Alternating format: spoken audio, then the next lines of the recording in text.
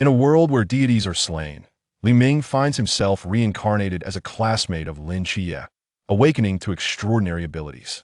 Possessing 6 infinity stones, he declares himself his own god, the embodiment of his own advocacy. The Power Stone transforms Ming into a figure of unmatched strength, akin to a superhero. With the Space Stone, he traverses realms at will, while the Time Stone grants him access to any point in history. The Soul and Mind Stones allow him to disregard other gods, controlling life and death with ease. With the Reality Stone's assistance, he can replicate any ability he encounters. Lin Qiye's mundane divine domain. It is now within my grasp. The essence of darkness? That too belongs to me. Transformation magic? With the power of the Reality Stone, can it truly surpass my might? The manifestation of the celestial being? I shall embody the essence of Pangu. To wield the rules? I am the very embodiment of those rules. Ming sweeps away all foreign deities with his unparalleled strength. Years later, Lin Qiye reflects, all these years, I have felt overshadowed by Ming. Whatever I can do, he can do too, and what I cannot, he can still accomplish. Chapter 1. Crossing into the world of slaying gods. At the second high school of Sangnan City, a handsome young man sits in contemplation, a pen poised against his lips. This is Ming, a soul not native to this world. A month prior, he was transported here, having lost his parents in a tragic car accident years ago, leaving him with a substantial inheritance that ensures his comfort without the need for work. In his memories, he discovers he is a student in the second class of the second year at the second high school of Sangnan City. A century ago, this world was shrouded in mist, and Ming deduces that he has entered the realm of slaying gods. This realization solidifies when a young woman, carrying a basket of eggs, distributes them to his classmates, asking for their assistance in caring for her nephew, Lin Qiye. Upon hearing the name and observing the woman, he becomes increasingly convinced of his surroundings. Upon grasping that he inhabits the world of slaying gods, Ming is engulfed by anxiety. In such a terrifying world, how could an ordinary person like him survive? Thus, he has spent days calling upon his latent abilities, yet the anticipated powers remain elusive. During this time, he contemplates whether to approach Lin Qiye, knowing that tonight, Lin Qiye will encounter the masked fiend and awaken his divine potential, followed by the perilous Nanda serpent incident. Engaging with Lin Qiye might yield opportunities for him to acquire formidable powers, but survival is paramount. As Ming wrestles with his thoughts, a figure enters the room blindfolded with a black ribbon and armed with a cane. The classroom falls silent, recognizing the newcomer, and eagerly rush to Lin Qiye, offering words of concern. Are you Lin Qiye, a classmate? Allow me to show you to your seat, suggests Ming's deskmate. Ming, let's go. After all, we received eggs from Lin Qiye's aunt as well. Together, they escort Lin Qiye to his designated place. Lin Qiye, overwhelmed by the attention, questions, why are you all so kind to me? Have we met before? His deskmate explains, a few days ago, your aunt visited our class and asked us to help look after you. Lin Qiye stands stunned, his eyes glistening with unshed tears, murmuring inaudibly to himself. As his classmates continue discussing him, a beautiful teacher walks in. She approaches Lin Qiye first. Lin Qiye, how are you finding your time here? I'm adjusting well, teacher. The students are very welcoming, he replies. That's good to hear. Please don't hesitate to reach out if you need anything. Thank you, teacher. I will, he responds. The teacher returns to the podium, commencing the day's lesson. Please turn to page 91. Today, we will discuss, she delves into the history of this world, recounting tales of deities, the emergence of the mist, and various theories and conjectures. Lin Qiye listens intently. Meanwhile, Ming sits calmly, yet within him, a tempest brews. As he neared Lin Qiye, a vision flashed before him 6 gemstones of varied colors. In that moment, he recognized that he had encountered the long-awaited golden opportunity. Once back at his desk, he strives to recollect the vision. Abruptly, he finds himself in a vast expanse, where the 6 gemstones hover above him. Gazing up at the stones, he comprehends their significance. They are the Infinity Stones from the Marvel Universe. He surmises that his golden opportunity manifests as these stones, recalling that just before his reincarnation, he had been watching Avengers Endgame, where Tony Stark snapped his fingers. In his excitement, he accidentally spilled his drink on his computer, leading to his untimely demise. Ming ascends gently, drawing closer to the Infinity Stones, his astonishment growing as he realizes their colossal size far beyond cinematic proportions. Upon touching the stones, A surge of information floods his consciousness. These Infinity Stones are an enhanced version, far surpassing those in the Marvel Universe. Their potential exceeds even the Living Tribunal and the One Above All. However, Li Ming is currently too weak to wield such power, only able to glean a fraction of their might. Yet, that mere fragment significantly enhances his capabilities. The Power Stone doubles his attributes and grants him a skill power surge, amplifying his attributes fivefold. The Space Stone provides him with a personal space of 10 cubic meters. The Soul Stone guards his essence against all spiritual assaults, while the Mind Stone sharpens his intellect and memory, allowing him to recall all memories from both his past life and this one. The Reality Stone enables him to bring his thoughts to fruition, allowing him to utilize abilities he has witnessed or imagined conditional upon his strength. The Time Stone permits him to accelerate, decelerate, or pause time for 1 second. As Li Ming revels in his newfound powers, acquiring the full strength of the Infinity Stones appears straightforward. He need only absorb the powers of the Forbidden Realm. In essence, defeating monsters will elevate his prowess akin to leveling up in a game. Initially, he pondered whether to approach Lin Qiye now. He realizes he must accompany him to confront the impending threats. Just as he envisions a future of vanquishing divine adversaries, a chalk fragment hurtles toward him. Smack! The chalk strikes him squarely on the forehead, jolting him back to reality, followed by the teacher's exasperated voice. Chapter 2. Eliminate Lin Qiye. Li Ming, stand and listen to the class. Li Ming's classmates erupted in laughter. The beautiful teacher had grown increasingly frustrated with Li Ming's inattentiveness in recent days, and she shouted again, "Silence. Everyone pay attention. Those who do not listen will stand like Li Ming." With that, the teacher resumed her lecture. Li Ming's deskmate nudged him and asked, "Li Ming, what's going on with you these days? You seem preoccupied. And today it's worse, even the teacher is upset." Li Ming chuckled in response, "It's nothing, it won't happen again. After acquiring my golden finger, I am now filled with confidence and no longer fear future events. The ones who should be fearful now are them." However, knowing he could harness the power of the Forbidden Ruins to enhance his integration of the Infinity Stones, Li Ming's gaze unconsciously fell upon Lin Qiye. It was well known that Lin Qiye possessed multiple divine ruins, and the power from his Forbidden Ruins might enable Li Ming to fully integrate all 6 Infinity Stones. At that moment, Lin Qiye felt a chill at his neck, as if someone was watching him. Puzzled, he turned slightly to sense his surroundings, but found nothing amiss. Perhaps he was overthinking it? Shaking his head, he returned his focus to the teacher's lecture. Li Ming's thoughts were fleeting, and he soon abandoned the notion. Setting aside the question of whether he could fully integrate the Infinity Stones, he recognized that the individuals within Lin Qiye's body were beyond his current capabilities to confront. It was possible that before he could seize the opportunity, Lin Qiye would retaliate against him. After some contemplation, he decided to proceed cautiously. Before long, the class concluded, and Li Ming found a secluded spot to test his abilities. He began by experimenting with his personal space. His phone would vanish and reappear in his hand, and he reveled in the playful endeavor. He also tested the power of time. While it wasn't overwhelmingly strong yet, a single second's difference could indeed sway the outcome of a battle. The Reality Stone's capabilities proved formidable as well, allowing him to materialize only items he had personally witnessed. Movies, anime, and novels from his previous life remained beyond his grasp, likely due to his insufficient strength. He was uncertain if Lin Qiye could replicate the mundane divine domain once awakened that night. Other mental and spiritual abilities had yet to manifest significantly, but the power bestowed by the Power Stone was undeniably potent. Testing his physical strength with a knife, he found it nearly impossible to inflict even a scratch under the power's influence. Upon returning to the classroom, Li Ming eagerly anticipated Lin Qiye's encounter with the 2 ghost-faced individuals that night. He wondered if he could defeat them with his current strength. Nonetheless, he was determined to participate in the evening's battle, as eliminating those 2 could potentially enhance his own power.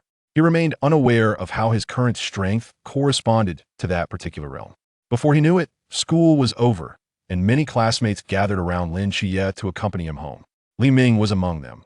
Aware that Lin Qiye's awakening of the mundane divine domain due to the ghost-faced individuals, it presented Li Ming with an opportunity to replicate that domain using the Reality Stone's power.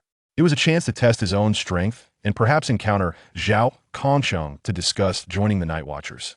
As Li Ming and his deskmate walked behind Lin Qiye, they arrived at an intersection. Li Ming's deskmate said, "Hey, Lin Qiye, my home is this way, I'll head off now. Lin Qiye replied, see you tomorrow. Li Ming, I'm off, see you tomorrow. Li Ming waved with a smile, saying, all right, see you tomorrow. Afterward, he continued with Li Yifei, Jiang Qian, and others to escort Lin Qiye home. As time passed, the group gradually dispersed until only the 6 of them remained. The students engaged in casual conversation as they walked, with Lin Qiye and Li Ming occasionally chiming in. As they passed another intersection, Li Ming suddenly remarked, Yifei, wasn't your home back at that intersection? Why are you still with us? Oh, right, Yifei, the others chimed in, puzzled. Li Yifei hadn't anticipated Li Ming's comment at that moment, and quickly replied, it's nothing, I just wanted to walk Lin home a bit more. Don't worry, there's so many of us. Are you afraid Lin can't get home safely? Li Ming playfully punched Li Yifei and added, just head home already. Exactly, Li Yifei. With us here, you're fine, you should go home early. Li Ming understood that Li Yifei was no ordinary person, he was useful in their battles, and he couldn't shake the feeling that if Li Yifei got involved in any trouble, it might drastically alter the narrative, leading to unnecessary complications. Seeing his classmates' insistence, Li Yifei felt he couldn't linger any longer, and with a hint of disappointment, he said, all right then, I'll head back. Also, I've heard that the old district isn't very safe lately. Many people have reportedly died, and the circumstances were quite horrific. So, be careful, Li Yifei warned before turning to leave. Upon hearing his words, Jiang Qian felt a shiver run down her spine as she surveyed the surroundings, feeling an eerie sense of danger. Why is Li Yifei saying such things? I wasn't worried before, but now I feel a bit scared. Lin Qiye, however, remained unfazed. He greeted the others and continued walking ahead. Li Ming followed closely behind Lin Qiye, with the others trailing along. At this moment, Lin Qiye remarked, actually, what Li Yifei said isn't entirely impossible. I think we should be cautious. No way. Lin Qiye, do you really believe that? I certainly don't. Jiang Qian rolled her eyes. After walking for a while, Wang Xiao, who was beside Lin Qiye, halted and said, all right, let's part ways here. Li Ming then asked, Wang Xiao, doesn't your home lie in the old district? Yeah, why? Wang Xiao replied, you don't believe in Li Yifei's ghost stories, do you? No, I just suddenly caught a whiff of something foul. Did you all smell it? Initially intending to merely alert Wang Xiao, Li Ming had indeed detected a foul odor, indicating that the 2 ghost-faced individuals were nearby. Wang Xiao inhaled deeply and asked, I don't smell anything. Jiang Qian, did you catch a whiff? Lin Qiye also sniffed the air. His acute sense of smell, due to his eyesight, did not detect the odor Li Ming mentioned. Jiang Qian also carefully sniffed and remarked, I don't smell anything. Li Ming, is your sense of smell off? Ugh, what is that smell? It's so foul. Jiang Qian exclaimed as she suddenly caught a whiff of the stench, quickly covering her nose. Lin Qiye furrowed his brow, as he too was now aware of the odor. In a realm where deities are slain, Li Ming finds himself transported into the world as a classmate of Lin Qiye, awakening an extraordinary potential within him. Possessing 6 infinity stones, he becomes his own god, a testament to his newfound divinity. The Power Stone transforms him into a being akin to Saitama, while the Space Stone allows him to traverse dimensions at will, and the Time Stone grant him access to any moment in time. The Mind and Soul Stones empower him to disregard other gods entirely, granting him dominion over the life and death of all. With the Reality Stone at his disposal, he can replicate the abilities of any individual. Lin Qiye's mundane divine realm is now under my command. The essence of darkness? That belongs to me as well. Transmutation magic? With the might of my Reality Stone, can it truly surpass my own capabilities? The embodiment of the celestial path? I embody Pango himself. Mastery of the rules? I am the very essence of the rules. With his solitary strength, Li Ming sweeps away all foreign deities. Years later, Lin Qiye remarks, for these years, I have felt as though I have lived in the shadow of Li Ming. Whatever I can do, he can too, and what I cannot, he does effortlessly. Chapter 1. Crossing into the world of slaying deities. At Sangnan City's second high school, a handsome young man sits with a melancholic expression, pouting as he balances a pen on his lips. This individual, named Li Ming, is not a native of this world, rather, his soul does not belong here. He traversed into this realm a month prior, having lost both of his parents in a tragic accident years ago, leaving him with a substantial inheritance that ensures a comfortable life without the need for work. Within his memories, he discovers that he is a student in Class 2 of the second year at Sangnan City's second high school. A century ago, this world was shrouded in mist, and through various clues, Li Ming realizes he is in the world of slaying deities. Just days prior, a young woman bearing a basket of eggs visited their class, distributing eggs to each student in exchange for their care of her nephew, Lin Qiye. The mention of this name, coupled with the sight of the egg-distributing woman, further confirms his suspicions. Upon realizing he is in the world of slaying deities, Li Ming experiences a surge of panic. How could an ordinary person like him survive in such a perilous realm? Thus, for days, he has been fervently calling out for his extraordinary ability, yet no divine power has manifested. In this state of dejection, he contemplates whether to approach Lin Qiye, aware that upon his return home that evening, Lin Qiye will encounter the masked fiend, awakening his divine potential amidst the ensuing dangers, including the Nanda snake demon incident. Engaging with Lin Qiye might yield opportunities to acquire the powers of the Forbidden Ruins, yet the foremost concern remains survival. As Li Ming wrestles with this dilemma, a figure enters the classroom, a person with eyes wrapped in black ribbons, wielding a cane. The classroom falls silent, and recognition dawns upon the students, who eagerly rush to Lin Qiye, showering him with words of concern. "You're Lin Qiye, correct? Allow me to escort you to your seat," says Li Ming's deskmate. "Li Ming, let us join him after all. We received eggs from Lin Qiye's aunt as well." With that, they guide Lin Qiye to his seat. Lin Qiye is taken aback by the warmth of his classmates' reception, uncertainly asking, "Why are you all so kind to me? Have we met before?" Li Ming's deskmate explains, "A few days ago, your aunt visited our class and distributed eggs, asking us to look after you." Upon hearing this, Lin Qiye freezes, feeling his eyes well up, whispering something only he can hear. As the students continue discussing Lin Qiye's situation, a beautiful teacher enters the room. She approaches Lin Qiye first. "Lin Qiye, how are you finding your time here?" "It's good, teacher. The students are very welcoming," he replies. "That's wonderful. If you have any questions, feel free to ask me." "Thank you, teacher. I will." The teacher returns to the podium, commencing the day's lesson. "Please turn to page 91 today, we will discuss." She begins to elaborate on the history of this world, covering topics such as deities and the emergence of the mist, along with various theories and speculations. Lin Qiye listens intently. Meanwhile, Li Ming appears calm in his seat, yet internally, tumultuous waves of excitement surge within him. As he drew closer to Lin Qiye, a vision flashed in his mind, 6 gems of varying hues. In that moment, he realized that this was the golden opportunity he had long awaited. Upon returning to his seat, he fervently recalled the vision. In a daze, he found himself in a vast expanse, where the 6 colored gems hovered above him. Gazing at the stones, Li Ming recognized their names. These 6 gems were the Infinity Stones from the Marvel Universe, and he surmised that they had become his extraordinary ability because, prior to his traversal, he had been watching Avengers Endgame, specifically the moment Tony Stark snapped his fingers. In his excitement, he had accidentally spilled his drink, which short-circuited his computer, leading to his untimely demise. As Li Ming slowly ascended towards the Infinity Stones, astonishment filled his heart. These stones were not the mere size depicted in the films, but were colossal, akin to mountains. Upon touching one, knowledge of its power flooded his consciousness. These Infinity Stones represented a supercharged version of their cinematic counterparts, capable of surpassing the living tribunal and the one above all. Yet at that moment, Li Ming was far too weak to wield such power, only able to grasp a fraction of their strength. Nevertheless, even this minuscule power significantly amplified his abilities. The Power Stone doubled all his attributes and granted him a skill power surge, enhancing his attributes 5-fold. The Space Stone provided him with a personal space of 10 cubic meters. The Soul Stone safeguarded his essence, defending against all soul attacks. The Mind Stone sharpened his intellect, enhancing his memory to retain all recollections from both his past and present lives. The Reality Stone allowed him to manifest his thoughts into reality, implying he could utilize abilities he had witnessed or imagined, provided his own strength sufficed. The Time Stone enabled him to accelerate or decelerate time, even pausing it for a second. As Li Ming reveled in his newfound power, he recognized that acquiring further strength from the Infinity Stones was simply merely needed to absorb the power of the Forbidden Ruins. In essence, defeating monsters would enhance his strength, akin to leveling up in a game.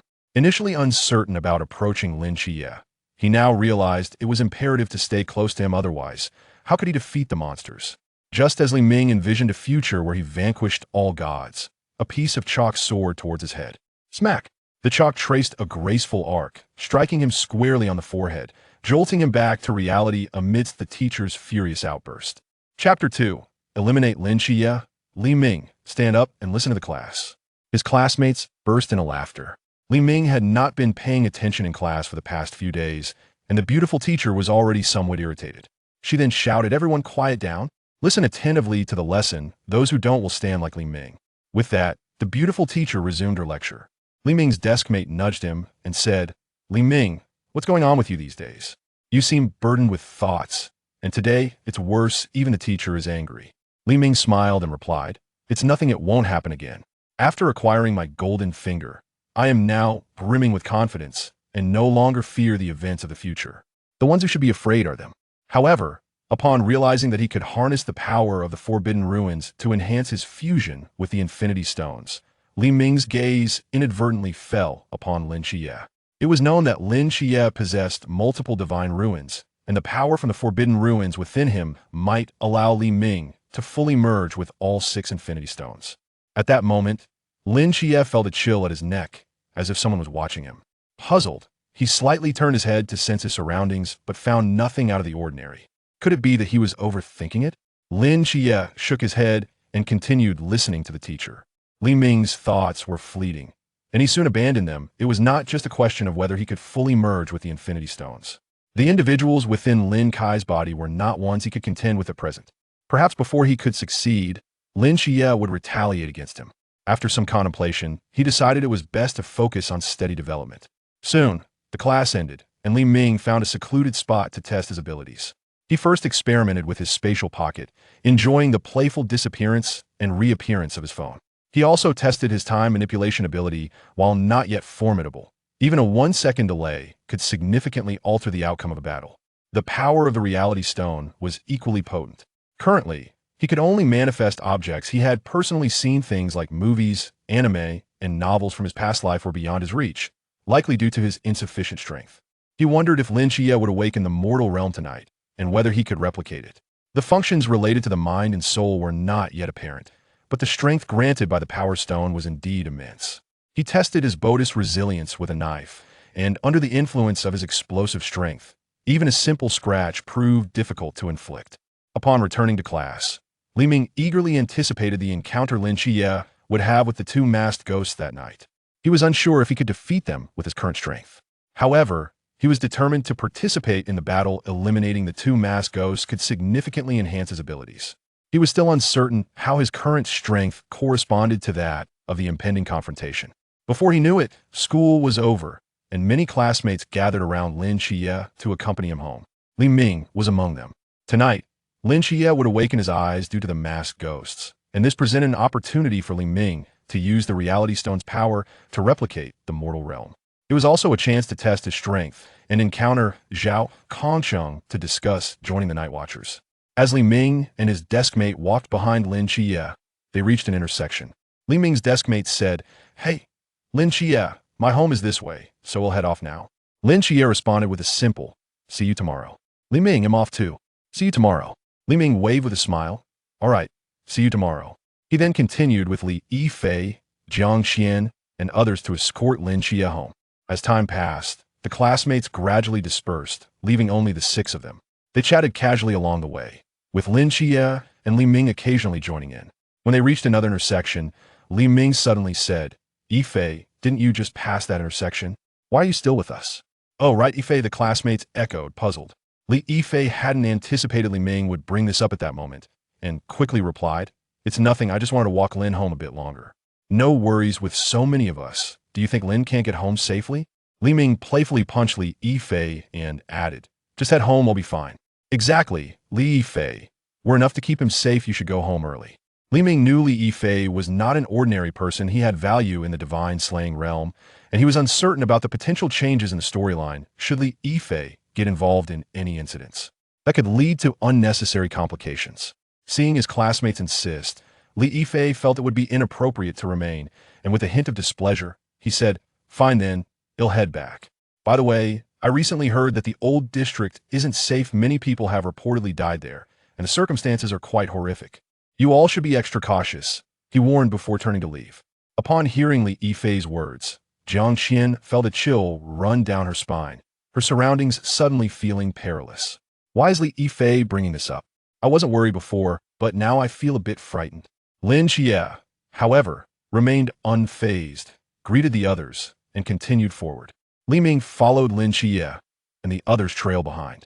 At this moment, Lin Qiye remarked, "Actually, what Li Yifei said might not be unfounded. I think we should exercise caution." "No way. Lin Qiye, do you really believe that?" "I certainly don't." Jiang Qian rolled her eyes in response.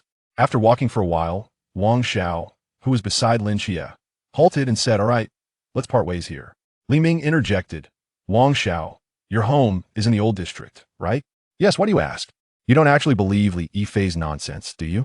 "No, I just suddenly caught a whiff of something foul." "Can you smell it?" Initially, Li Ming intended to merely caution Wang Xiao, but he had indeed detected a foul odor, indicating that the two masked ghosts were nearby. Wang Xiao sniffed the air forcefully and asked, "No? Jiang Qian, did you smell anything?" Lin Qiye also took a sniff due to his keen sense of smell. He found nothing out of the ordinary. Jiang Qian carefully sniffed as well and said, "I don't smell anything either." "Li Ming, are you having an issue with your sense of smell?" "What does that smell? Why is it so foul?" Just as Jiang Qian was about to say something else, she suddenly caught a whiff of the stench and covered her nose in shock. Lin Qiye furrowed his brow, having also detected the odor. Chapter 3. The brutal assault on the spectre. The foul odor was overwhelmingly repugnant, causing anyone who caught a whiff to recoil in discomfort. People hurriedly stepped back, striving to distance themselves from the stench. Lin Qiye, wielding his blind cane, pointed towards the alley where Wang Xiao had just ventured, declaring, "The stench emanates from that alley." The others, indifferent to the truth of his assertion, were solely focused on escaping the vicinity, as the odor was simply unbearable. As the crowd attempted to flee, peculiar sounds emanated from the alley, akin to something being smeared against the wall. Suddenly, a terrifying figure emerged from the darkness. One could argue it resembled a human. It possessed 4 limbs, but its overall form was distinctly inhuman. Most unsettling was its grotesquely contorted face, pale and ghastly. Its gaping maw revealed a long, crimson tongue, creating a horrifying visage. Apart from Lin Qiye and Li Ming, the others were paralyzed with fear. Lin Qiye, who could not perceive the specter's appearance, remained unaffected by its terror, while Li Ming had mentally prepared himself.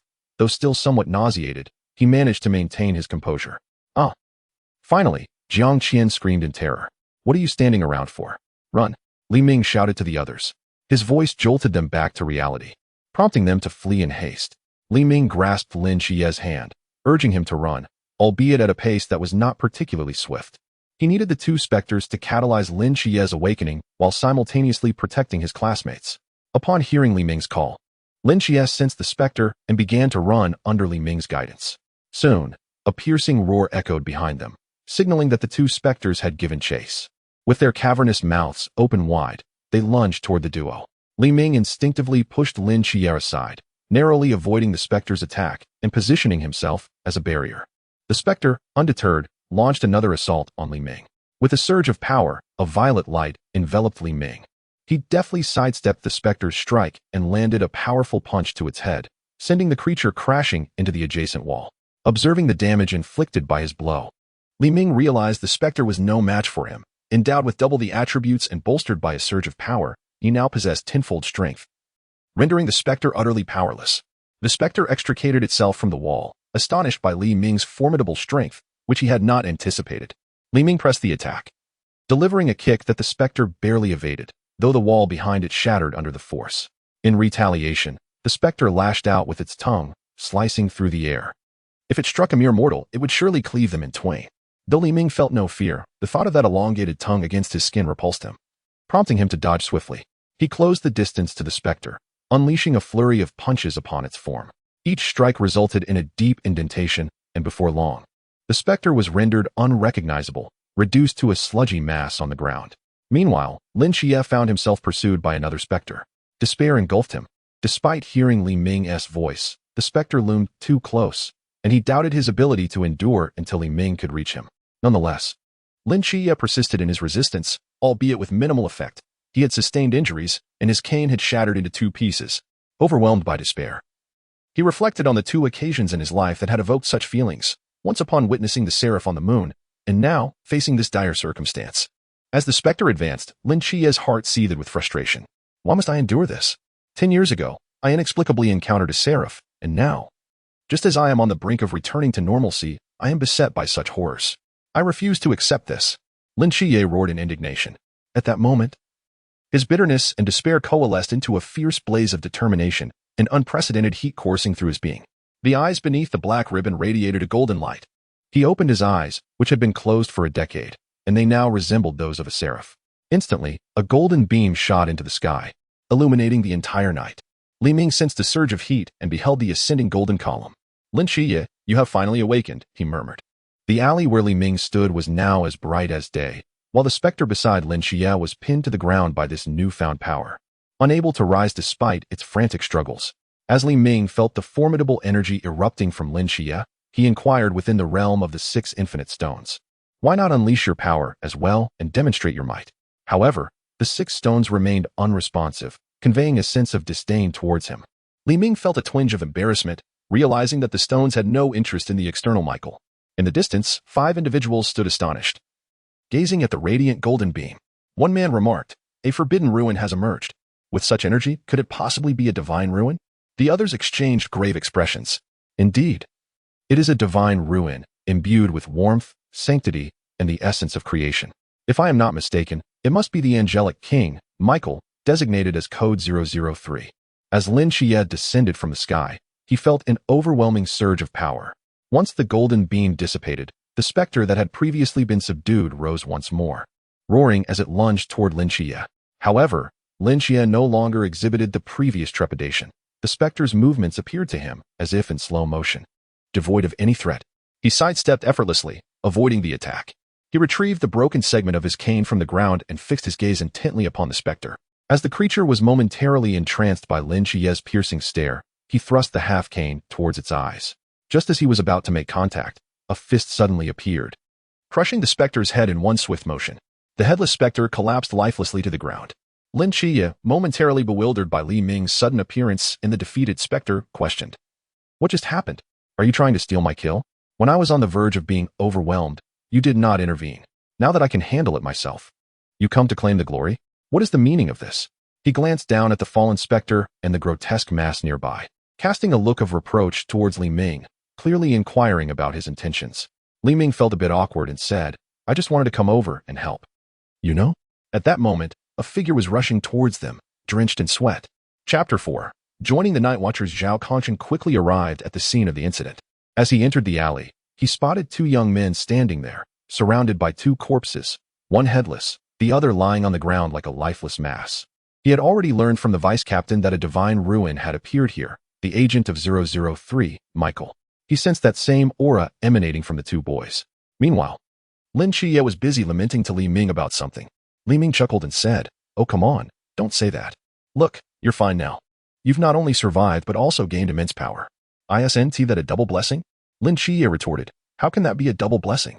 If it weren't for the power I gained, I would have already perished. Do you understand?"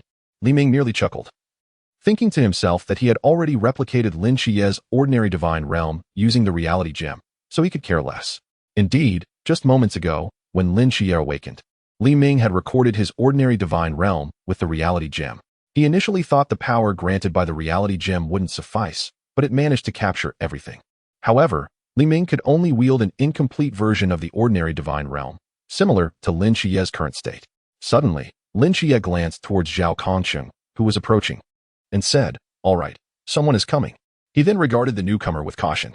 Li Ming recognized Zhao Kongchen and thus remained composed. As Zhao Kongchen approached, he spoke into his walkie-talkie. "The ghost-faced men have been dealt with. Send someone to clean up the scene." He then reached Li Ming and Lin Qiye, asking, "Did you 2 handle these ghost-faced men?" Li Ming nodded. Lin Qiye shot a resentful glance at Li Ming and pointed at him, saying, "He killed them all." Zhao Kongchen regarded Li Ming with surprise. He could sense the aura of Michael emanating from Lin Qiye.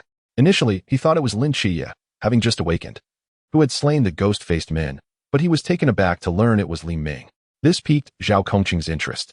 Li Ming, in turn, assessed Zhao Kongchen, finding him rather unremarkable, just as described in the novels, plain, yet his eyes were strikingly memorable. Zhao Kongchen thought to himself, the emergence of a divine agent was already astonishing. But now, here was another person of comparable strength. "Would you both be interested in joining us?" Zhao Kongchen inquired directly. "Yes. No." The latter was Lin Qiye's response. Zhao Kongqing looked at Lin Qiye in astonishment, asking, "Why not?" "Too easy to die," Lin Qiye replied earnestly. Zhao Kongqing's mouth twitched.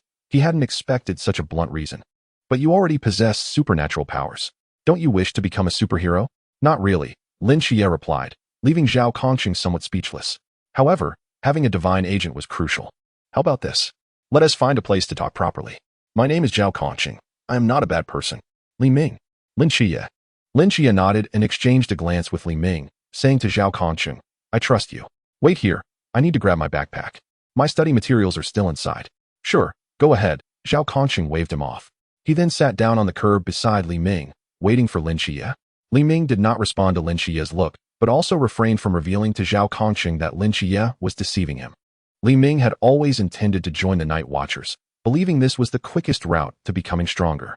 Lin Qiye would undoubtedly join later, but the cost was considerable. Li Ming actually liked Zhao Kongqing. He needed to devise a way for Lin Qiye to join without sacrificing Zhao Kongqing. Once seated, Zhao Kongqing asked, "What is your divine ruin?" Li Ming suddenly remembered that his 6 infinity stones should qualify as a divine ruin. However, it seemed to lack a proper name. He could only say, "My divine ruin is called Infinity Stones, given to me by a person wearing a glove adorned with 6 stones. His name is Thanos." Li Ming had no choice but to say this, and it wasn't entirely untrue. Zhao Kongqing had never heard of Thanos, suspecting him to be an unknown deity. Judging by Li Ming's ability to kill 2 ghost-faced men, this deity likely possessed strength on par with Michael. "Then you must qualify as a divine agent as well. What are your abilities?" Li Ming was taken aback. How could Zhao Kongqing not know of Thanos? It shouldn't be the case. He recalled someone mentioning him in the original texts. Although surprised, Li Ming maintained his composure. Later, when Li Ming searched online for information, he found nothing related to the Marvel Universe. Through communication with the Infinity Stones, he realized that the Marvel references had been erased due to certain circumstances, leaving only their essence behind. "My main abilities are super strength, defense, and speed, along with a spatial capability." As Li Ming spoke, a purple glow enveloped him, and he casually picked up a stone, crushing it effortlessly. With a flash of blue light, the stone vanished from his hand. Li Ming had not been able to crush stones easily before, but after defeating the 2 ghost-faced men, his abilities had significantly strengthened. His overall attributes had increased 4-fold from their original state. His explosive strength had also doubled, going from 5 times to 10 times his original power. Against lesser foes like the ghost-faced men, he could easily dispatch them with just a punch. Zhao Kongqing stared at the crushed stone and the vanished stone's spatial ability, his eyes wide with disbelief. "Wow, is it really that strong?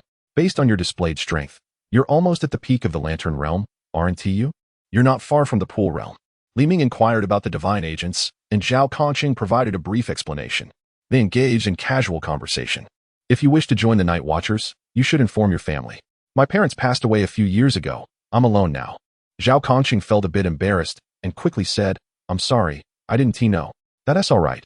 I'm used to it," Li Ming replied nonchalantly. Zhao Kongqing quickly changed the subject, saying, "Why hasn't Lin Qiye returned yet? By now, he should be almost home." "What do you mean? Home already?" Zhao Kongqing suddenly realized Lin Qiye had vanished without a trace. He had been so engrossed in conversation with Li Ming that he hadn't noticed Lin Qiye slip away. However, he thought it over and decided it was fine. He still had Li Ming as a lead.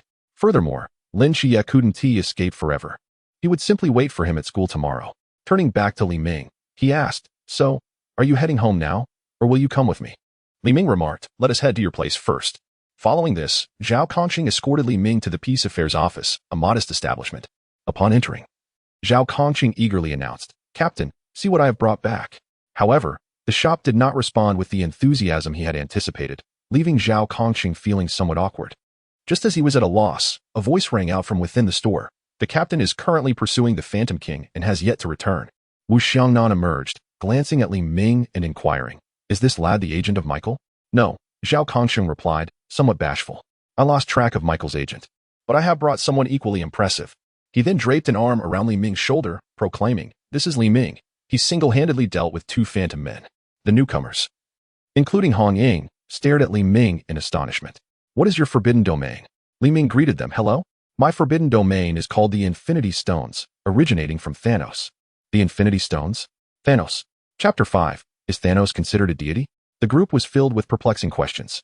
They had never heard of the Infinity Stones or Thanos.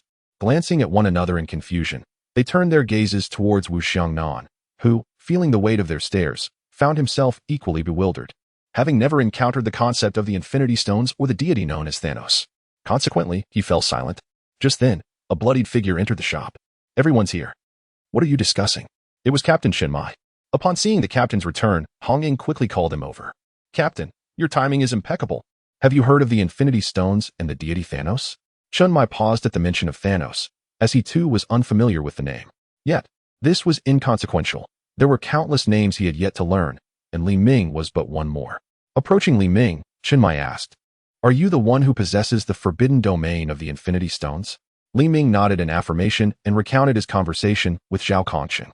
After pondering for a moment, Shen replied, "I have not encountered the name Thanos. He must be an unknown deity. What does this deity wish for you to accomplish?" Li Ming contemplated how to respond. Should he mention population control? Would revealing his intent to eradicate half of humanity lead to his immediate demise? Given that the world was already diminished to the Great Xia, would they not perceive him as a threat? Furthermore, he was not an agent of Thanos, so his words bore little weight. Moreover, did Thanos even qualify as a deity? He has not requested anything of me," Li Ming stated. The group was taken aback. They had never encountered a deity's agent who was not bound by demands. However, this indicated that the deity behind Li Ming was not malevolent. If Li Ming could hear their thoughts, he would chuckle, for if a being bent on universal annihilation was not considered evil, then what truly was? Shen asked Li Ming earnestly, "Do you genuinely wish to join our night watchman? You must understand, our work is fraught with peril. Death is a constant companion." Li Ming responded with determination, "I am certain." Upon hearing Li Ming's resolute affirmation, Shen extended his hand, saying, "Welcome to our Team 136. I will assist you in submitting an application to the higher-ups. Until then, you are not yet an official member. You are merely provisional. Furthermore, you will undergo a year-long training program, as we operate in a semi-militarized capacity. During this time, you will learn various combat techniques, firearms, operational deployment, and the use of forbidden domains." Li Ming had anticipated this, so he raised no objections. As Shen prepared to clean the blood from his attire, he added, "As a provisional member, your meals and lodging are not covered." "That's all right. I have funds," Li Ming replied. At that moment, Hong Ying chimed in. "Why not stay at my place? I have a spare room." Li Ming looked at her. "Is that truly all right? Would it not be inconvenient?" He recalled that Lin Qiye had previously stayed at Hong Ying's residence. Hong Ying smiled nonchalantly. "Of course. Don't worry. If you need anything, feel free to reach out to me. I am a frontline asset of the team." As she spoke, she flexed her muscles for emphasis. "Thank you, Sister Hong Ying." Li Ming expressed gratefully. Hong Ying beamed, giving Li Ming a friendly pat on the shoulder. Subsequently, the remaining members of Team 136 introduced themselves to Li Ming as Chun stepped away to tend to his injuries. Meanwhile, Wu Xiangnan asked Zhao Kongqing, "What do you plan to do about Michael's agent?" Zhao Kongqing chuckled, "No worries. That kid attends the same school as Li Ming. Tomorrow, I will wait for him at the school. I refuse to believe I cannot recruit him into our team." With that, he departed. "Let's call it a day. Everyone, return home and rest early. Hong Ying, please take Li Ming to your place and help him acclimate." All right. Following this, Hong Ying and Si Xiaonan guided Li Ming to Hong Ying's grand villa. She briefly introduced him to his new living arrangements. "You will stay here. Oh, and if you wish to enter my or Xiaonan's rooms, please remember to knock first. If you have any ulterior motives," she threatened playfully, shaking her fist. "Understood," Li Ming assured, having no ulterior motives. He thought it would be better to hunt some monsters instead. "I will head back to rest now." With that, Li Ming retreated to his room. Lying on his bed, Li Ming assessed the enhancements granted by the two phantom men he had slain that night. Firstly, his attributes had doubled across the board, and his explosive strength had surged to tenfold, meaning his maximum output had reached 40 times. It is noteworthy that Lin Qiye, who had recently acquired the Starry Night Warrior, could only enhance his strength, speed, endurance, and recovery abilities fivefold under the cover of darkness. Li Ming's strength now exceeded Lin Qiye's by more than 8 times in the night.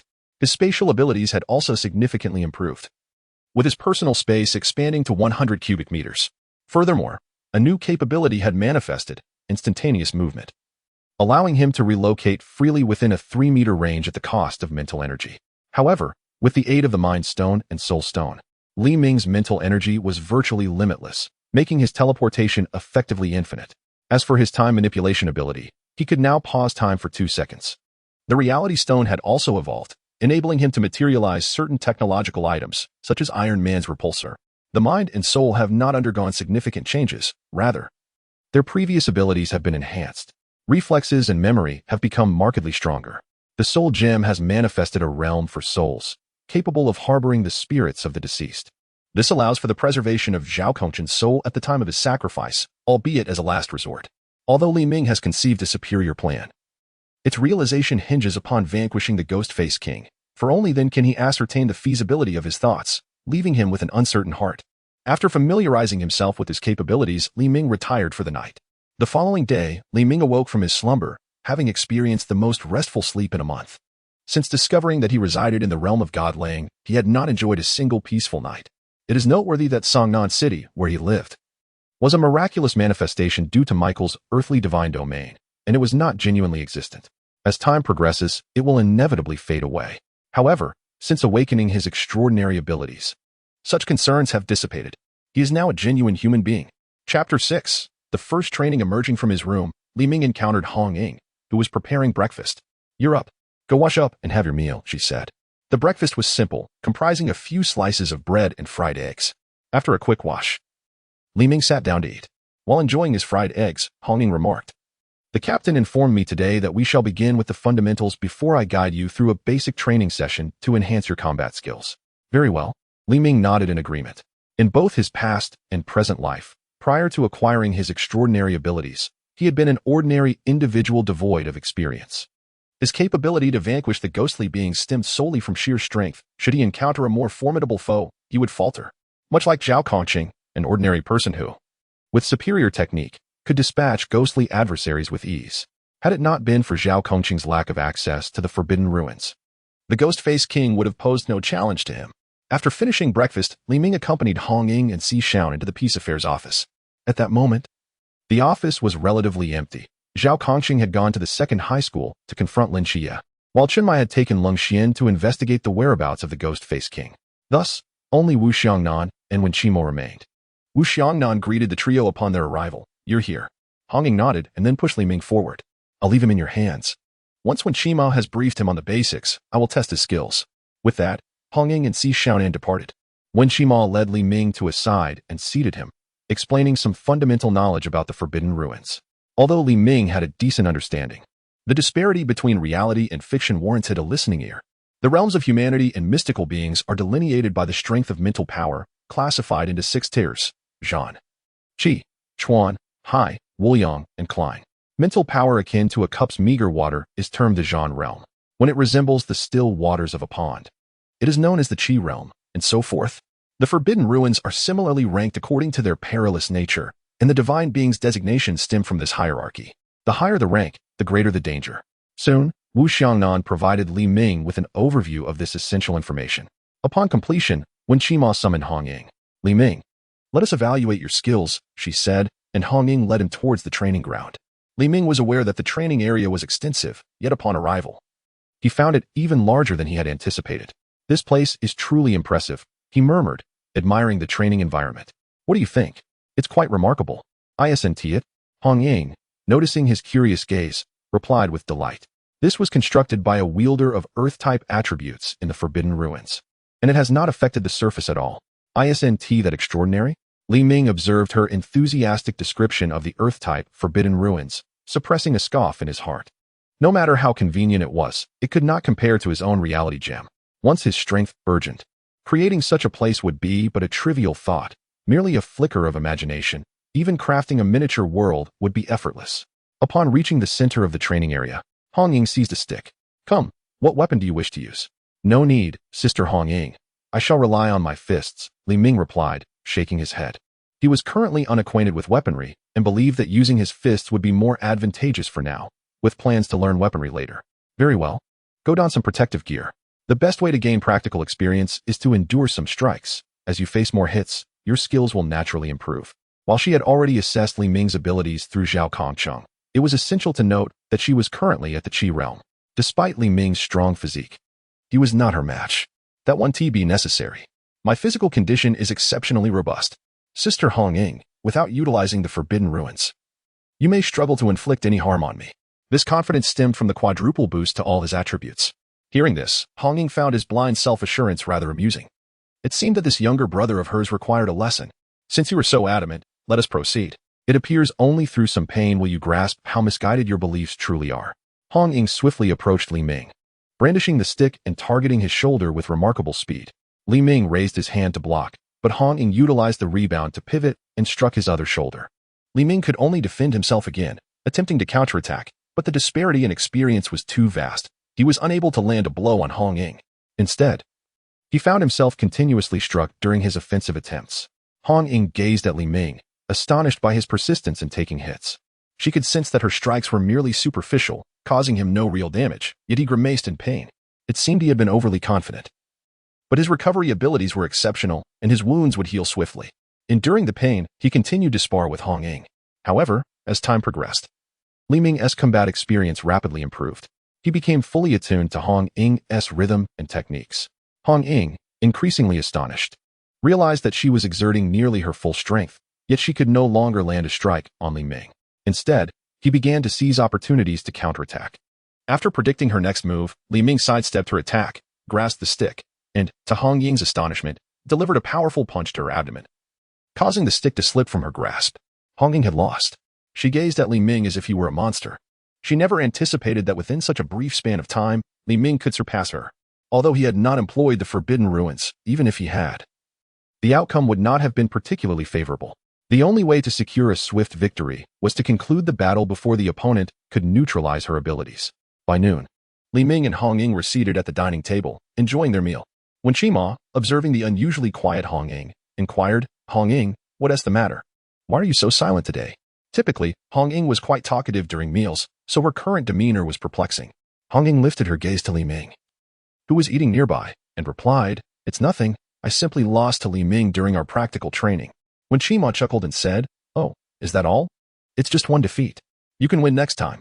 After speaking, when Qima paused, suddenly realizing the implications of Hong Ying's statement. "Wait, did you just say you lost to Li Ming?" She looked at Hong Ying incredulously, and upon receiving a nod in affirmation, her gaze shifted to Li Ming in shock. A newly awakened novice managed to triumph over Hong Ying? Even without the use of the forbidden ruins, this was utterly astonishing. Li Ming, however, found this quite ordinary.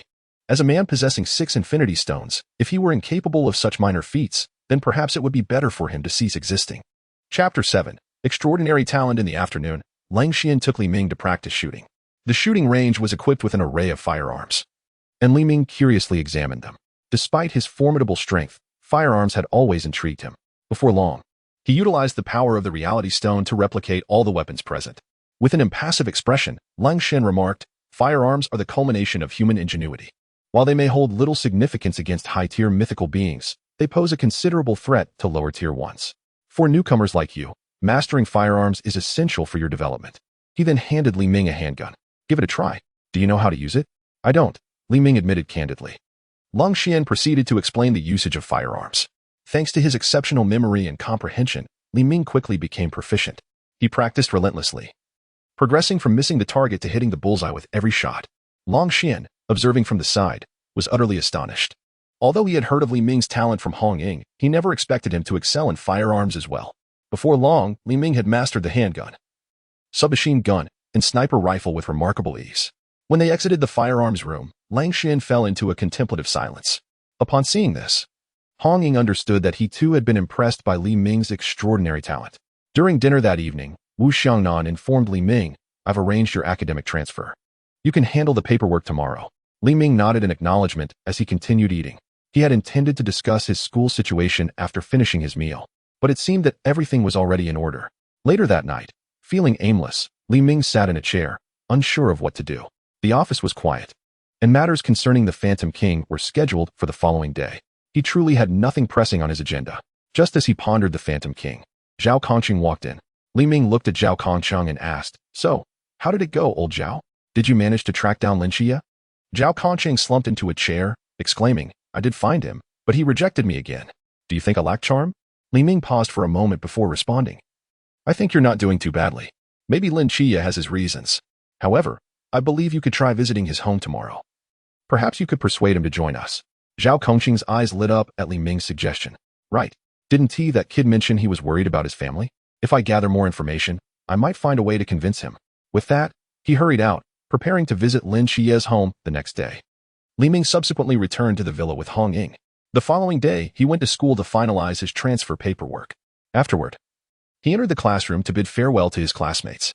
Upon his arrival, he coincidentally encountered Lin Qiye, who was returning to class. Lin Qiye greeted Li Ming and asked, "Have you joined the Night Watchers?"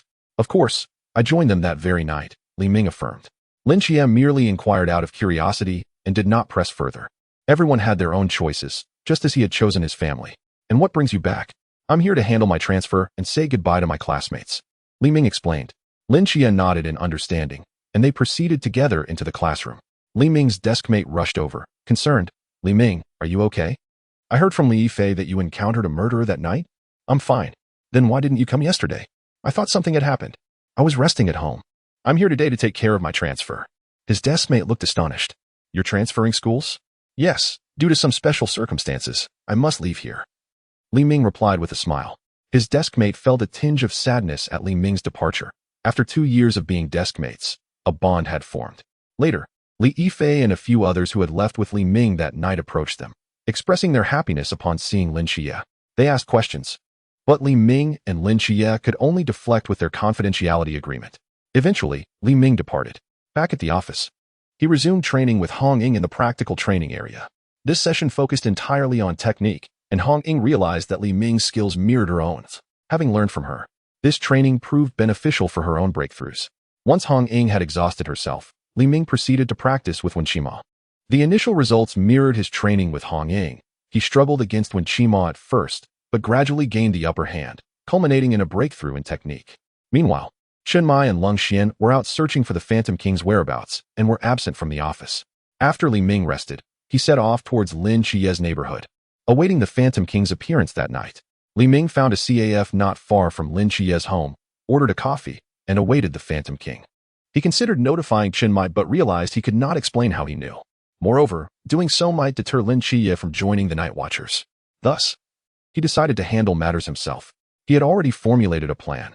He did not intend to assist old Zhao in defeating the Phantom King outright, but rather to allow Zhao Kongqing to activate his own forbidden ruins, just as the original plot dictated. Thus, Lin Qiye would join the Night Watchers due to Zhao Kongqing's influence. He merely needed to deliver the final blow at the opportune moment, thereby enhancing his strength after vanquishing the Ghost-Faced King, which could potentially save old Zhao.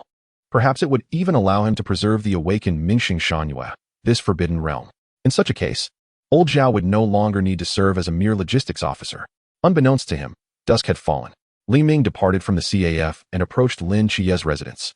Spotting Zhao Kongqing's black van, utilizing the power of the reality gem, Li Ming vanished into the shadows, awaiting Zhao Kongqing's emergence. Moments later, rain began to pour, and Zhao Kongqing exited Lin Qiye's house. Just as he settled into the vehicle, he noticed a drastic change in his expression. Hastily retrieving a large suitcase from the car, he dashed in a particular direction, with Li Ming trailing closely behind. Chapter 8. The appearance of the Ghost-Faced King. Zhao Kongqing sprinted through the rain, speaking into his earpiece. "Are you certain the Ghost-Faced King is in this vicinity?" Wu Xiangnan's voice crackled through the headset. "Not entirely sure, but 10 minutes ago, we detected traces of the Ghost-Faced King. Based on his trajectory, he can only head to 2 locations, the Old City or the city center. Only those 2 places?" "Indeed. What should we do? Should we split our forces?" "It seems we have no choice. The city center is too crowded. Evacuating will be problematic. If the Ghost-Faced King appears there, the casualties could be substantial. Thus, we must concentrate most of our combat strength in the city center." Zhao Kongqing understood Wu Xiangnan's intent, yet he hesitated to abandon the old city. "Are we truly forsaking the old district?" Wu Xiangnan clarified. "We are not abandoning it. Hong Ying has already led her team there. Your primary objective is to evacuate the populace from the old city. If the Ghost-Faced King materializes in the old district, your task is to contain him without engaging directly until we arrive to assist. If necessary, activate the void domain to trap the Ghost-Faced King." Zhao Kongqing's simmering anger subsided slightly. "Understood." Li Ming observed Zhao Kongqing from behind, aware that this was not the moment for him to reveal himself. "I shall wait. Once Zhao Kongqing activates the void domain and Lin Qiye arrives, I will make my appearance." Though Zhao Kongqing felt discontent, he recognized this was the most prudent course of action. If the Ghost-Faced King manifested in the city center and managed to claim a few lives, it would swiftly regain strength, complicating any subsequent attempts to eliminate him. Thus, he had no choice but to deploy more personnel to the city center. Before long, he spotted a familiar house while driving. Just minutes ago, he had emerged from there. Now, he was tasked with telling them to leave, leaving him with a complex emotional state. Moments ago, he had reassured them of their safety. Now, it felt rather humiliating to reverse course. As he approached to knock, a foul odor assaulted Zhao Kongqing's nostrils. Turning towards a nearby manhole cover, he slowly approached. As he drew nearer, the stench intensified. He gently placed the suitcase on the ground, fully aware of the situation that awaited him. Calmly, Zhao Kongqing reported into his earpiece. Report, the Ghost-Faced King has been located in the Old City. With that, he pressed a button on the suitcase. Inside were 3 placards. Holding the placards, Zhao Kongqing began to set them up. Wu Xiangnan's voice resonated in his earpiece. Old Zhao, I've dispatched the Night Watchers to your location. Hong Ying and her team will arrive in a maximum of 10 minutes. Activate the Void Domain to contain the Ghost-Faced King for 10 minutes. As Wu Xiangnan finished speaking, Zhao Kongqing completed the setup of the Void Domain. Xiangnan, you should know that the Void Domain cannot hold the Ghost-Faced King for 10 minutes. It merely serves to conceal the battle. It cannot truly contain him. The manhole cover began to tremble, signaling the imminent emergence of the Ghost-Faced King. Regardless, do not act impulsively. The Ghost-Faced King will not inflict significant damage in the Old City at this moment, but you are different. We cannot afford to lose such a vital asset. Just 10 minutes. The Ghost-Faced King won't regain too much strength. We Night Watchers are not deities. We cannot prevent all casualties. Do you understand, Old Zhao? Old Zhao, Zhao Kongqing, however, was resolute in his decision. Bang! The manhole cover was violently propelled into the air. A terrifying arm emerged from the depths, followed by a monster larger than the Ghost-Faced King itself. Zhao Kongqing remained calm, slowly placing the final placard on the ground before biting his finger and smearing blood upon it. Xiangnan, do you remember the oath you once took? Unconsciously, Zhao Kongqing glanced at the familiar house nearby. Should the dark night descend, I shall stand before multitudes. Although this time, he was not flanked by multitudes. He bore the weight of a child's entire world. As his words echoed, an invisible domain enveloped the area. Forbidden Realm. Once the void domain unfolded, Zhao Kongqing attempted to light a cigarette with his lighter, but the rain thwarted his efforts. I truly should have purchased a waterproof lighter. Ah. The Ghost-Faced King stood opposite Zhao Kongqing, an overwhelming aura of dread emanating from him. The Ghost-Faced King was not merely larger than the Ghost-Faced Man. He stood there, resembling a human being. At that moment, the Ghost-Faced King was covered in horrific knife wounds, each cut deep and bleeding profusely. Despite the Ghost-Faced King's severe injuries, Zhao Kongqing dared not underestimate him.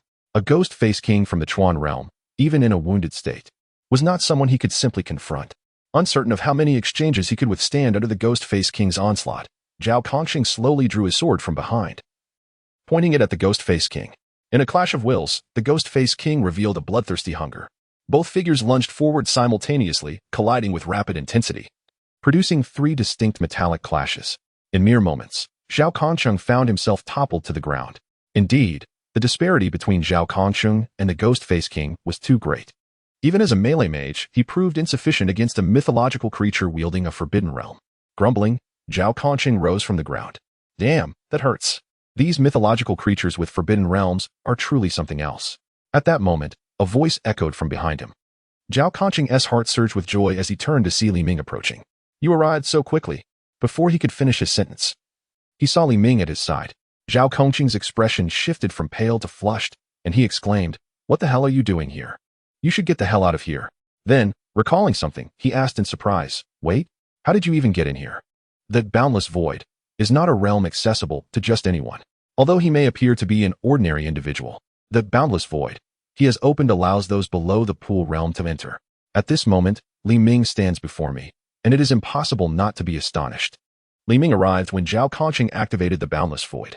While this realm can block those below the pool realm, Li Ming effortlessly accessed the forbidden domain using the power of the reality gem. Thus, the boundless void poses no hindrance to him, and he simply walked in. Chapter 9. The faceless demon Li Ming gazed at the somewhat disheveled Zhao Kongqing and remarked with a smile, "I say, old Zhao, how is it that after just a few hours apart, you look so worn? A mere, boundless void cannot deter me." Zhao Kongqing did not probe further, but, with a grim expression, urged, "I don't care how you got in, but you must leave immediately. The Faceless King is not an opponent you, as a newcomer, can contend with." Li Ming nonchalantly replied, "Oh, come now, don't say that. Regardless of the circumstances, I am still a being of the forbidden domain, and surely 2 are better than 1. Zhao Kongqing grew anxious. "You see, I am merely an ordinary person. My loss would be inconsequential. However, if something were to happen to you, a divine agent, it would be a tremendous loss." "What nonsense. You better get out of here." Li Ming remained undeterred by Zhao Kongcheng's words, standing his ground as he observed the faceless king. Zhao Kongcheng realized he could no longer persuade Li Ming and refrained from further discussion, having never intended to leave this place himself.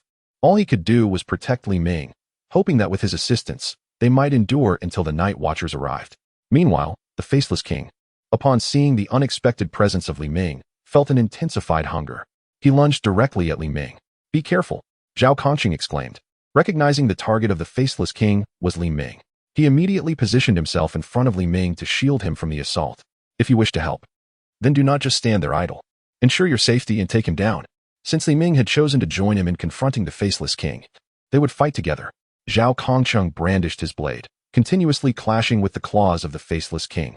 Li Ming, seizing an opportunity, swiftly approached the faceless king and delivered a powerful punch, causing the creature to stagger. Observing this, Zhao Kongcheng advanced with his knife, leaving fresh wounds upon the faceless king's body. Enraged by the injury inflicted by these two seemingly weak insects, the faceless king found their audacity unforgivable. If Li Ming could hear the faceless king's thoughts, he would surely laugh at the notion of being considered a mere insect. Had it not been for his desire to have Lin Qiye join the Night Watchers, he would have ended the faceless king with a single blow long ago. The creature charged at Li Ming once more, enraged by the attack. Zhao Kongcheng, witnessing this, shouted, "What is this? Ignoring me?"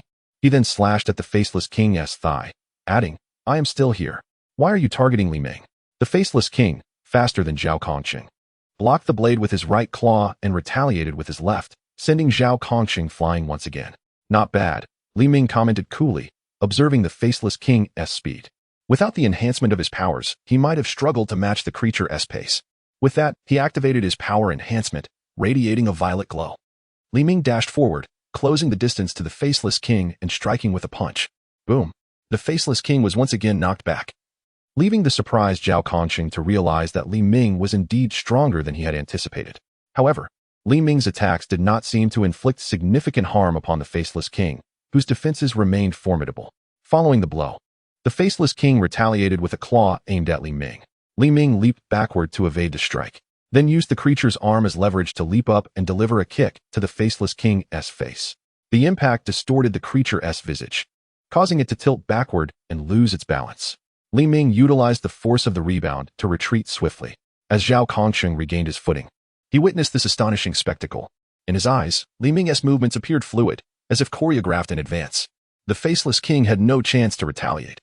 Though Zhao Kongcheng had been informed of Li Ming's extraordinary talent by Hong Ying, witnessing it firsthand left him utterly amazed. He realized that even without the forbidden domain, he was likely no match for Li Ming. Yet, Zhao Kongcheng's expression remained grim. Although Li Ming seemed to hold the upper hand, he had yet to inflict real damage on the faceless king. Moreover, Li Ming could not maintain his forbidden domain indefinitely. Once time ran out, they would still find themselves in peril. Suddenly, Zhao Kongcheng observed a massive ghostly visage materializing beneath the faceless king. This was the faceless king's forbidden domain, faceless ground. "Li Ming, be cautious," Zhao Kongcheng shouted urgently. The faceless ground was not something Li Ming could easily contend with. As Zhao Kongcheng's warning echoed, he felt as if he had been thrust into a washing machine. Meanwhile, Li Ming experienced a disorienting shift within the faceless king's faceless ground, where everything was inverted. The sky was not the sky, and the ground was not the ground. This forbidden domain could confuse one's senses. Akin to the abilities of the soul-cutting blade wielded by Shinji Hirako in the Realm of Death, though it did not require the scent of the blade as fragrance. Nevertheless, Li Ming dismissed the disturbance. This minor inconvenience had already been replicated through the reality gem when the faceless king unleashed faceless ground. He could effortlessly dismantle this domain.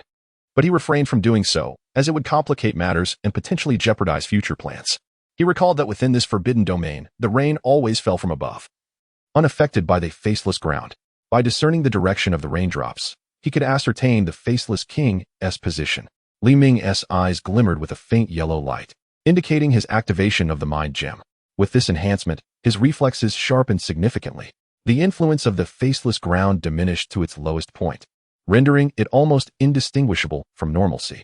He re-engaged the faceless king in battle. During Li Ming's onslaught, Zhao Kongcheng also recognized the anomaly in the rainfall, clearly pinpointing their location. Upon hearing Li Ming's attacks and the faceless king's furious roars, Zhao Kongcheng was astounded. He had not anticipated Li Ming would so swiftly analyze the method to counter the situation and join the fight against the Faceless King. This extraordinary talent was indeed enviable. With newfound fury, the Faceless King increased his attack speed, and in a moment of inattention, Li Ming was sent flying. He spun in midair and landed beside Zhao Kongqing. "Kid, watch and learn." After speaking, Zhao Kongqing felt the rainwater falling on him and deduced the location of the Ghost-Face King. He then swung his blade towards the direction of the Ghost-Face King. With a loud clap, his strike was predictably blocked by the Ghost-Face King, who felt insulted, thinking that even a mere insect dared to attack him. Chapter 10. The Ghostly Deity's Call. The vanishing moonlight enraged. The Ghost-Face King lunged at Zhao Kongqing's head. Yet, Zhao Kongqing, relying on his extensive combat experience, skillfully deflected the king's claws with his dagger. Clang, clang, clang. However, being merely an ordinary human, Zhao Kongqing was soon sent flying once more, crashing against the barrier of the boundless void. He spat out blood, barely managing to rise with the aid of his legs. Damn it! If I had awakened the Forbidden Ruins, a wretch like you would have been slain hundreds of times by now. He coughed. At that moment, a voice echoed from outside the boundless void. Zhao Kongqing. Li Ming recognized it as Lin Qiye's voice, lamenting internally, "Finally, you've arrived. I was on the verge of unleashing a punch to obliterate this wretch." Zhao Kongqing also recognized Lin Qiye's voice, cursing back. "Why the hell are you not at home eating? What brings you rushing here? Get back home. And you, Li Ming, what business do you have here? Just causing chaos." Zhao Kongqing snapped at him. Li Ming rolled his eyes, thinking, if it weren't for Lin Qiye, I would have dispatched this insignificant Ghost-Face King with a single blow long ago. Besides, had I not come, you might have truly perished here. Lucky for you. I was contemplating your rescue. Zhao Kongqing observed the quiet Li Ming, assuming he was silent out of guilt. Outside, Lin Qiye urged again. "Zhao Kongqing, let me in. I am extraordinarily powerful now, and can assist you." Hearing the commotion, Lin Qiye understood that Zhao Kongqing was injured, although he was unaware of Li Ming's true strength. The fact that Zhao Kongqing was harmed indicated a dire situation. Powerful, indeed. Just how strong can someone at the Lantern Realm be? "Hurry and leave," Zhao Kongqing retorted. Oblivious to Lin Qiye's recent encounter with the Night Goddess and the acquisition of the Star Night Dancer ability, Lin Qiye was indeed formidable now, but in Li Ming's eyes, he still fell short. "I have my own methods to resolve this. Just go home and eat. I will ensure your home is safe," he declared, though he was fully aware of his own diminishing strength. The imposing figure of the Ghost-Face King slowly approached him, an overwhelming sense of pressure bearing down. The Ghost-Face King disregarded Zhao Kongqing entirely, intent only on killing him before devouring Li Ming and another delicacy that had appeared outside. Despite Li Ming's earlier display of strength, he was now devoid of combat capability, as the purple aura surrounding him had vanished, indicating he could no longer utilize the Forbidden Ruins. Had Li Ming known Zhao Kongqing's thoughts, he would have laughed. As he was merely conserving his strength for the time being, it was far from being rendered useless. Ultimately, Zhao Kongqing retrieved the emblem from his pocket, recalling the oath he made when he joined the Night Watchers. Gently caressing the inscription on the back of the emblem, he murmured, "Though I may not stand before millions this time, protecting these two brats is still commendable." Hearing this, Li Ming thought, "Stay calm, old Zhao. Once we slay the Ghost-Face King, I'll resurrect you, and I'll even replicate your vanishing moonlight for you as compensation." Silently, he opened his phone, preparing to document the impending events. Zhao Kongqing pressed the switch, and a needle sprang from the emblem. This was the Ghostly Deity's Call, a substance capable of unlocking all human potential, albeit with significant side effects. Zhao Kongqing, however, was indifferent to the repercussions. He merely wished to discover the nature of his own Forbidden Ruins. He had longed for extraordinary power, often envying his teammates as they wielded the Forbidden Ruins. Why couldn't he awaken his own? But now, the moment had come to unveil the truth of his Forbidden Ruins. Observing the approaching Ghost-Face King, he resolutely plunged the needle into his palm. In that instant, he felt his bodily pain rapidly dissipate, replaced by an overwhelming surge of strength. He felt as if he were under the influence of a potent drug, his entire being brimming with vitality. An aura radiated from him, and his eyes gleamed with renewed vigor. The Ghost-Face King sensed this transformation and felt a surge of danger as he charged towards Zhao Kongqing. Standing tall, Zhao Kongqing raised his dagger and struck at the Ghost-Face King. As the blade sliced through the air, a dark crescent moon emerged, cleaving the rain and aimed directly at the king. The speed of the strike was so swift that the Ghost-Face King had no time to react, resulting in his right arm being severed and falling to the ground. Zhao Kongqing beamed at his handiwork, laughing maniacally. "Ha! Forbidden Ruins 083, Vanishing Moonlight. I knew it. I, Zhao Kongqing, am a genius." The ghost-faced king gazed in disbelief at his severed arm, his terrifying visage becoming even more fearsome in his rage.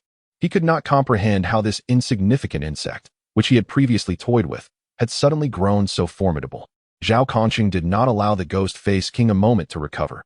He lunged forward once more with his blade. His speed now vastly surpassed that of the ghost-faced king, each strike leaving horrific gashes upon the king's body. Enraged and pained, the ghost-faced king succumbed to a frenzy, his muscles swelling dramatically, growing larger by the moment. Zhao Conqing now found it easy to breach the ghost-faced king's defenses, all thanks to his forbidden ruins, vanishing moonlight, which had elevated his attacks to a terrifying level. As he had stated, possessing the forbidden ruins made it simple to dispatch such creatures. Given enough time, the ghost-faced king was destined to perish. However, Zhao Conqing sensed the pain in his body gradually returning, his attacks weakening. The ghost-faced king, aware of Zhao Conqing's diminishing strength, seized the opportunity and swatted him aside.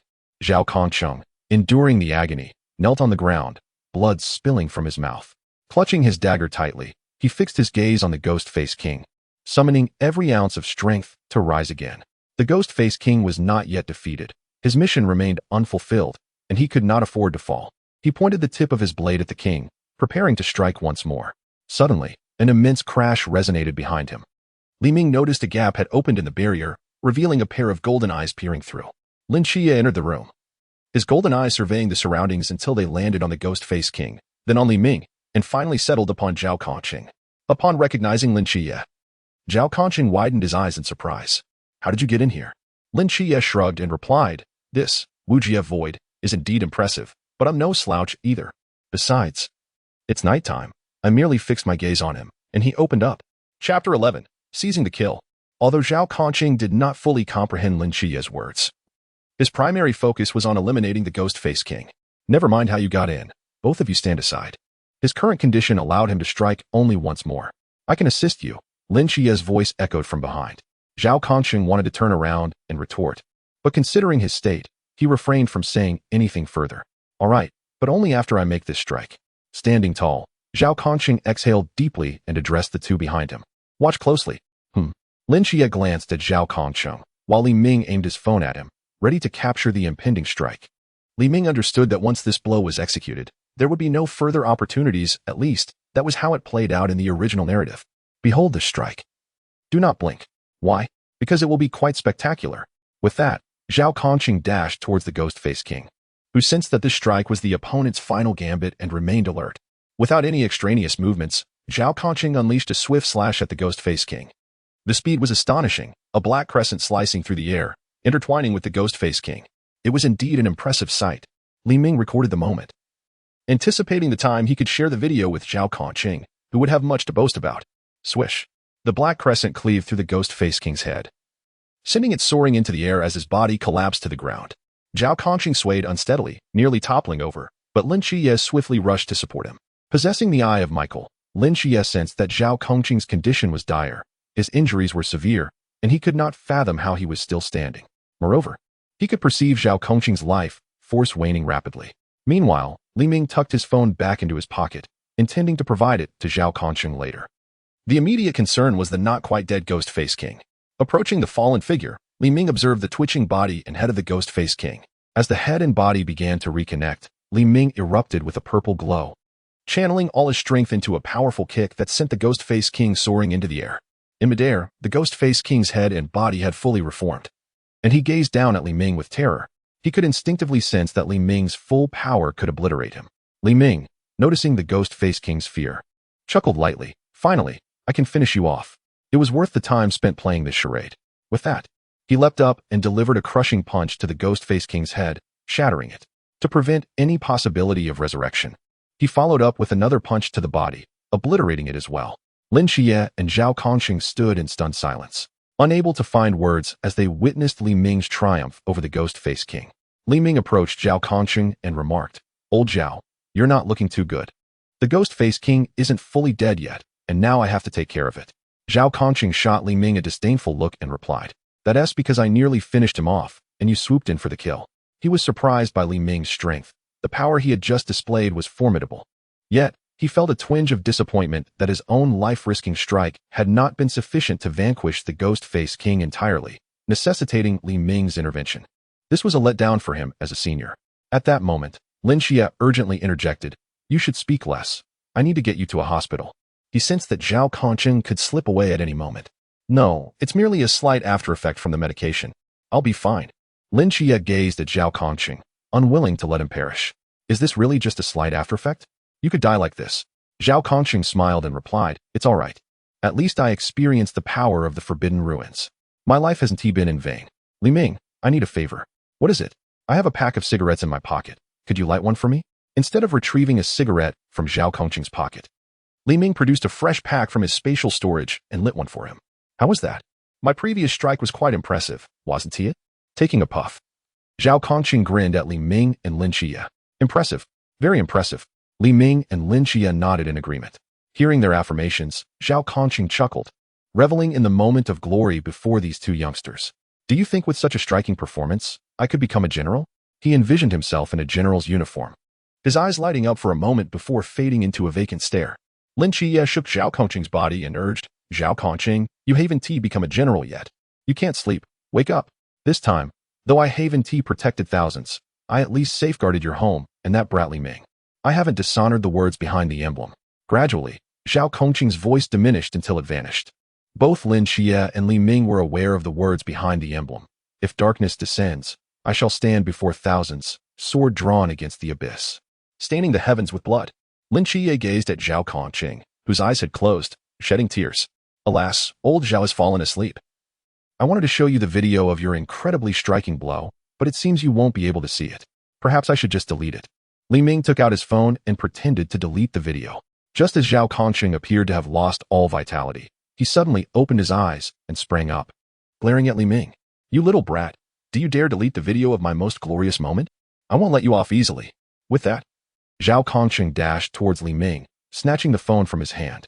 Upon viewing the footage of his spectacular strike against the Ghost-Faced King, his heart surged with exhilaration. That blow was truly magnificent. Lin Qiye stood there, dumbfounded by Zhao Kongqing's unexpected revival, his mind reeling. He had sensed the life force fading moments ago. How could he be alive again? In contrast to Lin Qiye's bewilderment, Li Ming remained composed as he regarded the resurrected Zhao Kongqing. Zhao Kongqing's revival was entirely due to Li Ming's intervention just moments ago. He had utilized the power of the time gem to revert Zhao Kongqing's state from the brink of death back to his previous condition. Thus, aside from his injuries, Zhao Kongqing was otherwise unscathed. Indeed, just moments ago, as Li Ming vanquished the Phantom King, he sensed the enhancements bestowed by the 6 infinite gems. The first sensation was an all-encompassing augmentation. His physical attributes and abilities had doubled. His overall physical prowess reached 8-fold, with strength enhancements soaring to 20 times greater. His teleportation ability extended to 10 meters, while his spatial capacity grew to 500 cubic meters. The ability he utilized to rescue Zhao Kongqing, derived from the time gem, now allowed him to halt time for 10 seconds, and he had acquired a new capability, time reversal. This was the foundation upon which Li Ming was able to save Zhao Kongqing. Furthermore, he had replicated the Eclipse of Life realm and endowed it to Zhao Kongqing using the Reality Gem's power, enabling him to possess this realm, thus fulfilling a long-held dream. Chapter 12. The elated Zhao Kongqing. Lin Qiye observed Zhao Kongqing engrossed in his video and approached him, inquiring, "What transpired just now? I distinctly sensed your life force had vanished. You should have perished." Zhao Kongqing, taken aback by Lin Qiye's words, pondered, "Indeed, he should have been dead. Why was he still alive?" He mused. "The user of the ghostly call should have perished immediately. Why am I still here?" As he examined his own body in bewilderment, he suddenly turned his gaze towards Li Ming. Presently, only the 3 of them remained. Lin Qiye, the divine agent of the Seraphim, lacked the power to revive him, and Zhao Kongqing knew he was incapable of such feats himself. Thus, the only remaining possibility was the newly emerged divine agent, Li Ming. Following Zhao Kongqing's gaze, Lin Qiye looked at Li Ming. Li Ming shrugged and acknowledged, "Indeed, it was I who intervened." "How did you manage that?" Lin Qiye asked, curiosity evident in his tone. "Nothing extraordinary, merely reversed the flow of time for Zhao's body, restoring him from the state after using the ghostly call to the moment before its use." Li Ming replied nonchalantly, "Goodness, I never anticipated that, in addition to the realms of strength and space, you also possess a realm of time." Zhao Kongqing exclaimed, his eyes wide with disbelief as he gazed at the composed Li Ming. Li Ming merely smiled and nodded. The feeling of being alive is truly exhilarating. Not only am I alive, but I also experience the power of the realm. It turns out my realm is Eclipse of Life, an immensely powerful domain, Zhao Kongqing exclaimed, marveling at his newfound abilities while reveling in his survival. Once Lin Qiye determined that all was well, he prepared to depart. If there is nothing more, I must take my leave. My aunt is awaiting me for dinner. With that, Lin Qiye turned to head home. Wait, Li Ming called out suddenly. Lin Qiye halted, looking back at Li Ming with a puzzled expression. Is there something else? Join us, Li Ming stated calmly. Lin Qiye hesitated, unsure of how to respond. Hey, Li Ming. Joining or not is a personal choice. If Lin Qiye does not wish to join, do not pressure him, Zhao Kongqing interjected immediately. Old Zhao, it's not about pressuring him. He has no choice. From the moment he became a divine agent, he lost that choice, Li Ming remarked, casting a glance at Lin Qiye. Even if you return to an ordinary life, adversaries will inevitably seek you out, regardless of whether you join the Night Watch. At that point, your loved ones may also find themselves in peril, which I am certain you would wish to avoid, Li Ming stated, not as a threat, but as a stark reality of their world. The ancient cultists would undoubtedly come looking for Lin Qiye, coercing him to join them. If he possessed sufficient power, he could dismiss their threats. However, it was evident that Lin Qiye lacked such strength at present. What will your decision be? Li Ming asked, gazing intently at the indecisive Lin Qiye. Lin Qiye stood in a daze, contemplating Li Ming's words. He realized that if his identity as a divine agent attracted danger, it would not affect him directly. However, if it endangered his brother and aunt, that would be unacceptable. He turned to look at a distant small house, resolutely making up his mind. Turning back to Li Ming, he stated, very well, I shall join. Zhao Kongqing, observing that Lin Qiye, whom he had unsuccessfully persuaded for days, was swayed by Li Ming's few words, felt a twinge of discomfort. Nonetheless, it mattered not. Lin Qiye's joining was what truly counted. Zhao Kongqing walked over to Lin Qiye, patting him on the shoulder. Welcome aboard. Thank you. Xiangnan, I have arrived. Where's old Zhao? Hong Ying, her red hair billowing, gasped as she leaned against a utility pole, just behind the building in front of you. However, Hong Ying, old Zhao's emblem has not moved for quite some time. Be prepared for the worst, Wu Xiangnan's voice echoed through the earpiece. Upon hearing this, Hong Ying's heart sank, her body trembling, and she sprinted towards the building ahead. Impossible. Old Zhao cannot be in trouble. I refuse to accept that, she shouted, her voice tinged with desperation. Hong Ying, be quiet. Hong Ying, old Zhao's emblem has stirred. It is currently approaching your location, Wu Xiangnan's voice resounded again. Hong Ying's eyes brightened with excitement. I knew it. Old Zhao wouldn't succumb so easily. Her pace quickened. And as she rounded a corner, she spotted several figures emerging from the rain. These figures were none other than Zhao Kongqing, Li Ming, and Lin Qiye trailing behind them. Old Zhao, I knew you wouldn't be so easily defeated. Hong Ying shouted joyfully at Zhao Kongqing. Hong Ying, you made it. Zhao Kongqing greeted, along with Li Ming. Suddenly remembering something, an excited Hong Ying asked, what about the Phantom King? Ah, that fellow has been dealt with. His body lies not far from here. And I've called for assistance to handle it. We can discuss the details once we return, Zhao Kongqing responded nonchalantly. Shortly thereafter, they arrived at the Peace Affairs office. Are you implying that you and Li Ming together dispatched the Phantom King? Wu Xiangnan inquired, somewhat astonished by Zhao Kongqing's report. Indeed. You have no idea how splendid I was at that moment. I severed the Phantom King's head with a single stroke, although I didn't slay him outright. Li Ming followed up with a few punches and ultimately finished him off. Zhao Kongqing spoke with palpable excitement, reliving the glory of his decisive blow. Given your account, it appears the Phantom King's head was indeed reduced to pulp, and he bears numerous new wounds. His head was certainly severed, Wu Xiangnan remarked, observing the report on the Phantom King's demise with a calm demeanor. Indeed, I did not deceive you. It was Zhao Kongqing and I who resolved the matter of the Phantom King, Zhao Kongqing declared with evident pride. Chapter 13. Lin Qiye joins the circumstances and cause of death align perfectly, so there is no issue, Wu Xiangnan remarked, setting down the report in his hands. He then inquired about some further details, glancing at Lin Qiye, who was distractedly looking around. You are the divine agent of the Seraph, as old Zhao mentioned, correct? Lin Qiye turned to nod affirmatively. Yes. Have you come here to consider joining us? Yes. Wu Xiangnan, momentarily taken aback by Lin Qiye's confirmation, turned to Zhao Kongqing, seeking clarity on the situation. Zhao Kongqing shrugged and gestured towards Li Ming. I recall you repeatedly declined old Zhao's invitation. What has prompted your desire to join now? Wu Xiangnan asked, perplexed. Lin Qiye glanced at Li Ming. It's nothing. After experiencing the Phantom and the Phantom King incidents, I realized my own weakness. I wish to become stronger. Wu Xiangnan nodded in understanding. That is quite reasonable, especially considering that these incidents occurred near your home. Very well. Let us discuss the specifics once the captain returns. Shortly thereafter, Captain Chen Mai and Wen Qimo returned. They were astonished to learn that it was Zhao Kongqing and Li Ming who had vanquished the Phantom King.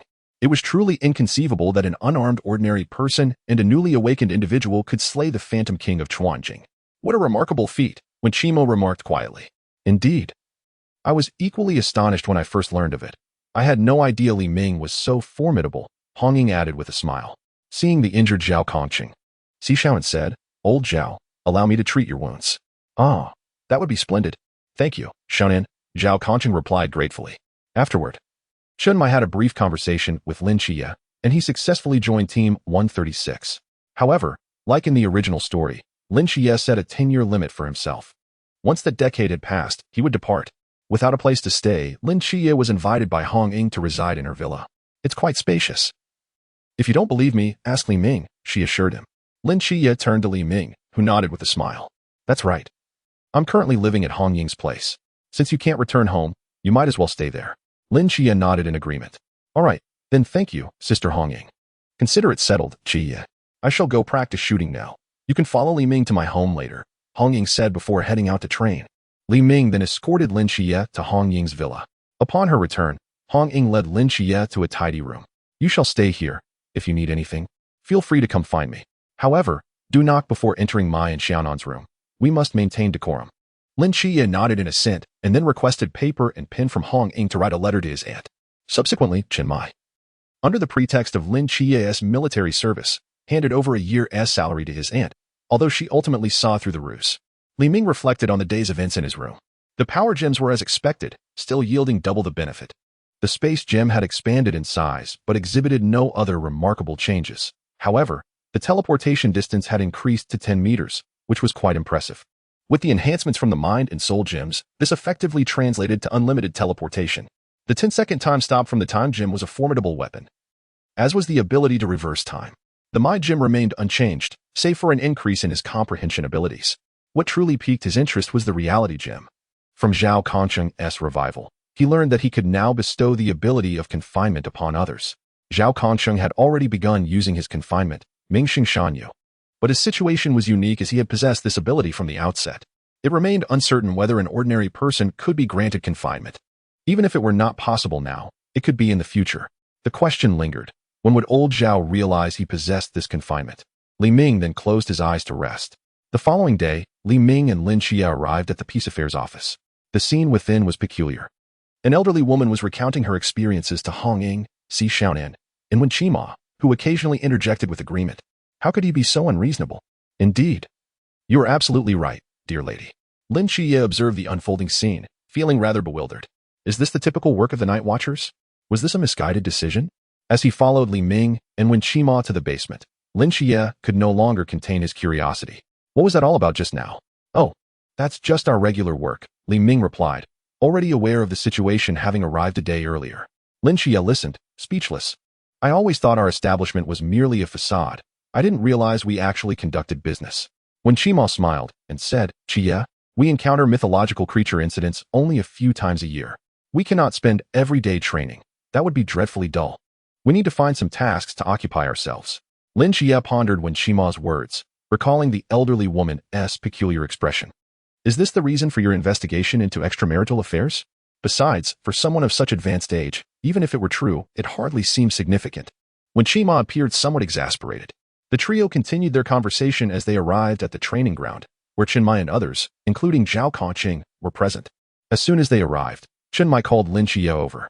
Li Ming observed Zhao Kongqing and realized he had yet to recognize that he now possessed confinement abilities. It seemed he needed a gentle reminder. Approaching Zhao Kongqing, Li Ming cheerfully asked, Old Zhao, shall we have a spar? Zhao Kongqing, emerging from his meditation, opened his eyes to see Li Ming. You little rascal, don't think that because you saved me, I will go easy on you. And I want to use confinement. Otherwise, I want to fight you.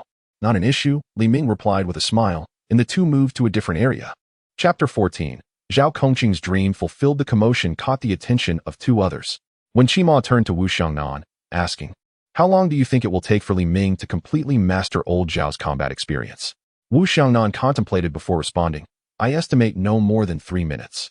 I share the same sentiment. Wen Qimo agreed, glancing at Chen Mai, who was explaining matters to Lin Qiye.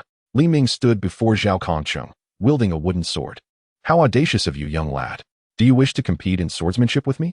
You truly underestimate yourself, Zhao Kongcheng confidently remarked to Li Ming, unperturbed by the challenge. However, Li Ming was not there to engage in a duel. Rather, he aimed to make Zhao Kongcheng aware of his awakening of the forbidden abyss. Zhao Kongcheng lunged forward with his blade, while Li Ming raised his weapon in defense. The two wooden swords clashed repeatedly, with Zhao Kongcheng showcasing his exquisite technique against Li Ming's remarkable reflexes and speed. Within mere minutes, Li Ming had completely absorbed Zhao Kongcheng's skills. Yet, he refrained from immediately defeating him, opting instead to exert pressure with his own swordplay, compelling Zhao Kongcheng to unleash his forbidden abyss. Under the mounting pressure from Li Ming, Zhao Kongcheng focused intently, searching for any weaknesses. As the moment approached, Li Ming intentionally exposed a flaw. In that instant, Zhao Kongcheng seized upon the opportunity, directing all his strength toward the perceived vulnerability. However, he failed to notice that an energy had manifested on his blade at the moment of his strike. A dark crescent arc emanated from Zhao Kongcheng's sword as he swung it. Li Ming swiftly evaded with a teleportation maneuver. The dark crescent struck the wall, producing a thunderous noise and sending dust swirling into the air. Chen Mai, Wu Xiangnan, Wen Qima, and Lin Qiye stood in astonishment, gazing at Zhao Kongcheng. The vanishing life flash, Wen Qima murmured. Zhao Kongcheng stared in disbelief at the dark crescent he had just unleashed with his wooden sword. Before long, Hong Ying and Si Xiaonan arrived at the training ground, where smoke billowed from the aftermath of the clash. What on earth have you done? They inquired, opening the ventilation ducts. Laughter soon erupted from within. Ha ha ha, I have awakened. Ha ha. Once the smoke cleared, Chun Mai and the others gathered around Zhao Kongcheng, offering their congratulations. Congratulations, Zhao. You have finally awakened the forbidden abyss. Zhao Kongcheng beamed with joy, unable to contain his elation. Hong Ying rushed to his side, exclaiming, Brother Kongcheng, you are truly incredible. Hearing the cheers from his peers, Zhao Kongcheng turned to Li Ming and asked, Li Ming, was this awakening of the forbidden abyss you're doing? The others also turned their attention to Li Ming, who replied with a smile, not entirely. You were destined to awaken the forbidden abyss due to the ghostly spirit's influence. When I restored your body, I discovered that this power did not dissipate with the healing. Therefore, it cannot solely be attributed to me. As for whether others might retain the power of the forbidden abyss after being revived by the ghostly spirit, that remains uncertain. You are currently my only test subject, and it may be due to your own unique circumstances. Listening to Li Ming's words, Chen Mai and the others speculated that this might indeed be a special case. If it were not, the number of individuals awakening the forbidden abyss would not be so scarce. Even if it were true, it must not be disseminated. If the cult of the ancient gods discovered Zhao Kongcheng's situation, they might resort to experimenting on ordinary people. The consequences of a successful experiment would be dire, as Zhao Kongcheng's condition was a result of Li Ming's manipulation of the reality gem, an achievement that could not be replicated by an average individual. Indeed, the fact that Zhao Kongcheng had utilized the ghostly spirit was known to them, as Wu Xiangnan had persistently inquired about the specifics. Reluctantly, Zhao Kongcheng shared his experience of awakening the forbidden abyss and decapitating the ghostly-faced king. And there had been no stipulation to keep his mastery of the time system's forbidden abyss a secret. He even showed the team a video of his climactic blow, boasting about how spectacular it was. Regardless of how Zhao Kongcheng awakened, their team had gained a formidable ally. Laughter echoed among them. Subsequently, Chen Mai addressed the group. I will report Zhao's situation to the higher-ups, stating that he awakened the forbidden abyss in a critical moment. Wu Xiangnan, please amend the report regarding the slaying of the ghostly-faced king. Wu Xiangnan acknowledged the gravity of the matter and nodded in agreement without further contestation. Oh, and regarding the forbidden abyss, I will only report the power surge in the private space, keeping other details confidential. Everyone must maintain discretion. They all readily assented. Li Ming remained indifferent. Whether or not the information was disclosed held little significance for him. All right, to celebrate Zhao's awakening of the forbidden abyss, we shall dine out today. And he will treat us. Absolutely, Zhao Kongcheng replied joyfully. Thus, the group set off in high spirits to enjoy their meal. During their dining experience, Chen Mai turned to Li Ming and Lin Qiye, stating, with just over a month until the training camp, we will impart more knowledge to you during this time to prevent you from embarrassing our Team 136. Li Ming shot an indignant glance at Chen Mai, who responded, you need not look at me like that. I acknowledge your extraordinary talent, but do not underestimate the training. There are many nuances involved. Even though you no longer need to learn combat skills from us, you must not become complacent. Especially you, Lin Qiye. You must study diligently. Lin Qiye nodded in agreement. From now on, you will practice swordsmanship with me in the mornings, learn to wield the Forbidden Abyss with Lin Qiye in the afternoons, and train with guns alongside Lin Qiye in the evenings. Li Ming, you should continue to practice with us. Training with you will enhance our skills as well. No problem? Li Ming replied nonchalantly, as he harbored many unfulfilled aspirations in his heart. Perhaps the upcoming practice would bring success. He wondered if he could utilize the reality gem to manifest techniques from anime or novels. Though they might not be particularly useful, they could certainly serve as a source of amusement. He pondered what would occur when the skills from those stories or animations collided with the Forbidden Abyss in this realm. For instance, the clash between Chao Yuan's Black King Annihilation and the transformation into a Super Saiyan would undoubtedly be fascinating, Li Ming mused. Chapter 15. The Irreverent Mortal Realm. The following day, Lin Qiye joined Shen Mai for sword training, while Li Ming remained behind with Hong Ying and others to attend to various tasks, which proved to be quite engaging. Occasionally, he could hear Lin Qiye's cries of distress. Hong Ying, don't you find your daily work rather tedious? Li Ming inquired after completing an assignment for an elderly lady. It's not too bad. Our city, Songnan, is relatively small, and the frequency of mysterious occurrences is not particularly high. Tasks like these simply help us pass the time. If we were to train every day without respite, we would also grow weary. We occasionally go out for meals or camping. Hong Ying replied while documenting the elderly lady's request and organizing it into a file. I agree. I find such tasks quite interesting. It's surprising that even at her age, the elderly lady still has such concerns, Li Ming remarked. Li Ming reflected on the words of the elderly woman from earlier, chuckling as he remarked, "Oh, nowadays, there are all sorts of people. This is nothing. We have encountered even more formidable requests." Hong Ying, wearing an expression that suggested this was trivial, added, "Indeed. What was that request? Can you share it with me?" Li Ming gazed at Hong Ying with curiosity.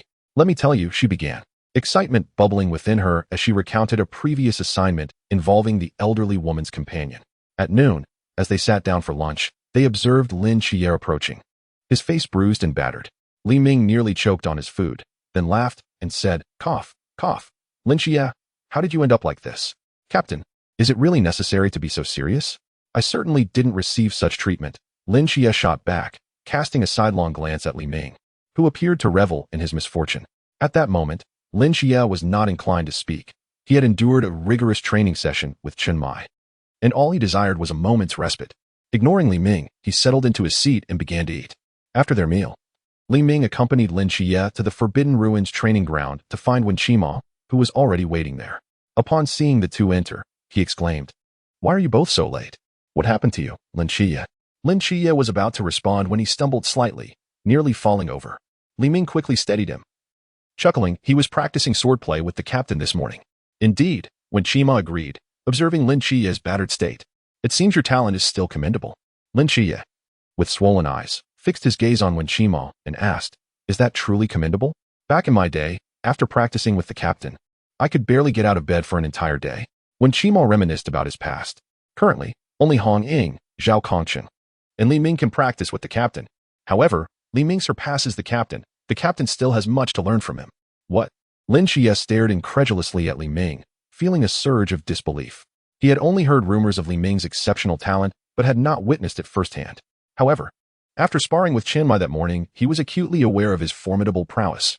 It was no wonder that during their meal the previous day, Chen Mai mentioned that training with Li Ming could enhance his own skills. Indeed, during their earlier sword practice, Li Ming had swiftly mastered all of the captain's techniques, surpassing him in no time, truly astonishing. When Qiye, noticing Lin Qiye's shock, reassured him, "Lin Qiye, do not attempt to emulate Li Ming. His abilities are not easily replicated. As for your injuries, seek out Xiaonan for treatment, and you should be fit to practice with the captain again by tomorrow." Lin Qiye shot Lin Qiye an exasperated glance. "All right, let us begin our study of the Forbidden Ruins. I have already shared much of this with Li Ming, so I shall first explain it to you, Lin Qiye. Let us start with what the Forbidden Ruins actually are." "Wait a moment. Zhao Kongqing mentioned this to me during our discussions." "Very well, then let us discuss the divine ruins you possess." Zhao Kongqing had also mentioned this. "Why does Zhao Kongqing share everything with you? Tell me what he hasn't told you, and I shall enlighten you." Lin Qiye then recounted everything he had learned from Zhao Kongqing. "Wow, Zhao Kongqing's insights are certainly more appealing," Lin Qiye remarked. "Now, I shall share some knowledge that Zhao Kongqing did not cover. Li Ming, you should also pay attention." "Understood." When Qiye proceeded to elaborate on fundamental concepts, covering everything from start to finish. Finally, he shared with Lin Qiye and Li Ming the serial numbers of the Forbidden Ruins and the designations of the deities. Now that I have conveyed the foundational knowledge, let us discuss your divine ruins, starting with yours, Lin Qiye. We know quite a bit about your mortal realm.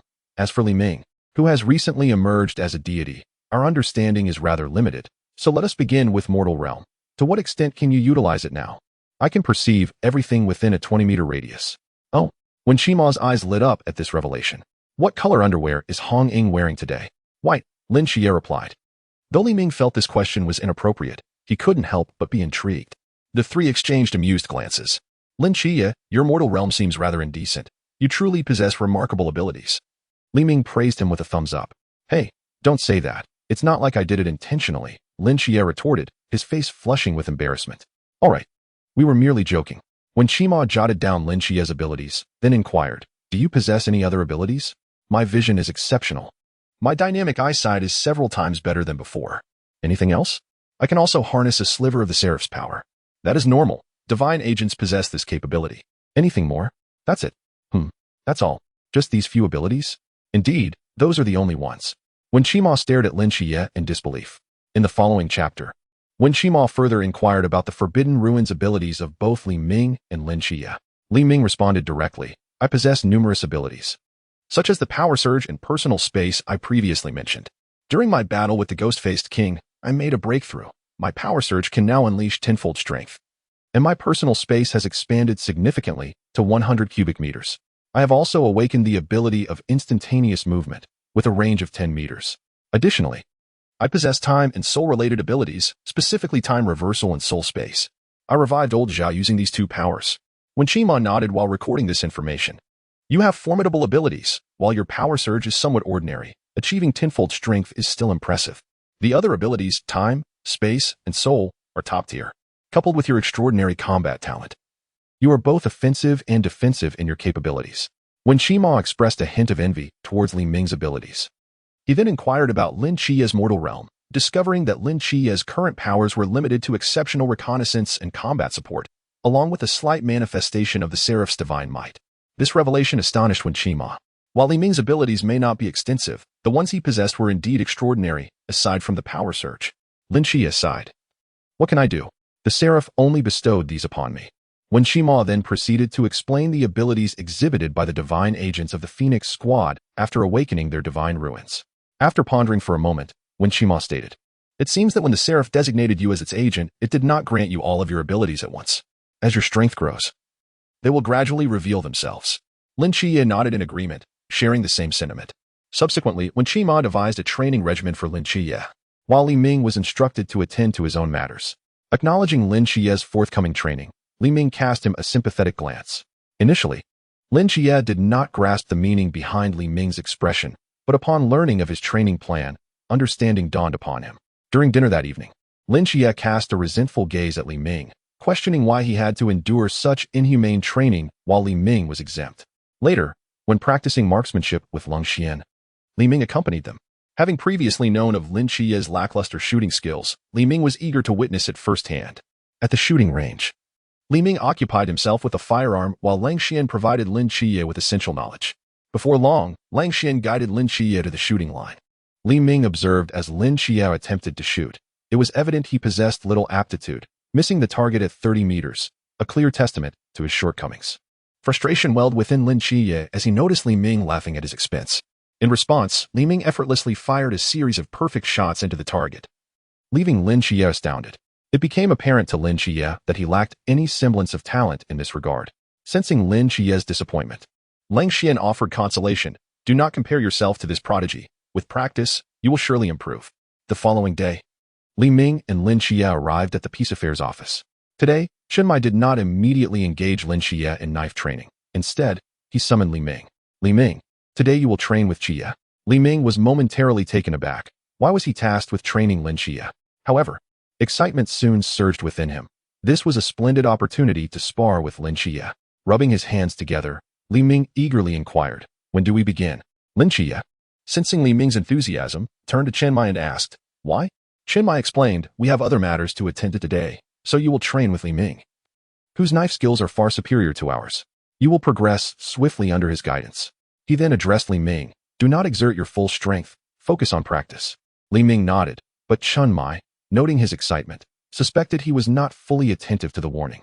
Regardless, he concluded that Li Ming would not truly harm Lin Qiye.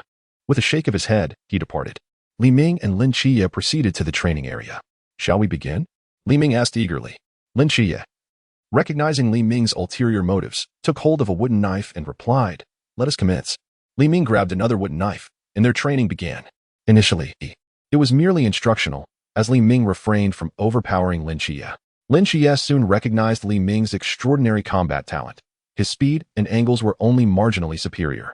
To counter, Lin Qiye realized he needed to be swifter and more precise. Under such training circumstances, improvement was inevitable. After a spell of practice, Li Ming suggested a break. Lin Qiye, sipping water, smiled at Li Ming. "Training with you indeed accelerates my progress, and I do not even have to endure punishment."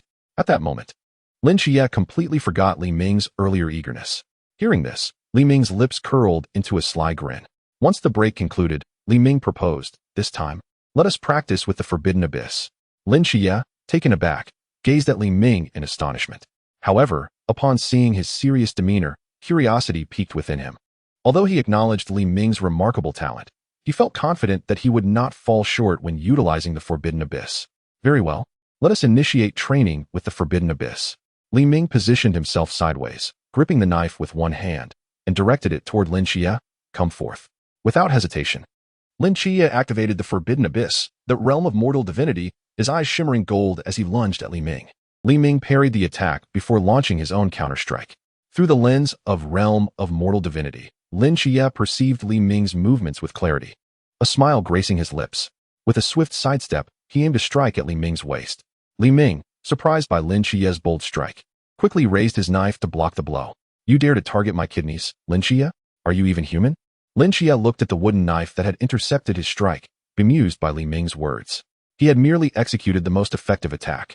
Although he recognized Li Ming's superiority, he had not sensed the use of the Forbidden Abyss. The attack had been thwarted purely by Li Ming's own strength. A wicked grin spread across Li Ming's face, and as Lin Qiye noticed it, a sense of foreboding crept in. True to his instincts, Li Ming then unleashed a relentless barrage upon Lin Qiye. At lunchtime, when Hong Ying and the others saw Lin Qiye, battered and bruised, their expressions turned to astonishment. "Qiye, what happened to you? Were you not practicing with Li Ming?" They glanced at Li Ming, who appeared unaffected. Li Ming scratched his head, feeling a bit sheepish. I may have gotten a bit carried away." This remark earned him a resentful glare from Lin Qiye. "You call that getting carried away? You look like you were enjoying it." Li Ming, sensing Lin Qiye's gaze, sheepishly lowered his head and resumed eating. At that moment, Lin Qiye declared, "Do not revel in your triumph. One day I shall surpass you, and that day shall not be far off." Li Ming, observing Lin Qiye's confidence, understood its source, his inner turmoil. Yet, who was not a loser at some point? "In this lifetime, you shall remain my defeated foe," he thought with a smirk. Chapter 17. Encounter with the mysteriously Ife. Time flew, and half a month had passed. One day, as Li Ming and Lin Qiye arrived at the office, they were greeted by Hong Ying waving them over. "You're finally here. There has been an incident." She led them to the activity room. Li Ming suspected it was related to the second middle school's Nantua snake demon incident, and Li Ife was likely present at the office. Inside the activity room, all members of Team 136 were gathered. Shen addressed the trio. "Take a seat. We need to hold a meeting." Li Ming and Lin Qiye found their seats. "Last night, we received word of another mythological creature's descent, and the location is none other than the second middle school." "What? The second middle school?" Lin Qiye was momentarily taken aback. "Indeed, it is your and Li Ming's school." Shen nodded at them. "Moreover, the person reporting the incident is someone you both know." Shen called out to the back room, "Come forth." Everyone turned to the door, and soon, a figure emerged. Visibly distressed, Lin Qiye's eyes widened in astonishment. "Li Ife? What brings you here?" Li Ife, equally surprised, looked at Lin Qiye and Li Ming. "You too. How did you end up here?" Wu Xiangnan remarked. "They are all our team members." Shen interjected. "They are temporary team members." Li Ife gazed at Li Ming and Lin Qiye, his eyes widening as he exclaimed, "Wow, everyone said one of you transferred schools and the other enlisted. But I never imagined your true reason was joining the Night Watchers." At this point, Shen spoke up. "All right, we can discuss your matters later. Let's focus on what you witnessed."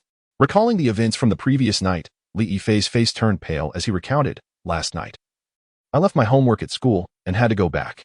Coincidentally, I witnessed Lu Xiaoyan transform into a monster and devour the headmaster." He detailed the horrific incident, causing the group to furrow their brows in concern. The situation was undeniably complex.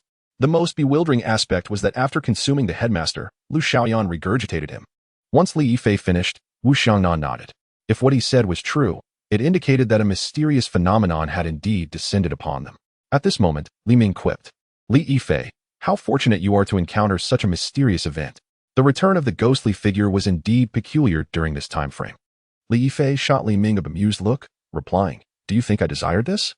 While I yearn for extraordinary powers, experiencing such events as an ordinary person is quite alarming.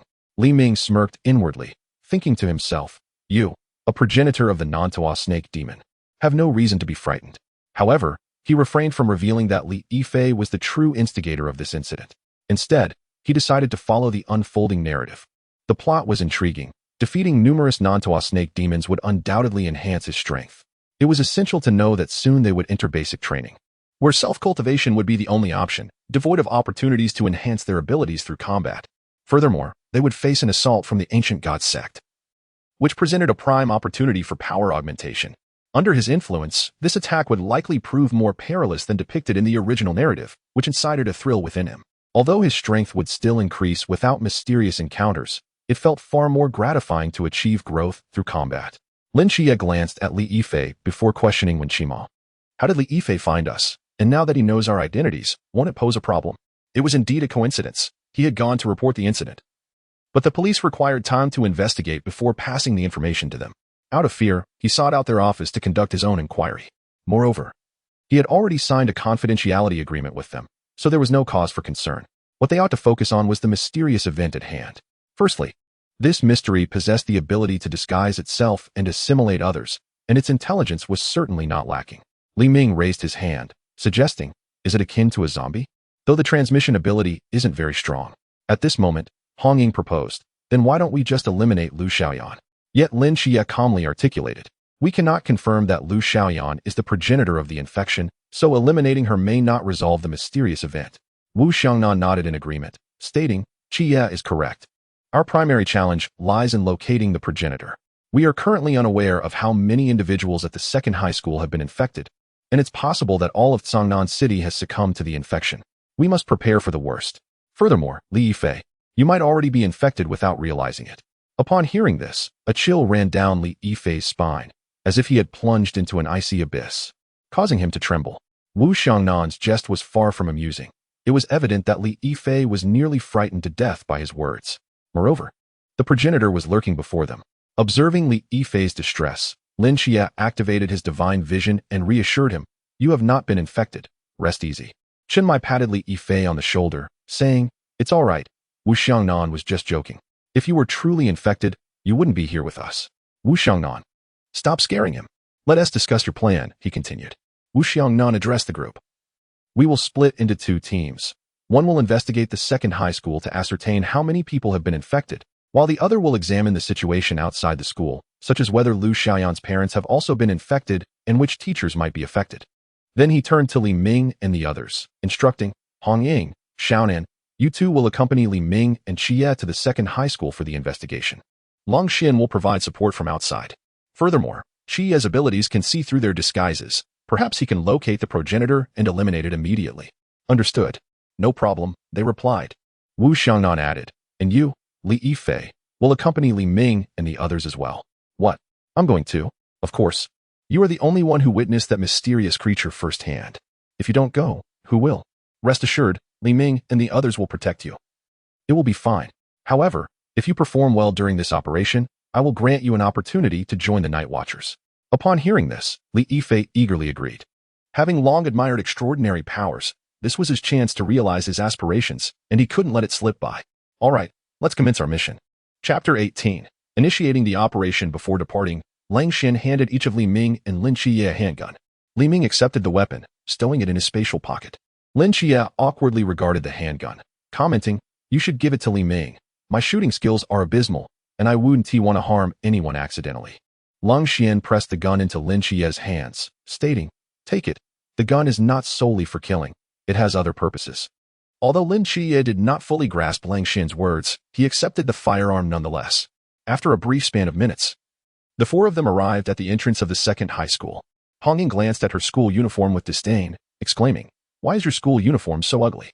Lin Qiye chuckled, replying, Sister Hong Ying, at least the girl's uniform looks decent. You should see how hideous the boys' uniforms are. Besides, even in a school uniform, you look great. Li Ming added, I think it looks fine, quite nice actually. And Sister Hong Ying, Qiye is right. You and Xiaonan have such good looks that you could pull off anything. Hong Ying, a beauty in the realm of slaying gods. Shown even in the most mundane high school attire. Meanwhile, Si Xiaonan exuded a kawaii charm, radiating youthful vibrance. Delighted by Li Ming and Lin Qiye's compliments, Hong Ying smiled, saying, Qiye, Xiaoming, you two are incredibly charming with your words. Li Ming responded with a hint of exasperation, Sister Hong Ying, why do you call him Qiye brother but me Xiaoming? That sounds terrible. This was not the first time Li Ming voiced this complaint. Ever since Lin Qiye moved into her home, he had been dubbed Qiye brother, while he remained Xiaoming, much to his chagrin. Hong Ying, observing the somewhat gloomy Li Ming, smiled and said, I enjoy it. You have no say over me. So I shall call you Xiaomingzi. Si Xiaonan and Lin Qiye joined in the laughter, which only deepened Li Ming's discontent. Upon hearing Hong Ying refer to Li Ming as Xiaomingzi, Lin Qiye felt a surge of joy, though he had been displeased after losing to Li Ming. The nickname provided him with endless amusement. Clearing his throat, Lin Qiye interjected, All right, Hong Ying, Li Ming, our primary concern now is how to gain entry. Classes have already commenced, and the security at the entrance is unlikely to permit our entry. At this point, Si Xiaonan ceased her laughter and addressed Hong Ying, indeed. And considering we are burdened with so many items, they will certainly deny us access. Isn't that simple? Hong Ying replied with a slight smile. Raising her chin and pointing towards the campus wall, we can just scale the wall.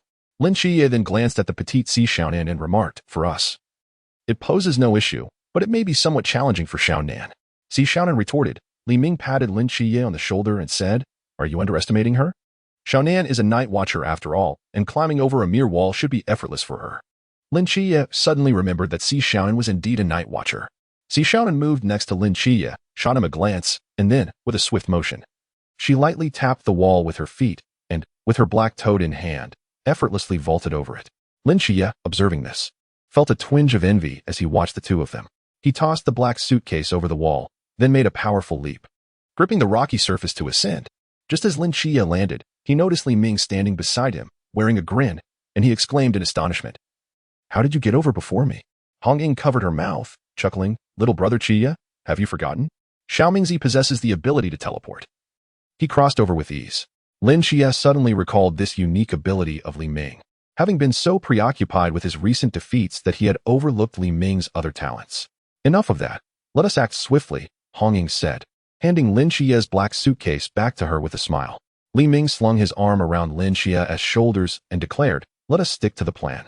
Qiye and I will approach Lu Xiaoyan in class, while you two investigate the headmaster's office. Communicate promptly via our earpieces if anything arises. Hong Ying pointed to the invisible earpiece in her ear and then departed with Si Xiaonan. Li Ming, watching the two leave, asked with a grin, Hong Ying, Do you know where the headmaster's office is located? Suddenly, Hong Ying and Si Xiaonan halted, and with a hint of embarrassment, turned back to inquire. Which headmaster's office are you referring to? Lin Qiye gestured toward a distant teaching building. That building, room 403. On their way to class, Li Ming said to Lin Qiye, Qiye, you should check in class while I survey the campus. Since I have already transferred, appearing before classmates may raise suspicions. After a moment of thought, Lin Qiye agreed, acknowledging that Li Ming's presence in class could indeed lead to unwanted attention. All right, I will check in class, and you will survey the campus. Let us communicate via earpiece should any issues arise. Li Ming made a hand gesture of acknowledgement and then set off. Lin Qiye proceeded toward his class. Li Ming first visited the teacher's office and then strolled about the playground. At this moment, he activated the Mortal Realm ability he had copied from Lin Qiye. And with the enhancement of the Mind Stone and Soul Stone, his mental perception extended to encompass the entire school. He effortlessly detected all those infected. However, given the current situation, even if he reported it, it would not yield significant results due to the sheer number of infected individuals. Bored, Li Ming contacted Lin Qiye through the earpiece, asking, Qiye, what have you discovered? I have found nothing here. Lin Qiye's voice came through the earpiece. I have identified several infected individuals. In our class alone, there are 2, Lu Xiaoyan and Han Ruo. Additionally, in a nearby class, there is another infected girl named Tian Li. They have become mere husks. Their internal organs have been completely hollowed out, leaving no hope for salvation. After a pause, Lin Qiye continued, Li Yifei mentioned that these infected individuals all reside in the same dormitory. Upon hearing this, Li Ming immediately responded, if that is the case, then surely the entire girls' dormitory must be infected. At that moment, Chen Mai's voice rang through the earpiece. Lin Qiye, devise a method to assess the situation of all staff and students, and hope that the number of infected individuals is not excessive. Li Ming, proceed to support Lin Qiye. Understood. Hong Ying, take Xiaonan to investigate the girls' dormitory. Let us hope it is not too dire. It had been half a month since Lin Qiye had left the school, and only 2 infected individuals had appeared in his class, indicating that their infection capacity was limited, though the precise onset remained unclear. Chapter 19. The turmoil of the girls' dormitory. Chen Mai continued. Fortunately, Li Yifei discovered it in time. Had it been any later, the entire city might have succumbed to infection. Li Ming, however, recognized that the timely discovery was not merely due to Li Yifei, but rather because of the earlier demise of the Ghost-Faced King. He felt a lingering sense of insecurity, prompting him to expose himself voluntarily in hopes of joining the Night Watchers to clear his suspicions. Captain, we will soon have an opportunity to assess the entire staff and student body, as the flag-raising ceremony is about to commence. Lin Qiye's voice echoed through the earpiece. Very well, you and Li Ming should head to the playground to evaluate the situation. Upon receiving the order, Li Ming promptly proceeded to the playground to meet Lin Qiye. Upon arrival, he spotted Lin Qiye and Li Yifei within the ranks. Report, Captain. Xiaonan and I discovered a shed skin at the headmaster's office. I suspect this mythical creature is serpent-like. The voice belonged to Hong Ying, and from the earpiece, one could still hear Xiaonan retching. A mythical creature capable of shedding its skin? Understood.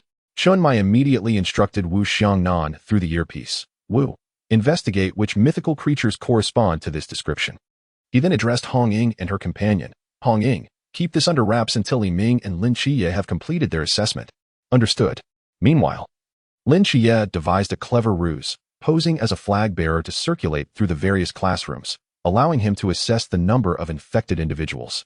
Li Ming admired Lin Qiye's ingenuity. Such an act was beyond his capabilities, as he found it too embarrassing. As Lin Qiye completed his inspection and raised the flag, he approached Li Ming and spoke into his earpiece. The situation is dire. I have discovered over 30 infected individuals on the playground, the majority of whom are female, though there are a few males as well, including some teachers. Li Ming gazed at the mysterious figures with excitement, as they represented an opportunity for him to enhance his own strength. While their individual power may not have been formidable, their sheer numbers were impressive. Lin Qiye, observing Li Ming's eagerness, felt an overwhelming sense of disbelief. How had he not noticed this individual's propensity for violence before? Upon receiving the detailed report, Chen Mai immediately interjected. We cannot allow these entities to escape. Lung Xian, initiate the unfettered void at once. Understood, Captain, came the prompt reply. Li Ming, puzzled, asked, what about old Zhao? Hasn't he always been responsible for activating the unfettered void? Chen Mai sighed. Zhao Kongxing has insisted on taking on a frontline combat role ever since awakening his Forbidden Ruin ability, refusing to handle the unfettered void duties this time. Thus, it falls to Longxian. He glanced gravely at the remnants of the mysterious beings that Zhao Kongxing had reduced to mere fragments. You may proceed without hesitation. We possess an item capable of erasing memories, so there is no need to fear causing panic. They have already infiltrated the outside, and we must eliminate the source swiftly, lest Songnan City faces an unprecedented catastrophe. Chen Mai and Zhao Kongxing hurriedly visited the homes of the infected who were not taking shelter. This is rather troublesome. Lin Qiye sighed. Is it time to engage? Li Ming asked, brimming with enthusiasm. Lin Qiye shot him a disapproving glance. Captain, the situation in the girls' dormitory is not looking good. We have also discovered discarded skin at the dormitory management office. Hong Ying and her team had arrived at the girls' dormitory, hoping to find a list of residents to ascertain the whereabouts of Lu Xiaoyan and her companions, only to stumble upon the remnants of human skin at the office.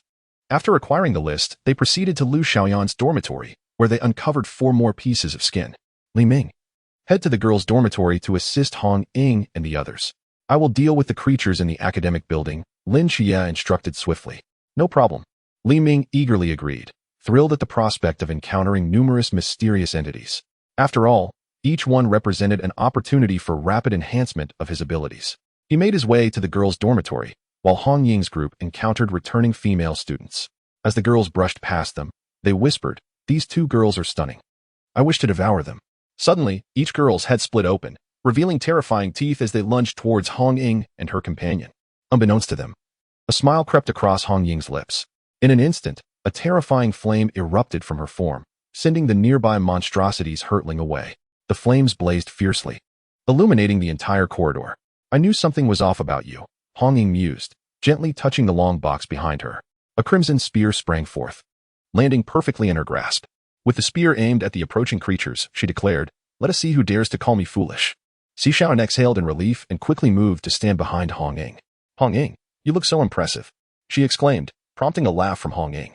As they made their way towards the girls' dormitory, they suddenly sensed the surge of forbidden ruin energy from Hong Ying. Alarm bells rang in Xiaonan's mind. She could not let Hong Ying obliterate all the experience packets. Within the girls' dormitory, Hong Ying and Xiaonan had barely enjoyed their moment of triumph when they noticed a steady stream of individuals emerging from the dormitory, rapidly filling the corridor. Their smiles faded as they realized the gravity of the situation. Not only were there disturbances on their floor, but they also heard footsteps above and below, drawing closer. Suddenly, a voice echoed through the hallway. Finally caught up, Hong Ying and Xiaonan turned to see Li Ming at the staircase, excitement radiating from him as he beheld the throng of infected beings. "Wow, there are so many of them. This is fantastic." Before Hong Ying could respond, Li Ming eagerly asked, "Hong Ying, these are all mysterious entities, right?" Hong Ying nodded. Indeed, they all seem to be. In apparent agreement with her assertion, the horde turned to Li Ming, their heads splitting open to reveal menacing teeth. "These monsters are truly grotesque," Li Ming remarked. "Leave them to me," he declared, charging towards the nearest creature. With no need for elaborate techniques, he activated his purple forbidden ruin and dispatched the creatures with powerful punches, obliterating them one by one. Hong Ying and Xiaonan watched in astonishment at Li Ming's violent prowess. Typically, he exuded a quiet demeanor, though occasionally irreverent. He had never exhibited such tendencies toward brutality. The contrast was striking. If Lin Qiye had overheard their thoughts at that moment, he would have surely scoffed, for he knew that during their training sessions, Li Ming had demonstrated a fierce inclination for violence, utilizing his fists almost exclusively after the initial use of a blade. Chapter 20. The contest. Despite Li Ming's aggressive combat style, it felt exhilarating to Hong Ying and Xiaonan. In no time, he had dispatched all the monsters on their floor, leaving only a heap of remnants behind. "Well done, little Ming. How come we never noticed your ferocity during our practice sessions?" Hong Ying commented, patting his shoulder. "Hee, I wouldn't use such brutal methods while training with you," Li Ming replied bashfully, scratching his head, realizing he had perhaps gotten a little too carried away. Xiaonan chuckled at Li Ming's antics. He began to contemplate the power he had gained from vanquishing the creatures. Though he noted that their low rank had not significantly boosted his abilities, only about a third of his strength had increased. Still, he was grateful for any enhancement, as it was certainly more effective than his solitary training sessions. At that moment, the dormitory manager rushed over, calling out to the trio, "What are you three doing just standing there? The place is on fire. Hurry and evacuate." Approaching them, she attempted to pull them away urgently. Upon seeing Li Ming, she expressed surprise. "What are you doing in the girls' dormitory? Aren't you ashamed? I'll deal with you later. For now, let's get out."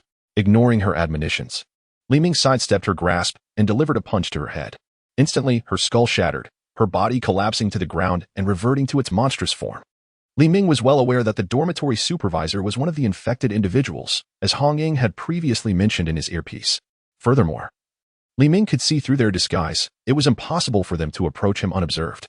"Well done, Xiaomingzi, you're quite quick on the uptake," Hong Ying remarked with a smile. "Of course, how could I forget what Sister Hong Ying said?" Li Ming replied, grinning. Hearing his words, Hong Ying felt a surge of happiness. At that moment, Wu Xiangnan's voice echoed through the earpiece. "I have found a clue. This creature is a Nandu snake demon, a mythical being from rural folklore, known for its remarkable ability to disguise itself and its high intelligence. This mythical creature can plant its snake offspring within a human host, transforming the host into its progeny, which it can control. However, the infection has its limitations. The mother can only produce one snake offspring per day, and it takes 3 days for the offspring to generate another snake seed." Everyone suddenly understood. Li Ming, Hong Ying, and Xiaonan turned to see a creature with a human torso and a snake tail standing at the end of the corridor. This beast was terrifying in appearance. Neither fully human nor fully serpent, it continuously oozed a viscous liquid that corroded the ground upon contact. Hiss. The creature emitted a piercing sound, flicking its tongue like a serpent. The noise resonated throughout the school, after which it turned and crashed through the window, fleeing. Li Ming recognized it as the mother creature and immediately pursued it, with Hong Ying and Xiaonan following closely behind, speculating that this peculiar monster was indeed the mother. As Li Ming followed the Nandu snake demon downstairs, he looked up to find the entire sky transformed into a shade of green. What is happening? Why has the Wujia space changed like this? Upon reaching the ground floor, Both Hong Ying and Si Xiaonan were similarly astonished by the altered Wujia space. What has Lin Qiye done to create this green barrier? Is he trying to convey something? Hong Ying said to Li Ming. Xiao Mingzi, you go assist Qiye. I'll handle this creature. With that, she dashed after the Nandu snake demon, but it was remarkably swift, vanishing from their sight in the blink of an eye. Li Ming hurried towards Lin Qiye's location, who was questioning through the earpiece. What is happening? Why have the infected in the teaching building suddenly gone berserk? Just now, Sister Hong Ying and I encountered what appeared to be the mother, the Nandu snake demon. It likely exposed itself, causing panic to facilitate its escape. Upon arriving at the teaching building, Li Ming saw Lin Qiye managing to stabilize the students, escorting the uninfected ones outside the barrier. However, many students remained trapped within the building, while the suspected mother creature was still being chased by Hong Ying and Si Xiaonan. The task of rescuing the students inside the teaching building now fell to Li Ming and Lin Qiye. They reached the entrance of the teaching building together. Li Ming smiled and said, Qiye, shall we see who can slay more creatures? Lin Qiye, somewhat exasperated, replied, what a time to be thinking of competitions. But if we must, let's do it. She gripped her blade, ready for action. Li Ming chuckled, stretched his limbs, and declared, let the hunt begin. With that, they charged inside, leaving a trail of decimated Nandu snake demons in their wake. In no time, they had cleared the first floor of all the creatures. Li Ming counted the Nandu snake demons he had slain and cheerfully told Lin Qiye, 8. I've got 2 more than you. Lin Qiye, looking at her 6 defeated demons, felt a twinge of dissatisfaction. While Li Ming could dispatch a Nandu snake demon with a single punch, Lin Qiye had to wait for the right moment to strike effectively, unlike Li Ming, who could act without hesitation, costing her precious time. Meanwhile, in a classroom on the 2nd floor, a large group of students, including Li Yifei, was gathered, deliberating on how to escape. We're trapped here, we can't go anywhere, said Qingyu, adjusting his glasses and pointing at the growing number of monsters in the corridor. They were completely surrounded by the creatures, unable to break free. The students inside the classroom anxiously guarded the doors, preventing the monsters from entering, while some timid girls began to weep. We can't hold on much longer. We're going to die, they cried. The despairing cries echoed throughout the classroom. Just as hope seemed lost, the monsters outside suddenly ceased their assault. All turning to the sides of the corridor, Li Ming called to Lin Qiye, Qiye, you've fallen behind quite a bit. Let me handle these few. After their earlier competition across the teaching buildings, Lin Qiye realized she had lost to Li Ming and did not argue, attacking the remaining monsters. Her swordsmanship had improved remarkably, each strike aiming for vital points, swiftly dispatching the creatures. In no time, the floor was cleared of all monsters. Li Ming refrained from claiming the kills because, after defeating the monsters of the Zhangjing realm, his strength had plateaued. Thus, he entrusted the laborious task to Lin Qiye. Chapter 21. Who can blame for seeking death? Li Ming approached the door, knocking gently as he inquired, are there any survivors inside? We have come to rescue you. Someone is here to save us. Quickly, move the desk, blocking the door. The voices from within shouted excitedly. As the trapped individuals hurriedly removed the obstacles, they were greeted by Li Ming and Lin Qiye at the entrance. Upon seeing them, one of the first to emerge opened his mouth to speak, but was interrupted by another voice from behind him. Li Ming, Lin Qiye, you finally came to rescue us. I thought you had forgotten about me. Li Yifei exclaimed with a woeful expression, moving to embrace them. Li Ming took a step back, visibly uncomfortable, while Lin Qiye held him back. Please, no hugs. I'm not accustomed to embracing a grown man, Li Ming said disdainfully. At that moment, the first person to exit turned to Li Ming and Lin Qiye, expressing gratitude. Li Ming observed the bespectacled young man and asked, are you the one who organized your classmates to fend off the Nandu snake demons? Nandu snake demons? Ah, yes. That's the name of the monsters attacking us, the bespectacled boy confirmed, nodding. I am Qingyu. Ah, so this is Qingyu. Quite impressive, really. Just slightly less handsome than me, Li Ming thought to himself. I am Li Ming, he said, introducing himself. He then gestured towards Lin Qiye. This is Lin Qiye. Lin Qiye nodded in acknowledgement. At this moment, Qingyu was quite intrigued by Li Ming and Lin Qiye, desiring to slice them up. Li Yifei observed their ignorance of Qingyu and remarked with curiosity, this individual is a genius student from our 2nd high school. Have you not heard of him? It's understandable that Lin Qiye, being new here, wouldn't know, but Li Ming, you should be aware. Li Ming replied, well, I'm not particularly interested in academic prodigies, so while I've heard of him, I've never actually met him. He then added, the priority now is to escort you outside. At that moment, a student voiced their fear, but there are monsters below, we dare not descend. Li Yifei retorted, consider this, they have already ascended. Do you truly believe there are still monsters lurking below? The student fell silent, yet remained frozen in place.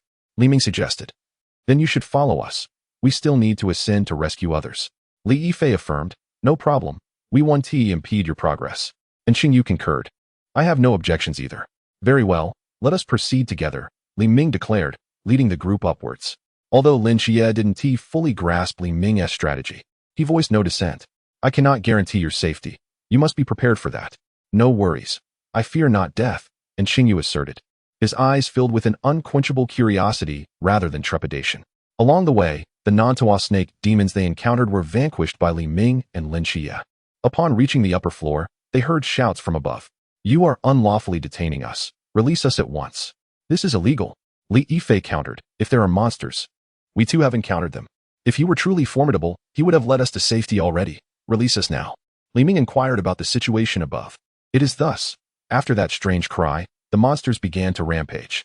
The fourth floor is relatively safe, but on the other floors, countless monsters have slain many students. And we are unable to escape. I previously assembled a group of capable fighters to eradicate the monsters on the fifth floor, and we have been rescuing students from other levels. I heard there were survivors on the third floor, so we fashioned ropes from clothing to descend. But the snake demon severed our makeshift ropes. I also learned from Lin Qiye that Hanruo is a monster, so I locked those who frequently interacted with her in a classroom. The voice from above belonged to Lu Yuan, who seemed displeased about being confined. At that moment, Li Ming recalled the reckless sycophant, realizing there was no cause for concern. Li Yifei then asked, "Li Ming, Qiye, do you think my performance today is sufficient to join your night watch?" "Close enough," Li Ming replied. And Xingyu quickly interjected, "Can I join you as well?" Lin Qiye responded, "It's not as simple as you think to join us, and our word alone does not suffice." And Xingyu understood that gaining membership was not an easy feat. Understood, he acquiesced. While Lu Yuan and his group continued to bicker, Li Ming and Lin Qiye approached. Li Ming addressed them, "What is the matter?" The sudden appearance of Li Ming startled the group, especially given his intimidating appearance, drenched in blood from battling monsters. Lu Yuan, now hesitant, recognized Li Ming. "Li Ming, what are you doing here? Are you with Lin Qiye? Planning to unlawfully detain us, are you? I advise you to release us immediately, or the consequences will be dire." Lu Yuan, summoning his courage, spouted a barrage of words. Li Ming merely smiled at Lu Yuan and turned to Lin Qiye. "What do you propose we do?" Lin Qiye, observing Lu Yuan, chuckled. "You two can leave if you wish. It's futile to reason with someone determined to meet their demise." "That's your statement, Ruruo. Let us depart," Lu Yuan exclaimed. His spirits lifted. He quickly grasped Han Ruruo's hand and fled. Li Ming, astonished, looked at Lin Qiye, pondering why, despite Lu Yuan's previous transgressions, Lin Qiye had opted to let him go. Lin Qiye explained, "I had already warned him, but he would not believe me. If he seeks his own ruin, I will not impede him." Li Ming finally comprehended. Lin Qiye had previously discussed Hanruo with Lu Yuan, and since he refused to heed the warning, there was nothing more to be done. It was indeed his own folly, and they need not concern themselves with him. Chapter 22. Lin Qiye's speculation. After Lu Yuan and his group departed, Li Ming and Lin Qiye cleared away the remaining non-Tuo snake demons on the fifth floor. They instructed Li Yifei to keep the others safe within the teaching building while they awaited good news. Once most had left, Li Ming and Lin Qiye stood by the railing, gazing out at the school grounds. "Sister Hongying, how fares your group?" "We followed the trail left by the non-Tuo snake demons and discovered that it headed north." "North?" "There are numerous structures to the north of the school, such as the cafeteria, art building, and teaching blocks." "Indeed, to the north. Xiaonan and I are currently searching the cafeteria. You should investigate other areas. If you uncover anything, do not act independently but inform us immediately." Despite having witnessed Li Ming's prowess against lesser foes, she believed that against a more formidable entity, he and Lin Qiye were not their equals. Li Ming, at full capacity, could dispatch a Class 2 demon with ease, and a mere Class 1 creature posed little challenge. Observing Lu Yuan and Han Ruo heading towards the art building, Li Ming remarked, "Let us proceed to the art building. Perhaps we can trace the source of the mother entity through Han Ruo." Lin Qiye nodded in agreement, and the two made their way to the art building. Thanks to Li Ming's formidable attributes, they could overhear Lu Yuan and Han Ruo's conversation as they entered the building. "Lu Yuan, would you like to engage in some delightful activities between men and women?" The voice belonged to Han Ruo. "What kind of delightful activities are you referring to?" Lu Yuan's voice trembled with excitement. "Guess, Ruo, isn't it inappropriate for us to be doing this here? What is wrong with it? Don't you find it thrilling?" Li Ming felt a chill from their exchange. Shortly after, he and Lin Qiye completed their search of the first floor. Upon ascending to the second floor, Lin Qiye spotted Lu Yuan and Han Ruoruo, their expressions difficult to describe. Under Li Ming's gaze, Lin Qiye kicked the door open with determination. At this moment, cracks appeared in Han Ruoruo's head, indicating her intention to strike. However, Lin Qiye's swift kick thwarted her attempt. The two stared in shock at the door that had been forcefully kicked open. Lu Yuan, angered by the loud noise that disrupted his plans, seethed with rage. What the hell? That brain-dead fool ruined my moment. Furious, Lu Yuan was about to rise and confront the intruder who had spoiled his affair. But Han Ruoruo pinned him firmly to the ground, preventing him from getting up. Lu Yuan stared in disbelief at Han Ruoruo, who had him restrained. Haha, my apologies for interrupting your little escapade. A mocking voice floated in from outside. Soon after, two figures entered, one after the other. Li Ming entered with a teasing glance directed at Lu Yuan and the restrained Han Ruoruo. Lu Yuan, I must commend you. You were truly one of a kind. Managing to find yourself in such a predicament. What are you two doing here? Didn't you say you wouldn't interfere with us? Just get lost. Lu Yuan shouted at the two who had ruined his plans, completely oblivious to their identities due to his infatuation. After venting his frustration, he turned to comfort Han Ruoruo, only to be startled into pallor by the sight that greeted him. Han Ruoruo had transformed into a monstrous visage, her head grotesque, revealing sharp teeth. As she lunged towards Lu Yuan with her mouth agape. In instinctive self-preservation, Lu Yuan screamed, "Ah!" He summoned a surge of strength and broke free, scrambling on all fours towards Li Ming and Lin Qiye. Help me. Li Ming, Lin Qiye, save me. Li Ming, observing Lu Yuan's frantic approach, sidestepped and swatted him away with a dismissive gesture. Get lost. Lin Qiye ignored the flailing Lu Yuan, considering it a small mercy that he had not met his demise. Blinded by desire, Han Ruoruo remained vigilant, ready to engage with Li Ming and Lin Qiye.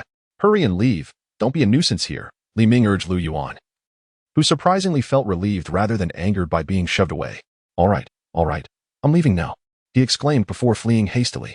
If all goes according to plan. You are now the last offspring of the Nanda serpent demon, and I know you can hear me. So shall we discuss matters? Lin Qiye sheathed his longsword, addressing the Nanda serpent demon offspring before him. Li Ming sat nearby, watching the negotiations unfold. The serpent demon gradually reverted to Han Ruo's form, replying, "There is nothing for us Night Watchers to discuss." Is that so? Then why revert to Han Ruoruo's appearance? Lin Qiye smiled. If you are familiar with us Night Watchers, it seems you have a profound understanding of human society. If I am not mistaken, you have been in our world for quite some time now. Moreover, I am curious. Given your lengthy presence in our realm, you could have infiltrated human society gradually, thus controlling the entirety of Kanglan City without the need for hasty offspring production that would attract our attention. So what is your true objective? What I desire is of no concern to you. I simply wish to reproduce my kind rapidly, albeit with unfortunate circumstances. If it were anyone else, I might believe such a statement, but you are different. You possess considerable intelligence. You would not commit such an obvious blunder.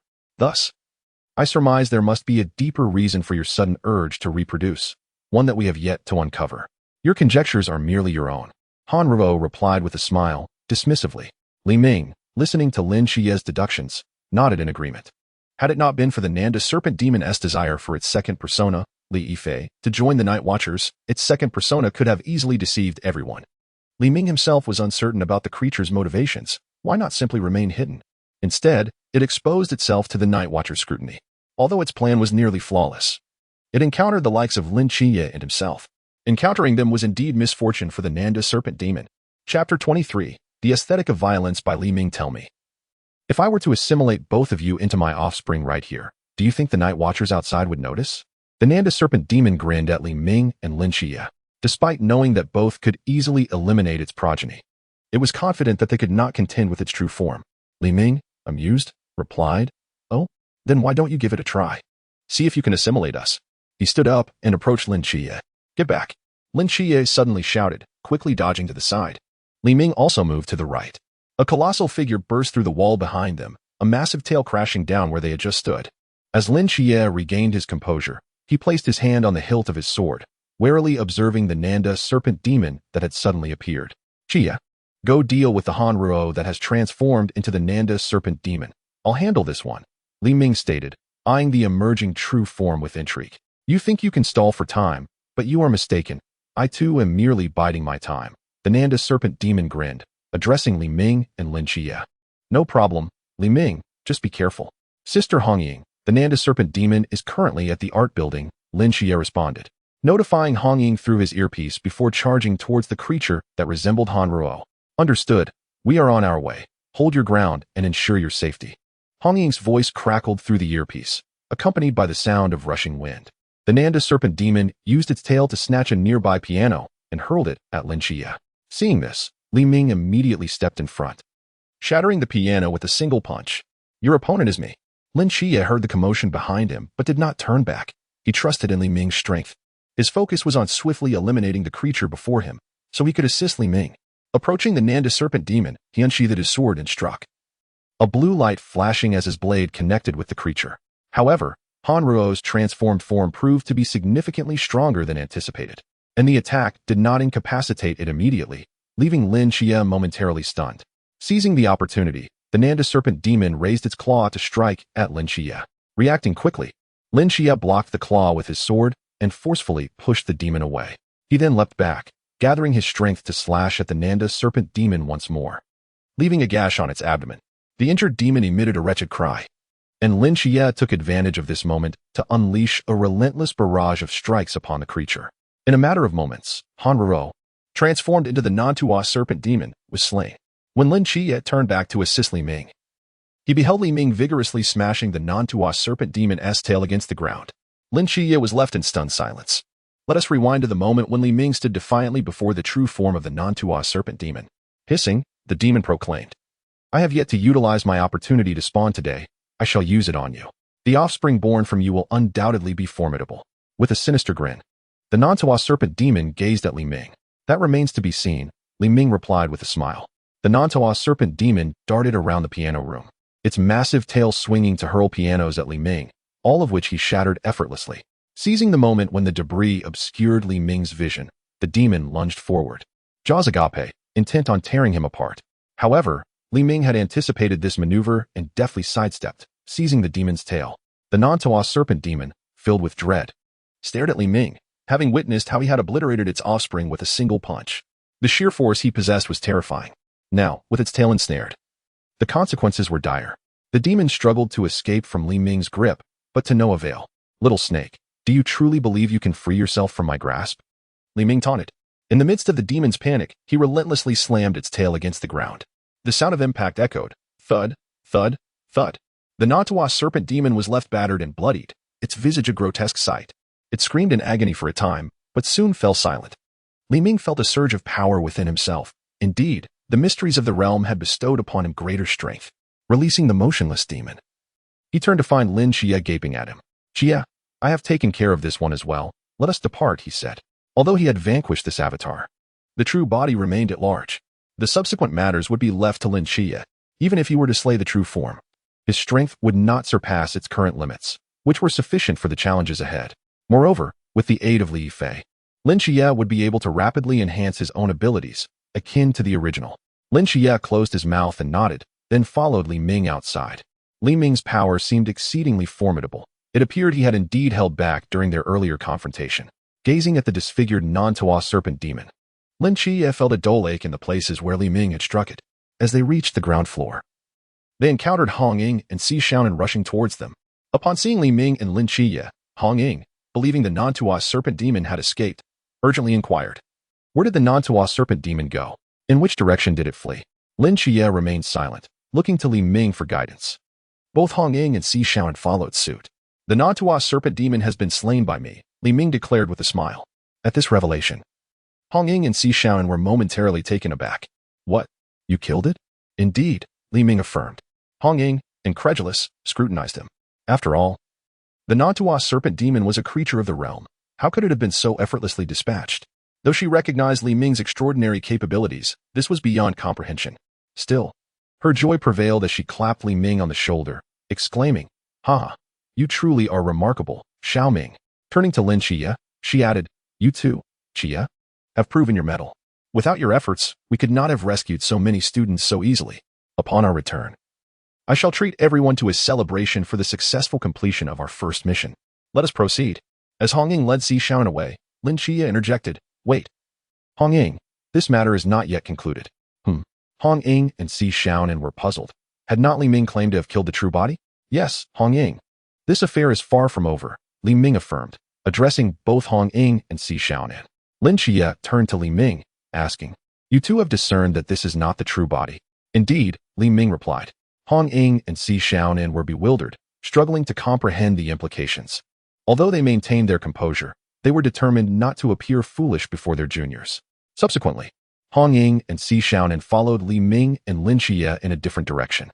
During their journey, Lin Qiye recounted the sequence of events, clarifying that the creature Li Ming had defeated was not the true body, which remained concealed within Li Yifei.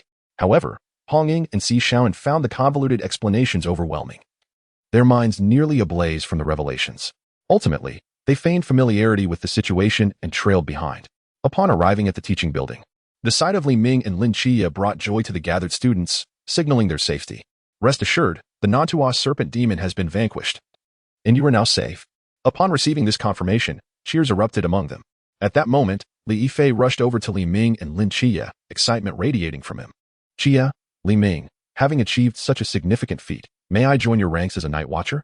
Li Ming did not respond, instead directing his gaze towards Lin Qiye. Understanding the unspoken cue, Lin Qiye regarded Li Yifei with a complex expression.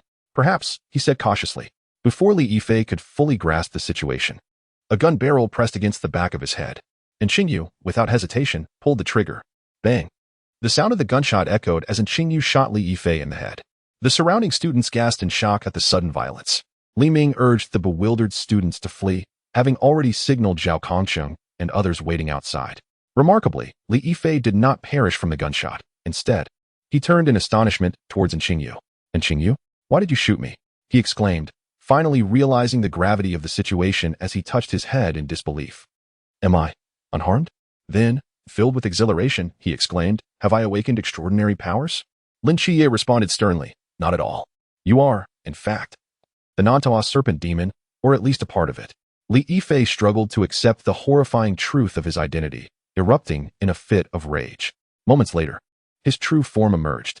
The ensuing events unfolded as Lin Qiye and Qingyu pieced together the puzzle, while Li Ming quietly observed from the sidelines. After a while, feeling bored, Li Ming decided to leave and descended to the lower levels. As Hong Ying gazed upon the emerging Li Ming, she inquired in astonishment, "Xiaomingzi, how did you manage to come out? Has the matter been resolved? What of Brother Qiye?" "I heard no sounds." Li Ming shrugged casually, replying, "It's fine, Hong Ying. Brother Qiye can handle it alone. If necessary, we can ascend again. There's no rush, and besides, it is night." He looked up at the starry sky and added with a smile, "There's no need for concern. Lin Qiye is formidable at night." Just as they spoke, sounds of a struggle erupted from within. Meanwhile, Li Ming and the others stood idly outside. After a brief moment, the noises ceased, and Lin Qiye emerged. "Is it resolved?" "Yes, it is." "Then let us depart. I am quite hungry." "Hong Ying, what shall we eat?" Li Ming rubbed his stomach and asked. After a moment's contemplation, Hong Ying suggested, "How about barbecue or hot pot? You and Brother Qiye decide." At that moment, Si Xiaonan chimed in, "Why not inquire about my preferences? I yearn for barbecue." Hong Ying gently patted Si Xianan's head, explaining, "This occasion is to celebrate Li Ming and Lin Qiye completing their first mission. Naturally, they should make the decision." Lin Qiye then suggested, "Let us follow Shannon's wish and have barbecue."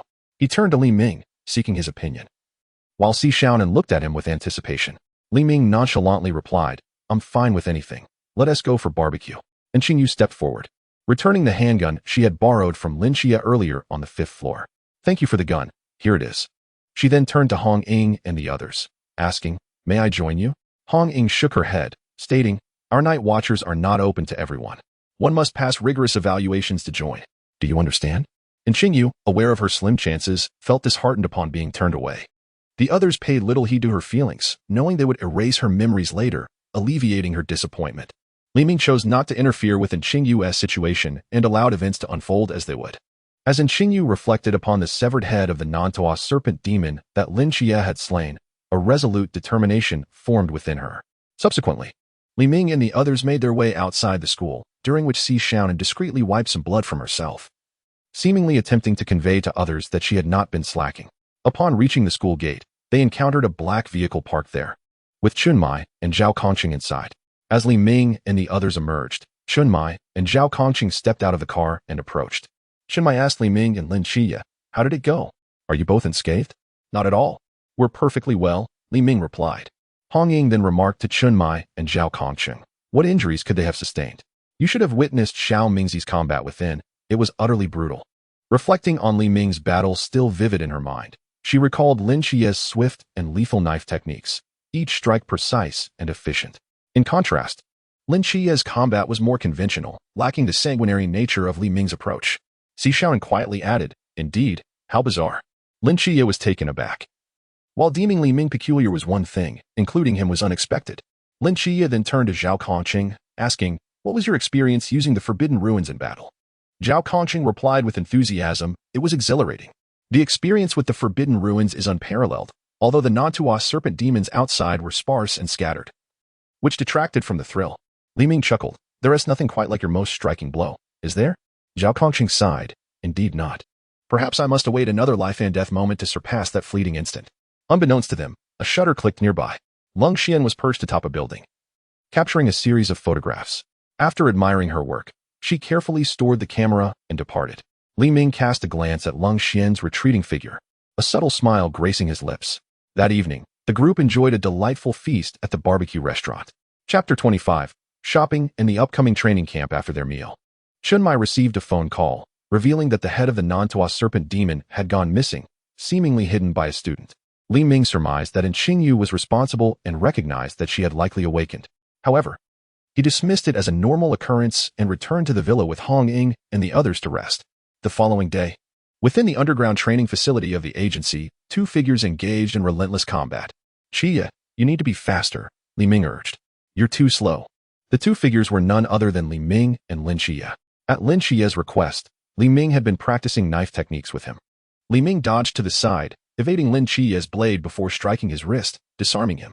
Lin Qiye's knife fell, and Li Ming held his own blade against Lin Qiye's throat. "You've lost. Let us take a break." With that, Li Ming sheathed his knife and sat down for a drink of water. Lin Qiye joined him, sipping water before asking, "Li Ming, what compels someone to regard other objects as their children?" Li Ming, taken aback by the question, had not anticipated Lin Qiye to seek his insight on such a matter, especially since he should have been aware of the night goddess Nyx's condition by now. Yet, he replied, "Individuals who exhibit such behavior typically suffer from psychological issues stemming from the loss of their own children, leading them to project their affections onto other objects. What can be done to alleviate such a condition?" Lin Qiye pressed. "There are no straightforward remedies. One can only provide comfort and companionship," Li Ming responded. Lin Qiye nodded, initially hoping that someone as extraordinary as Li Ming might possess a more effective solution. Yet it appeared that even the most exceptional among them had no answers for psychological ailments. Were Li Ming to discern Lin Qiye's thoughts, he would have expressed that there was indeed a solution. Once his strength was sufficient, aiding those in mental institutions would merely require a snap of his fingers. After their respite, the two resumed their training. Over the ensuing days, Li Ming and Lin Qiye dedicated their time to honing their skills at the agency, occasionally assisting with various tasks. On this particular day at the training ground, they continued their practice. Lin Qiye's knife skills had improved significantly, allowing him to spar with Li Ming, who possessed equal physical prowess. During this time, Lin Qiye also engaged in bouts with Zhao Kongqing and Chen Mai, managing to outshine them even in their casual sparring, showcasing his astounding progress. At that moment, Chen Mai entered, addressing the practicing duo. "All right, that will be sufficient for today. In just a day, you shall embark on your training as new recruits. Today, take some time to prepare your belongings before heading out with Hong Ying to purchase essential supplies. The training is closed off, so it is imperative that all necessities are gathered in advance." Li Ming and Lin Qiye returned their tools and exited together. Upon reaching the top, they found Hong Ying and Xiaonan waiting for them. The two approached, each taking hold of one of their arms, leading them outside. "Let us go shopping," was their enthusiastic call. It was evident that Hong Ying and Xiaonan were the most excited about this outing. Indeed, women are often drawn to the allure of shopping. Li Ming already anticipated the events that would unfold, feeling a sense of impending weariness. An hour later, Li Ming and Lin Qiye were laden with numerous bags. Both wore expressions of fatigue as they trailed behind Hong Ying and Xiaonan. Their exhaustion was not physical, but rather mental. They had only traversed half of the shopping experience and could only wonder how much longer it would last. Eventually, they arrived at a clothing store where Xiaonan pointed out a pink miniskirt to Lin Qiye, exclaiming, "Sister Hong Ying, this outfit is perfect for Qiye. Let us buy it." Upon seeing the garment, Hong Ying's eyes sparkled with excitement as she echoed, "Indeed, let us purchase this one." Lin Qiye looked despondently at the skirt, feeling as though despair was imminent. Li Ming, unable to contain his laughter, remarked, haha, Qiye, this outfit truly suits you. Why don't you try it on for us? Lin Qiye, with a serious demeanor, retorted, Sister Hong Ying, I am a boy. This is hardly appropriate attire. Without a glance back, Hong Ying dismissed his concerns. What is there to fear? You can simply wear it for us later. Lin Qiye felt a wave of frustration wash over him. After a vigorous debate, he managed to dissuade Hong Ying and Si Xiaonan from their intentions. Li Ming, still chuckling, watched as Hong Ying's gaze fell upon another outfit. She approached with enthusiasm. Hey, this outfit would look great on you, Xiao Ming. What do you think? Li Ming's laughter abruptly ceased as he gazed at the garment in her hands and broke into a cold sweat.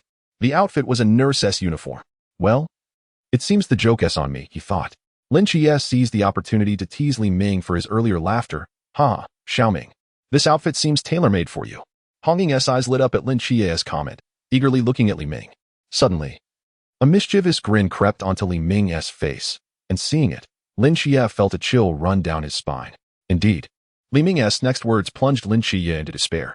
Sister Hong Ying, if Qiye agrees to wear that pink skirt, I shall don this nurse's outfit.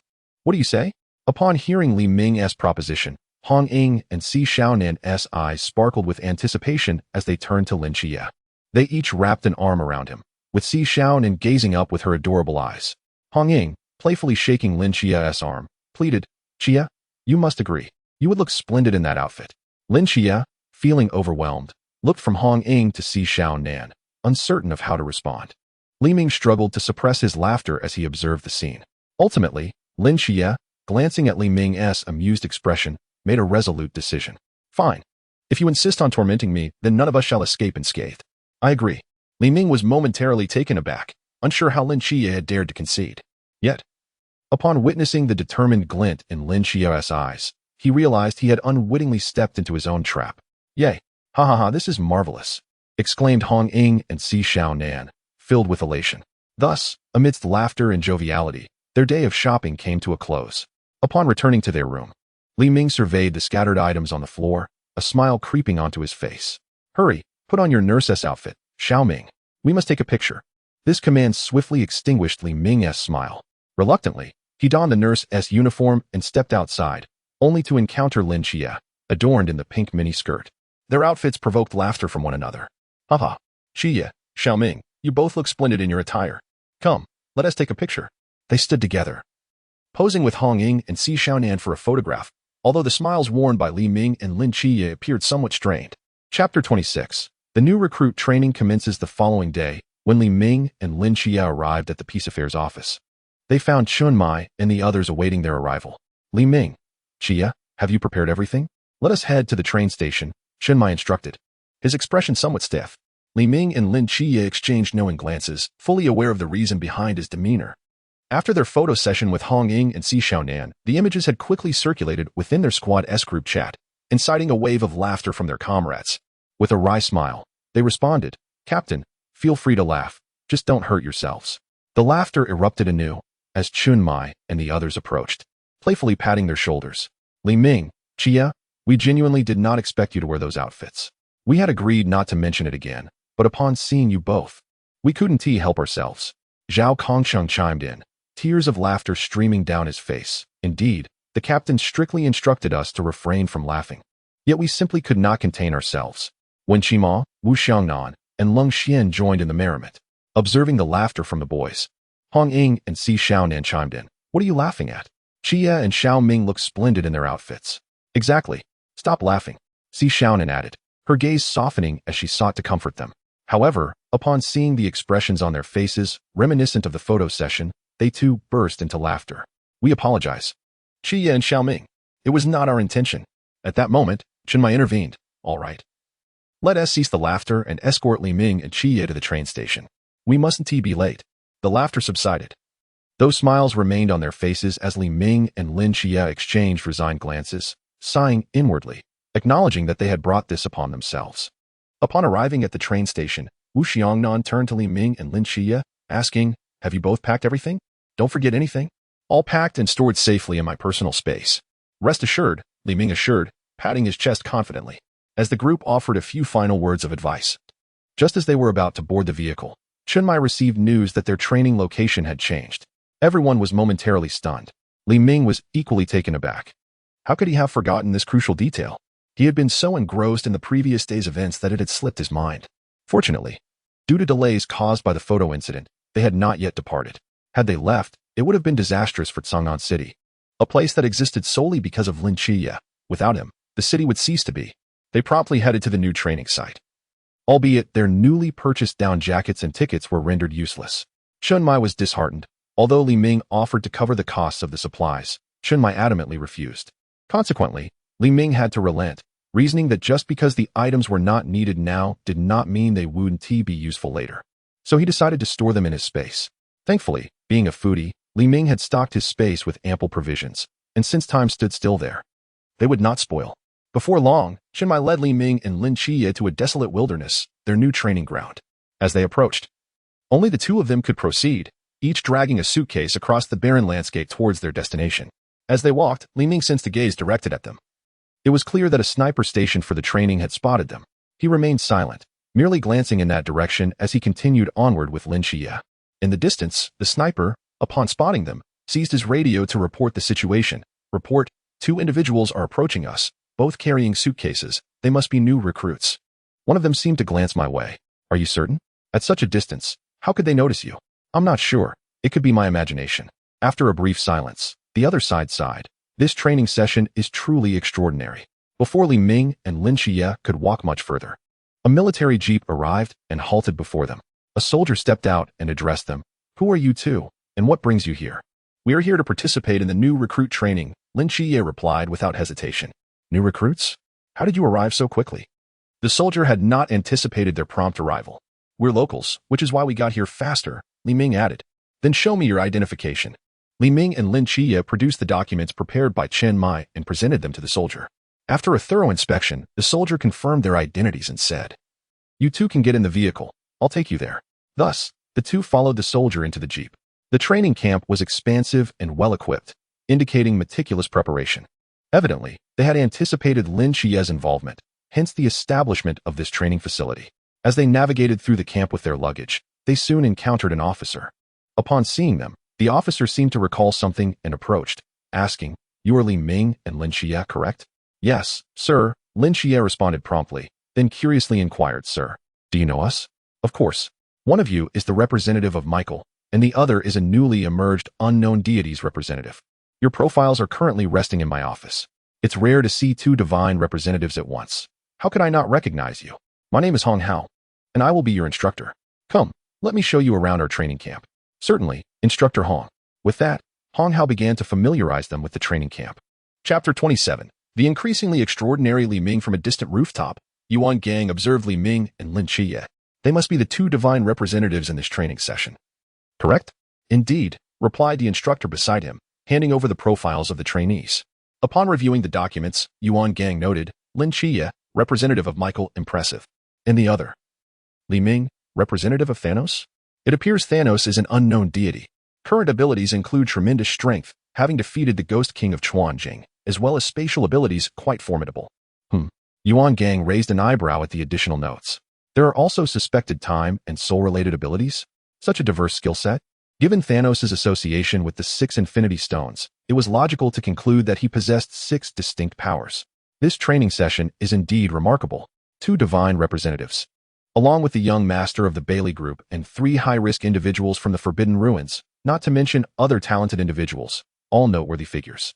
The instructor behind him questioned, Commander, can we truly manage to keep this group in check? Yuan Gang fell silent for a moment before responding, Contact the masked team, we will need their support. Commander, isn't it a bit excessive to summon the masked team? Do not underestimate them. Only true prodigies can handle this assembly of anomalies.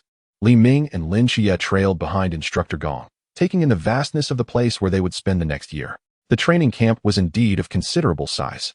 Under Instructor Hong's guidance, they explored the training grounds, including physical training areas, shooting ranges, mess halls, and supply stations.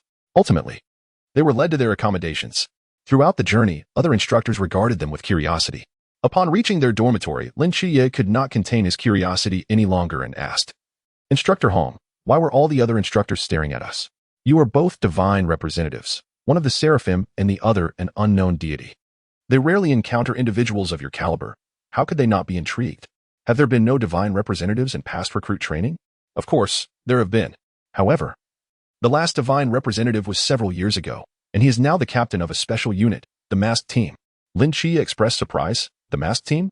Who is their divine representative? Li Ming, already aware, looked at Hong Hao with curiosity. You will find out in a few days. But first, let us see your dormitory. Do you wish to stay together? Instructor Hong smiled mysteriously, not providing a direct answer as he inquired about their living arrangements. Li Ming chose not to reside with Lin Qiye, opting instead to let Lin Qiye stay with Bai Li, the plump fellow. The two of them selected a dormitory that boasted ample natural light. After Hong Hao escorted them to their dormitory, he took his leave. Upon entering his own room, Li Ming found the accommodations to be rather austere. Aside from a bed and a wardrobe, there was nothing else. Nonetheless, he paid little mind to the simplicity. Having previously stored several entertainment items in his personal space, following his recent enhancement in abilities, this space had evolved into a miniature world, allowing him to enter it at will. It contained everything he could desire, including gaming consoles, enabling him to leave a projection of himself outside while he indulged in play within. After making his bed, Li Ming reclined and reflected on the advancements he had made recently.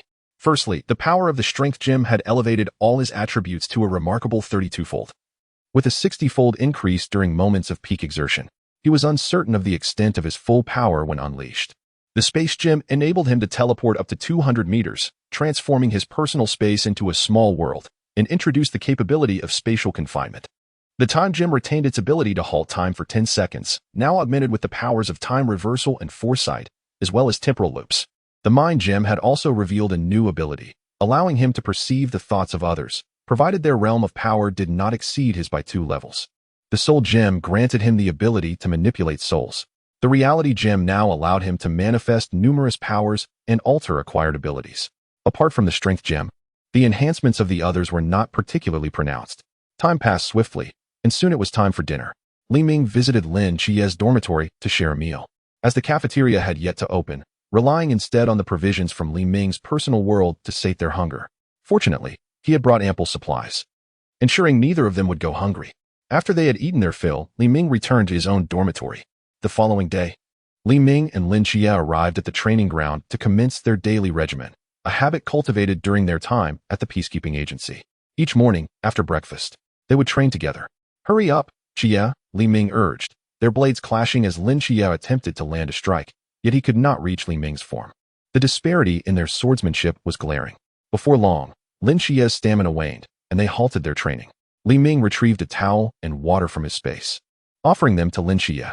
Here, wipe off your sweat. Thank you, Lin Qiye replied as he accepted the towel and water. Not far away, the instructors observing their training felt a sense of trepidation. Do we truly need to train these two? Especially that Li Ming. While Lin Qiye is on the verge of exhaustion, he appears unfazed. One instructor remarked. Indeed, Lin Qiye remains somewhat normal. We can continue training him. But how do we train Li Ming? They muttered amongst themselves, particularly concerned for the instructor they had invited to teach them swordsmanship. What misfortune to encounter these two. Once Li Ming and Lin Qiye had concluded their break, they strolled back to the dormitory. Upon arrival, they noticed a gathering of people at the entrance of Lin Qiye's dormitory. Li Ming recognized that Bai Li, the plump roommate, had arrived and followed Lin Qiye over.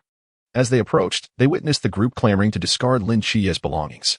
Lin Qiye's expression turned cold upon hearing this, and he intended to confront them.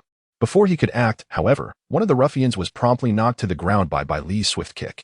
Those are my roommate's things. Try throwing them if you dare. How dare you bully others just because you think you can? The individual, upon hearing Bai Li's words, grew frantic, repeatedly apologizing and slapping himself before fleeing. Li Ming, casually enjoying some sunflower seeds, found the scene quite entertaining. Bai Li was rather impressive. Hearing the commotion behind him, Bai Li turned and spotted Li Ming and Lin Qiye. He approached them with enthusiasm. Hello, are you here for the training camp as well? I'm Bai Li Tuming, though my name is a bit of a mouthful. You can call me Tuming or Pow Pow. Li Ming regarded him with indifference, while Lin Qiye, somewhat perplexed, introduced himself. Hello, I'm Lin Qiye. I believe we're roommates. Upon hearing this, Bai Li's eyes lit up, and without regard for Li Ming, he bowed deeply to Lin Qiye. Hello, I hope to become friends with you. Please take care of me this coming year. This unexpected gesture left Lin Qiye momentarily flustered, prompting him to jump back in surprise before hastily assisting Bai Li back up. You don't need to go that far, Bai Li, was it? Lin Qiye struggled to recall his name. Li Ming interjected, Bai Li Tuming. Ah, right, Bai Li. You don't need to be so formal, Lin Qiye stammered, feeling slightly overwhelmed. Li Ming facepalmed at Lin Qiye's forgetfulness. Yet, Bai Li appeared quite pleased with his name. Calling out to those behind him, "Hurry and bring over the gifts I brought." Lin Qiye quickly interjected, "No need to bring them over. Let's just leave them in the dorm." Bai Li turned to the individuals carrying items and said, "Did you not hear what my roommate said? Place them in the dorm, and you may leave once done." The group complied and departed. Li Ming accompanied Lin Qiye and Bai Li into their dormitory. Once seated, Bai Li handed Lin Qiye a gift box. "Qiye, these are some local specialties I brought. They aren't valuable, so I hope you won't mind." Lin Qiye scanned the contents mentally and grimaced slightly. "You call this not valuable?" Li Ming watched with amusement. The box contained an impressive array of 12 Rolex watches. Such a lavish gift was truly unique to Bai Li. "A box full of Rolexes isn't valuable?" Lin Qiye remarked incredulously. "Of course it's not. Do you not like Rolex? I have other items as well. Would you like to see? I also have Patek Philippe, Cartier, and so on. Pick whichever you fancy." Lin Qiye stared at the gift box in disbelief and asked, "By Pow Pow, does your family deal in watches?" "Not at all. My family runs various businesses," Bai Li chuckled. "I'm just an ordinary kid from a regular family, not some scion of a prestigious lineage." Lin Qiye rolled his eyes, thinking, "If I believed that, I would be a fool." Unable to contain his laughter, Li Ming exclaimed, "Ha ha, Qiye, Bai Li has already said as much, just accept it. After all, it's not valuable, right?" Li Ming first addressed Lin Qiye, then turned his gaze toward Bai Li Pangpang. Upon hearing this, Bai Li Pangpang's eyes lit up, and he asked Li Ming, "Are you a friend of Qiye?" "Indeed, my name is Li Ming, and I am a friend of Qiye. We are part of the same team," he replied. "That's wonderful. If you're a friend of Qiye, then you're my friend as well. Please take a gift too." As he spoke, Bai Li Pangpang began to place gift boxes into Li Ming's arms incessantly. After receiving them, Li Ming produced a green Rolex from the collection and said, "I'll just take this one. You can keep the rest." He then donned the green Rolex, feeling quite pleased with it. "Since I have accepted your gift, I shall look out for you from now on. You can call me Brother Ming." Upon hearing this, Bai Li Pangpang burst into laughter. "All right, Brother Ming." He then turned to Lin Qiye. Lin Qiye returned the items he held to Bai Li Pangpang, saying, "I don't want this. Take it back." "Why not? Your friend has accepted it. You should too." Bai Li Pangpang grew anxious and looked to Li Ming for support. Li Ming shrugged and replied, "I'm afraid I can't help you. Once Qiye has made a decision, my persuasion holds no weight." Bai Li Pangpang, flustered, was covered in sweat. Seeing this, Lin Qiye said to Bai Li Pangpang, "Just keep it for now. When I want it, I will ask for it back." Reluctantly, Bai Li Pangpang collected the gifts and began to make his bed, albeit in a rather haphazard manner, tossing blankets onto the bed before lying down. Noticing that they were settling in for the night, Li Ming decided to return to his own quarters. Upon arriving at his dormitory, he found another person arranging their bed. "Hello, my name is Li Ming, and I am your roommate. What is your name?" The individual glanced back at Li Ming before resuming their task. "Shen Qingzhu," came a faint voice. Li Ming stared in astonishment at the person still organizing their bed. So, this is the infamous arrogant brother? Truly, the name suits him. Soon, the only sound in the dorm was the rustling of Shen Qingzhu as he continued to set up. Li Ming, unsure of what to say, lay on his bed. After a while, boredom compelled him to seek out Lin Qiye again. He opened the door and was met with the sight of Bai Li Pangpang extending his foot toward Lin Qiye, asking, "Do my feet smell good?" Both Lin Qiye and Bai Li Pangpang froze upon noticing Li Ming's entrance. Li Ming gave a knowing look to both of them and said, "I apologize for the intrusion. I did not witness anything." He then hurriedly exited Lin Qiye's dormitory. Just as he was about to turn away, he heard Lin Qiye's furious voice call out, "Li Ming, come back. It's not what you think." Immediately, Lin Qiye opened the door and yanked Li Ming back inside by the collar, pushing him onto the bed to explain what he had just seen. He insisted that Bai Li Pangpang had wished to offer his gift, which had led to the embarrassing situation regarding his feet.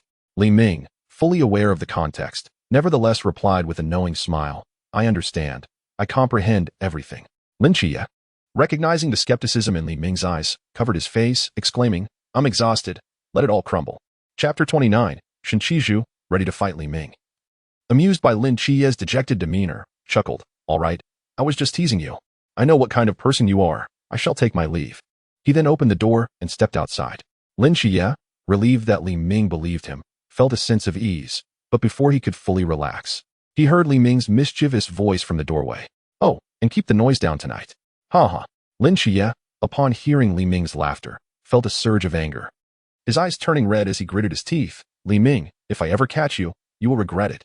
He then shouted outside, "Li Ming, just you wait." Li Ming, hearing Lin Qiye's voice, smiled, finding Lin Qiye's ire amusing. Back in the dormitory, Li Ming observed Shen Qingzhu sitting on his bed and couldn't resist asking, may I ask you a question? Shen Qingzhu lifted his head to glance at Li Ming, replying, spit it out. Ah, as expected of arrogant brother. A single phrase can ignite one's temper. Li Ming, undeterred, continued, why are you named Shen Qingzhu? It sounds like a woman's name. How dare you? I can name myself whatever I please. It's none of your business. Shen Qingzhu retorted, incensed by Li Ming's comment about his name. Hey, no need to get worked up. I was merely curious, Li Ming replied. Shen Qingzhu's expression darkened as he asked, are you looking for trouble? Of course not. I was just asking casually. I think Shen Qingfin would suit you better. It sounds more masculine, Li Ming suggested. That remark made Shen Qingzhu's anger boil over. His veins visibly pulsing as he hovered on the edge of an explosion. You're the one who's effeminate. What makes my name unmanly? Hey, what is your problem? I didn't insult you. Why are you attacking me? Because I can. And what are you going to do about it? Want to take this outside? Li Ming narrowed his eyes at Shen Qingzhu. If you want to fight, let us go. We can head to the training ground right now. Li Ming understood that to earn Shen Qingzhu's recognition, he would need to best him in a confrontation. Mere words would not suffice. After all, they would be sharing a roof for an entire year, and if Shen Qingzhu continued to speak to him in such a manner, it would be quite challenging for Li Ming to navigate the situation. Furthermore, this was not Li Ming's character. A good spar would resolve matters. Besides, Shen Qingzhu was a decent person. He simply had an overly strong instinct for self-preservation. If they could become genuine friends, Li Ming would discover just how good Shen Qingzhu truly was. As Li Ming followed Shen Qingzhu outside, they encountered Lin Qiye and Bai Li Pangpang, who were also heading out. Li Ming, what are you up to? Lin Qiye inquired, as he had come to ask Li Ming for some food for dinner, and fortuitously ran into him. Bai Li Pangpang looked at Li Ming and asked, Brother Ming, who is this? Oh, this is my roommate, Shen Qingzhu. We're going to the training ground to test our skills. Would you like to join us? Lin Qiye was taken aback that Li Ming, having just met his new roommate, was already planning a spar. Can we hurry? Stop dawdling like a woman. Shen Qingzhu noticed Li Ming engaging with the others, feeling dismissed and now more intent on teaching Li Ming a lesson in front of his friends. You're the one acting like a woman. I'm on my way. Qiye, I'm heading over now, Li Ming called out as he dashed after Shen Qingzhu toward the training ground. Lin Qiye and Bai Li Pangpang followed suit.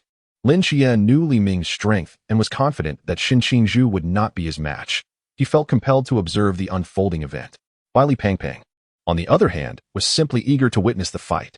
Upon arriving at the training ground, Li Ming and Shen Qingzhu were already present. Bai Li Pangpang turned to Lin Qiye and remarked, Qiye, I know this Shen Qingzhu. His forbidden domain is 068, Qi Min, which is quite formidable.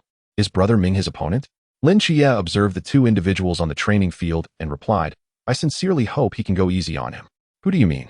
Brother Ming or Shen Qingzhu? Bai Li Pangpang inquired. Certainly Li Ming. His prowess is exceptional. As they conversed, a voice suddenly emerged from behind them. Go for it. Brother Shen, defeat him. Lin Qiye and Bai Li Pangpang turned to see three individuals who had approached without their notice. Are you three with Shen Qingzhu? Indeed. One of the twins responded. Greetings. I am Lin Qiye, and this is Bai Li Pangpang. Lin Qiye introduced them. Hello. I am Li Liang. This is my brother Li Jia, and that is Deng Wei. They exchanged pleasantries, and Lin Qiye turned his attention back to Li Ming and Shen Qingzhu. In the distance, an instructor commented, the new recruits are quite something. They barely know each other and are already about to engage in battle. What's the matter? No fight, no acquaintance. However, it is rather unfortunate that Shen Qingzhu chose to spar with someone like Li Ming, a prodigy. It seems he is courting trouble. Another instructor added, well, as long as it doesn't end in tragedy, let them fight. We shall continue to observe. With that, the instructors resumed their watch through binoculars, focusing on the duel between Li Ming and Shen Qingzhu. Shen Qingzhu asked Li Ming, how shall we proceed? Would you like to use your forbidden domain? I am amenable to whatever you decide, Li Ming replied. Shen Qingzhu scoffed, then let's forego the forbidden domain. If I were to use it, you'd be defeated within seconds. And that would be dull. Li Ming chuckled, on the contrary, I fear you may not last even a second without it. Let us engage with our forbidden domains. Shen Qingzhu was incensed by Li Ming's words, exclaiming, what do you mean I can't endure even a second without using my forbidden domain? Do you think you're a Sea Realm powerhouse or something? He felt belittled, and with a wry smile, he said, fine, if we are using forbidden domains. You better not back out. Li Ming replied with a grin, of course not. Qiye, come here to officiate. The match ends when one side concedes or falls. No problem? Lin Qiye said as he approached, whispering to Li Ming, take it easy, don't injure him too badly. We still have training in a few days. Rest assured, I will exercise restraint. Li Ming nodded with a smile. What are you two whispering about? Are we going to fight or not? Lin Qiye interjected. Let us get started. Shen Qizhu impatiently urged, eager to see Li Ming begging for mercy. Go, brother Shen. Go, brother Ming.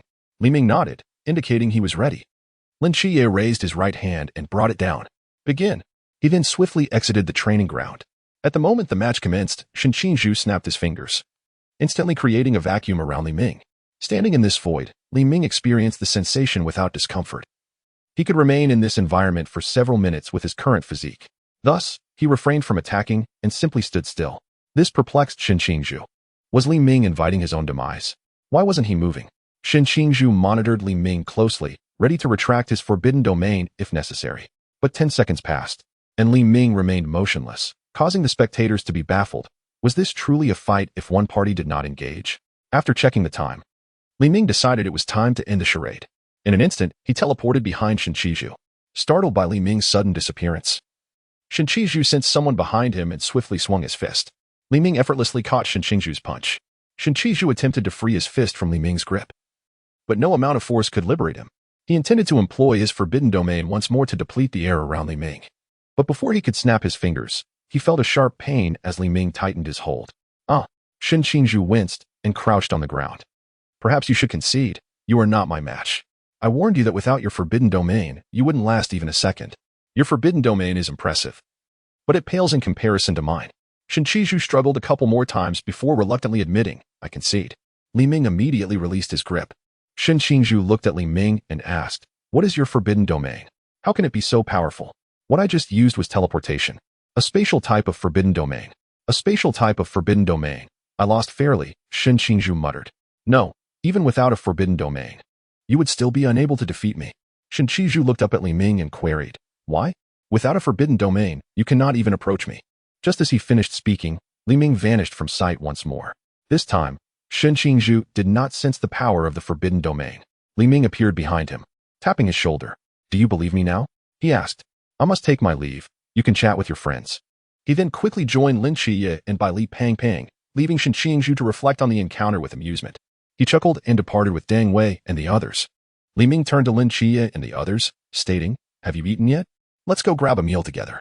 Upon hearing the mention of food, Bai Li Pang became enthusiastic, exclaiming, yes.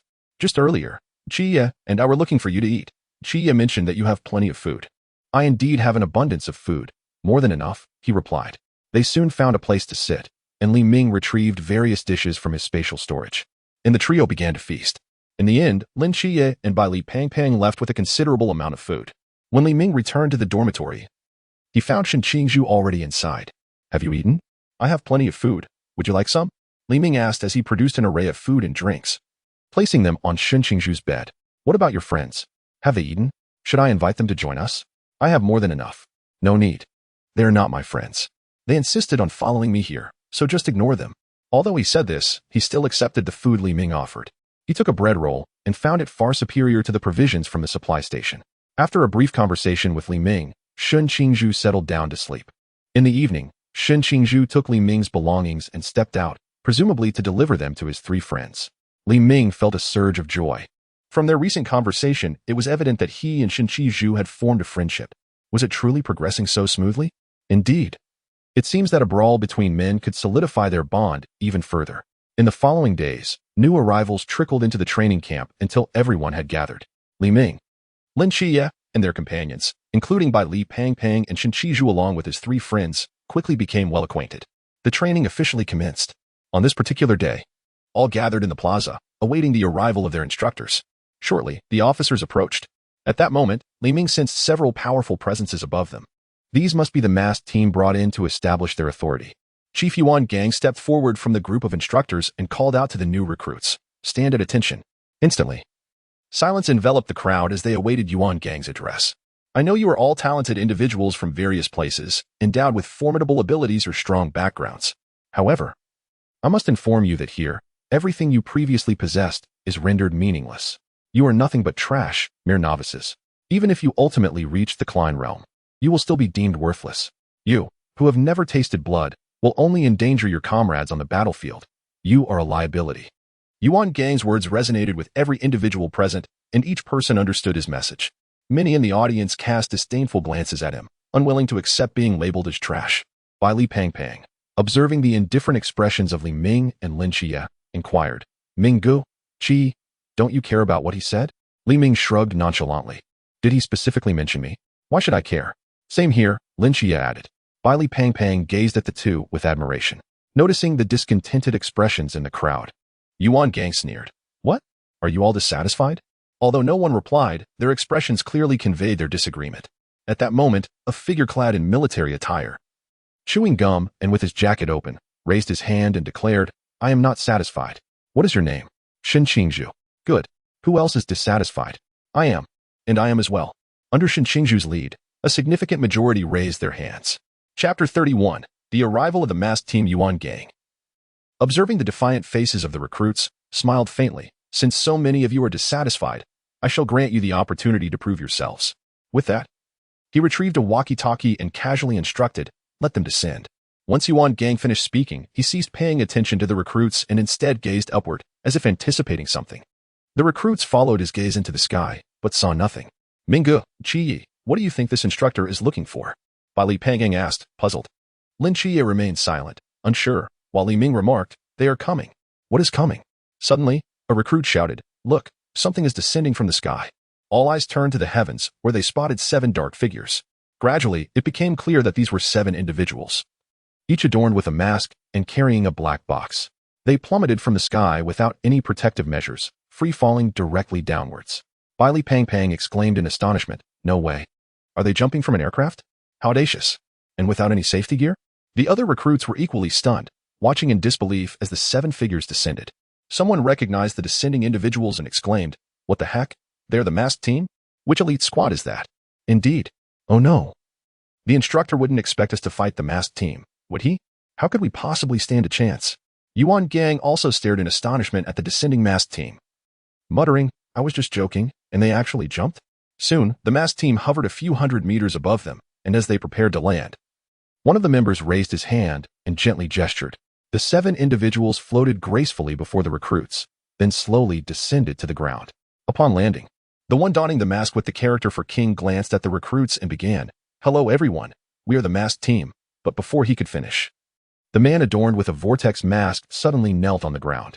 The other members of the masked team quickly distanced themselves from the vortex, pretending not to know him. This unexpected act left everyone bewildered. What was happening? Were they truly kneeling before the new recruits? The thoughts of confusion arose. They were quickly dismissed. The vortex responded swiftly, clasping his hands in salute. Haha, I am Vortex from the masked team, wishing everyone an early Happy New Year. He then stood up and returned to his position, as if nothing had occurred.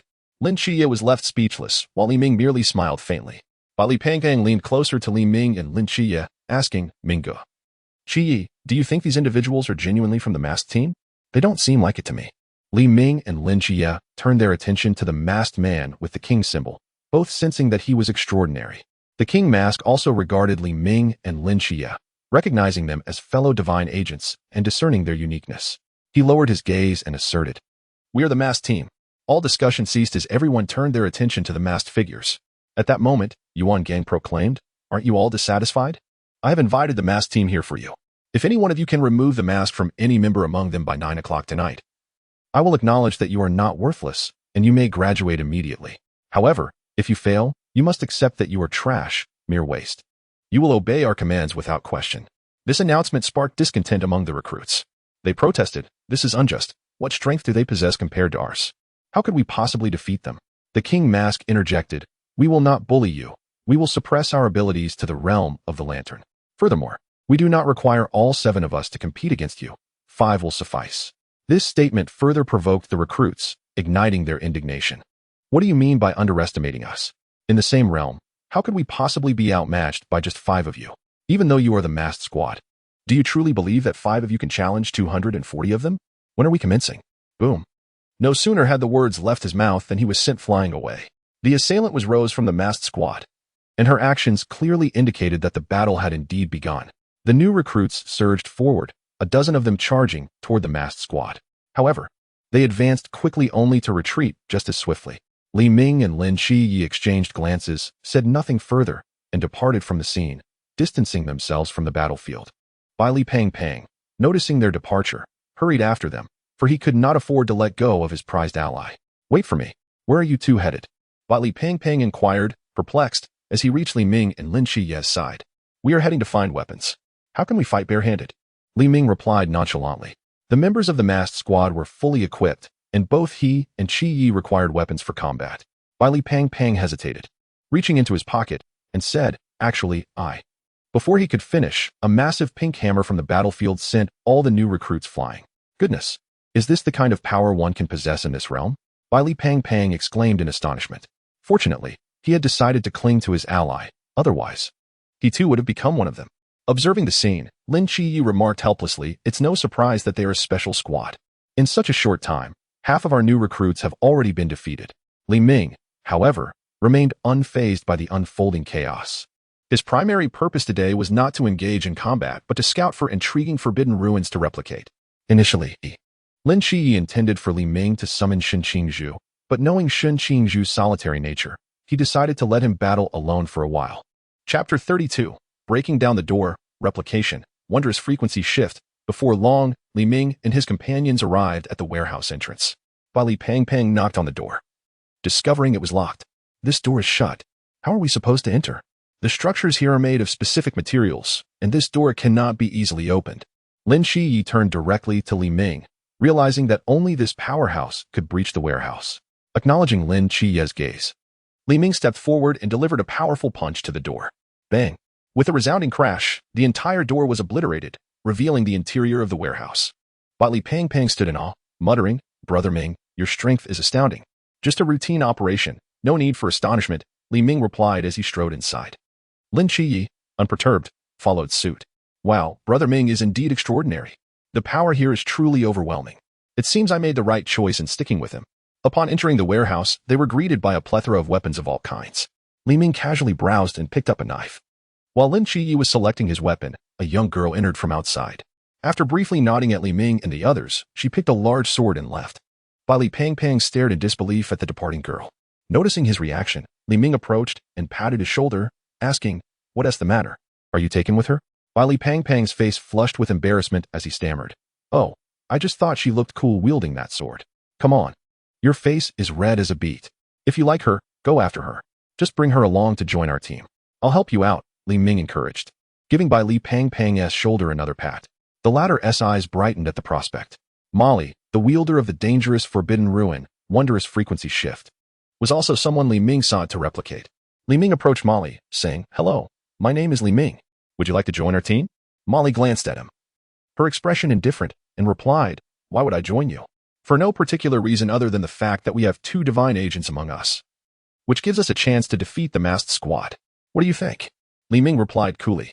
Molly, taken aback, asked, You really have 2 divine agents here? Indeed. Li Ming confirmed, pointing to himself and Lin Qiye. I am the agent of Thanos, and this is the agent of the Seraph. So, are we qualified to form a team with you? Molly nodded. Of course you're qualified. My name is Molly, and I am associated with Forbidden Ruin Sequence 076. Wondrous frequency shift. I can manipulate the vibrational frequencies of all objects within my vicinity or those I intermittently contact. Lin Qiye regarded Molly with newfound respect, saying, No wonder you chose such a large sword. Li Peng approached Molly, extending his hand. Hello, Miss Molly. I am Li Peng. Just a kid from an ordinary family in Guangshan. Molly recognized Li Peng, having heard about his delivery of expensive watches in the dormitory, and looked at him with mild disdain. Keep your distance. I detest rich kids like you. She then walked away. Li Peng was momentarily stunned, quickly protesting, No. Molly, I'm not a rich kid. I'm genuinely just an ordinary child. Li Ming placed a reassuring hand on Li Peng's shoulder, saying, It seems the word of your watch-giving escapades has reached her. Don't worry, you have a year to work on it. Lin Qiye also offered some comfort, then asked, Why aren't you picking a weapon? I don't know how to use weapons, so I didn't take one, Li Peng replied. When they emerged, Molly was waiting outside for them. Li Ming smiled. So, Miss Molly, have you agreed to join our team? Yes, Molly nodded. Li Peng immediately beamed with joy.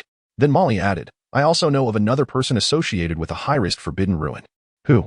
The one who was the first to oppose the chief instructor. Ah, I know him. He is my roommate, and we have a great relationship. He will definitely join us. Li Ming smiled, but just as he finished speaking, his gaze sharpened, focusing on something behind Molly. Before he could act, Lin Qiye swiftly struck with his sword toward Molly's back. Clang. A clear sound resonated from behind Molly as she reacted swiftly, stepping behind Li Ming, her right hand gripping her sword, turning to face the direction of Lin Qiye's strike. Emerging from the shadows was a man wearing a crescent moon mask, who gazed at Li Ming and Lin Qiye in astonishment. "You two can see me?" he asked. "Just luck," Lin Qiye replied coolly. The masked figure, realizing Lin Qiye's identity, exclaimed, "You are the agent of the Seraph. No wonder you can see me." Then he turned to Li Ming and inquired, "How can you see me?" "My perception is rather acute. I merely sensed someone was there," Li Ming answered. Li Ming spoke softly. Molly glared at her assailant, filled with anger, as she unsheathed her katana, its blade emanating a resonant vibration. With a swift motion, she struck at the moon ghost. Lin Qiye, hearing the commotion behind him, instinctively leapt aside. Buzz! With the tremor of the air, a terrifying wave of blade energy surged towards the moon ghost, tearing apart everything in its path, striking the warehouse floor. As the smoke dissipated, the moon ghost remained standing, though his right arm had vanished. Yet, in no time, a new right arm reformed. Both Lin Qiye and Molly were momentarily taken aback by the spectacle. Is that a regenerative ability? Not quite. At the moment your blade made contact, he disintegrated into moonlight, and now he is merely reverting back to his arm from that moonlight. Lin Qiye observed the moon ghost's abilities with clarity. He is on his own now. We have a significant opportunity to unmask him. Lin Qiye addressed Li Ming and Molly directly, disregarding Bai Li Pangpang entirely. "What are we waiting for? Let us take him down," Li Ming exclaimed excitedly at the moon ghost. At that moment, taking advantage of Molly's use of the Forbidden Ruins, he replicated her technique, already envisioning how to transform it into his desired form, akin to Edward Newgate, the Whitebeard from One Piece, and his Tremor Fruit ability. He was positively exhilarated. Chapter 33. New Skill. Air Tremor. The moon ghost looked bewildered at Li Ming and the others, finding the situation far from what he had anticipated. Li Ming's earlier shout had attracted nearby recruits, who swiftly charged towards the moon ghost. Seeing the crowd, the moon ghost could not afford to be careless. He immediately activated his ability and vanished from sight. The others were momentarily at a loss on how to proceed upon witnessing his disappearance. Lin Qiye and Li Ming rushed towards an open space, launching their strikes. A small dagger intercepted their blades. The moon ghost reluctantly revealed himself, casting a melancholic glance at Lin Qiye and Li Ming. "Is it really necessary for both of you to do this? I have my difficulties." Lin Qiye and Li Ming were indifferent to his plight. Having finally cornered him, they had no intention of letting him slip away. Li Ming delivered a single strike before withdrawing, showing no intent to continue. Meanwhile, Lin Qiye pressed on with his assault, radiating an aura of divine might that momentarily suppressed the moon ghost, albeit not prominently. The moon ghost sighed and continued to clash with Lin Qiye's blade using his dagger. Clang, clang, clang. After practicing with Li Ming for some time, Lin Qiye's swordsmanship was no less formidable than that of the moon ghost, making it difficult for the latter to dominate the exchange. As they fought, the moon ghost felt increasingly astonished. How could someone who had just awakened so skillfully contend with him? Even as a divine agent, this should not be the case. During their duel, more recruits gathered, adding considerable pressure on the moon ghost. Although he adeptly evaded most attacks with his moonlight transformation, he could not maintain this for long. "Where are you all? If you don't hurry, we might truly lose," he shouted in frustration. Just then, a figure appeared atop the roof, a man wearing a scale mask. Lin Qiye's expression grew grave. He had not expected the masked squad to arrive so swiftly. The man with the scale mask clapped his hands together. Field conversion. Debris and fragments floated above everyone's heads. The gravity doubled, instantly suppressing them all. The moon ghost sighed in relief. "If you all don't come now, I might truly be in danger." Soon, more members of the masked squad arrived, surrounding them. Bai Li Pangpang turned to Li Ming. "Brother Ming, what should we do? We are surrounded." Lin Qiye and Molly joined Li Ming's side, looking to him for guidance.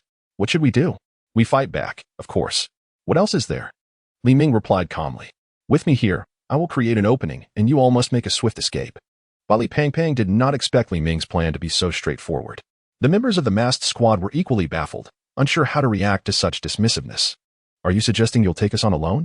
They were unaware that Lin Qiye understood Li Ming's seriousness, prompting him to say, "Li Ming, aim your attack towards the vortex. It's relatively weak there." Li Ming nodded in agreement. At that moment, he had just transformed the Forbidden Ruins he had copied from Molly into his desired form, a perfect opportunity for practice. "Prepare yourselves. I am about to launch my assault," Li Ming declared, settling into a stance and gesturing towards the vortex. The vortex, noticing Li Ming's impending attack, shouted, "Hey, hey, hey, what is going on? You don't think I'm weak, do you? You plan to break through from my side?" Li Ming replied, This is my first time using this technique. I am unsure of its power, so be cautious. Do I need to be reminded? The vortex was nearly furious. To think they would attempt to break through and still be warned to be careful, it was quite the insult. Just as the vortex was about to retort, he sensed a tremendous force emanating from Li Ming, a surge of forbidden energy. The other members of the masked squad turned their attention to him. Air tremor. Li Ming delivered a powerful punch into the air before him, shattering it instantly. As shockwaves rippled through the surroundings, the most astonished among them was Molly. She could feel the intensity of the vibrations far surpassing her own. Everything in the direction of the vortex was obliterated with ease. Impressive effect. We should move quickly, Li Ming remarked, thrilled with the efficacy of his air tremor, reminiscent of Whitebeard's abilities, before signaling to Lin Qiye and the others as he hastily departed towards the vortex. What on earth is this? The vortex could only watch as everything around him shattered. He was forced to unleash his full abilities to counteract the tremors unleashed by Li Ming, unable to spare any effort to thwart them. The other members of the masked squad rushed to intervene, but to their surprise, as Li Ming fled, he turned back and delivered another punch. Air tremor. This time, the force of his strike aimed at the remaining few, causing space to fracture once more. The man in the scale mask moved forward, clapping his hands together. Field conversion. The debris that had previously floated now countered the incoming shockwave, resulting in a massive explosion that halted their pursuit. From a distance, Bai Li Pangpang exclaimed to Li Ming, "Brother Ming, you're incredible. You effortlessly broke through their encirclement. That was amazing." Lin Qiye was equally astonished as he gazed at Li Ming. Having never witnessed him employ such abilities before, he had always relied on his formidable strength. Molly also looked at Li Ming in shock and inquired, "Li Ming, is your power also related to vibrations?" Li Ming replied with a faint smile, "Not quite. My primary abilities lie in immense strength and spatial manipulation. What I just executed was a response to your attack. I stabilized the space in front of me and then shattered it with my formidable force, creating a powerful wave of vibration." Molly nodded thoughtfully. Li Ming, noticing her reaction, dismissed the matter, knowing that others would be unable to replicate it successfully. After all, wasn't Whitebeard's technique merely a manifestation of shattered space leading to vibrations? He only occasionally employed it to impress others. Strength remained his main focus. Unbeknownst to him, inspired by his demonstration, Molly would later develop a similar ability that surprised Li Ming. Bai Li Pangpang then inquired, "So where shall we head next?" Lin Qiye pondered for a moment and replied, "I suspect the masked team will soon move to the dormitory building, where there are numerous dorms conducive to ambushes. They will undoubtedly head there next. Shall we proceed to the dormitory building? What do you think, Li Ming?" "Sounds good. Let's go there." Li Ming nodded in agreement. Chapter 34, Black King Annihilation. In the control room, Yuan Gang and the other instructors were astounded by the 2 punches delivered by Li Ming, as such abilities were absent from their records. Wow, Li Ming is impressive. Moreover, the ability he just displayed isn't documented at all. He truly knows how to conceal his talents. If this continues, the masked team might indeed face defeat. Not necessarily. Even if Li Ming possesses hidden abilities. With Wang Mian in the masked team, they cannot lose. True, Wang Mian is a seasoned genius, and even with 2 divine agents, he is unlikely to be defeated. Yuan Gang observed the instructor's discussion without interjecting, feeling no fear himself. He had brought the masked team with no intention of contemplating defeat. Regardless of the talents or formidable forbidden ruins present, vanquishing Wang Mian and his companions would require time. Meanwhile, Li Ming, Lin Qiye, Bai Li Pangpang, and Molly had arrived at the dormitory area, seeking a secluded spot to conceal themselves while observing the situation outside. Indeed, the masked team had arrived at the dormitory district, beginning to clear out its occupants. Shortly thereafter, Li Ming and his group sensed several distinct powers of forbidden ruins erupting, one of which belonged to Shen. It seemed they had already engaged in battle, though the outcome remained unknown. At that moment, Molly asked, "How long are we going to wait here, just hiding?" Li Ming replied calmly, "Certainly not. We will assess the battle situation and identify suitable individuals to recruit." Molly nodded in agreement. Li Ming then sensed the surrounding circumstances and suddenly detected an unexpected presence within his awareness. With a faint smile, he said, "Let us go. There is someone who could become our teammate. We should seek him out." Despite not understanding how Li Ming had made this discernment, the others chose to follow him downstairs. Before long, Li Ming led Lin Qiye and the others to the entrance of a dormitory. He opened the door to find a person sitting cross-legged on the bed, a knife placed beside him and a string of prayer beads in hand, reciting Buddhist scriptures. Lin Qiye and the others stared in astonishment. They had never encountered someone in the dormitory engaged in such activities. Bai Li Pangpang questioned, "Is this the person Ming Gu is looking for? He seems rather unreliable." Lin Qiye was also puzzled as to why Li Ming had chosen him, though he trusted that Li Ming had his reasons. I'm unsure. But perhaps this individual possesses some unique ability. The individual was none other than Chao Yuan, who held the Forbidden Ruin Sequence 031, Black King Annihilation. Li Ming approached him and invited, "What are you doing here? Would you care to join us?" Chao Yuan merely glanced at Li Ming and declined. "No. I'm waiting to be eliminated. I won't join you." Lin Qiye, Bailey Pang Pang, and Molly exchanged incredulous looks, unable to comprehend why someone would wish to be eliminated. Li Ming recognized that if they were to persuade Chao Yuan to join them, it would rely on Lin Qiye. He turned back to Lin Qiye and then addressed Chao Yuan. "In that case, we want to pressure you. My apologies for the intrusion." He then turned to leave. And Lin Qiye, having caught Li Ming's glance, was left bewildered. Upon reaching the door, Li Ming remarked, "Pang Pang, Molly, Qiye, let us be on our way." Upon seeing them depart without any further action, Chao Yuan murmured, "Qiye, Qiye." Suddenly realizing something, he stood up and called out, "Wait a moment." The four who were about to leave halted instantly, and Li Ming revealed a subtle smile, knowing he had intentionally mentioned Qiye's name for Chao Yuan's benefit. Lin Qiye and the others looked at Chao Yuan with confusion. Chao Yuan bypassed Bailey Pang Pang and Molly, approaching Lin Qiye and grasping his arm, asking, "What is your surname?" Lin Qiye furrowed his brow, responding, "My surname is Lin." "Shuangmu Lin?" "Yes." Lin Qiye was perplexed by the question. Chao Yuan stared at him, murmuring, "Shuangmu stands tall. 8 deities merging as one, at night for 10 years, ferrying the world." Chao Yuan's eyes gleamed brighter with each phrase. Hearing his words, Lin Qiye was taken aback. The earlier lines seemed to describe him. "Indeed, it is you. My name is Chao Yuan. Allow me to accompany you, for only you can assist me." Lin Qiye questioned. "Assist you? In what way?" Chao Yuan smiled. "Didn't you just invite me to join you? I accept."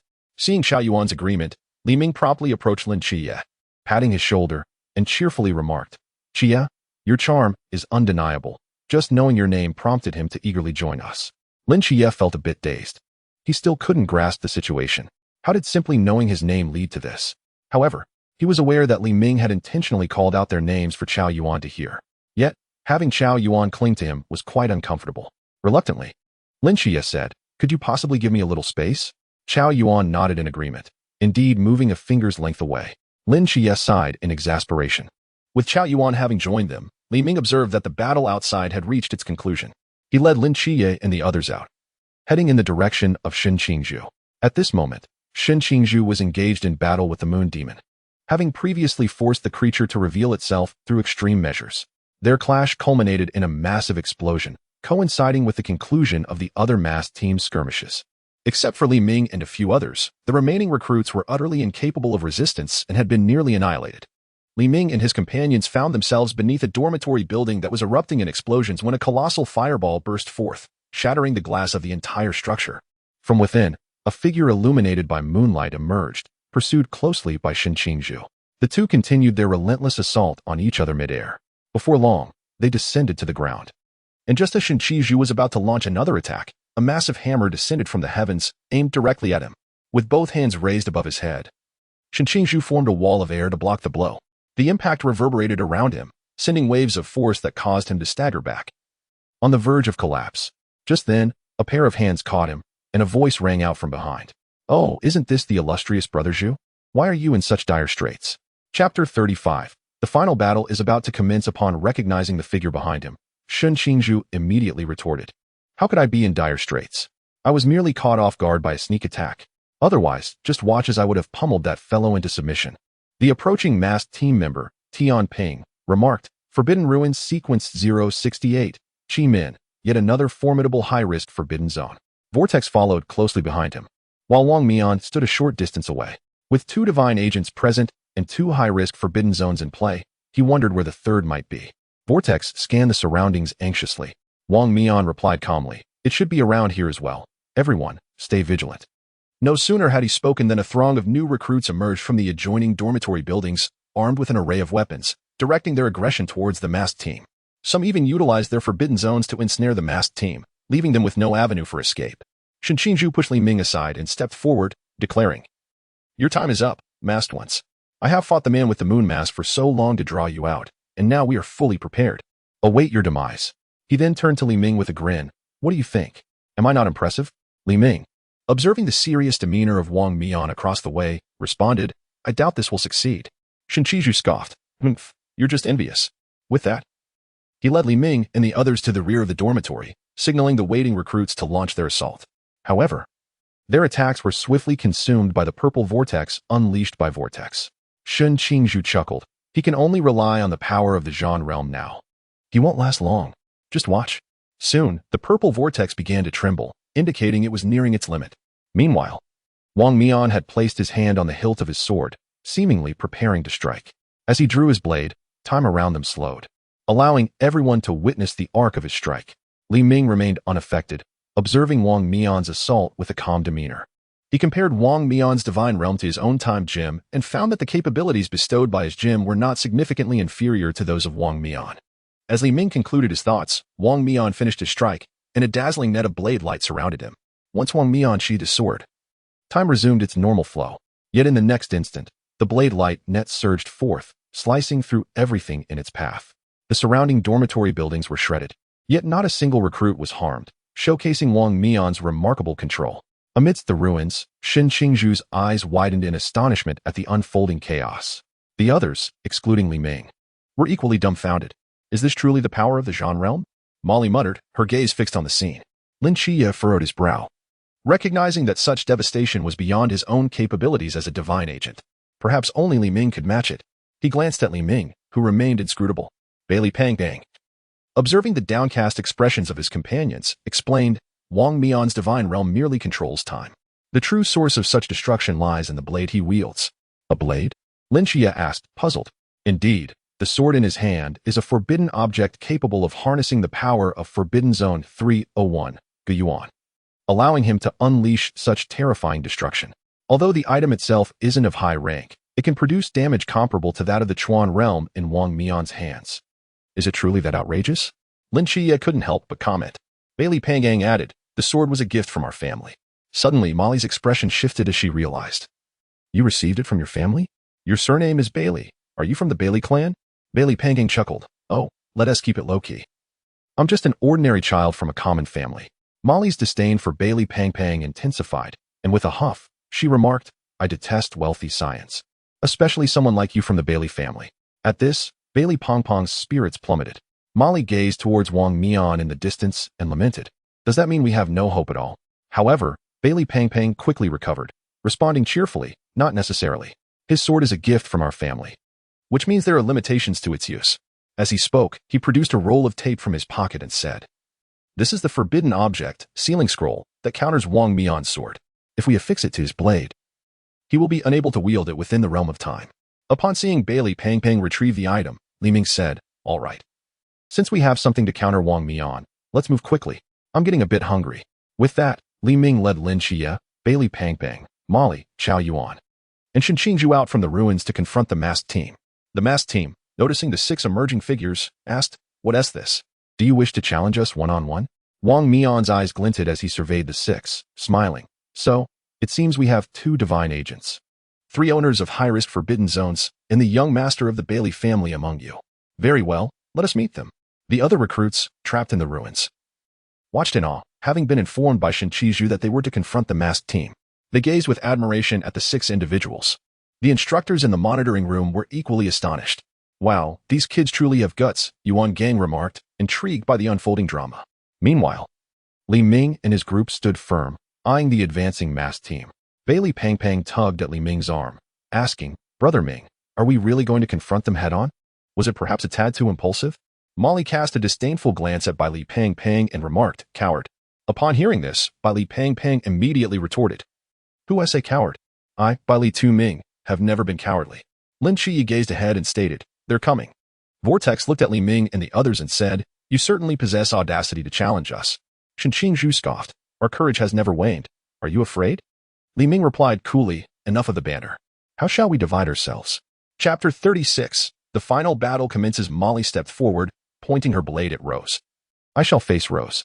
Li Ming turned to the others and inquired, Pang Pang, hand me the sealing scroll. I will contend with Wang Mian. Understood, Ming Gu. Bai Li Pang Pang complied, passing the sealing scroll to Li Ming. Lin Qiye regarded the masked figures and declared, I will engage with you Gue. I can see him. At that moment, Chao Yuan looked at Lin Qiye and said, you decide. Whoever you want me to fight, I will. Lin Qiye, somewhat pained, responded, I still do not know what your forbidden domain is. Since meeting Chao Yuan, he had forgotten to inquire about his circumstances. Chao Yuan promptly replied, My forbidden domain sequence is 031, Black King Annihilation. Lin Qiye and the others were taken aback. They had not anticipated that Chao Yuan's forbidden domain sequence was so high. Very well, then you shall deal with Vortex, Lin Qiye instructed. No problem. Chao Yuan readily agreed. Shen Qingzhu glanced at the remaining balance and exclaimed, Darn it, you all have chosen your opponents. I am left to deal with this balance. So be it. Pang Pang, you stay here and watch. They need your support over there. Li Ming then turned to Wang Mian and said, Shall we begin? As soon as he finished speaking, Shen Qingzhu snapped his fingers at the balance, causing the air around it to expand rapidly and explode.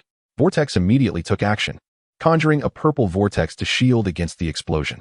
Molly also swung her blade towards Rose, unleashing a massive wave of sword energy that sliced toward her. Rose's small hammer rapidly enlarged, striking against the incoming sword energy. Just as Vortex prepared to act again, Chao Yuan positioned himself before him, brandishing his long knife and stating, Lin Qiye has assigned me to deal with you. Such arrogance. Vortex clearly underestimated Chao Yuan, releasing a purple vortex that surged towards him. Chao Yuan calmly observed the approaching vortex, slowly placing his hand on his blade. Don't you dare perish. As Vortex began to speak, Chao Yuan drew his sword, unleashing a surge of dark malevolence into the sky. Before Vortex, Chao Yuan transformed, revealing a scarred body enveloped by a terrifying demon. At that moment, Chao Yuan had fully succumbed to a rampage, entirely devoid of reason. Wielding his blade, he roared at Vortex, cleaving the purple vortex in two. Then, in a flash, he appeared before Vortex, swinging his blade down upon him. Fortunately, Vortex reacted swiftly, evading Chao Yuan's strike. After Chao Yuan severed his vortex, Vortex became vigilant, continuously summoning vortices to impede Chao Yuan's assault. What kind of monster is this? It's utterly terrifying. He is completely unhinged. Wang Mian observed Chao Yuan attacking Vortex and remarked, Forbidden Domain Sequence 031, Black King Annihilation, a force above mortals and beneath the divine. This individual clearly cannot control this power. He now resembles a wild beast, oblivious to kinship. Battling him will be arduous for Vortex. At that moment, Yu Gui interjected. I'll go lend assistance. With that, a beam of moonlight flashed past, vanishing from sight. As he approached the battlefield with Vortex, a blade suddenly swung towards him. Clang! Yu Gui swiftly parried with his short sword. That is Chao Yuan's fight. I cannot allow you to interfere. I shall be your opponent, Lin Qiye declared, retracting his blade with a smile. Meanwhile, Li Ming approached Wang Mian. Wang Mian regarded this newly emerged divine agent, having heard tales of his formidable abilities, and noted the impressive power of his earlier strike. Are you truly here to face me alone? Indeed, I shall be your opponent. I have long been uncertain of my own strength, but having witnessed yours, I find you an ideal test, Li Ming replied with a grin. Wang Mian was taken aback. So audacious? Let us see if your strength matches your words. With that, he drew his blade. Li Ming also unsheathed his sword, casually twirling it. He then advanced toward Wang Mian, aiming for his neck. Wang Mian raised his blade to defend. Clang, clang, clang. The two figures danced about, the sound of clashing blades resonating. Wang Mian grew increasingly astonished. During their exchange, he could distinctly sense that in terms of swordsmanship, he was not Li Ming's equal. It seemed unrealistic to defeat Li Ming without utilizing his divine domain. An invisible divine domain unfurled around Wang Mian as he activated it, slowing everything in his vicinity. He swung his blade at Li Ming, unleashing a massive wave of sword energy. Li Ming merely sidestepped effortlessly, evading Wang Mian's strike. Witnessing Li Ming evade his attacks so effortlessly, Wang Mian felt a twinge of surprise. However, it did not deter him. If a divine agent could not evade such an attack, what kind of divine agent would they be? Wang Mian continued to unleash strikes at Li Ming, generating waves of sword energy. Li Ming strolled gracefully, dodging each of Wang Mian's attacks, swiftly closing the distance between them. Wang Mian was startled by Li Ming's sudden appearance before him. He had not anticipated that his attacks would be so easily evaded, allowing Li Ming to close in. Quickly retreating to create distance, Wang Mian noted that the duration of his divine domain, Time Ravager, was also drawing to a close. You are indeed powerful. In my divine domain, you maintain such speed. I must commend your strength, Wang Mian remarked with admiration. Thank you for the compliment, Li Ming replied with a smile, concealing the fact that he, too, possessed temporal abilities, rendering Wang Mian's divine domain ineffective against him. Below, the instructors observed the unfolding events, continuously commenting on the ongoing battles of Li Ming and his companions. These youngsters are truly remarkable. Vortex was indeed unfortunate to encounter a ruthless killer like Chao Yuan. As they watched Vortex flee in haste, the instructors could not help but chuckle. Meanwhile, Li Peng, having intended to assist others, found himself sitting idly after being chastised by Shen Zhu and the others, awaiting the conclusion of the time limit. Ultimately, the contest ended in a stalemate, and they settled to the side, watching the confrontation between Li Ming and Wang Mian. On Wang Mian's side, he once again employed the Time Marauder to launch an assault on Li Ming. However, this time, as he swung his blade, no blade aura manifested. Wang Mian stared blankly at the tape affixed to his black knife, somewhat speechless as he looked at Li Ming and remarked, since you can evade my blade aura, is it really necessary to seal my weapon? Li Ming scratched his head and replied, well, I'm coming toward Fatty, so it wouldn't be quite right to not use it. If you don't like it, I can remove it. With that, Li Ming lifted the seal. Chapter 37. Li Ming's battle against all Wang Mian, feeling the unsealing of the blade, remained somewhat speechless. Then what was the purpose of this sealing scroll? He questioned. Come on, let's continue. With that, Li Ming charged at Wang Mian with his knife drawn. Wang Mian activated the Time Marauder once more, swiftly swinging his blade, creating a knife net composed of shimmering blade light before him. This time, however, Li Ming did not evade but calmly observed the knife net as it formed. He softly stated, have you heard of the principle that one force can break through myriad laws? Subsequently, Li Ming erupted with a purple aura, unleashing his power, and threw a punch toward the encroaching knife net. Upon contact, Li Ming's fist forcefully met the knife net, holding it at bay. With renewed effort, Li Ming shattered the knife net entirely. Wang Mian stared in shock at Li Ming, who had easily broken his attack comparable to the power of the river domain. This was not merely an evasion, it was a direct obliteration of his assault. The other members of the masked squad, along with Lin Qiye and others, were equally astonished by the spectacle. Meanwhile, the instructors below gaped in disbelief at Li Ming's display of might. How is this possible? Chief Instructor, could it be that we have genuinely lost? Yuan Gang was also taken aback, realizing that they had indeed succumbed. Li Ming regarded the astonished Wang Mian and stated, alone. You are no match for me. You should call upon your teammates to join you, or perhaps enlist my companions as well. Allow me to fully unleash my power today. The members of the masked squad and Lin Qiye all gazed in shock at Li Ming's declaration. Ali Fatty turned to Lin Qiye and said, Qiye, it seems we are on the verge of victory. Is Brother Ming going insane? Lin Qiye, on the other hand, felt a surge of excitement. After being relentlessly overwhelmed by Li Ming, the prospect of facing him now was exhilarating. Moreover, the trial itself was not designed for them to win. And with time still remaining, a confrontation with Li Ming seemed quite appealing.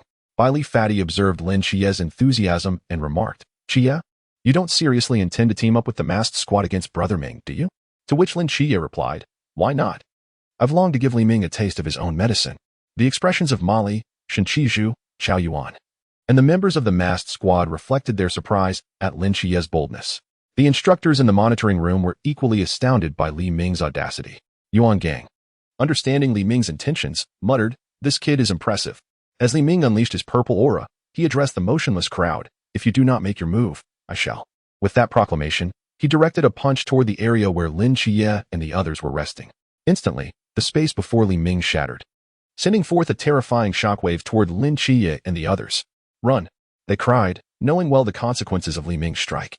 As they fled their original positions, the ground where they had stood was reduced to ruins. Damn it, let us take him down. Shen Zhu could no longer hold back and immediately sent a bubble toward Li Ming. Li Ming watched as the bubble approached and, with a swift motion of his fist, shattered it effortlessly. The onlookers, witnessing Li Ming's ferocity, could no longer restrain themselves and launched their assaults toward him. Molly swung her sword directly at Li Ming, while beside her, Rose transformed her hammer to a size akin to a building and brought it crashing down upon him. Li Ming effortlessly deflected Molly's sword strike with a single hand and braced himself against Rose's colossal hammer. At that moment, Qiao Yuan seized his sword once more, transforming into a fearsome demon. With a swift movement, he appeared before Li Ming and aimed a deadly strike at his neck. Li Ming forcefully pushed Rose's hammer aside, ducked under Qiao Yuan's blade, and in a flash, appeared behind him, seizing his head and slamming him down, creating a massive crater in the ground. Qiao Yuan struggled against Li Ming's grip but could not break free. Double gravity? Tianping clapped his hands, and Li Ming immediately felt the increase in gravity around him. Yet it had no adverse effect on him. Li Ming released Qiao Yuan and, taking a running leap, hurled a punch toward Tianping. Tianping was sent soaring as the ground beneath him was obliterated by Li Ming's punch. A purple vortex appeared above Li Ming's head, and without even glancing, he struck it, shattering both the space and the vortex. Is this all you are capable of? Li Ming laughed as he addressed the others. Meanwhile, Wang Mian and Lin Qiye exchanged glances, activating their auras simultaneously as they charged at Li Ming from different directions. Li Ming continuously shattered Wang Mian's blade aura with his fists while simultaneously drawing his knife to repel Lin Qiye's attacks. Amidst the clashing of blades and fists, Li Ming exerted his full strength, proving too formidable for Wang Mian and Lin Qiye. With a single blow, Li Ming sent Lin Qiye reeling toward Wang Mian. The two shared a brief glance, understanding each other's intentions. Wang Mian activated the Time Marauder once again, unleashing a knife net toward Li Ming. With Lin Qiye following closely behind, quickly advancing toward him, Li Ming's fist shattered the knife net, and in the ensuing smoke, Lin Qiye's figure emerged, his blade slicing toward Li Ming's body. However, Li Ming's physique was far too resilient, and the attack inflicted no damage whatsoever. In Lin Qiye's astonished gaze, Li Ming crushed his sword and sent Lin Qiye flying with a punch. Suddenly, a multitude of debris rained down from all directions, enveloping Li Ming in a cascade of rubble. "Let me handle this," Rose shouted, raising her even larger hammer to strike down upon the trapped Li Ming. Bang! A deafening sound echoed, and Rose panted. Did it succeed? Lin Qiye called out, "He possesses spatial abilities. Be cautious." Just as Rose heard Lin Qiye's warning, she felt a grip on her ankle. Li Ming had teleported behind her, grasping her ankle and lifting her effortlessly. He then hurled her toward Tianping, who quickly clapped his hands to catch Rose, but as he set her down, a figure appeared beside him. A scale only saw a leg kicking towards him, and then he was sent flying. At that moment, Molly raised her knife, intending to strike Li Ming, but with a swift teleportation, Li Ming appeared before her, seizing the still vibrating blade. He then crushed the knife in his grip. Roaring, Chao Yuan charged at Li Ming, who, observing Chao Yuan still unconscious, exerted some force.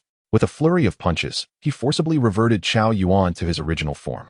Looking at the remaining three, Shen Qingzhu, Wang Mian, and Xianhua, he declared, "There are still the three of you left. Let us continue." With that, Li Ming charged toward Shen Qingzhu. "I'm not afraid of you," Shen Qingzhu exclaimed, immediately conjuring over a dozen bubbles around him as barriers. However, Li Ming disregarded these bubbles entirely, sweeping his hand to shatter them. Boom, boom, boom. Amidst a series of explosions, smoke billowed. Suddenly, a vortex appeared ahead, accompanied by 5 or 6 bubbles. In the distance, the vortex and Shen Qingzhu attacked Li Ming together. Li Ming once more employed his spatial shockwave, obliterating the vortex and bubbles in front of him. Then, with another teleportation, he positioned himself behind Shen Qingzhu and the vortex, crashing their heads together. Chapter 38. The conclusion of battle. Li Ming fixed his gaze on Wang Mian, stating, "Now it's just the two of us." Wang Mian remained silent, drawing his knife, his intentions clear. He understood that Li Ming's strength was formidable, far beyond that of a novice. Activating the Time Berserker, he swiftly swung his blade, sending a massive blade aura hurtling toward Li Ming. Li Ming closed the distance, ignoring the incoming blade aura, shattering every aura that approached him. In the monitoring room below, the instructors watched the battle with wide eyes. Li Ming single-handedly faced off against 5 members of the masked team, alongside a divine agent and 3 highly dangerous relic holders. Initially, they thought Li Ming was overestimating himself, but now, witnessing the outcome, they felt overwhelmed. "Commander, what should we do? It looks like Li Ming is about to win." Yuan Gang observed everything with a grave expression, though he had some suspicions. He was uncertain whether Li Ming would hold back. "Stay calm, trust Wang Mian. Let us just watch." The battle between Li Ming and Wang Mian had intensified, with Li Ming relentlessly attacking Wang Mian, while Wang Mian utilized his time manipulation to evade Li Ming's strikes. During the skirmish, he continually harassed Li Ming with blade auras, shifting from an initial state of a novice striving to unveil the masked team's secrets to now a force determined to prevent Li Ming from unmasking them. Excited, Li Ming completely forgot his previous thoughts. His sole focus was on attacking, attacking, and attacking. As the duration of Wang Mian's Time Berserker came to an end, Li Ming seized the opportunity to teleport behind Wang Mian. At that moment, Wang Mian felt a chill at his neck, turning around. He saw Li Ming raising his fist to strike the mask on his face. The mask shattered into pieces. Seeing the mask broken, Wang Mian dispelled his realm, activating the Time Divine Realm. Suddenly, both Wang Mian and Li Ming were transported back a few seconds. Li Ming stared blankly at his surroundings, realizing he had just struck too early. Coming to this realization, he dissipated his divine realm and sat down, feigning exhaustion. Glancing at Wang Mian, he smiled and said, "You won." As the clock struck 9, it meant that the masked team had triumphed. The instructors in the monitoring room sighed in relief. Thank goodness. Wang Mian and his team won. Li Ming is truly a monster. If he hadn't exhausted his strength, who knows how it would have turned out. Wait. Didn't Wang Mian just release his realm? Did we lose? Lose? How is that possible? You didn't see that Wang Mian's mask is still intact, did you? We haven't lost. The instructors continued to discuss the events that unfolded. Yuan Gang, momentarily shocked, quickly regained his composure and stood up to say, "What are we even discussing? Didn't you see the time? This match is over. Let us head out." With that, he exited the monitoring room. In an unseen corner, Yuan Gang let out a long breath. Li Ming is quite quick-witted. That is commendable. If he had won this match, our training session would have been challenging. Thankfully, it didn't happen, but I owe him a favor. On the battlefield, Wang Mian approached Li Ming, pulling him up. Thank you. In truth, we had already lost. If you had conceded, our masked team would have lost face. Li Ming grasped Wang Mian's hand and stood up, chuckling, no need for thanks. I just got a bit carried away with the excitement, ha ha ha. Wang Mian paused, realizing that Li Ming was aware of the true purpose of their match. It seems we've formed an unexpected bond. Don't forget to treat me to a meal later. Of course, I'll treat you to a grand feast. Wang Mian replied with a smile. Li Ming then walked over to Lin Qiye and the others, helping them up. Lin Qiye remarked, Li Ming, you were a bit too harsh this time. Ah, my apologies, I didn't hold back. The members of the masked team also gathered around Wang Mian. Tian Ping stated, Captain, we lost, didn't we? Yes, we lost. Moreover, we owe the other party a favor. All right, time is up. This match is concluded. Yuan Gang's voice resonated throughout the base, audible to everyone. The masked team members looked at Yuan Gang, awaiting the announcement of the results. Bailey Pang Pang, though not involved in the battle, had been observing intently and was about to speak when Li Ming approached him, wrapping an arm around his neck. Pang Pang, you saw everything that just happened, right? All right, Pang Pang, let us just pretend nothing happened. Upon hearing Li Ming's words, Bailey Pang Pang understood and fell silent. After a while, the new students gathered together, watching the instructors on stage. Yuan Gang stood at the front, addressing the new students with a dissatisfied huff. You've let me down. Out of the 240 of you, not a single one managed to uncover the masked team's secrets. Not only that, but aside from a few, none of you even touched their clothing. What a disgrace. This was followed by Yuan Gang's half-hour tirade of insults. Eventually, he noticed Li Ming and the others in the back, gradually stopping.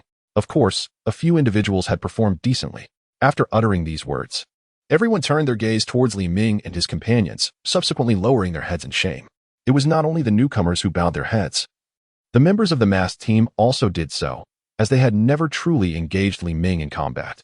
The majority of those who hung their heads were witnesses to the battle between Li Ming and Wang Mian. Yet they had been unable to discern the intricacies of the fight, let alone intervene. The realization of the disparity between themselves and the legitimate night watchman dawned upon everyone. Yuan Gang, observing the newly aware recruits, proclaimed, according to regulations, you have lost. Cast aside that trifling sense of pride and obediently follow our directives. The training period would span 1 year, divided into 2 segments. The first segment would focus on enhancing your physical capabilities. Over the next 6 months, we shall exert every effort to push you to your limits, compelling you to rapidly improve your physical fitness. During this time, we will employ a forbidden item, rendering you incapable of utilizing the forbidden abyss, thus transforming you entirely into ordinary individuals. Li Ming, listening to these words, found them rather tedious, given his current physical condition. Further enhancement seemed improbable. The second segment would entail the application of the forbidden abyss and the practical implementation of tactical theories. But that would be addressed once you endure the initial 6 months. Chapter 39. The disparity among people after the speech. The recruits dispersed. On their way back, Bali Pang Pang suddenly inquired, where shall we stay tonight? This question rendered everyone momentarily speechless. In the wake of the earlier combat, all the dormitory buildings had been damaged, with none remaining intact. Initially, Wang Mian had only destroyed 3 dormitories, while the rest had been shattered by Li Ming. Contemplating this, Li Ming pondered whether to utilize his temporal powers to restore everything to its former state. Just as he was deep in thought, Bali Pang Pang patted his arm and exclaimed, Ming, look, it seems our dormitory has returned to normal. Did I just imagine that? Li Ming and Lin Qiye exchanged glances, realizing that the departing masked team must have restored everything. Enough of this. Let us return and rest, Li Ming said, giving Bali Pang Pang a reassuring pat on the shoulder before leading the way back to their dormitory. The events of the day had been overwhelming, and they were all mentally and physically exhausted, needing ample rest. Suddenly, a ringing sound jolted the slumbering recruits awake. Li Ming sprang up from his bed, wide awake, having been engrossed in a game in his little world. Upon hearing the bell, he promptly emerged. He glanced over at the opposite bed where Shen Qizhu was also sitting up, though his eyes remained shut as he cursed, Damn it, what time is it? You've woken me up.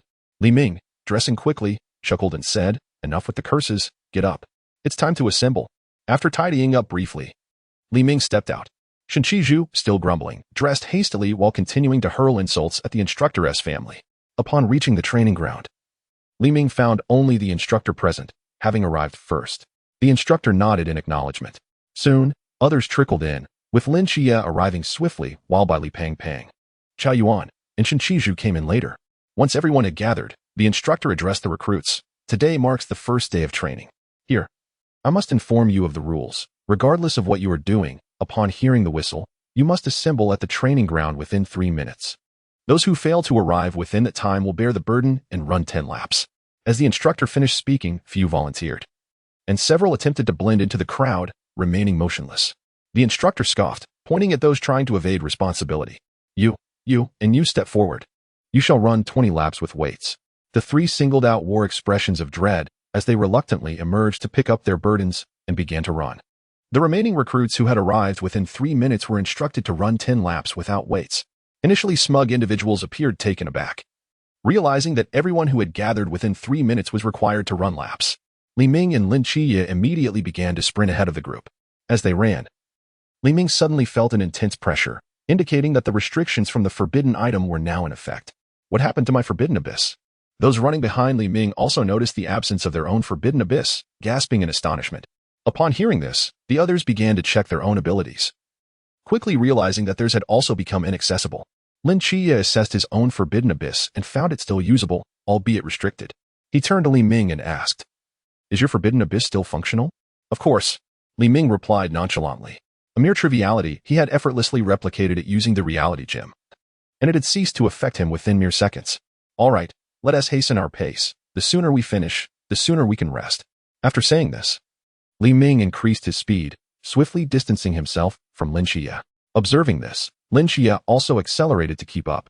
Running 10 laps without weights proved to be quite manageable, and before long, they completed their laps. They stood to the side, watching as the others with weights continued to run, notably Bai Li Pang Pang and Shen Qizhu, with the former clearly struggling while the latter appeared disinterested in running. "Come on, Pang Pang. We'll wait for you. Once you're done, we can go eat together." Bai Li Pang Pang, initially panting heavily, felt a surge of energy at the mention of food, picking up speed once more. As he rallied, he completed another lap. Li Ming and Lin Qiye remained on the sidelines, encouraging him. "You can do it, Pang Pang. Keep going."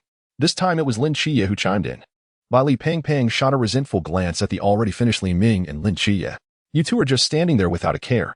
If I could run faster, I would have finished already." Puffing and panting, Bai Li Pang Pang persisted in his run, while Shen Qizhu ambled along beside him. Li Ming and Lin Qiye exchanged exasperated looks. Soon, Chao Yuan finished his laps and joined Lin Qiye, watching the remaining runners. Meanwhile, the instructor, noticing Shen Qizhu's leisurely pace, scolded, "What are you doing? Strolling? If you prefer to run like that, you'll owe me 10 additional laps. If you can't finish, you'll run until you drop on the training ground." Reluctantly, Shen Qizhu had no choice but to pick up the pace, knowing he could not withstand further penalties. Ultimately, only Bai Li Pang Pang remained. As they observed the plump Bai Li, the instructor refrained from urging him, well aware that his ability to endure until now is commendable. Gradually, over an hour had elapsed, and Li Ming found himself on the verge of dozing off. At last, Shen Qizhu completed the weighted run, and Bai Li, albeit sluggishly, managed to finish his final lap. After crossing the finish line, Bai Li collapsed onto the ground. Li Ming and Lin Qiye assisted Chao Yuan in bringing him to a nearby spot. By this time, the sky had brightened. Li Ming patted Bai Li's belly and said, "Let us go back to the dormitory to freshen up. Look at you, drenched in sweat. After a shower, we can head out for a meal." Subsequently, they all returned to wash up and rest. Chapter 40. Steamed buns and raw meat. After washing up, before they could even rest, a horn sounded. Without a moment's hesitation, Li Ming swiftly pushed open the door and dashed outside. As he stepped into the corridor, those who were either washing up or not were all rushing out. Li Ming wove through the crowd like a fish, maintaining his speed, and was the first to arrive on the playground. The instructor nodded in acknowledgement upon seeing Li Ming. Within 3 minutes, everyone had assembled on the field, with only a few exhausted individuals collapsing midway. Medical personnel promptly carried the fallen to a stretcher and transported them to the infirmary. Observing Bai Li's condition, Li Ming surmised that this fellow would return to the dormitory and collapse onto his bed without moving an inch, especially since he was still clad in the sweat-soaked attire. The instructor, glancing at his stopwatch, nodded in satisfaction. Well done. Everyone is gathered within 3 minutes. You now have 20 minutes to eat. You must finish your meal and regroup here within that time. Should you exceed the allotted time, you know the consequences. You may now proceed to eat. As soon as the instructor finished speaking, everyone sprinted towards the cafeteria, following the morning's ordeal. They were determined not to return hungry only to face 10 more laps of weighted running. Upon arriving at the cafeteria, they were greeted by a large basin of steamed buns and another of raw meat. Shen Qiye, upon seeing the food, erupted, shouting, "Where's the chef? Get him out here." Moments later, an elderly man clad in a chef's uniform emerged, wielding a large ladle, glaring menacingly at the new recruits. Who is causing a ruckus here? Do you want to start a commotion? Shen Qiye, addressing the chef directly, exclaimed, "What do you take us for? Livestock? You serve us this raw meat?" The chef, unfazed, slammed his hand on the table and retorted, "What are you shouting about? Eat it or get lost."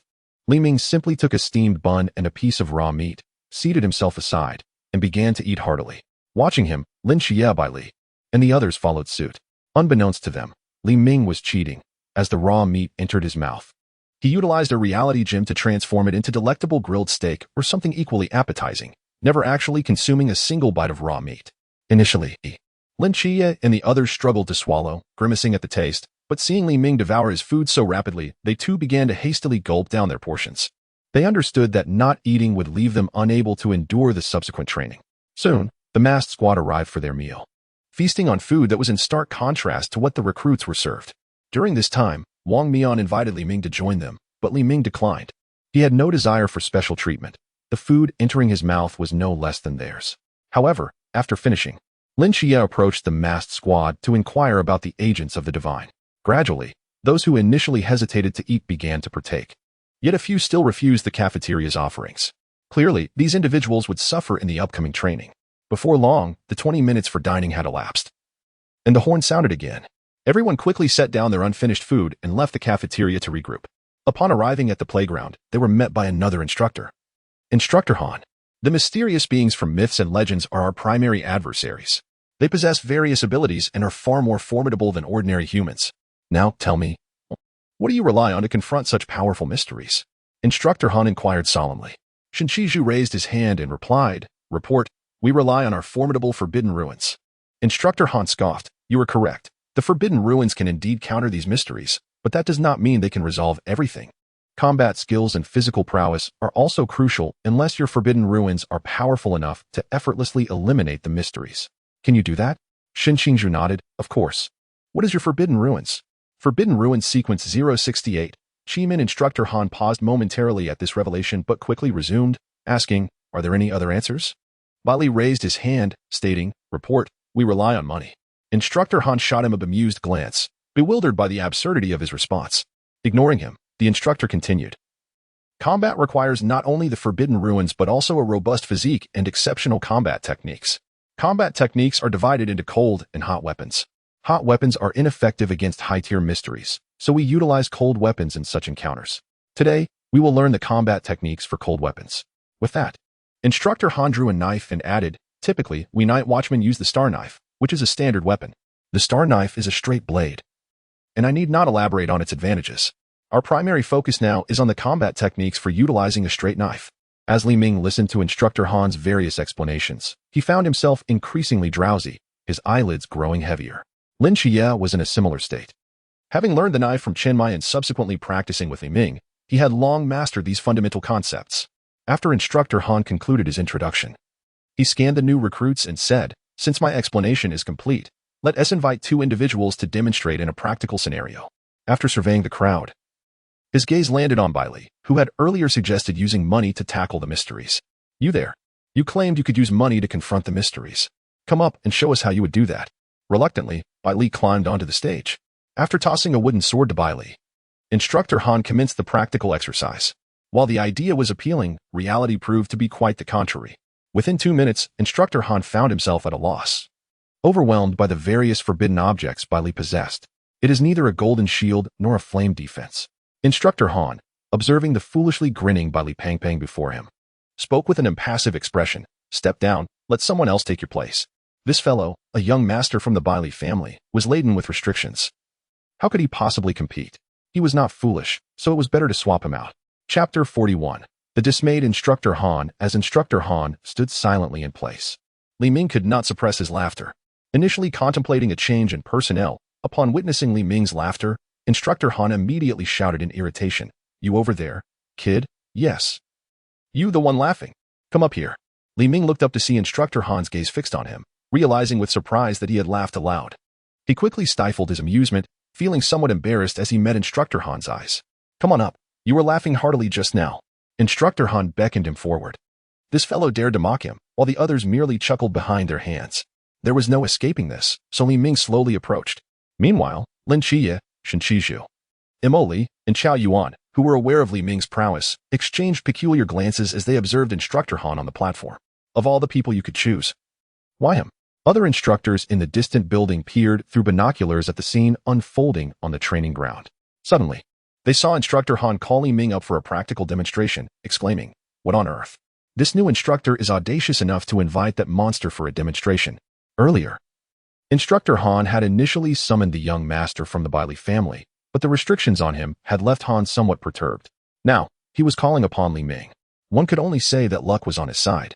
I wonder if Instructor Han will be left speechless by Li Ming, they thought, eagerly anticipating the outcome. Li Ming stepped onto the stage, casually standing opposite Instructor Han with a wooden sword in hand.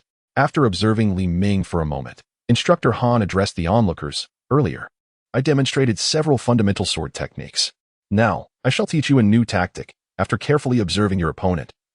We must control the distance between us and identify their blind spots, then strike. This will yield significant effectiveness and power. I'll demonstrate this for you," he added. "I won't go easy on you. Don't worry." With that, Instructor Han swiftly closed the distance to Li Ming while maintaining a safe interval. Feinting left and right until he found a gap in Li Ming's field of vision, then he lunged forward with his blade. With a swift motion, Li Ming, without even glancing, effortlessly raised his sword to the side, effortlessly blocking Instructor Han's attack. Han stared in disbelief at his halted blade. Li Ming glanced at him with a casual expression and remarked, "Instructor, that's a fine technique." Hearing Li Ming's words and observing his demeanor, Instructor Han felt a surge of indignation. Was this young man belittling him? He then pushed aside Li Ming's sword and attempted to strike him again, wanting to teach him a lesson. Once more, Li Ming blocked the attack with ease. Unyielding, Instructor Han launched a series of strikes, each met with Li Ming's deft defense. Ultimately, Li Ming forcefully pushed Instructor Han's sword away and swiftly placed his blade against Han's neck. Feeling the blade at his throat, Instructor Han regarded Li Ming in silence. After a moment, he spoke, "Have you practiced this before?" "Just for a while. Back in Team 136, I trained with our captain for some time. He said my talent is quite good." "Ah, merely good. You are truly a prodigy," Han thought, realizing that if members of Team 136 were present, they would surely express their admiration for encountering a kindred spirit. "Indeed, your captain speaks the truth. Your talent is commendable. Keep up the effort. You may step down now." With the sword still poised at his throat, Han thought, what more is there to teach? Li Ming returned the wooden sword to Instructor Han and stepped down. Han accepted the thrown sword, gazing at the crowd before pointing at Lin Qiye. "You come up and give it a try." Lin Qiye approached and, much like Li Ming, blocked every attack from Instructor Han. After all, aside from initially learning from Chen Mai, Lin Qiye had honed his skills under the tutelage of the prodigious Li Ming. How could he not be formidable? "You may step down as well." At this point, the spark in Instructor Han's eyes had dimmed. He was clearly disheartened by the displays of skill exhibited by both Li Ming and Lin Qiye. Turning away, he closed his eyes and took a deep breath, silently encouraging himself. "It's all right, Hanli, you can do this. It's normal for a few prodigies to appear among the recruits. There's surely one TB more. Stay motivated." After bolstering his spirits, Instructor Han turned once more to select the next participant for demonstration. Ultimately, he chose a seemingly ordinary recruit, devoid of any remarkable traits. Yes. You come up and demonstrate with me." The chosen recruit was none other than Chao Yuan. As he stepped onto the platform, he addressed Instructor Han, "Ahmadba, Instructor, I cannot wield a sword. If I do, I might lose control. Perhaps you could choose someone else. What could possibly go wrong? It's merely a wooden sword." Han replied, somewhat frustrated. "Your restrictions have all been nullified. I command you to pick it up." With a resigned sigh, Chao Yuan acquiesced and picked up the sword from the ground. However, the moment he grasped the weapon, the restrictions within him surged uncontrollably. The bindings placed upon him were ineffective. In the next instant, a malevolent figure enveloped in dark energy manifested before Instructor Han. The recruits below, witnessing Chao Yuan's transformation, quickly distanced themselves from him. In the distant lounge, the other instructors sensed the overwhelming aura and immediately recognized that something had gone awry. They hurriedly rushed out of the building. Instructor Han, taken aback by Chao Yuan's transformation, instinctively stepped back, swallowing hard. What on earth is happening? First, I encountered the young master from the Bailey family, then two exceptionally skilled recruits, and now one who becomes uncontrollable upon touching a sword. What sins have I committed in my past life to encounter such anomalies? As he gazed at the rampaging Chao Yuan, fear gripped Instructor Han's heart. Glancing down at the wooden sword in his hand, he promptly tossed it aside. What good is this wooden sword against such a monster? In that moment, the transformed Chao Yuan lunged at Instructor Han, brandishing a sword wreathed in dark flames. Han executed a roll to evade the strike, then retrieved a straight sword from the side. With the straight sword in hand, Instructor Han's demeanor shifted dramatically. He swung his blade to parry Chao Yuan's attack. The two swords clashed, and while Han's strength could not match Chao Yuan's, he remained unperturbed, employing his exceptional combat skills to momentarily suppress Chao Yuan. Everyone, quickly leave this place. Even as Instructor Han struggles to fend off Chao Yuan, he reminds the new recruits to keep their distance. Initially, Instructor Han was able to suppress Chao Yuan with his exceptional combat skills, but without the use of the Forbidden Domain, he could hardly endure for long. Observing Instructor Han's adept defense against the rampaging Chao Yuan without utilizing the Forbidden Domain, the new recruits began to comprehend the true extent of his formidable abilities. Li Ming, noticing Instructor Han's waning strength, turned to Lin Qiye and inquired, "Shall I go, or will you?" Lin Qiye furrowed his brows, gazing at Chao Yuan, and replied, "I currently lack a weapon. I cannot stop Chao Yuan." Li Pang immediately interjected, "I have a knife. Just wait a moment." Moments later, he produced a long knife from his pocket and handed it to Lin Qiye. Once Lin Qiye grasped the knife, he charged toward Chao Yuan, who was engaged in battle with Instructor Han, and struck at him. Seeing this, Chao Yuan retaliated with a slash aimed at Lin Qiye. The two blades clashed with a resounding clang, and Lin Qiye skillfully twisted his wrist, deflecting Chao Yuan's strike. He then examined the weapon in his hand with surprise. This knife, known as Little Slaughter White, could disregard a distance of 5 meters and was quite an impressive forbidden object. Recognizing Lin Qiye's confusion, Li Pang explained, "It's indeed quite remarkable." With the assistance of Little Slaughter White, Lin Qiye engaged in combat with Chao Yuan, successfully restraining his furious onslaught. He then instructed Li Pang, "Bring out that sealing scroll and use it to contain Chao Yuan." Understood, Li Pang promptly responded, retrieving adhesive tape from his pocket, intending to toss it to Lin Qiye. Observing this, Li Ming seized the tape from Li Pang's hand, stating, "Let me handle this." He swiftly approached Chao Yuan, who was roaring in fury, and dodged Chao Yuan's incoming strike. Seizing Chao Yuan's head, he forcefully pressed it to the ground and handed the tape to Lin Qiye. Lin Qiye took the tape, wrapping it around Chao Yuan's struggling hands, binding them tightly. Subsequently, Li Ming released Chao Yuan's head and encased his entire body in tape, securing him like a mummy. Before long, Chao Yuan emerged from his enraged state, lying on the ground, gasping for breath. Instructor Han, witnessing Chao Yuan's transformation, breathed a sigh of relief, as the day's events had been overwhelmingly taxing for him. Chapter 42.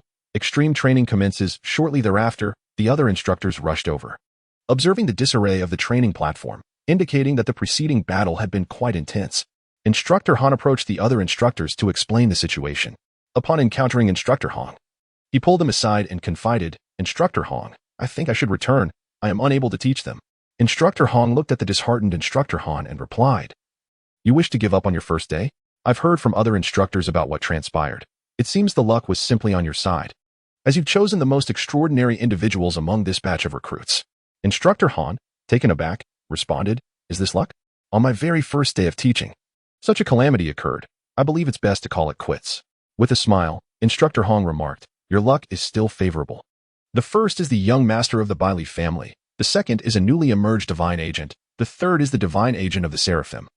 And the last is an extremely dangerous forbidden domain known as Black King Extermination, ranked 031, above all beings beneath the divine. If this is not good fortune, then what is?" Feeling a sense of embarrassment from Instructor Han's words, Instructor Han reflected on his circumstances, realizing that perhaps his luck was indeed quite favorable. Noticing that Instructor Han appeared somewhat reassured, Instructor Han patted him on the shoulder and added, "To be honest, while our instructors are indeed stronger than you in close combat, we cannot match your diverse skills. Only you can guide these fledgling recruits in discovering the weapons that suit them best, something we cannot achieve. I understand what you wish to convey, but situations like the one earlier cannot repeatedly occur. The troublesome few are already familiar to you. Such incidents won't arise again. So do not worry. Furthermore, these exceptional recruits are of your own making. It reflects well on you. Hearing Instructor Hong's encouraging words, Instructor Hong glanced at the remarkable recruits behind him, envisioning future scenarios, and nodded. Very well, I shall give it another try. Instructor Hong smiled and said, go on. Those fledgling recruits await your training.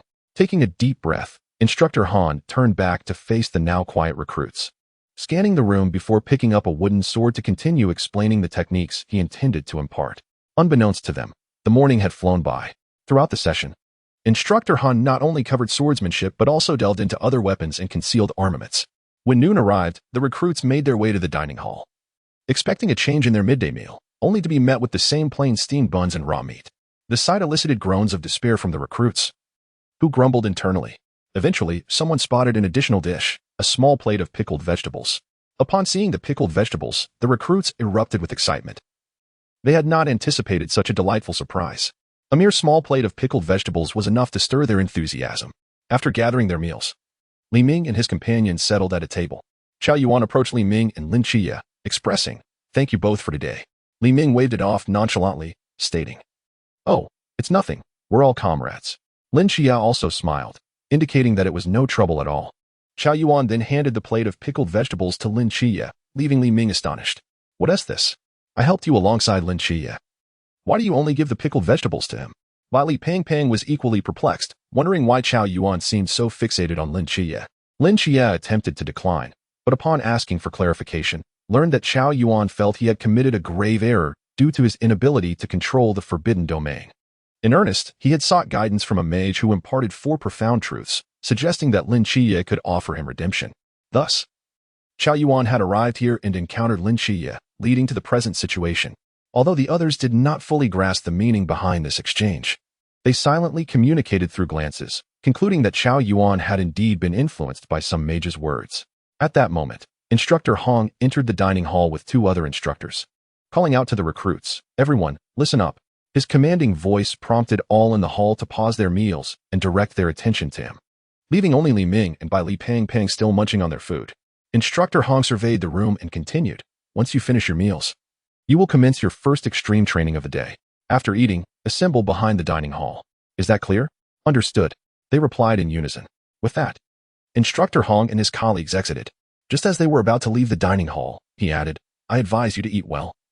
The ensuing extreme training will be quite arduous. With that, he departed. Li Pangpang, perplexed, remarked, extreme training? What on earth is that? Li Ming chuckled and replied, extreme training. Extreme training, what do you think it could possibly be? Surely it is merely a guise for them to push us to our limits. He continued, thus, you all should eat a bit more. Otherwise, you may find it truly challenging to endure the upcoming training. With that, Li Ming finished the raw meat in his hand and went to fetch several more pieces. Although Lin Qiye, Qiao Yuan, Li Pangpang, and the others were tempted to eat more after hearing Li Ming's words, they found themselves unable to consume any more after finishing what was in front of them and did not follow Li Ming's example of retrieving additional raw meat. Li Pangpang glanced at Li Ming, still eating, and muttered, freak. Lin Qiye and the others nodded in agreement. Indeed, he was quite the anomaly. Once they finished their meal, everyone gathered at the back of the cafeteria. When all were assembled, they boarded a black bus and departed from the training camp. After half an hour of travel, they arrived at the destination for this extreme training. Upon disembarking, Li Ming and Lin Qiye surveyed the scenery and murmured, Jinan Mountain? As locals, they instantly recognized their location. Li Pangpang stared at the mountain ahead, puzzled. What are we doing here? Climbing? I don't know, but I have a rather ominous feeling about this, Lin Qiye whispered. Instructor Hong led the new recruits to one side for assembly. Once gathered, he addressed them, stating, you will conduct your extreme training here. Do you see that mountain behind you? Today, your task is to traverse this forest with a load of 35 kilograms before dawn. Chapter 43, 300 kilograms of weight. The new recruits listened to Instructor Hong's words and felt a wave of relief. After all, wasn't it merely a weighted cross-country hike? How simple. Is this really considered extreme training? It seems far too easy, they thought. Instructor Hong, noticing their complacency, smirked and gestured towards the black bus. Suddenly, a swarm of drones emerged from the vehicle, each armed with weaponry. The weights you carry are equipped with tracking devices. Once the training commences, these drones will follow all of you. Each drone is also equipped with paintball guns. If you're struck, it signifies your failure. and the repercussions for failure are exceedingly harsh. Trust me, you do not wish to discover the nature of the punishment. A chill ran down the spines of the recruits at Instructor Hong's sinister smile. The punishments he spoke of were surely dreadful. Now, let me outline the rules. First, you may exchange weights among yourselves, but you cannot discard your own load. If you are found to have done so, it will count as failure, and you will face the consequences. Second, you are forbidden from attacking the drones or seeking refuge in areas inaccessible to them. Your only option is to flee relentlessly. Third, you may form your own teams, but you cannot engage in combat with one another. After delivering the instructions, Instructor Hong observed the murmuring recruits and called out, "Do you understand?" "Yes." They responded promptly. "Then go collect your weights and gear." Each recruit retrieved their 35-kilogram load and a small knife. This knife is intended to assist you in overcoming difficult terrain, not for inflicting harm upon one another. As each recruit accepted their knife, when it came to Qiao Yuan, Instructor Hong handed him a small spoon instead. Qiao Yuan stared at the spoon in bewilderment. "What use is this to me? You cannot use a knife. All I can give you is a spoon. Make do with it," Instructor Hong replied.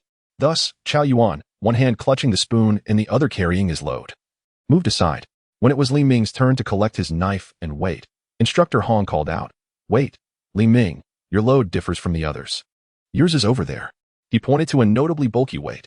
Upon approaching, Li Ming glanced at the number displayed and paused for a moment, yet said nothing further as he donned it, walking over as if it were a trivial matter.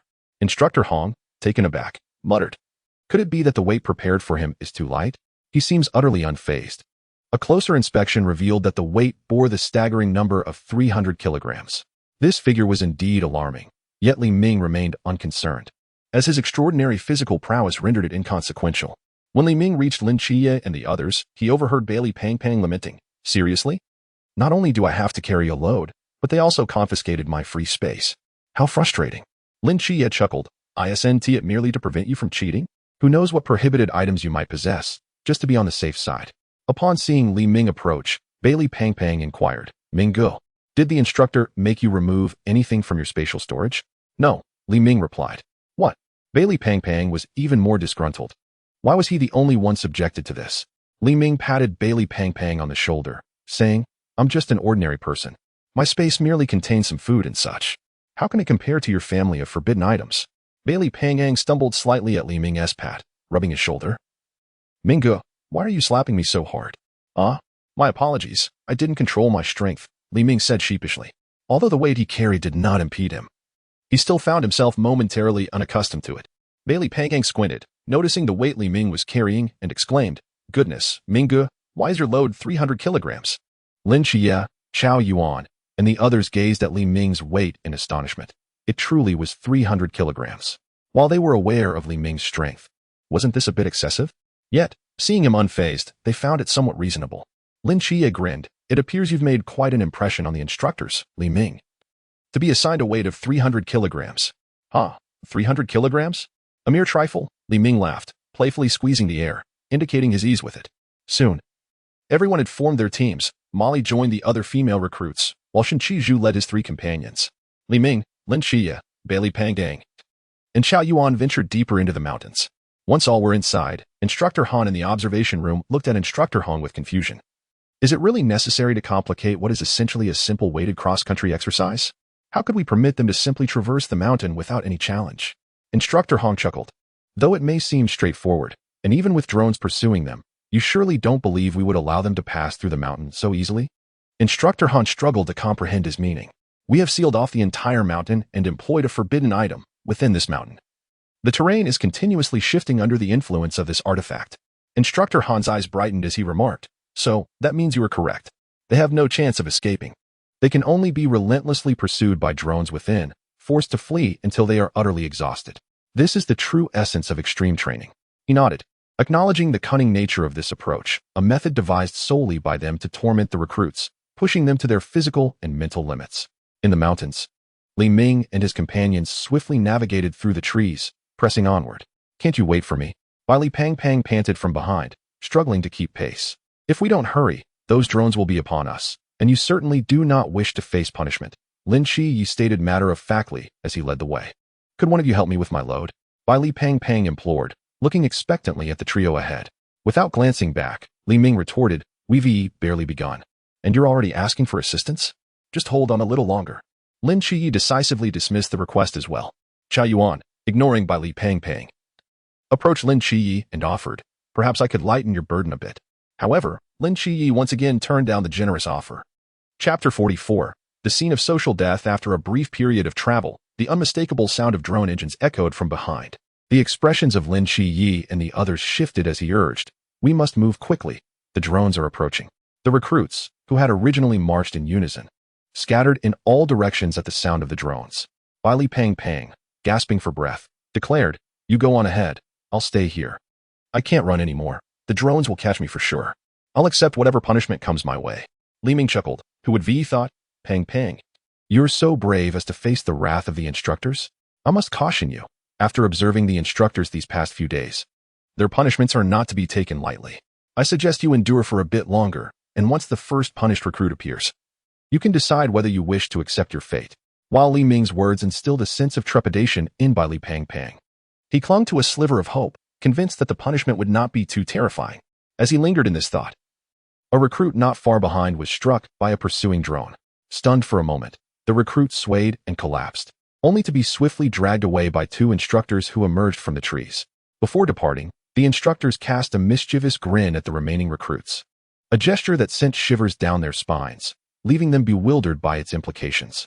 Witnessing this, Bai Li Pangpang immediately bolted, exclaiming in terror, "Wait, I thought they were using paintball guns? Why did that recruit faint? And those instructors didn't seem to be smiling because he was in for a treat." Li Ming smirked enigmatically. "It seems we shall soon learn the nature of the punishment. Pang Pang, perhaps you should hold your horses for now. It's not what you think. There are not only boys here but also quite a few girls." Though the specifics of the punishment remained unclear, the sight of the instructors' grins left them apprehensive about facing the drones. They hastily vacated the drone zone. Before long, they heard a voice emanating from the burdens they carried. "Hello, can you hear me?" The unexpected sound startled the marching recruits. "Goodness, this load has speakers," Bai Li Pangpang exclaimed. The voice continued, "Since you can hear me, let us proceed. What is your name?" "Shen Hao," came the response. "What is the most memorable thing you have ever done?" "One winter during my childhood, I was playing with firecrackers and discovered fresh cow dung. I thought it would be amusing to light one of my powerful firecrackers and place it inside. Just then, my father called for me to come home for dinner, and as he passed by the dung, the firecracker exploded." "Ah, and how did your father fare?" "The explosion sent bits of cow dung all over him. He gave me a good beating, and I was bedridden for a week." After a moment of silence, laughter erupted from within the burdens. Shen Hao felt an overwhelming desire to disappear, but that was not the end of his despair. As the instructors continued to pose embarrassing questions. "Have you ever peeked at a girl bathing? Have you ever stuffed a light bulb in your mouth? Have you ever stolen something? Have you ever flown on an airplane? What other foolish secrets do you hold?" One by one, these secrets surfaced. "Haha. I can't believe my buddy Hao has such a dark past. I'll have to tease him about this when we get back." His friends laughed heartily upon hearing his stories. The laughter was fleeting, as they soon grasped the nature of the punishment. It was clear that Shen Hao was reluctant to share these tales, yet something compelled him to divulge these mortifying confessions. They exchanged glances, falling into a heavy silence. Bai Li Pangpang trembled and whispered, "This is what the instructors meant by punishment, right?" Li Ming patted Bai Li Pangpang's shoulder with a smile. "Indeed. This is the punishment. Do you still wish to stop running and accept it?" Bai Li Pangpang shook his head vigorously. "No, I refuse to accept such a punishment. I would rather run until I drop than face this." His tone was resolutely firm, suggesting he had many skeletons in his closet. "Let us hasten our pace, otherwise, the drones will be upon us." Bai Li Pangpang surged ahead, leaving Li Ming and the others behind, revealing how the threat of punishment had awakened his latent potential. "This punishment is truly severe," Lin Qiye remarked as he observed Bai Li Pangpang sprint ahead. Indeed, this was a trial no one could endure, and thus the recruits pushed themselves harder. Yet, as time went on, more and more recruits were struck by the drones and dragged away to face their fates. "What was the boldest thing you ever did?" "Once, I placed a snake inside my teacher's bag, and when she opened it, she fainted on the spot." "How old were you then?" 11. "At 11, you dared to catch a snake? Impressive. Weren't you afraid it might be venomous?" "Not at all. That snake belonged to my neighbor's older sister, and it was harmless." "Did that older sister find out you used her snake to scare your teacher?" "What was her reaction?" "Afterward, her parents forbade her from keeping snakes, and she stopped talking to me."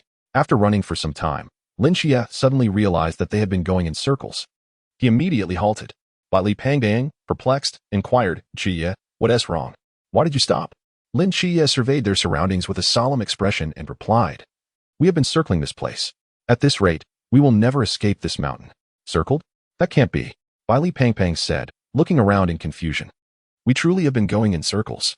I suspect the instructors have employed some forbidden items that can alter the terrain, Li Ming remarked indifferently from behind. Li Pangpang, dissatisfied, retorted, Ming, if you knew we were going in circles, why didn't you tell us sooner? What difference does it make whether I said it earlier or later? Could you have escaped? Li Ming crossed his arms and leaned against a nearby tree. Chuckling at Li Pangpang. Chapter 45, the cringeworthy scene of the brash guy in the small forest, Lin Qiye, Li Pangpang, and Xiao Yuan surrounded Li Ming. Their eyes filled with resentment. Li Ming felt somewhat uncomfortable under their gaze. All right. Why are you all looking at me like that? If it comes to it, I'll lead you all out, he said. Li Pangpang, with wide eyes, asked, Ming, you'll really lead us out? Of course. I am your Ming. How could I not escape this trivial mountain? Lin Qiye observed Li Ming's confidence, realizing he spoke the truth. This fellow could indeed lead them out. His previous silence was likely due to waiting for someone to face punishment, merely to see what that punishment would entail. If Li Ming were aware of Lin Qiye's thoughts, he would have said, you're overthinking it. While waiting for others to be punished is accurate, my reluctance to leave stems from laziness. If he truly wished to escape, he would have done so long ago. With his physical prowess, even under a 300-kilogram load, fleeing this peak would be a matter of moments. Then, Li Ming began to guide Lin Qiye and the others along the correct path. After a brief while, drones appeared, prompting them to sprint in evasion. Li Ming continued to dodge the drones as if taking a leisurely stroll. Even so, the drones could not keep up with his speed. Lin Qiye, Xiao Yuan, and Li Pangpang, who were also evading the drones, could only silently exclaim freak in their hearts. To maintain such velocity while bearing a 300-kilogram load was indeed remarkable. As they passed through a grove, they encountered Shen Qizhu and his 3 subordinates, who were also avoiding the drones. What are you doing here? Li Pangpang exclaimed in surprise. I could ask you the same. Lin Qiye quickly interjected. What are we chatting for? Hurry and hide. He dragged Li Pangpang towards a nearby thicket. Shen Qizhu darted in another direction. Meanwhile, Li Ming stood before 8 drones without evasion. Li Ming, what are you doing? Hurry and get out of there. Lin Qiye shouted urgently. No sooner had he finished speaking than the drones opened fire on Li Ming. Standing amidst the barrage, he merely shifted his body slightly, evading all the attacks. Lin Qiye and the others gaped in astonishment, as did the instructors in the observation room. How did this kid manage to dodge all those attacks? After evading the initial wave of assaults, Li Ming swiftly departed. A show-off was sufficient, but overdoing it would be exhausting. Upon seeing Li Ming leave, Lin Qiye immediately used his knife to carve a narrow path through the woods. Shen Qizhu and his crew also took advantage of Li Ming's distraction to escape early. After running for an indeterminate length of time, they arrived at a small stream. Li Pangpang, exhausted, collapsed beside the water, scooping it with his hands to drink. Lin Qiye and Xiao Yuan, seeing this, approached to quench their thirst as well. After they finished drinking, they heard the sound of someone else drinking nearby. Turning to look, it was Shen Qizhu and his 3 subordinates. Li Ming and Lin Qiye walked over to Shen Qizhu. Brash brother, would you like to join us? You must have realized the situation here. Escaping is not as simple as it seems. Fortunately, I know how to get out. Care to join? After all, Shen Qizhu was also a roommate. So lending a hand was only fair. Shen Qizhu's 3 subordinates eagerly urged, Shen Ge, why don't we join them? Yeah, this way we can escape and avoid punishment. However, the proud Shen Qizhu would never accept Li Ming's invitation. Without a second thought, he refused. You all can go if you want. I'm not going. With that, he departed, followed by his subordinates. What are you 3 doing following me? Scram. We 1T. We're sticking with you, Shen Ge. Fine, stick around if you want. But when trouble arises, don't expect me to help. Shen Qizhu cursed as he walked into the woods. Li Ming chuckled at Shen Qizhu's departure, finding him to be quite the character. His words were one thing, but his actions were another. Lin Qiye approached Li Ming and said, Since Shen Qizhu and his crew 1T join us, let us move quickly. Agreed, Li Ming nodded. Pangpang, get up. We're leaving. Li Pangpang reluctantly rose upon hearing Li Ming's command. Why the rush? Can't we rest a bit longer? Rest? The drones are about to arrive. Hurry up. Just as he finished speaking, Li Pangpang heard the drones approaching. He immediately stood up and followed Li Ming and the others.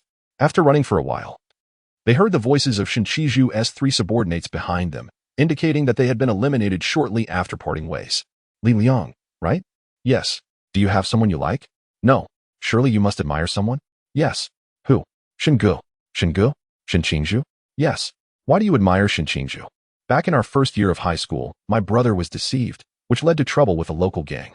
They frequently ambushed us at the school gate. Shen saw what was happening and stood up for us, single-handedly taking on more than 10 of them. Although he won, he was expelled from school for it and had to return home to farm. Because of that incident, my brother and I resolved to follow Shen. And though he has a fierce temper, we've come to realize he genuinely cares for us. Listening to the heartfelt words of Shen Qingju's subordinate, Li Ming found it quite interesting. While Li Pangang exclaimed, "No wonder these three are so devoted to Shen Qingju. I thought he was just a gangster." Li Ming pondered over Shen Qingju's actions and concluded that labeling him as a gangster was entirely inaccurate. He continued leading Lin Qiye and the others as they made their way towards the mountain's exit. Not long after, a voice emerged from the heavy burden once again, this time belonging to Shen Qingju. "Oh, a rare guest. Is that not Shen Qingju? You've been captured as well. And you even dared to assault a drone. How audacious of you. Hiki, let us proceed with the process. First, let me ask you, is what Li Liang said true?" "Yes." "Oh, how intriguing. But why would you choose this path?"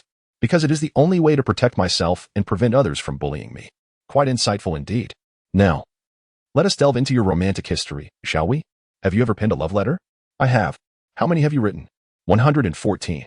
"My goodness. That is quite a number. Please, do share the tales."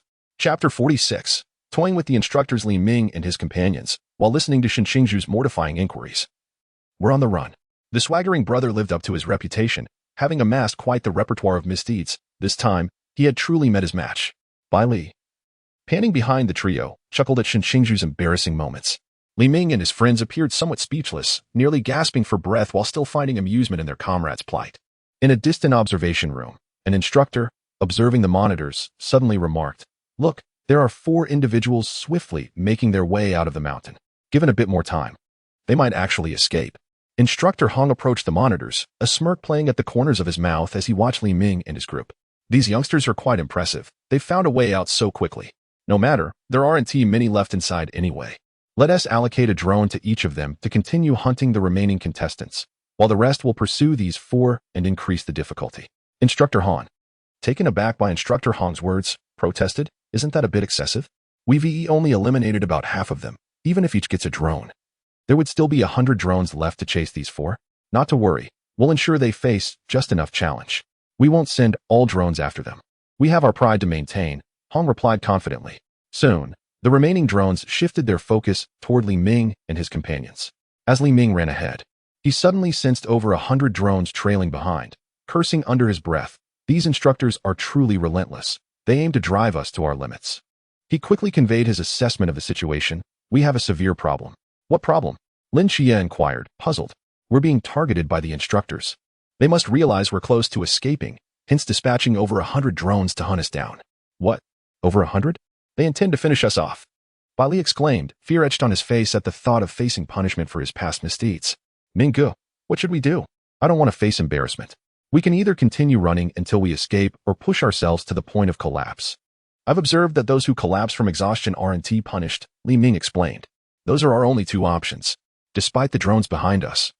I believe the instructors will only send a fraction, perhaps 20 or 30, after us. Given the circumstances, I still have hope for Qiye and myself.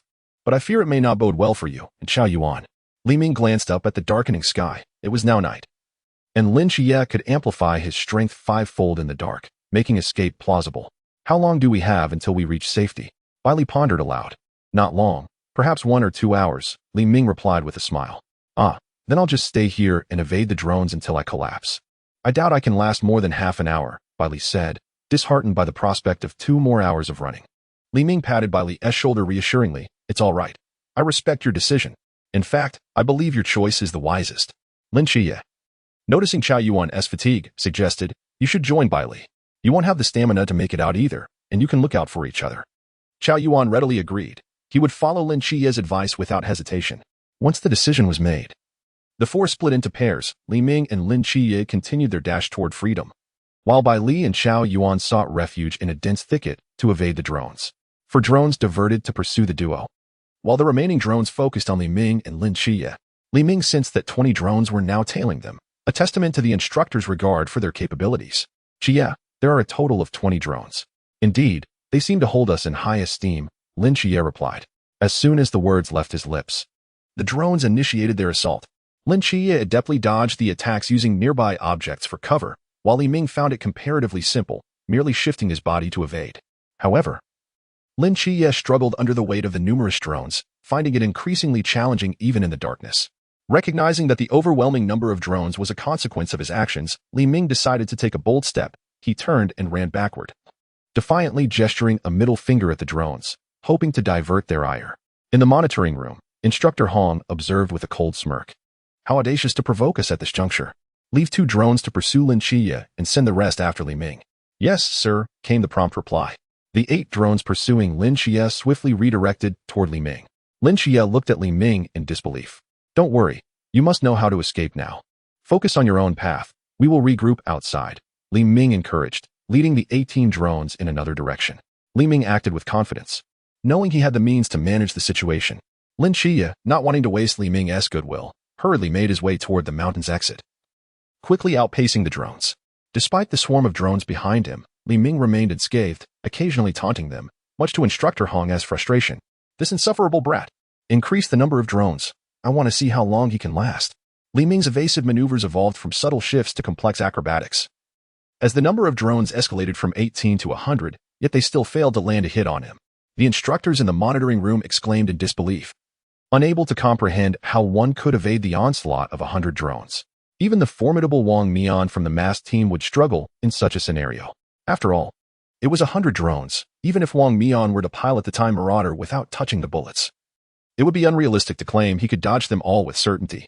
After evading the drones for nearly an hour, Li Ming found himself slightly out of breath.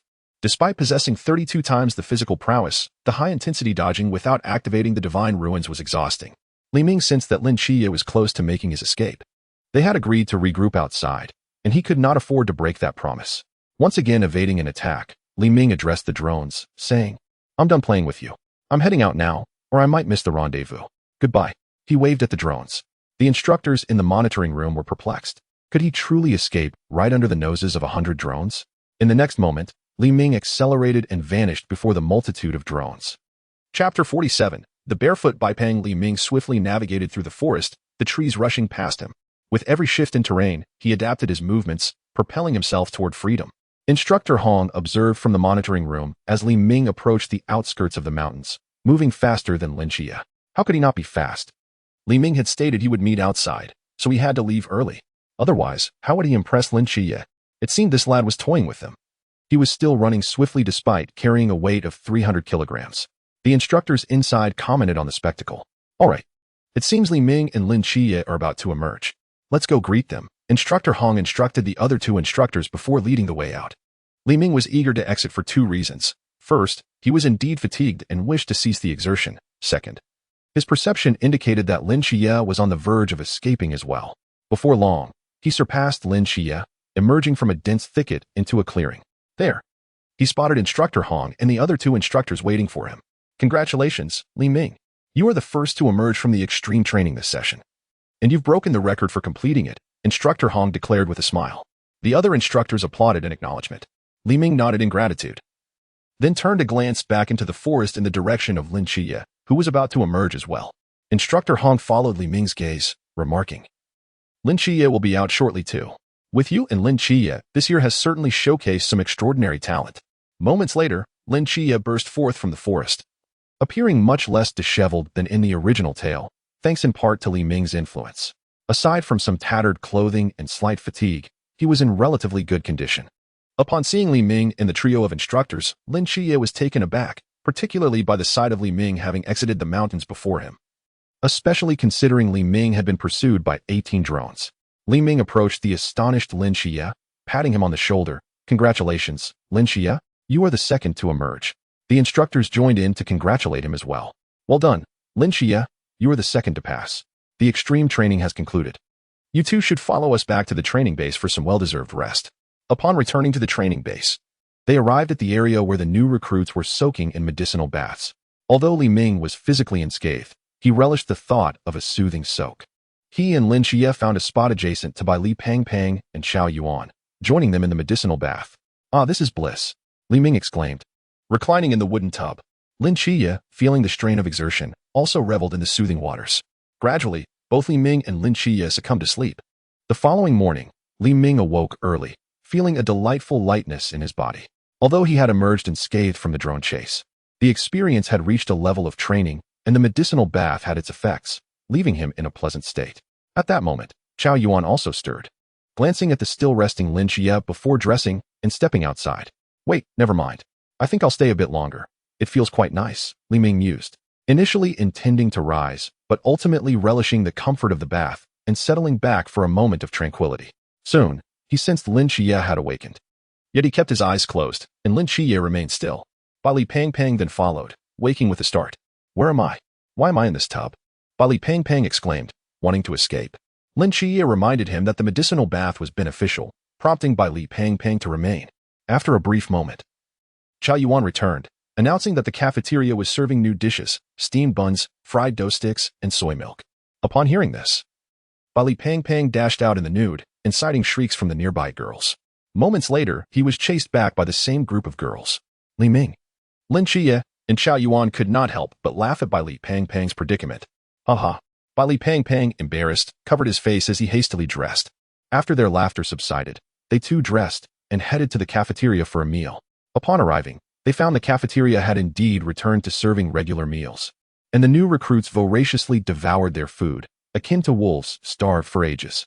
Bali Pang Pang was particularly exaggerated in his consumption, devouring his meal at an astonishing pace, the stack of steamers before him towering half a meter high. Come on, Ming Qiye, you should eat quickly. These buns are delicious, Bali Pang Pang called out while chewing. Li Ming chuckled, just focus on your own eating. Nothing can quiet your mouth. Lin Qiye and Qiao Yuan shared a laugh as they enjoyed their buns, ignoring Bali Pang Pang. Ming Qiye, did you two make it out yesterday? Bali Pang Pang asked with his mouth full. Of course we did. Who do you think I am? I'm your Ming. Li Ming replied with a grin. Lin Qiye nodded in agreement. After finishing their meal, Li Ming and Lin Qiye decided to leave together. Yesterday, Instructor Hong had mentioned he owed them a favor from the new recruit assembly, and Lin Qiye had some important items to hand over as a divine agent. Before long, Li Ming and Lin Qiye arrived at the instructor's office and knocked on the door. Come in. Instructor Hong looked at Li Ming and Lin Qiye, who had just entered, and smiled as he said, You two are indeed quite eager. I only spoke to you last night, and here you are, so impatient to arrive today. Of course, when good fortune is at hand, how could we not come early? Li Ming replied with a grin.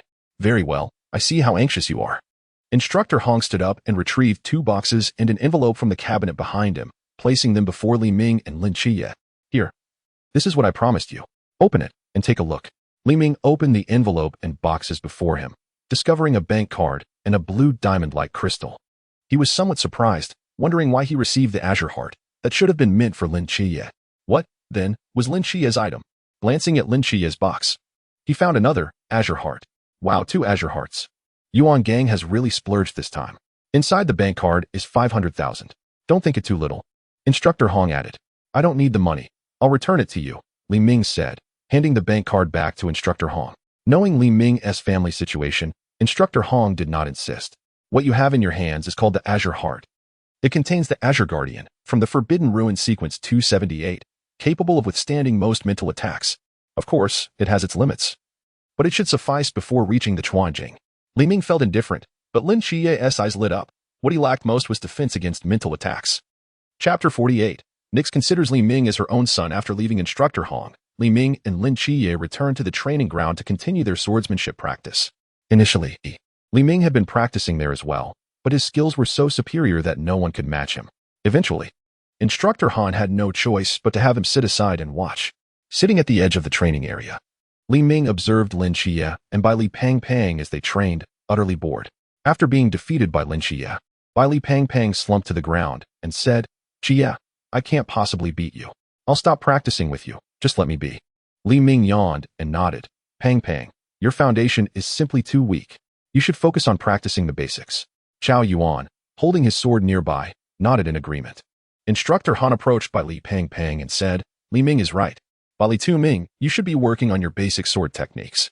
Lin Qiye turned to the yawning Li Ming and suggested, Why don't you come up and practice with me, just like before? All right. It's more interesting to spar with you here, Li Ming replied as he stood, stretched, and nodded. He then picked up his sword to practice with Lin Qiye.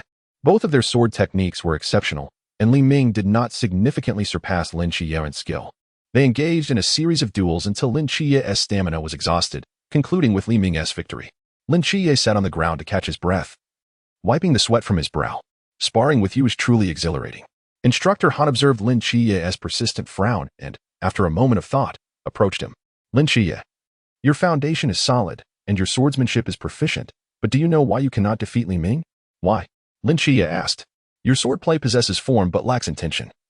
Each move is overly rigid. While it may suffice at your current level, against someone like Li Ming, who has already integrated his techniques, or a true master, it will fall short. Moreover, if I am not mistaken, Li Ming has already developed his own realm of understanding. Indeed, Li Ming replied with a subtle nod. Take a moment to rest. Afterward, you will spar with me, and you will comprehend, Instructor Han said, nodding at Li Ming before continuing. After a brief rest, Lin Qiye sparred with Instructor Han, realizing his shortcomings. Subsequently, he stood aside, contemplating the instructor's words. That evening, while Li Ming was asleep in his dormitory, he suddenly felt the 6 infinity stones within him tremble. Startled awake, he sat up. Above their dormitory building, he sensed a powerful aura, the source of which had caused the tremors in the infinity stones. After some contemplation, he realized that today marked the day Lin Qiye would have treated the goddess of night, Nyx, to a 50 recovery. This aura must belong to her. Li Ming carefully considered his next move and decided to meet the legendary goddess of night. In an instant, he teleported to the upper floor, standing behind Lin Qiye and Nyx. The moment Nyx sensed Li Ming's presence, she turned to look at him. Upon seeing Nyx, Li Ming felt an unprecedented pressure. Who are you? Nyx inquired softly, her tone calm yet imposing. Lin Qiye, surprised, turned to see what was happening. He hadn't anticipated that Li Ming would notice him just after bringing Nyx out. He is my friend, Lin Qiye quickly explained to Nyx. At that moment, an idea struck Li Ming. What if he used the Starry Night Dancer technique he had copied from Lin Qiye? Without hesitation, he employed the technique. While Lin Qiye remained oblivious, Nyx's eyes brightened with joy. Hypnos, my child, how did you end up in the divine realm of Donatos? Li Ming was momentarily stunned. He had merely intended to test the Starry Night Dancer to improve Nyx's favor. How had he inadvertently transformed into Nyx's son? Not only was Li Ming bewildered, but Lin Qiye was also taken aback. What was happening? He had brought Nyx out for a leisurely outing, yet had inadvertently acquired a brother. Hypnos, come here. Why are you just standing there? I simply didn't recognize you for a moment. You aren't upset with me, are you? Nyx said, her voice tinged with sadness. Of course not, mother. I'm just thrilled to see you. Lin Qiye quickly replied, raising his voice slightly and giving Li Ming a meaningful glance to encourage him to cooperate. He certainly did not want to jeopardize Nyx's recovery due to Li Ming's unexpected appearance. Realizing the situation, Li Ming stepped forward to Nyx and said, Mother, you're mistaken. How could I be upset with you? Nyx, upon hearing this, joyfully grasped Li Ming's hand. Previously, your brother Donatos returned, and you were missing.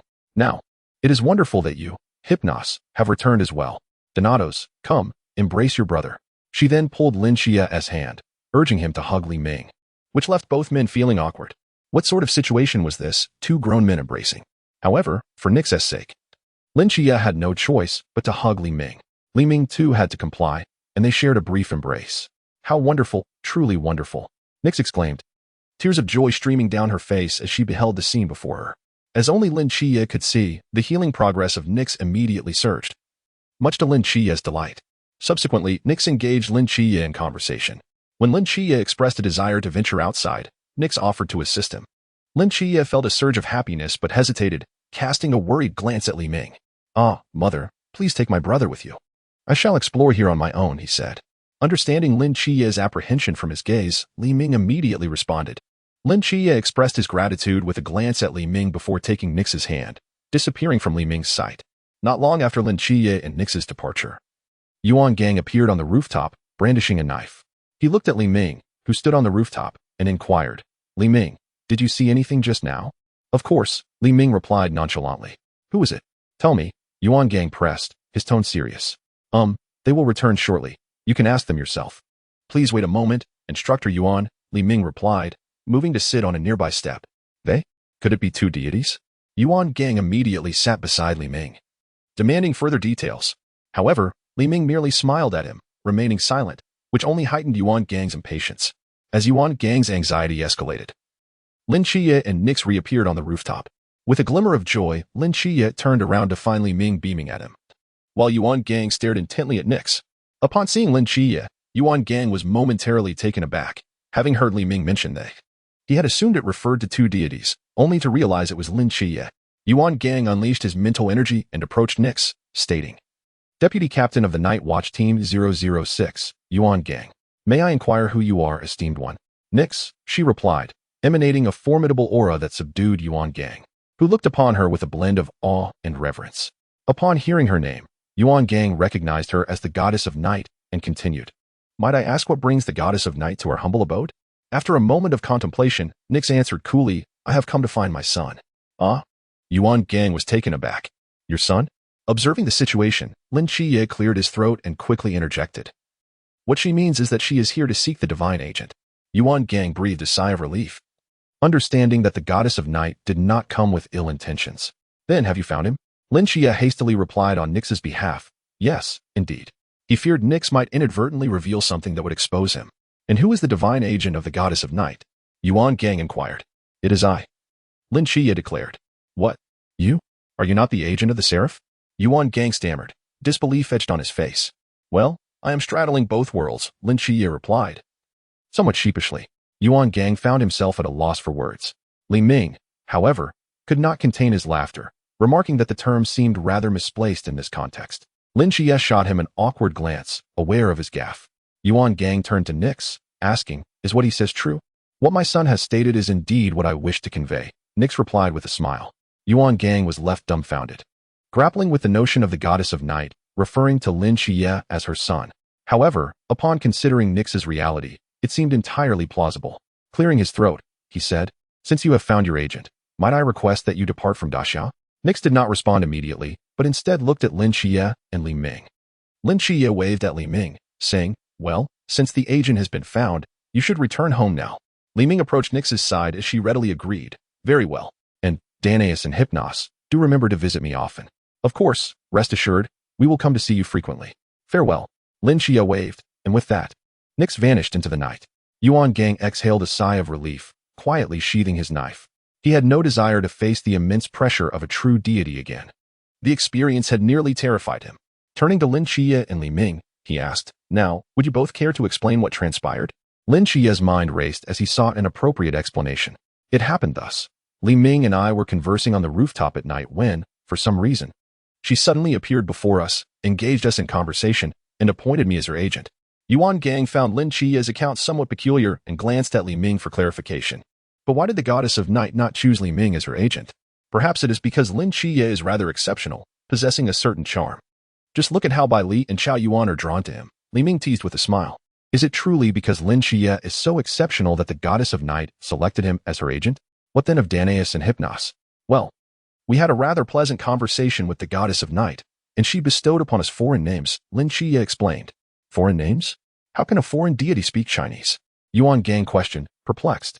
Well, deities can be expected to possess some understanding of the language, Lin Qiye reasoned. What conditions did she impose upon you for becoming her agent? Lin Qiye recalled Nix's condition, stating, There are no special requirements, simply that I should visit home often. Yuan Gang regarded him with skepticism, his expression implying disbelief. Upon noticing this, Lin Qiye cleared his throat and added, Actually, she asked me to help her find a bracelet. Searching for an object? That is manageable, Yuan Gang conceded, nodding in understanding. However, the fact that you have become the agent of two deities is unprecedented, he marveled. There was none before, but now there is. Lin Qiye thought to himself, considering that he was not merely the agent of two deities, but of 7. Yuan Gang sighed and waved his hand.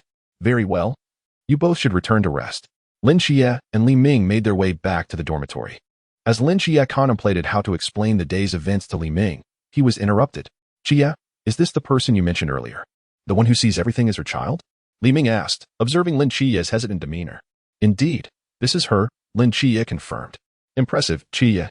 You have encountered the Goddess of Night at such an early stage. Does this mean she has somewhat recovered and appointed you as her divine agent? Precisely, Lin Qiye affirmed. Relieved that Li Ming had come to the same conclusion, he suspected that Li Ming might already be aware of the truth, but chose not to press further, opting for silence instead. That's remarkable. You are now the sole dual agent of Daxia. When you achieve success, do not forget about me, Li Ming jestingly remarked, alleviating the awkward atmosphere. You'd better not. Even if I become the agent of the dual gods, I still feel I am no match for you. Lin Qiye chuckled softly. Li Ming grinned triumphantly. Of course. If you wish to defeat me, perhaps you should wait until you become the agent of the 6 gods. Even then, it is not guaranteed that you could surpass me. The two then casually chatted a bit more before returning to their respective dormitories to rest. As Li Ming lay on his bed, he pondered the events of the day, how he had inadvertently become Nyx's child after merely trying out the dance of the Starry Night. However, upon reflection, it wasn't entirely bad. Nyx was, after all, a pitiful being, and should the opportunity arise, reviving her children could be feasible. Chapter 50. Danger approaches. Time flies, and the seasons change swiftly. Li Ming and the others had been at the training camp for over 5 months. Winter had now descended upon them, and they were training on the field, while others wore short sleeves for their run. Li Ming donned a specialized weighted suit for resistance running. The weight he bore reached an astonishing 50,000 kilograms. Only under such conditions could his training yield results, otherwise, he would merely be walking on the sidelines. This was a self-imposed requirement. The 50,000 kilograms was not excessively heavy. It was the maximum achievable in the training camp at that moment. Li Pangang trailed behind Li Ming and Lin Qiye, puffing out white mist as he complained. In this freezing winter, we still have to rise early to train, wearing only short sleeves. What were they thinking? Minggu, aren't you cold? Observing Li Ming, who appeared unfazed. Li Pangpang curiously inquired.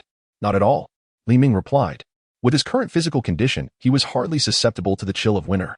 Over these 5 months, he had made remarkable progress. Initially believing that enhancing his strength through training would be arduous, he soon discovered otherwise. His capabilities had doubled, and his physical prowess had similarly increased twofold. While his other abilities had not seen significant enhancement, he sensed that since he had voluntarily refrained from using his powers, a qualitative leap awaited him upon his return to the outside world.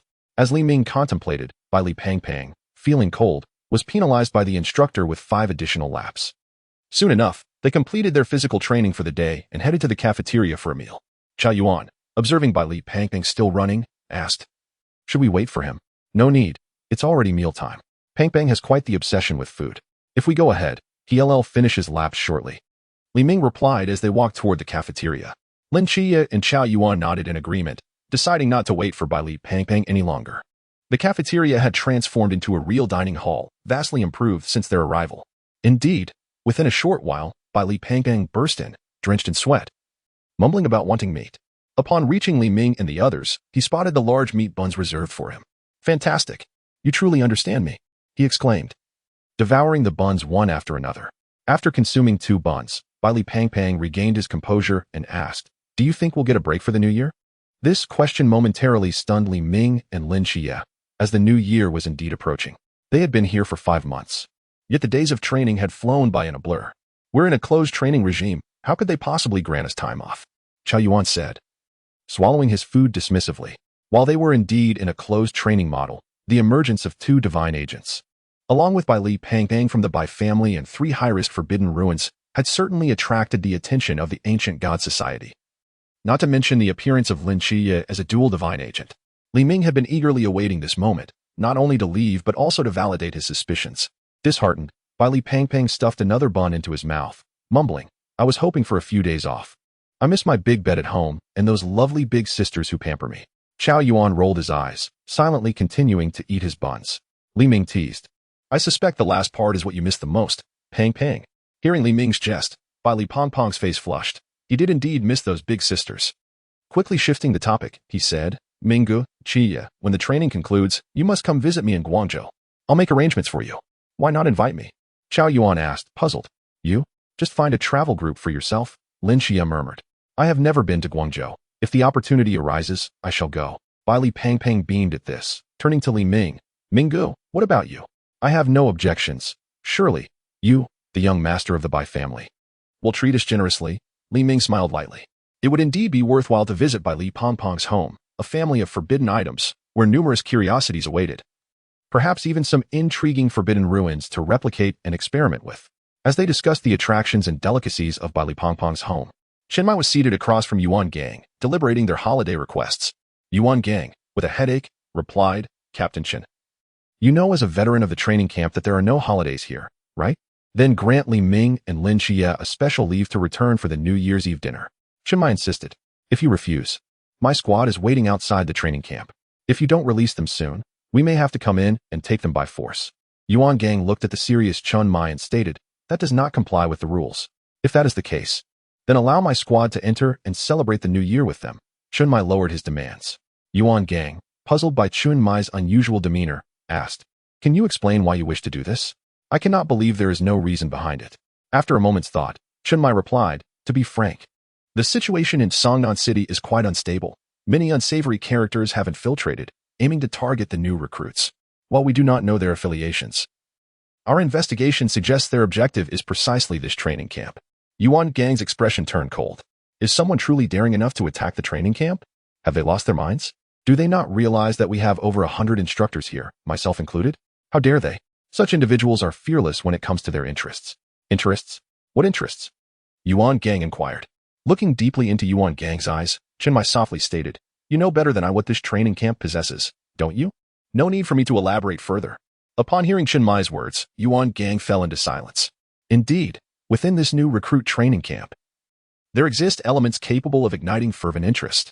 Nearly a scion of the Bailey family is bid in the black market soared to an astonishing 8 billion. In the face of such immense profit, it is enough to drive many to madness. Not to mention the emergence of the dual divine agent, Lin Qiye. Chen Mai observed the silent Yuan Gang and continued, moreover, do you truly believe that none of your instructors are swayed by such temptations?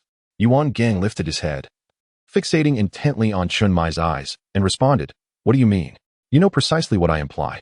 Of course, Yuan Gang understood Chen Mai's insinuation. He had targeted this training camp, and he could not guarantee that there would be no traitors among their instructors. Then how can you be certain that you can protect Li Ming and Lin Qiye? Our team of 7 knows each other well, and there will be no internal traitors. As for external threats, our squad is well equipped to handle them. Chapter 51. Forcing Lin Qiye to disguise himself after lunch. Instructor Hong's whistle pierced the air, and within 3 minutes, all recruits had assembled in the training ground. They had shed the naivety they possessed upon arrival. Each individual now exuded a sense of composure. Instructor Hong surveyed the recruits with satisfaction. I have summoned you to announce an important matter. Due to your hard work, the first half of your training has concluded ahead of schedule, and I am granting you a 4-day holiday before the next phase begins. However, you are not permitted to leave Songnan City. The announcement sent a wave of exhilaration through the recruits. How could they remain indifferent to such news? The most ecstatic among them was undoubtedly Bailey Pang, who, having just mentioned the prospect of a holiday during lunch, was now overjoyed. Ming Qiye, did you hear? We have a holiday. This is wonderful. Bailey Pang exclaimed, clutching the arms of Li Ming and Lin Qiye. Chao Yuan, incredulous, processed Instructor Hong's proclamation. He had not anticipated an actual holiday. Li Ming also felt a surge of excitement. The day he had awaited had finally arrived, and soon he would verify his suspicions. All right, everyone, you have half an hour to pack your belongings. Assemble back here in half an hour. Is that clear? Understood. The recruits chorused loudly, promptly racing towards their dormitories. At that moment, Lin Qiye stood apart, his brow furrowed, betraying little joy. Qiye, why aren't you excited at all? Don't you think this holiday came rather abruptly? Bailey Pang, clearly oblivious to Lin Qiye's concerns, queried. Li Ming replied coolly, it's because they are coming for us, isn't it? Coming for us? Bailey Pang echoed, puzzled. Of course. We have 2 divine agents and you, a scion of the Bailey family. How could that not entice them? Lin Qiye, Bailey Pang, and Chao Yuan comprehended the gravity of the situation. Li Ming patted their shoulders reassuringly. What is there to fear? When soldiers face foes, they fight. When water rises, earth will cover. Let us proceed with caution. They returned to gather their belongings. Lin Qiye simply slung a small backpack over his shoulder, having little to pack, while Li Ming, with a grand gesture, stored everything into his spatial pocket upon reaching the dormitory. Carrying his backpack, Lin Qiye, alongside Chao Yuan with a suitcase, looked at the 2 unburdened comrades and inquired, are you really leaving without taking anything? They understood that Li Ming had a spatial storage and thus had likely stowed everything away. Of course. Why bother carrying all that? We can buy what we need later.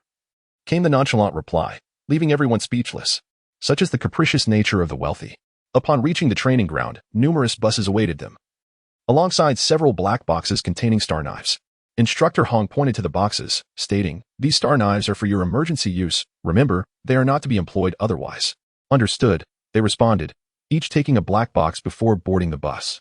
Something is amiss. Otherwise, why grant a holiday and distribute star knives? Chao Yuan remarked, clutching his black box. Li Ming and Lin Qiye sat quietly, resting their eyes as the vehicle progressed. Once they exited the confines of the training camp, all felt an unusual lightness. The pressure that had weighed upon them dissipated, revitalizing their spirits. Wow, I have broken through. Me too. I have also broken through. At that moment, Li Ming felt an invigorating lightness. His mental prowess had ascended, confirming his hypothesis. His strength had once again surged, this time not through mysterious means, but through his own training. Not only had his power gems increased, but others had also undergone a qualitative leap. Li Ming, did you also break through? Lin Qiye inquired, elated by the newfound power. Of course, Li Ming had previously operated within the realm of the lamp, relying on the infinite power of gems for combat. Now, he had finally transitioned to the pool realm. At that juncture, Li Ming spotted 5 dark shapes approaching them from a distance. What on earth is that?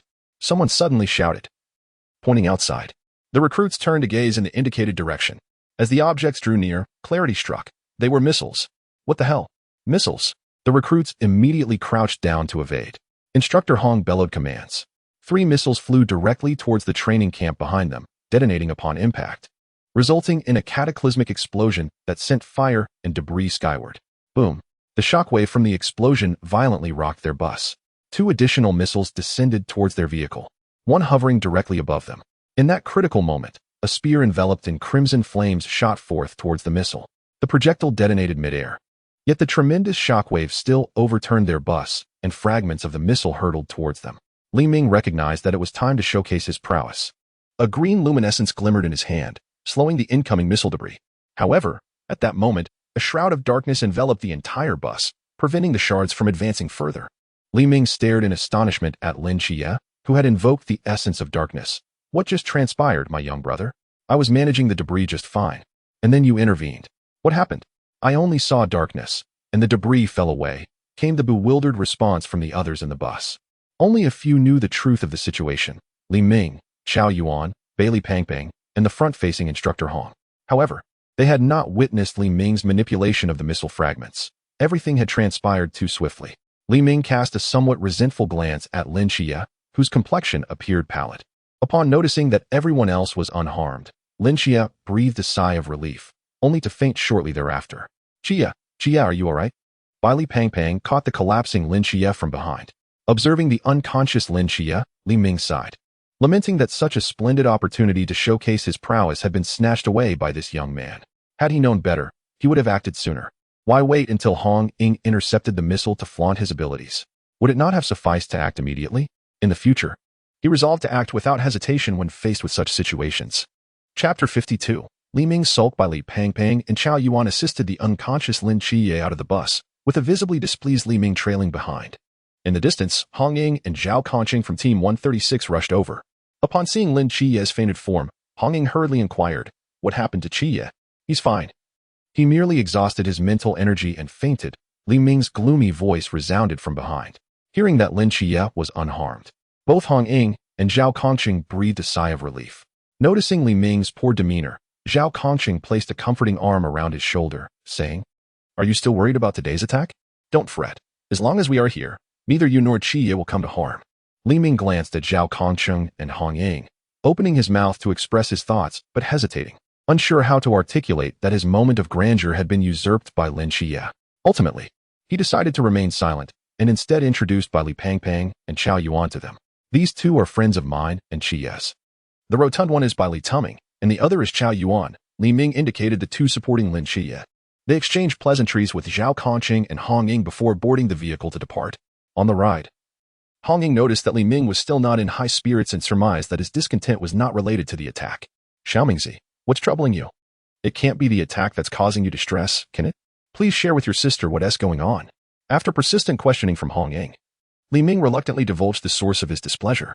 Upon hearing his tale, both Hong Ying and Zhao Kongqing erupted in laughter, while Bailey Pangpang and Chao Yuan gazed at Li Ming in astonishment, not realizing that his unique ability extended to manipulating time. Hong Ying playfully patted Li Ming's shoulder, exclaiming, "Ha, Xiaomingzi, I can't believe you're upset simply because Qiye overshadowed you. Why didn't you use your powers sooner? You had us both worried when we saw the missile." Li Ming remained silent, unwilling to address the question, pondering why he had not thought of that sooner.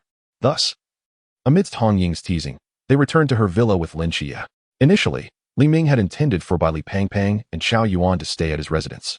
But Bailey Pangpang declined, stating his butler had already reserved a presidential suite at a 5-star hotel, and in the event of another attack, Li Ming's home would be at risk. Although Li Ming wished to express that even if it were damaged, restoring it would only require a snap of his fingers. Bailey Pangpang departed with Chao Yuan, after Li Ming and Zhao Kongqing escorted Lin Qiye to his room. They joined Chun Mai and the others in the living room to recount the events of the past 5 months in the training camp. Before long, Lin Qiye emerged from his room, still somewhat disoriented.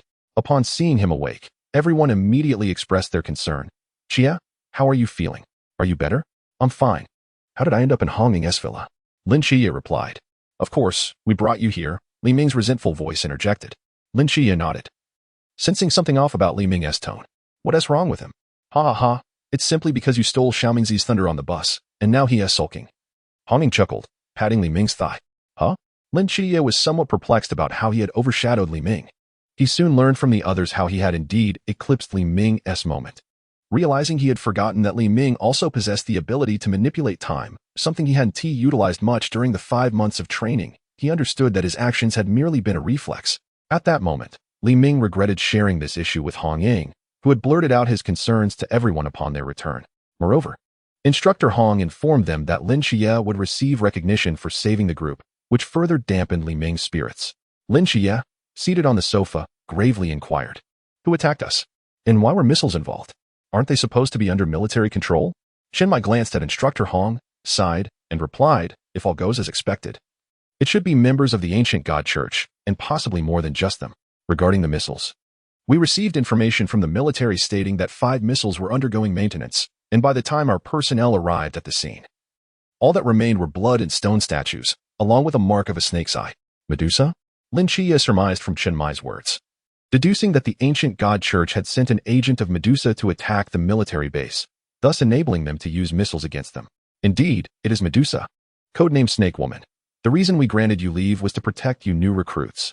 Their targets are either the two of you, the divine agents, or Bailey Tumming, the young heir of the Bailey family. An attack within the training camp could result in unnecessary casualties, and there may even be spies among the instructors." Upon hearing this, Lin Qiye comprehended their intentions. They sought to use them as bait to lure them out. "Do not fear, Qiye. We are here to ensure your safety. And we won't let them harm you or Xiaomingzi," Hong Ying assured him, patting Lin Qiye's shoulder with a smile, feeling warmth at her words.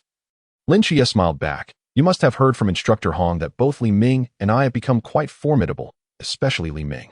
He glanced at the still sulking Li Ming. Li Ming, upon hearing this, lifted his head, clenched his fists, and declared, "Indeed. This time I shall not allow Lin Qiye to overshadow me. I will be the first to take down these scoundrels." The others exchanged bemused glances. Even at a moment like this, he was still preoccupied with his lost glory. After conversing further with Chen Mai, Instructor Hong returned to the training camp to investigate the potential spies within, a ticking time bomb that needed to be neutralized promptly. Chen Mai smiled at Li Ming and Lin Qiye, saying, "On New Year's Eve, you both are invited to the office for the New Year's dinner. I will personally cook." Hearing this news, Hong Ying was the most excited. "Wonderful. I can finally enjoy the captain's cooking again." Li Ming and Lin Qiye also felt elated, as Chen Mai's culinary skills were indeed delightful. Chapter 53, The Outlet of Frustration. In the afternoon, after tidying up his room, Li Ming stepped outside, eager to stroll around and perhaps encounter 1 or 2 would-be assassins. As fate would have it, he ran into Lin Qiye, who was also heading out. "Qiye, are you going out as well?"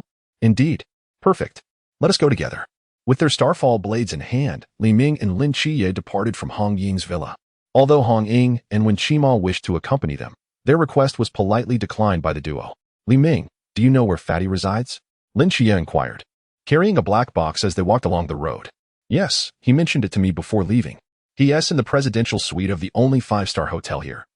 Room number 9039, Li Ming replied with a faint smile. It seems that this young master of the Bailey family has quite the knack for choosing accommodations. If all goes as expected, Fatty will have found a small inn for Chow Yuan, yet it appears that Chow Yuan is still residing in Fatty's presidential suite." Before long, they arrived at the 5-star hotel where Bailey Fatty was lodging. As Lin Qiye engaged in discussions with the front desk, a terrifying explosion reverberated from above them. Li Ming and Lin Qiye exchanged glances, both surmising that Bailey Fatty had encountered an attack.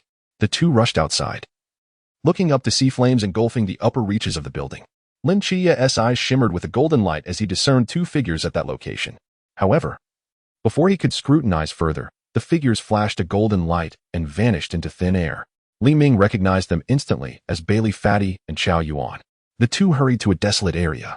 While Lin Qiye was using his mental energy to sense the surroundings, Li Ming placed a hand on his shoulder and said, "No need to look further. There is a no-ring space set up just ahead." He then led Lin Qiye to a crossroads, where a signpost stood. Lin Qiye gazed at the sign, lost in thought. "What are you pondering?" Li Ming asked. Let us proceed. With that, Li Ming stepped inside first. His hands itched with anticipation. Ever since Lin Qiye had stolen the limelight, he yearned to find those who had attacked them and exact vengeance. Lin Qiye watched in bewilderment as Li Ming entered without hesitation. Was the no-ring space merely a decoration? Was it truly this effortless to enter? Previously, he had needed to harness the powers of the Seraphim under the cover of night to access such a space. Even now, with his enhanced abilities, it seemed implausible that he could enter so easily as Li Ming had. Though perplexed, he resolved to seek out the individual responsible for creating the no-ring space instead of following Li Ming immediately. Upon entering, Li Ming instantly sensed the presence of Bailey Fatty and Qiao Yuan. At that moment, Qiao Yuan had activated his forbidden ruins, while Bailey Fatty, clad in a bathrobe, appeared to have been attacked shortly after his shower. Thankfully, it was better than being completely unclothed. Just as Li Ming arrived, Qiao Yuan was sent flying by an arrow shot from a distance. Noticing that Qiao Yuan was unharmed, Li Ming turned his attention to Bailey Fatty. He swiftly intercepted a fist aimed at Fatty from a gaunt man, who appeared taken aback that his punch had been caught so easily. "Who are you?" the gaunt man demanded, astonished. Li Ming regarded him coolly, replying, "You dare to assault us, yet you inquire about my identity?" Upon seeing Li Ming's sudden appearance, Bailey Fatty was overjoyed. "Brother Ming, you're here. This is splendid. You must take him down." Bailey Fatty sheathed his sword, feeling emboldened by Li Ming's presence.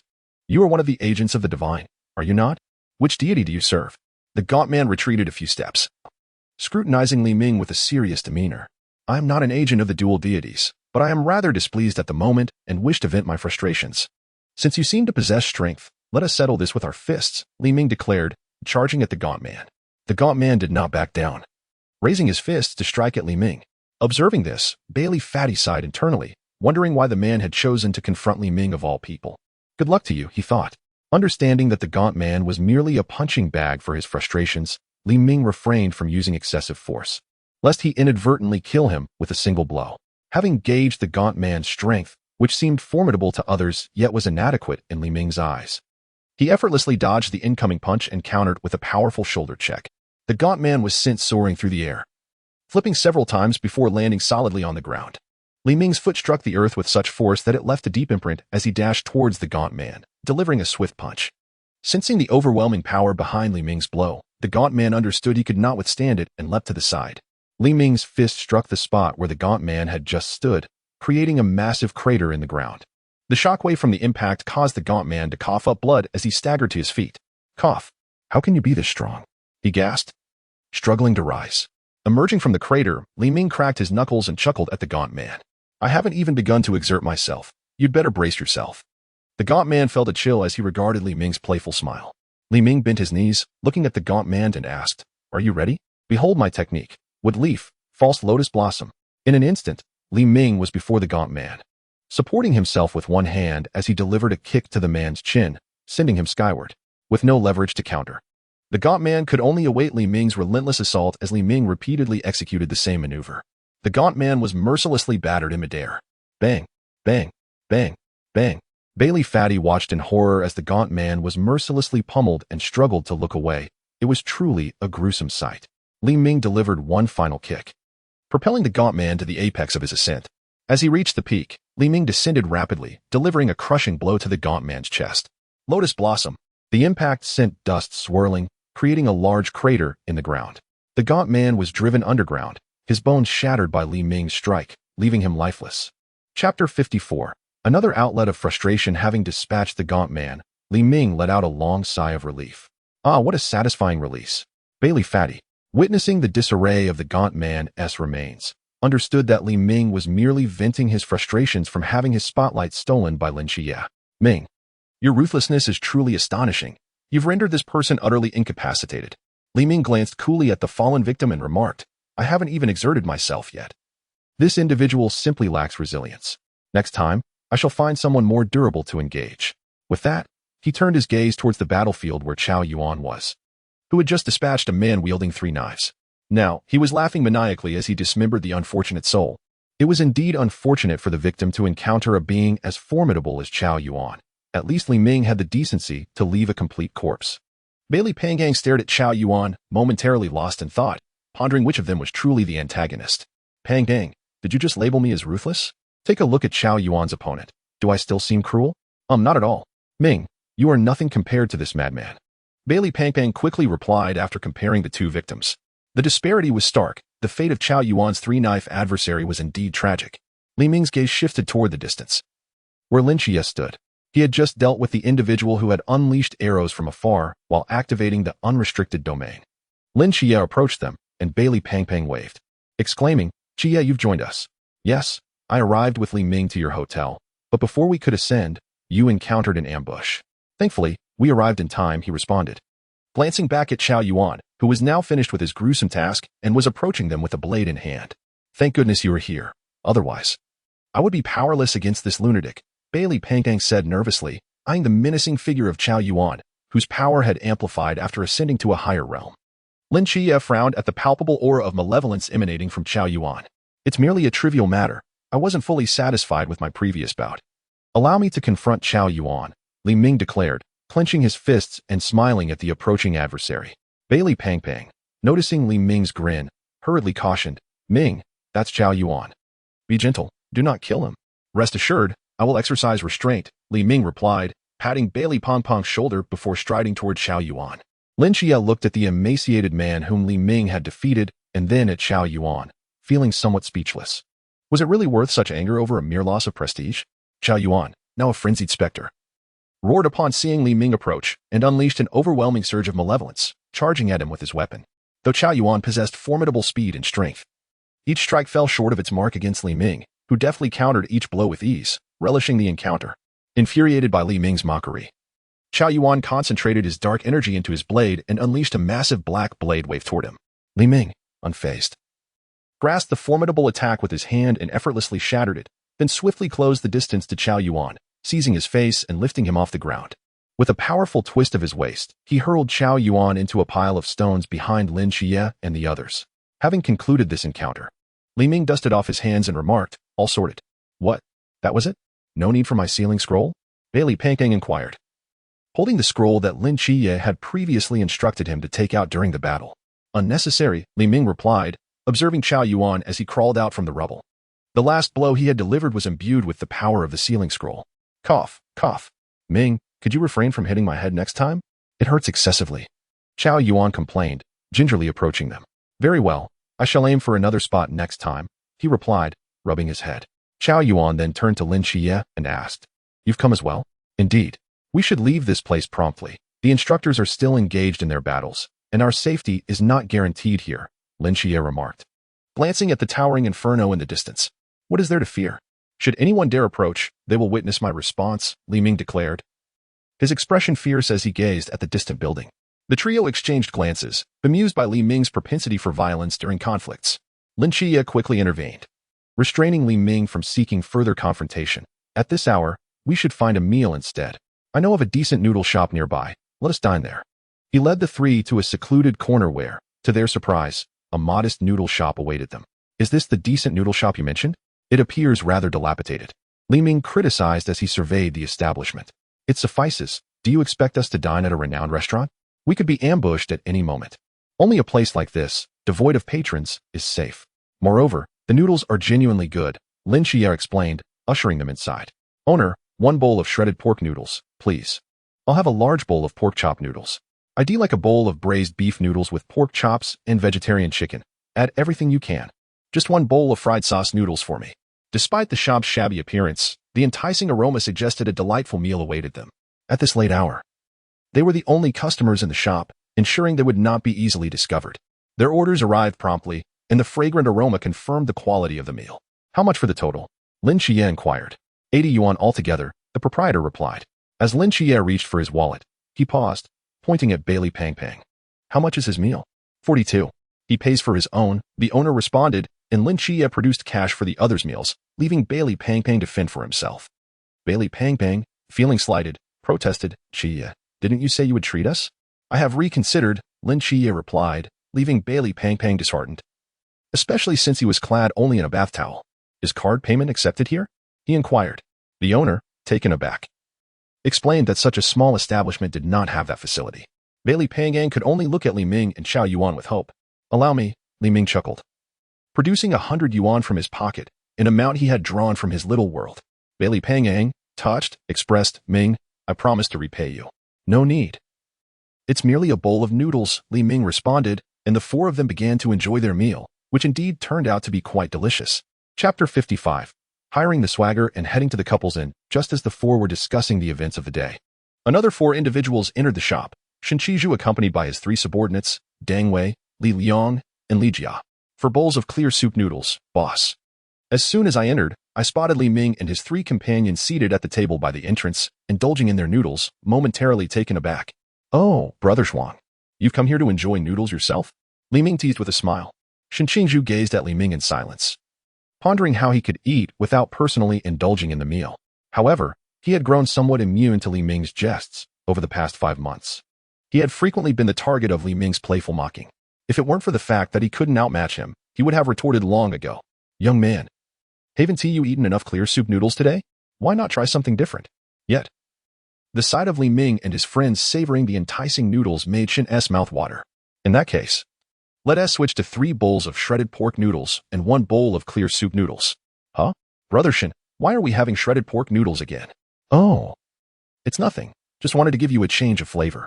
He then swiftly pulled out a few crumpled bills from his wallet and handed them to the boss. This action was executed with great speed, but it did not escape the keen eyes of Li Ming and Lin Qiye, who noted that Brother Zhuang's wallet was now empty. Li Ming and Lin Qiye exchanged glances, and then Lin Qiye spoke up. Which Brother Zhuang? I have a proposition for you. Not sure if you're interested. Initially, Lin Qiye had never called Shen Qizhu Brother Zhuang, but having been influenced by Li Ming and the others, he had also adopted the term. Let us be direct. Considering that you saved me in the car, I'm willing to offer assistance within my means. It's nothing major. Could you help protect Bai Li Pang over the next few days? It won't be for free. Pang will compensate you. How does 2,000 a day sound? Shen Qingzhu glanced at Bai Li Pang, who nodded. Though he didn't know the exact reasons, he trusted that Lin Qiye meant him no harm. All right. My wallet is already empty, but during the holidays, I can earn at least 5 or 6,000, so we won't have to eat clear soup noodles every day. We can enjoy better meals. However, this arrangement doesn't include Deng Wei and the others. Is it just for myself? No problem. Once the deal was settled, Bai Li Pang voiced his curiosity. Qiye, why did you choose Brother Zhuang to protect me? Given our circumstances, we can't all stay together. And you can't control Chao Yuan when he goes wild, so it's best to have a capable, normal person around. Bai Li Pang suddenly understood. Shen Qizhu thought for a moment, then somewhat bashfully addressed Bai Li Pang. Hey, fatty, since I'm paying, could you show me a little respect? Bai Li Pang rolled his eyes and replied, all right, Bai Li Tumming. Can you advance me a day's wages? Well, look at me. Does it seem like I have a place to keep money? Bai Li Pang glanced at his bathrobe with resignation. I have some. I'll give it to you. Li Ming interjected, stepping forward and pulling out 2,000 yuan from his pocket to hand to Shen Qingzhu. Thank you. Shen Qingzhu accepted the money, instructed the boss to add some vegetarian chicken to the order for Dang Wei and the others, and then distributed the remaining funds to them. You all take this. Stay at a better inn for the next few days and enjoy some decent meals. You don't need to worry about me. I have a wealthy benefactor here. After swiftly finishing his clear soup noodles, Shen Qingzhu followed Li Ming and the others as they departed. Hey, Ming Qiye. The hotel I was staying at got blown up. Where are we staying tonight? Do you have any recommendations? As the evening breeze blew, Bai Li Pang, clad only in a bathrobe, shivered and inquired. How about we find a park bench to spend the night? Chao Yuan replied nonchalantly. Get lost. Have you seen what I'm wearing? Sleep on a bench? You want to freeze me to death? Bai Li Pang cursed, feeling a desire to throttle Chao Yuan. Lin Qiye pondered for a moment and said, I know a place. Let us go there. The four of them followed Lin Qiye through several narrow alleys until they arrived at a rather secluded little inn. This inn was distinctive, standing out in the dark alley with its vibrant lights. The four, especially Li Ming, widened their eyes upon seeing the inn's name. Dream Butterfly Couples Hotel. Wow, Qiye. You've even been to a couple's hotel. Which girl did you come here with, and what was she like? Li Ming chuckled as he draped his arm around Lin Qiye's shoulder. Bai Li Pang and Chao Yuan looked on eagerly, while Shen Qizhu also regarded Lin Qiye with interest. Lin Qiye's face flushed as he pushed Li Ming away and earnestly replied, Get lost. I've never been here with a girl. Don't say such things. I just thought this place doesn't require an ID to check in, which is convenient. If you don't want to stay here, then it's out the park bench for you. In that case, let us stay here. I definitely don't want to sleep on a bench. Bai Li Pang immediately agreed and pushed the door open. Just as Bai Li Pang was about to book 3 rooms, Shen Qingzhu interjected, Let us book 2. I'll share a room with you. Otherwise, if something happens, I want to be able to protect you in time. Seeing Shen Qizhu's serious expression, Li Pang had no choice but to relent before he could suggest booking 2 rooms. At that moment, Chao Yuan also chimed in. Then I'll stay with you too. This way, we can play some card games. Li Pang felt somewhat exasperated. However, before he could refuse, Shen Qingzhu and Chao Yuan, with Li Ming's assistance, chose the most expensive room and pulled him upstairs. As they listened to the sounds emanating from other rooms, both Chao Yuan and Shen Qingzhu's faces turned crimson. Li Pang exchanged glances with Li Ming, both of them intrigued by the blushing duo. Their gaze intensified Shen Qingzhu and Chao Yuan's embarrassment even further. Upon reaching their room, Shen Qingzhu quickly unlocked the door. The room was quite nice, featuring 2 large beds, a spacious sofa, and a big television, quite satisfactory. Li Ming nodded in approval of the environment. All right, you 3 can stay here tonight. I have some entertainment options. If you get bored, feel free to use them to pass the time. Li Ming then pulled out playing cards, a gaming console, a pile of game discs, and even a pool table from his little world. Li Pang and the others were thrilled. It seemed they would have plenty to occupy themselves with that night. Chapter 56. The return of Lin Qiye after settling by Li Pang and the others. Li Ming and Lin Qiye headed towards the Hongying villa. As they walked, snowflakes began to drift down from the sky. Lin Qiye paused to catch a snowflake in his hand, lost in thought. Li Ming patted Lin Qiye on the shoulder, asking, "What are you thinking about?" "Nothing much." Lin Qiye smiled and continued toward the villa. Before long, they returned to the villa. "You 2 took too long to come back. I was about to go out searching for you." On the sofa, Hongying looked at Li Ming and Lin Qiye, who had just returned, and said, somewhat annoyed, "Indeed, Sister Hongying has repeated herself hundreds of times. If you don't return soon, I fear I shall go deaf." Lying on the sofa. When Mo yawned as he spoke, Hongying shot him an irritated glance upon hearing his words. "My apologies, Sister Hongying. We were dining out with friends and returned late. We are truly sorry," Lin Qiye said, scratching his head with a smile. "We should have informed you in advance. So you wouldn't have waited for us for so long. I am quite embarrassed," Li Ming added, also apologizing to Hongying. "All right, now that you're back, you should get some rest," Hongying sighed lightly, speaking in a calm manner. Then, Li Ming and Lin Qiye returned to their respective rooms, while Wen Mo remained in the living room to ensure no one intruded. Outside, not far from the villa, Chen Muyi, Wu Xiangnan, Lung Xian, and Zhao Kongqing vigilantly observed the surroundings from the rooftop of a nearby building, serving as guardians for Li Ming and Lin Qiye. The following morning, Li Ming rose early and encountered Hongying, who was preparing to practice shooting. "Sister Hongying, are you already out here to practice shooting?" he inquired. "Yes, come on. Accompany your sister in some practice," Hongying replied with a smile. "All right," he responded, and followed her to the backyard. Having previously practiced shooting with Hongying at the office, he was quite proficient, although he preferred using his fists, nonetheless. He relished the opportunity to show off with other weapons. Li Ming retrieved a long iron spear he had forged earlier. "Come on, Xiaoming. My shooting skills have improved remarkably," Hongying said, twirling the spear gracefully in her white training attire. Li Ming smiled faintly and thrust the spear forward. Hongying parried his thrust with her spear and closed in, lunging at him with a counterattack. They exchanged thrusts, each trying to outmaneuver the other. Li Ming's shooting style was bold and expansive, while Hongying's movements resembled a dancer, captivating to behold. After a while, Lin Qiye approached, prompting both to lower their weapons. "Awake now?" "Oh, Qiye, you're up," Hongying greeted. "Yes," Lin Qiye replied as he approached them. "You 2 are practicing shooting so early?" he asked. "I'm not. I just happened to run into Sister Hongying who was heading down to practice. So I joined in," Li Ming chuckled. "Of course, I rise early every day to practice shooting. I have been at it for 12 years now," Hongying stated earnestly. 12 years. How old are you, Sister Hongying?" Lin Qiye asked, astonished by her apparent youth. "Qiye, a woman's age is a sensitive topic," Li Ming interjected, placing an arm around Lin Qiye's shoulder. Hongying added with a hint of annoyance, "Exactly, how can you ask a lady her age? Enough of that, let us go. I shall prepare breakfast for you all. Afterward, we'll go grocery shopping. It's a rare occasion to enjoy the captain's cooking, so we must ensure he makes plenty," she said, salivating at the thought of Chen Muye's culinary skills. They returned inside, where Hongying found Wen Mo still asleep on the sofa and promptly kicked him awake before proceeding to prepare breakfast. Once the meal was ready, she pulled the still drowsy Si Xiaonan from his slumber. After breakfast, Hongying led Li Ming, Lin Qiye, and Si Xiaonan out to buy groceries. Before leaving, Li Ming took a moment to glance at the rats scurrying across the ceiling. In a dark underground passage, a multitude of rats scurried about. In a dimly lit space, an operating table lay scattered with dismembered limbs, alongside a gigantic snake head and half a lizard's body. A cloaked figure sat at the back. This was Qingyu, who had fled with the head of Lin Qiye. And Qing, you received information from the rats and remarked in surprise, "Have I been discovered?" This Li Ming is truly extraordinary. It is the first time anyone has detected my rats. His gaze shifted to the rats surrounding him. My rats have infiltrated the entirety of Tsangnan City. No movement escapes my notice. However, the current state of Tsangnan City is rather grim, with several hidden powerhouses. Former night watchmen that escaped the sanctuary, the crazy scorpion mercenary team, the venomous snake mercenary team, and women from the ancient god church, along with two formidable beings from the sea realm. Tsangnan City is in chaos.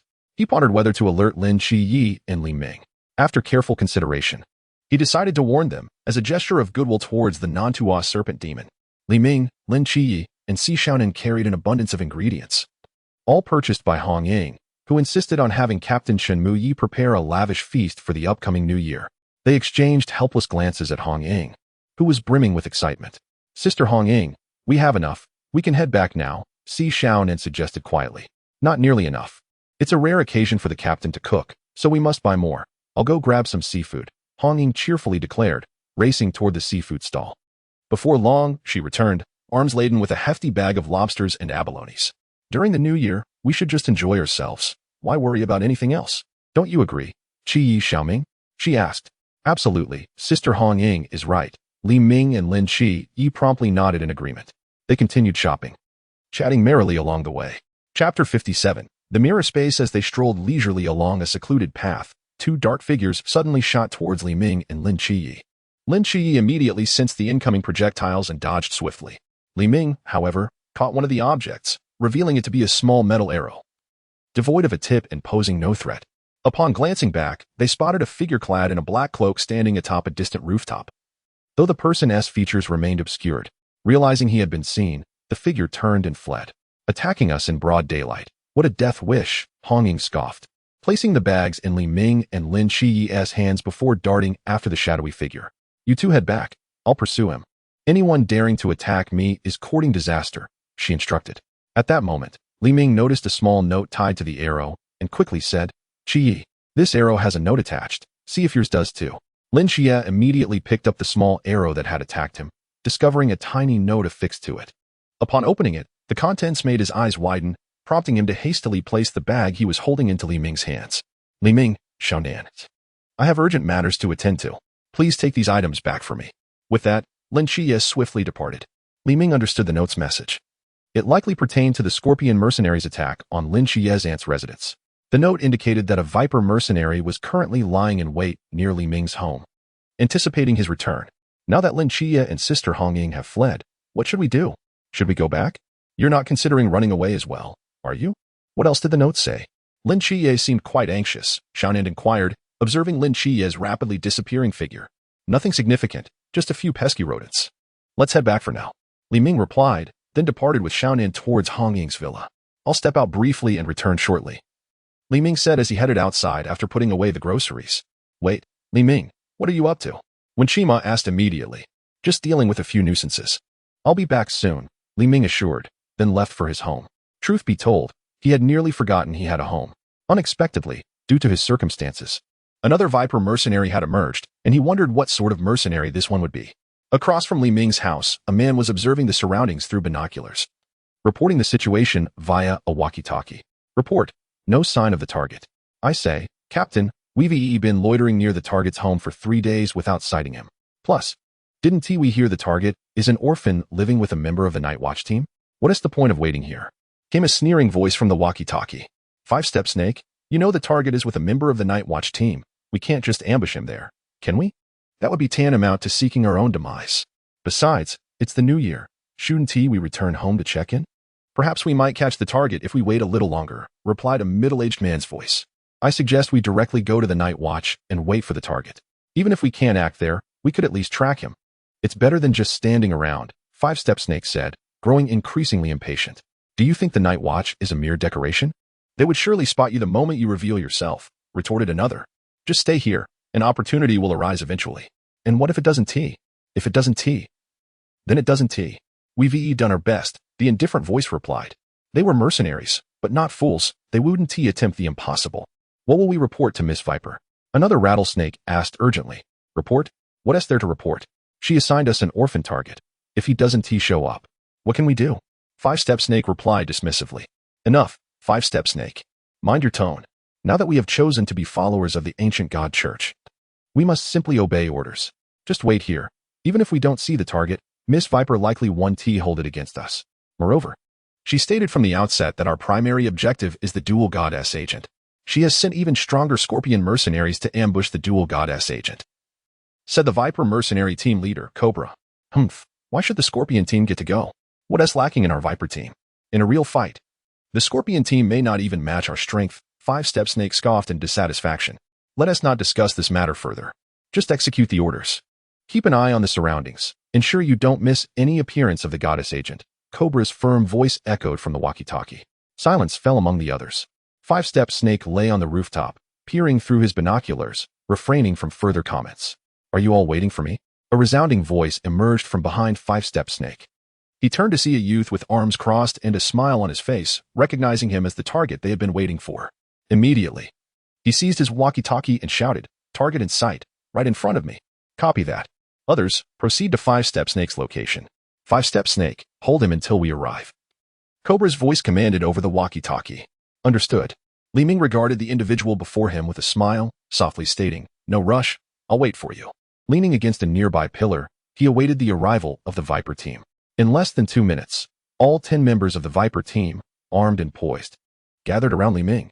Now that everyone is here, let us change locations for our little skirmish, Li Ming declared, stepping away from his master, stretching leisurely, and snapping his fingers. With a sharp crack, the Viper team immediately sensed the surrounding space shatter briefly before it restored itself. What did you do? Cobra asked, his expression grave. Nothing much, just avoiding damage to the surrounding structures. I merely transferred you all to a mirrored space. Anything done here won't affect the real world. Li Ming explained calmly. Meanwhile, in the real world, Zhao Kongcheng, who had been following Li Ming from a distance, spoke into his walkie-talkie. Captain, Li Ming and the Viper team have vanished. Vanished? What is going on? It seems that Li Ming used his spatial abilities to transport them to another realm, akin to the boundless void. Can you enter? Apparently not.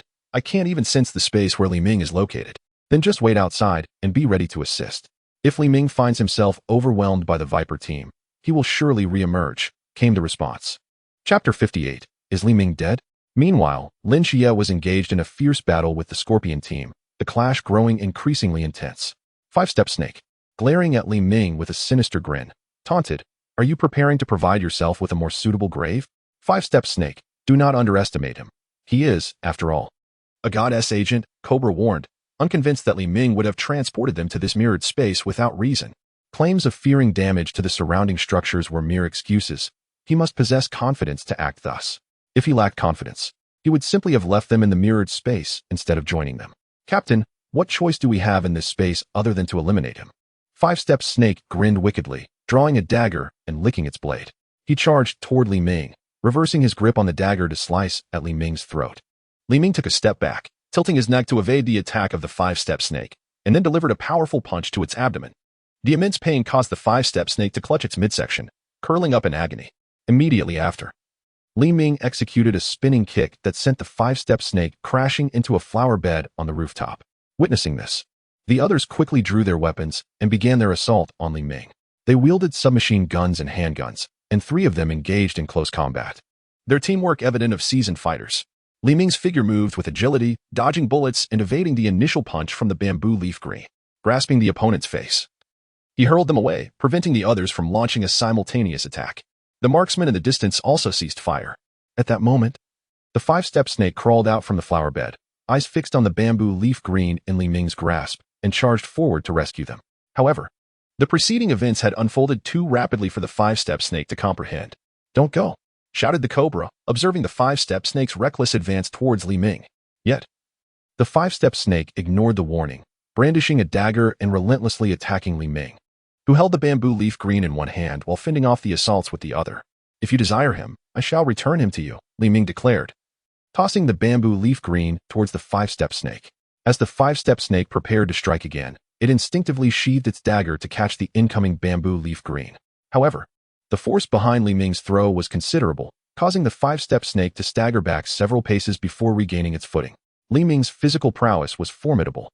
exhibiting strength and speed that were complemented by the absence of the powers of the divine ruins.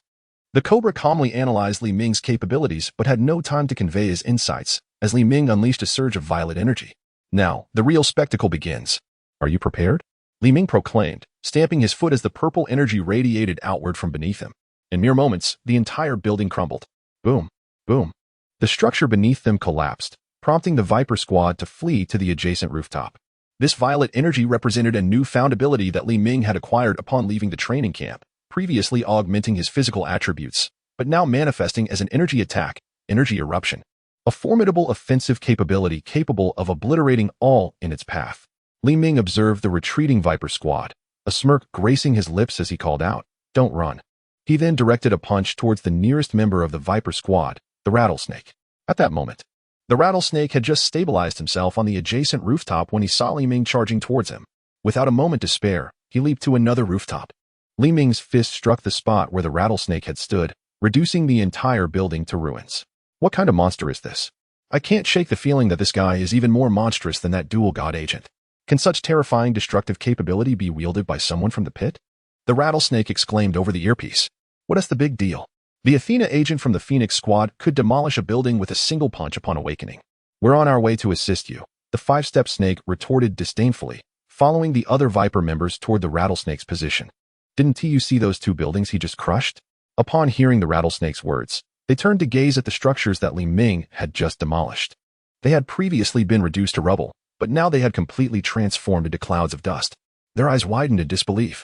What is going on? Wasn't it said that the opponent's divine ruins were of the power and space type? Why did they turn to dust upon being struck? Suddenly, a scream from the Rattlesnake echoed through the earpiece, followed by the collapse of the building he occupied. While they were conversing, Li Ming had already leaped behind the Rattlesnake, pressing his head down into the structure. The entire building crumbled instantly, and after a final scream, the Rattlesnake fell silent. After dispatching the Rattlesnake, Li Ming swiftly moved towards the incoming reinforcements. The Viper members immediately unleashed a barrage of suppressive fire, preventing him from advancing. The Cobra and Bamboo Leaf Green produced their special weaponry. The Bamboo Leaf Green wielded a large sniper rifle, engaging in long-range sniping. While the Cobra brandished a pair of claws, Li Ming deftly evaded the gunfire, darting between rooftops. Suddenly, he sensed a flicker of danger. It was the Bamboo Leaf Green's sniper shot. A crimson bullet sped towards his head. In an instant, Li Ming vanished from his position, the red bullet whizzing past the spot he had just occupied, striking a building behind him. A resounding explosion ensued, the targeted structure reduced to ruins. The bullet's power akin to that of a small missile. Damn it, I almost hit him. Bamboo Leaf Green cursed upon seeing his attack miss its mark. Thanks to Li Ming's quick teleportation, Li Ming, surveying the destruction, recognized the source of the peril. Such an attack could indeed inflict harm on him, albeit only a slight amount. He contemplated a strategy, a glint of red light flashing in his eyes. The Cobra, having witnessed Li Ming's teleportation, continued his assault. As Li Ming had reappeared not far from him, the claws in his hands emanating a sinister green glow, clearly a treacherous artifact. Bamboo Leaf Green. I'll create an opening for you. Take the shot. Understood, came the response. The Cobra's shoes glimmered with black light before he vanished into the shadows. Li Ming continued to evade the Viper Squad's gunfire, while a green claw emerged from the shadows behind him, seizing the opportunity as Li Ming dodged bullets. The claw swiftly slashed at his back, tearing through his clothing and leaving 3 green gashes on his skin. Damn it, you ambushed me, Li Ming shouted in anger, raising his fist to retaliate against the Cobra, who easily evaded the blow.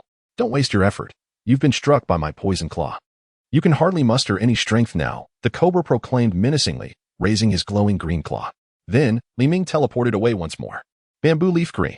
The Cobra called out upon witnessing Li Ming's sudden disappearance. Just as Li Ming materialized in the distance, a barely audible sound emerged from afar. A red bullet shot directly towards his head. Poisoned, Li Ming was unable to react in time and was struck instantly. Boom. A tremendous explosion erupted at Li Ming's location. As the smoke dissipated, only the lower half of Li Ming remained. His upper body had been obliterated. The 5-step snake approached the remnants of Li Ming, spitting disdainfully as he remarked, "Is this what an agent is?" He was easily dealt with by our Viper Squad. Zweiking approached with the heavy sniper rifle, a smile gracing his lips as he remarked, "This is all thanks to the captain. Had it not been for his poisonous grip restraining that individual named Li Ming, we would have never been able to inflict any harm upon him. In his realm, with his formidable abilities, if he wished to escape, none among us could have hindered him." Indeed, it was lamentable that this divine agent had grown overly confident and underestimated our Venom squad.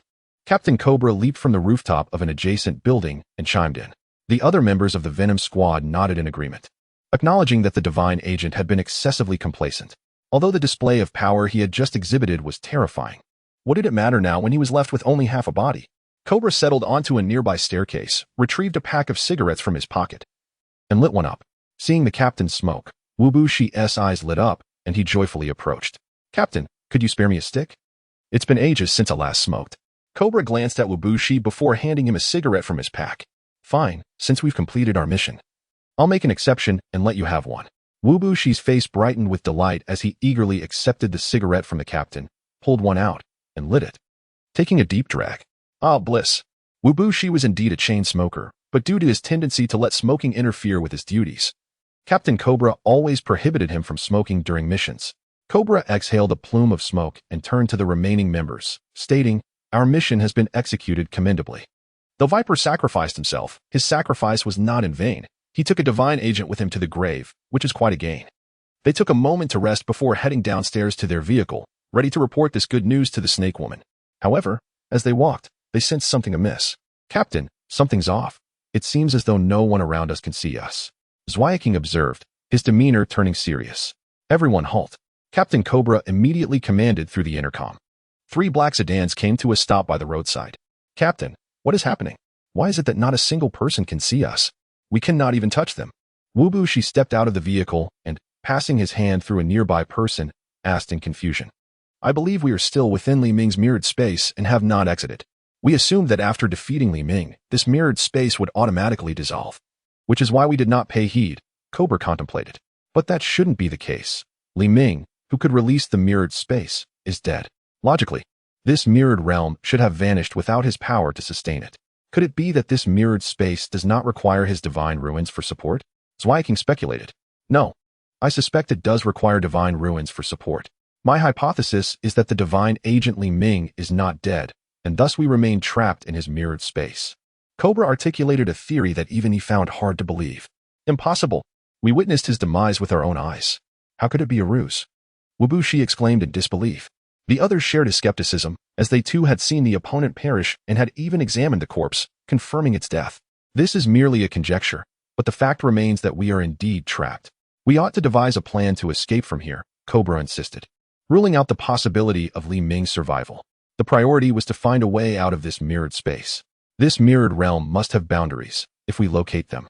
Akin to the void of no rings, we should be able to shatter this space if our power is sufficient, as Wielding proposed. It seems we have no other choice. Cobra nodded in agreement. They proceeded in a single direction, yet after a considerable time, they still failed to find the boundary of the space. We have been walking for quite some time. A person of his level shouldn't be able to manifest such an expansive space, Wubushi queried, his irritation mounting.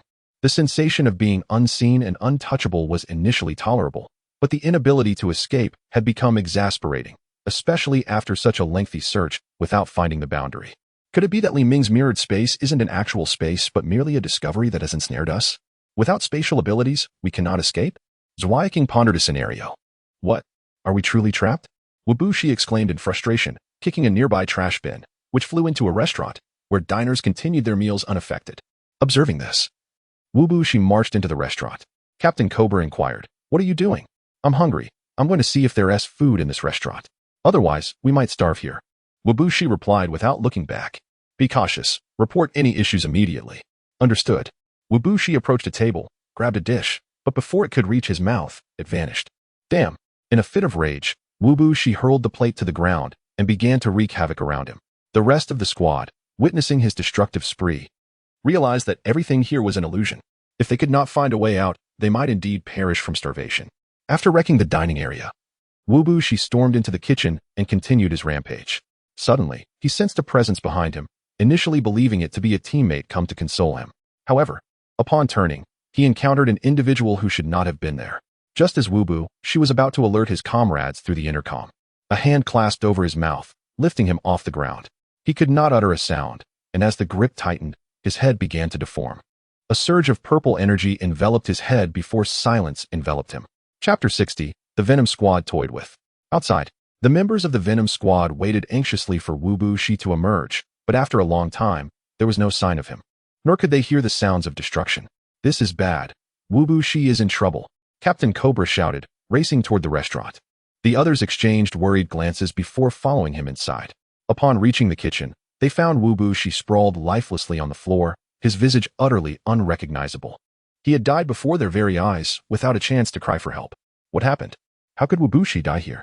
Could there be monsters within this mirrored space? The Team S member, Haisha, asked in terror. Haisha is right. There must be a monster. Otherwise, how could Wu Bushi have perished? Zhao Kuei added, his face a mask of fear. Enough. Everyone, quiet. Captain Cobra gazed at his panicking team members, who were rattled by the demise of the five-step snake, and proclaimed loudly, there are no monsters here. This is a human-made situation. Was it truly so? As Bamboo Leaf Green absorbed the captain's words, a sudden realization struck him, and his eyes widened in astonishment at the captain. Indeed, just as you suspect, the divine agent Li Ming is not dead.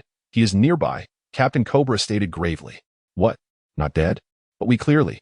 I am uncertain about what we have slain, yet it is undeniable that Li Ming remains alive. Otherwise, this mirrored space could not possibly exist. Moreover, the death of the five-step snake only reinforces my previous hypothesis. Captain Cobra then donned a pair of venomous claws. The others promptly retrieved their weapons and took to the streets, positioning themselves back-to-back as they surveyed their surroundings. Li Ming must still be lurking nearby. His ability to teleport through space necessitates our utmost vigilance. Indeed, it was Li Ming who had vanquished the five-step snake. During his initial evasion of Bamboo Leaf Green's sniper shot, he had conceived the potential of his newly acquired gem abilities. Utilizing the power of the reality gem, he created a perfect replica of himself to engage in combat with the venomous snake squad, allowing his original self to be ambushed by Cobra and subsequently struck down by Bamboo Leaf Green's sniper rifle. Li Ming observed the unfolding events from a distance, contemplating the capabilities of Lin Qiye's mortal realm. If the mortal realm could grant the citizens of Tsangnan City an additional decade of life, then the superior reality gem could certainly create a remarkably lifelike doppelganger with ease. Thus, Li Ming remained close to the venomous snake squad, watching their desperate attempts to escape without locating the boundaries of the mirrored space and the ensuing feelings of despair. As he glanced at the time, he realized dinner was approaching, and he decided to cease his playful engagement with them. Shortly thereafter, the incident of the five-step snake's demise transpired. At that moment, the members of the venomous snake squad were relentlessly searching for Li Ming's whereabouts. If they had failed to eliminate him once, they would attempt once more. Li Ming, perched atop a street lamp, called down to the squad. Are you looking for me? Startled, the squad members immediately turned in the direction of the voice. Open fire. Captain Cobra commanded without hesitation. The sound of gunfire erupted, bullets flying toward Li Ming. Why the rush? I haven't finished my words yet. With a swift teleportation, Li Ming evaded the barrage of bullets and reappeared behind them. However, the venomous snake squad seemed uninterested in engaging in further conversation. Bamboo Leaf Green raised his sniper rifle and took a shot. Li Ming, with a dispassionate gaze, extended his right hand, conjuring a spatial portal before him that absorbed the crimson bullet. Then, raising his left hand, he summoned a small spatial portal in his palm, from which the absorbed bullet was expelled, hurtling toward the venomous snake squad. Captain Cobra's eyes widened in terror as he shouted, "Quick, take cover." No sooner had he spoken than he darted swiftly to the left, with the others following suit at the first sound of his warning. Boom. The area where the venomous snake squad had just been was obliterated by the bullet's explosion. Debris scattered in all directions, and several members of the squad, unable to evade in time, were grievously injured, collapsing to the ground. Ah, this is not my fault. This is merely a consequence of your own attack. I merely wished to return your bullet. Li Ming shrugged, feigning innocence. Captain Cobra and Bamboo Leaf Green glared at him with barely concealed rage. Exchanging a glance, they resolved to employ their previous strategy once more. A dark shimmer enveloped Cobra's shoes, and he vanished into the night sky. The darkness of night provided an ideal backdrop for the shoe's abilities, unlike during the day when shadows were necessary for concealment. The remaining active members of the venomous snake squad created opportunities for Cobra and Bamboo Leaf Green, continuously firing at Li Ming. Hidden in the darkness, Cobra stealthily approached Li Ming from behind while the other members distracted him. This time, he ensured he was within close proximity, determined not to let Li Ming outsmart them again. Seizing the moment, Cobra lunged forward, a glint of cold steel appearing behind Li Ming. In the darkness, a smile crept across Li Ming's face. Just as Cobra's hand was about to make contact, Li Ming suddenly spun around, grasping Cobra's wrist and fixing him with a penetrating gaze. Your little trick is truly amusing. The last time you succeeded was merely because I was toying with you. Did you genuinely believe I would fall for such a ruse so easily? If I lacked absolute certainty, would I have allowed you to be in my presence? Realizing he had been outmaneuvered, Cobra struggled to break free from Li Ming's grip, but to no avail. With a slight increase in pressure, Li Ming's grip felt as though it would shatter Cobra's wrist. In desperation, Cobra attempted to use his other claw to strike at Li Ming. But before he could reach him, Li Ming tightened his hold once more. The pain forced Cobra to bend slightly at the waist. Li Ming seized the opportunity, delivering a knee strike to Cobra's face, causing blood to gush from his nose and contorting his features. Cobra, clutching his face, slowly sank to the ground. The remaining members of the venomous snake squad, witnessing their leader's brutal defeat, surged with indignation, launching a relentless assault on Li Ming. Yet all their bullets froze in midair, unable to advance toward him. Spatial confinement. With a flick of his wrist, Li Ming sent all the bullets crashing to the ground. Bamboo Leaf Green fired 2 shots from his powerful sniper rifle, one aimed at shattering Li Ming's spatial confinement and the other directed at Li Ming himself. However, the next scene left him utterly dumbfounded. The 2 bullets fired by Bamboo Leaf Green were effortlessly pinched between Li Ming's fingertips, remaining intact and undetonated. How is this possible? Bamboo Leaf Green stared in disbelief at the astonishing sight before him. While he might have anticipated that his attack would be thwarted by Li Ming, he could never have imagined that the 2 bullets would be held harmlessly between Li Ming's fingers. His bullets were designed to explode upon encountering any obstruction, creating a catastrophic detonation akin to a missile. Li Ming had simply employed the power of the sealing scroll to neutralize Bamboo Leaf Green's explosive ammunition with ease. I did not expect the venomous snake squad to possess such feeble strength. You failed to pique my interest, Li Ming remarked with a disappointed shake of his head before releasing the bullets from his grip. Clink. As the bullets clattered to the ground, Li Ming vanished from before the venomous snake squad. The members of the poison snake squad were taken aback, immediately raising their weapons and scanning their surroundings. Li Ming materialized behind 2 members of the squad, seizing their heads and forcefully colliding them together. Their skulls shattered like 2 watermelons, brains splattering across the ground. The remaining members, witnessing this gruesome spectacle, opened fire, yet none of the bullets grazed Li Ming. With swift, decisive punches, he dispatched the few adversaries in front of him. Now, only the Bamboo Leaf Green and their leader, Cobra, remained. Bamboo Leaf Green frantically unleashed a barrage of sniper rifle shots at Li Ming, but every bullet exploded harmlessly before him. The flames from the blast did not even singe the corners of his garment as he emerged unscathed from the chaos. Approaching Bamboo Leaf Green, he caught the last bullet with his hand and, under the terrified gaze of his opponent, stuffed it into Bamboo Leaf Green's mouth. In an instant, the bullet detonated, obliterating Bamboo Leaf Green's upper body, leaving only the lower half behind, reminiscent of the earlier demise of Li Ming's clone. Cobra, witnessing his comrades being slain one after another, was consumed by fury. Channeling all his strength, the poisoned claws in his hands glowed with a vibrant green light, seemingly taking on a tangible form as drops of venom dripped ominously. With a furious roar, he lunged forward, leaping into the air with his claws outstretched towards Li Ming. Li Ming, observing Cobra's leap, raised a finger and slid it to the right. An invisible force pierced through Cobra's body. He felt no pain, yet his upper and lower halves separated mid-air. As he gazed down at his fallen lower half, he coughed up a mouthful of blood.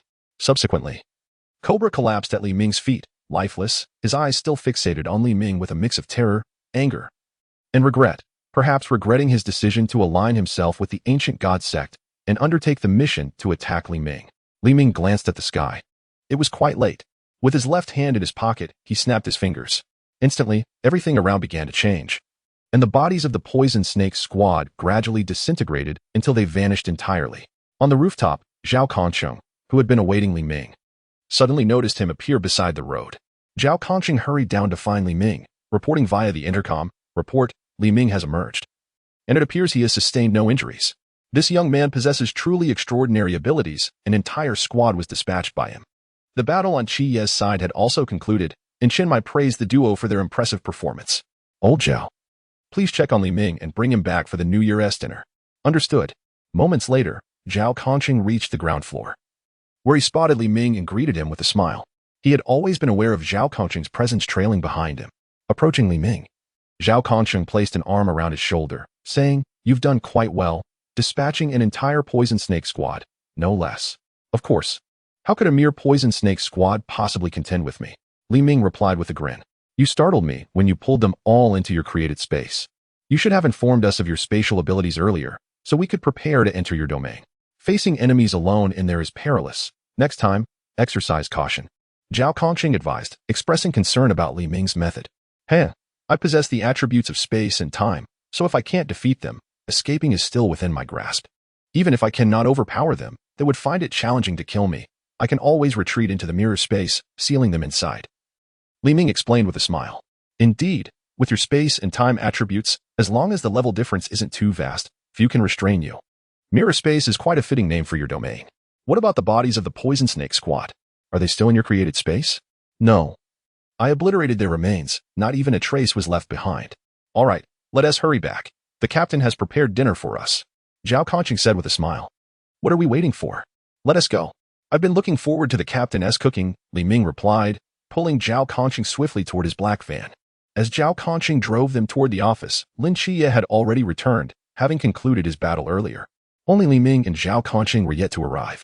Upon entering, Li Ming was greeted by the mouth-watering aroma of various dishes, meat, and seafood, nearly making him drool. Everyone gathered around the dining table. While Captain Shen Mai was still in the kitchen preparing food, Hong Ying's eyes were fixated on the assortment of meats on the table, a hint of drool escaping her lips. Hiss. Hong Ying quickly swallowed her saliva and stealthily reached for the meat platter. Smack. Wu Xiangnan, noticing her, swatted her hand with his chopsticks. We can only eat once everyone is here. Hong Ying pouted, rubbing her reddened hand. Lin Qiye chuckled at her plight. Sister Hong Ying. Li Ming and old Zhao will be back soon. Just wait a little longer. Why is Zhao Kongqing taking so long? Didn't he say he had resolved the situation? Hong Ying complained just as Li Ming and Zhao Kongqing entered, her eyes lighting up. Li Ming, you're back. Indeed, Sister Hong Ying. Has dinner not started yet? Li Ming inquired, taking a seat beside Lin Qiye. Not yet. We're just waiting on one last dish to arrive. I'm starving, Hong Ying lamented, patting her stomach. Just then, Captain Shen Mai emerged from the kitchen with the final dish in hand. A grand total of 24 dishes awaited them. Everyone raised their glasses, shouting in unison, Happy New Year. Meanwhile, in a couple's hotel, Bai Li and his friends were also celebrating, playing games and drinking merrily, in the dimly lit underground. And Qingyu raised her bottle of Sprite, exclaiming, Happy New Year. Chapter 62, The Tragic Serpent Woman. The following morning, Li Ming was jolted awake by the sound of firecrackers outside. This was the only downside of the New Year festivities. After enjoying the New Year's Eve dinner and drinking late into the night, the morning was greeted with more explosions. Li Ming yawned and stretched, climbing out of bed. Despite having consumed a fair amount of alcohol the previous night, his remarkable physical constitution rendered it inconsequential. He approached the bathroom for a quick wash. Upon entering the living room, I beheld the 4 individuals with whom I had engaged in a drinking contest the previous night sprawled across the sofa. They were none other than Hong Ying, Wen Qimo, Wu Xiangnan, and Zhao Kongqing. Notably, Hong Ying, who had persistently challenged Li Ming, was now thoroughly inebriated. Clutching a bottle of liquor, Li Ming approached and gently relieved her of the bottle, draping a blanket over her slumbering form. Si Xiaonan returned to her bedroom, while, as expected, Lung Xian was likely surveilling the perimeter of the villa with commendable diligence. Meanwhile, Captain Chen Mu Yi busied himself washing dishes in the kitchen. Observing the scattered bottles littering the floor, Li Ming quietly tidied them away. Just as he was organizing the mess, Lin Qiye emerged from his room. Good morning. Li Ming, he greeted. Morning, Li Ming replied. Let me assist you. Lin Qiye offered, noticing Li Ming's task, to which Li Ming nodded in acceptance. Once they had finished their cleanup, Li Ming and Lin Qiye stepped outside. Greeted by the sight of various doors adorned with the character for prosperity, a clear sign of the festive season, Lin Qiye took a broom and began clearing the snow from the entrance. While Li Ming's gaze drifted towards the location whereby Li Pangpang and his companions were situated, where a significant explosion had just occurred. What are you looking at? Lin Qiye inquired, following Li Ming's stare to see thick white smoke rising ominously. Let us go, while Li Pangpang and the others might be in trouble, Li Ming said, turning to Lin Qiye. Wait a moment. I'll grab a knife. Lin Qiye replied before retreating into the office and soon reappeared with 2 black boxes in hand. Let us go, he affirmed. Yes, let us, Li Ming nodded. Following Lin Qiye towards the couple's inn whereby Li Pangpang and the others were staying. Shen Mu Yi observed the departing Li Ming and Lin Qiye without attempting to stop them. Instead, he turned to rouse the slumbering individuals on the sofa. As the two walked for a while, Lin Qiye, leading the way, was suddenly overcome with an unsettling feeling, prompting him to halt. What's wrong? Why aren't you moving? Li Ming asked, puzzled by Lin Qiye's sudden stop. I can't shake this feeling of unease, Lin Qiye replied, his voice low. As he approached a nearby wall adorned with a pattern resembling a serpent's eye, it became evident that this was not an isolated instance. The area was awash with similar serpent eyes. Upon recognizing the symbol, Li Ming recalled it was associated with the power of the Medusa's agent, the Serpent Woman.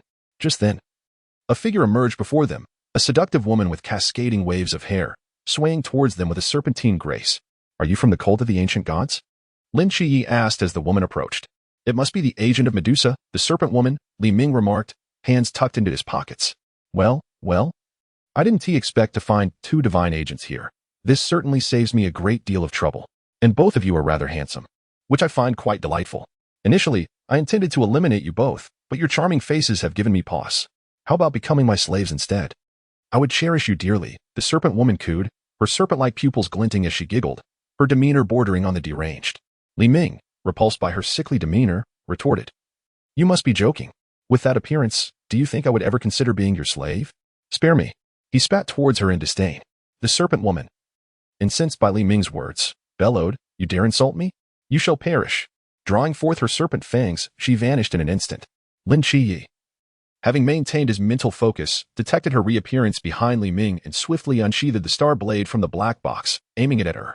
Just as the blade was about to strike, the Serpent Woman vanished once more, reappearing atop a tree, brandishing her fangs and glaring down at Lin Qiye and Li Ming. However, now only Lin Qiye remained below. The Serpent Woman stared in disbelief at Lin Qiye, questioning where the other divine agent had vanished. "Do you think you can kill me alone?" Li Ming's voice echoed from behind her. Startled, the Serpent Woman turned to retaliate, but before she could act, a sharp pain struck her back as Li Ming kicked her downwards. In midair, the Serpent Woman flickered and materialized in another location. Before she could comprehend her surroundings, Li Ming's voice rang out once more. Too slow. This repeated exchange continued, with the Serpent Woman utilizing her divine ability to shift locations, yet each time, Li Ming preempted her arrival, delivering a kick that was both humiliating and infuriating for her. Each of Li Ming's strikes lacked force, yet the indignity fueled her rage. "Enough!" she roared, her furious cry igniting the serpent eyes throughout the street, all glowing with a menacing red light as they turned toward Li Ming. The Serpent Woman's eyes mirrored this crimson glow as she fixated on him. "Look into my eyes," she commanded. Li Ming regarded her calmly, unperturbed by her display, and met her gaze. "I've looked, and what now?" he replied coolly. The Serpent Woman, bewildered by the lack of effect her petrifying ability had on him, stood momentarily paralyzed. In that instant, a voice resonated from behind her. "Hey, you have more than one opponent." Lin Qiye, wielding dual blades, emerged behind her, striking her back. Reeling from the pain, the Serpent Woman attempted to escape, but as she activated her power, she found herself unable to appear where she intended. Panic washed over her as she realized her ability had failed. Desperately, she raised her fangs to block Lin Qiye's attack, while simultaneously attempting to utilize her petrifying gaze against him. Yet, it was evident that Li Ming's spatial abilities had neutralized her movement. Lin Qiye's eyes shone with contrasting lights, one of divine brilliance, the other of shadowy darkness, imbuing him with the authority of both deities. The Serpent Woman, locked in his gaze, found herself overwhelmed. "Ah!" she screamed, blood spilling from her mouth as tears of crimson streamed down her cheeks. Chapter 63. The Believer, Han Xiao Yun as the Serpent Woman collapsed, clutching her eyes. Lin Qiye raised his blade, aiming for her throat. Just as he prepared to deliver the final blow, a silver spear interposed itself, deflecting Lin Qiye's strike and forcing him to retreat. As he regained his footing, Lin Qiye beheld the figure standing before the Serpent Woman, a middle-aged man. At that moment, Li Ming joined Lin Qiye's side, both regarding the newcomer with intrigue. "Greetings. I am Han Xiao Yun, the 13th seed of the Believers." Han Xiaoyun greeted Lin Qiye and the following Li Ming with remarkable courtesy. "You are no match for them.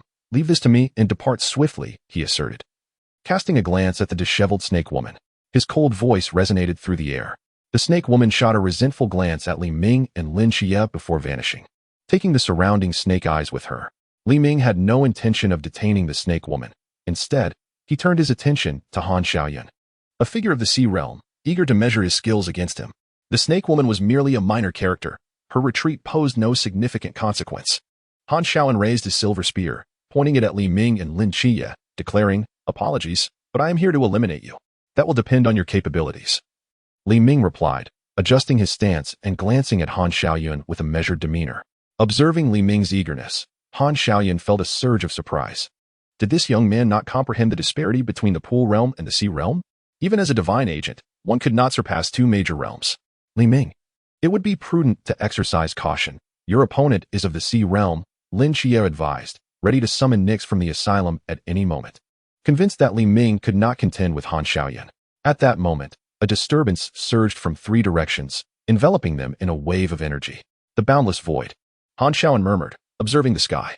As his words fell, 7 figures clad in dark crimson cloaks emerged behind Li Ming and Lin Qiye, advancing towards them. It was Shen, my leading Team 136. The Night Watchers of Team 136 are here. Which audacious scoundrel dares to cause chaos here?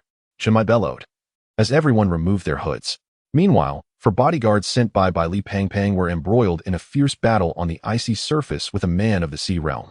Damn it, where did this lunatic come from? He chased us all the way from the hotel. Li Pangpang grumbled from a distance, watching his bodyguards struggle against the sea realm adversary.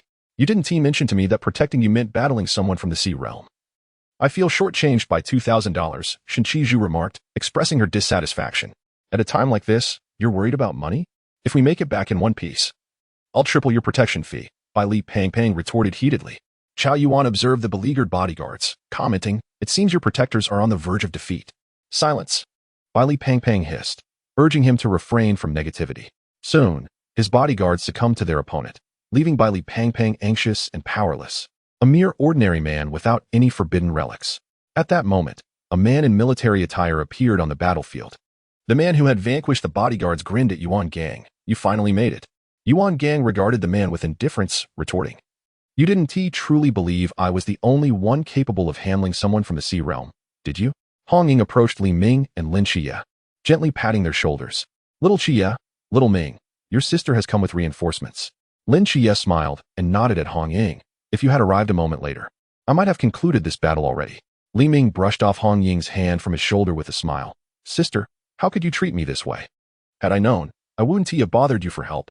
Little Ming, how could you speak to your sister like that? Had I known, I wouldn't have come to your rescue, Hong Ying lamented, nursing her hand. Han Xiaoyan, observing this exchange, felt a sense of disbelief. Did they truly regard him with such disregard? He then stated, I am here solely to eliminate these 2 divine agents. I have no intention of harming anyone else. Moreover, your team is no match for me. Do not make futile sacrifices. Chen Mai replied, I recognize you, the former captain of the Suzhou Night Watchers. I thought your entire team had perished, yet here you are, serving as a lackey for the old God Church? Indeed. I have become a servant of the old God Church, Han Xiaoyan replied with a self-deprecating smile, a glimmer of melancholy flickering in his eyes. Why? Why would you serve the old God Church? You will understand my choice when you witness your comrades fall before your eyes, he answered, dismissing further dialogue.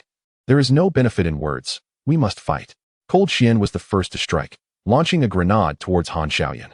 With a swift thrust of his spear, Han Xiaoyan detonated the projectile. The explosion was deflected by a gust of wind, preventing it from nearing him. Subsequently, Hong Ying placed a black box on the ground, from which a long spear sprang forth. Armed with the spear, she dodged the flames blown towards her by Han Xiaoyan while swiftly approaching him. Amidst the smoke, a spear enveloped in rose-red flames pierced through with deadly precision. Han Xiaoyan sidestepped the spear, countering with a flick of his spear that sent Hong Ying flying. Instantly, he twisted his wrist, aiming the spear towards her. At that moment, a black crescent emerged from the smoke, slicing towards him. Han Xiaoyan had no choice but to abandon his attack on Hong Ying, raising his spear to block the oncoming crescent. The impact forced him back 2 steps. As Zhao Kongqing leapt from the smoke, striking at Han Xiaoyan, he raised his spear in defense, but Hong Ying's spear was already thrusting from another angle. With a cold huff, Han Xiaoyan unleashed a tempest that sent both Zhao Kongqing and Hong Ying hurtling away. He then lunged forward, spear aimed at Zhao Kongqing. But just as he was about to strike, an illusion clouded his vision, halting his attack. Upon regaining focus, he noticed a sheen of cold sweat on Wen Qima's forehead. Acknowledging their precise coordination, he resolved to fight without restraint. A series of whirlwinds erupted around Han Xiaoyan, lifting everything into the air, creating an apocalyptic scene. Forbidden Relic Sequence 079, Great Wind Calamity. Chapter 64. A single punch calms the storm. No divine presence remains. Witnessing the apocalyptic spectacle, Li Ming stood firm, Lin Qiye anchoring himself with his sword planted in the ground, while the rest of Team 136 braced against the wild winds. Xiaonan. Amidst the tempest, Wu Xiaonan's voice rang out. A faint white light enveloped the group, rendering them impervious to the raging winds. Wu Xiaonan emerged from the storm, approaching Si Xiaonan and ruffling her hair. Well done. Si Xiaonan proudly addressed Li Ming and Lin Qiye. The unfaded thread may not be a formidable forbidden relic, but its unique characteristic is its ability to adhere to individuals, shielding them from external environmental influences. Han Xiaoyun, witnessing the unaffected group, felt a flicker of reassurance. But his gaze soon darkened as he pondered the implications. Chen Mai rested his hands on the hilts of his twin blades, drawing them with a flourish as a black forbidden relic materialized behind him, conjuring a blood-red palace that rose from the ground, emblazoned with an ancient plaque. Yama Palace. Forbidden Relic Sequence 037. Black Impermanence. This is the captain's forbidden relic, Wu Xiangnan remarked nonchalantly. Han Xiaoyun stared in shock at the Hall of Hell behind Chen Mai and said, Hai Wuchang? You were Chen Mai? I never expected anyone to know me. Chen Mai, astonished, replied, How could I not know the infamous Hai Wuchang who ascended to the capital? However, I am perplexed as to why you have come to Songnan City as a team leader, and after a decade, you still remain in Chuanjing. Han Xiaoyun first expressed his astonishment and then asked with curiosity. That is none of your concern, Chen Mai bellowed, as the dark forbidden realm surged towards Han Xiaoyun. He swiftly closed the distance, striking at an awkward angle. Han Xiaoyun swung his long halberd, accompanied by swirling winds and snow, breaking through Chen Mai's forbidden realm to stab at the incoming dual blades. Chen Mai was forced back several steps, then transformed into a specter, evading the halberd and striking at Han Xiaoyun. Unable to dodge in time, Han Xiaoyun suffered a wound across his chest. In retaliation, Han Xiaoyun unleashed his full fury, wielding the halberd with invisible blades of wind that sent Chen Mai flying. Several wounds appeared on Chen Mai's body from the unseen blades. You are no match for me, Han Xiaoyun said, shaking his head in disappointment at the injured Chen Mai. Suddenly, a strong sense of danger surged within Han Xiaoyun, prompting him to lean back quickly. A figure appeared above him, delivering a powerful punch that shattered the ground and sent Han Xiaoyun hurtling through the air. A whirlwind surrounded him, stabilizing his fall as he landed firmly on the ground. Now, shall we engage? Li Ming emerged from the smoke, smiling at Han Xiaoyun. He had witnessed the battle between Chen Mai and the others and was eager to join in. Initially, he had intended to eliminate the two divine agents, but now they had come right to him. Han Xiaoyun lunged forward with his halberd aimed at Li Ming. Just as the halberd was about to strike, two hands seized it, slamming both the weapon and Han Xiaoyun into the ground. Everything happened too swiftly for Han Xiaoyun to react, and he found himself embedded in the earth. Cough. Han Xiaoyun spat out blood, staring in shock at Li Ming. The latter's strength was overwhelming, making Han Xiaoyun feel as though his internal organs had been displaced. He then felt a tremendous force on his halberd, lifting him up and hurling him towards the ground once more. Han Xiaoyun summoned a powerful gust of wind to prevent himself from crashing down again. For a moment, Li Ming and Han Xiaoyun were locked in a stalemate. At that juncture, Wu Xiangnan suddenly darted from the side, breaking through Han Xiaoyun's tempest to embrace Li Ming. Stunned, Li Ming exclaimed, What are you doing? Are you really going to self-destruct? Li Ming, move back. Chen Mai shouted at Li Ming. Reluctantly, Li Ming retreated swiftly. Seeing Li Ming's departure, Wu Xiangnan revealed the bomb strap to him and resolutely pulled the fuse. Boom. A colossal mushroom cloud rose from the spot where Wu Xiangnan and Han Xiaoyun stood. No, Captain, I had already subdued Han Xiaoyun. Why did this vice-captain rush into self-destruct? Chen Mai remarked with a smile. No worries, Xiangnan's forbidden realm is rebirth. He will be unharmed. Lin Qiye, who had been listening, was surprised. Is there such a forbidden realm? No wonder Wu Xiangnan charged in to detonate the bomb. As the dust settled, Wu Xiangnan emerged, his body mangled yet visibly healing at an astonishing rate. In no time, he returned to his former self. Wu Xiangnan gazed at the two wounds on his hands with a hint of disappointment. Previously, Li Ming had witnessed these injuries and had hoped to aid in their restoration but had failed, perhaps due to his abilities being insufficient at the time. Now, however, he felt capable. Suddenly, a whirlwind erupted from the smoke, and Han Xiaoyun stood up, leaning on his halberd as he was lifted into the air by a gust. The immortal swordsman of the Blue Rain team. What a pity you failed to kill me. Now you shall witness the true great wind disaster. In the air, a blue vortex materialized in Han Xiaoyun's palm, steadily rising and expanding. Once formed, even the boundless void could not contain it. It was potent enough to obliterate half a city. Your time is running short. Hong Ying launched a spear enveloped in magenta flames toward the vortex, while Zhao Kongqing slashed a massive black crescent, but neither could approach it. Bang! Bang! The bullets fired from Long Xian's sniper rifle also failed to reach the vortex. Time and again, their efforts to get close were thwarted, and they could only watch as the vortex expanded. What a trivial vortex! What are you trying to accomplish? Li Ming's voice suddenly boomed from above Han Xiaoyun. Everyone, including Han Haoyun, turned to see Li Ming beneath the vortex. Shatter it for me, Li Ming shouted, unleashing a burst of purple light. With attributes amplified by 128 times, alongside a 240-fold strength enhancement, he launched a punch at the vortex. The vortex erupted, with the powerful shockwave not only dispersing it, but also shattering the boundless void, creating a colossal void in the sky. A ray of sunlight streamed through the opening, illuminating Han Xiaoyan's incredulous face as he stared at the one who had destroyed his vortex with a single punch. Chapter 65, Han Xiaoyan's Demise. Just as everyone marveled in astonishment at Li Ming's feat, Chen Mai swiftly drew his dual blades, invoking his forbidden realm, summoning a hall of hell from behind him. Taking advantage of Han Xiaoyan's moment of distraction, he leaped and slashed downwards. By the time Han Xiaoyan realized he needed to evade, it was far too late. Compounded by the severity of his injuries, Chen Mai's blade sliced through Han Xiaoyan's body, visibly aging him before their eyes. The forbidden realm of Haiwacheng, severing flesh, soul, and lifespan. Han Xiaoyan plummeted from the sky, while Li Ming descended to the ground. Wow, little Ming, you're incredible. You obliterated such a massive vortex with a single punch?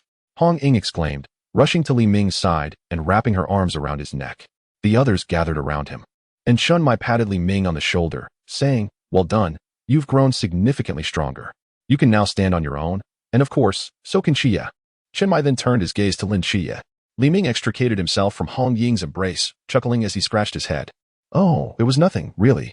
Meanwhile, the white-haired Han Xiaoyan struggled to rise, a glimmer of relief in his eyes. Am I finally to die? Ching, I am coming to find you. Li Ming approached Han Xiaoyan, recognizing the plea for release in his eyes. You are free now, Li Ming softly said, extending his finger to his heart. Thank you. Be wary of whispers, it will surely return to kill you, and that dual divine agent. If he truly intends to kill us, who will perish remains uncertain.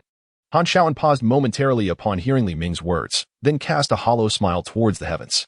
A flash of purple light emanated from Li Ming's fingertip, piercing through Han Xiaoyan's heart, causing his eyes to dim shortly thereafter. Following Han Xiaoyan's demise, Li Ming felt his powers surge once more, quadrupling his strength and precipitating a qualitative leap in his other abilities.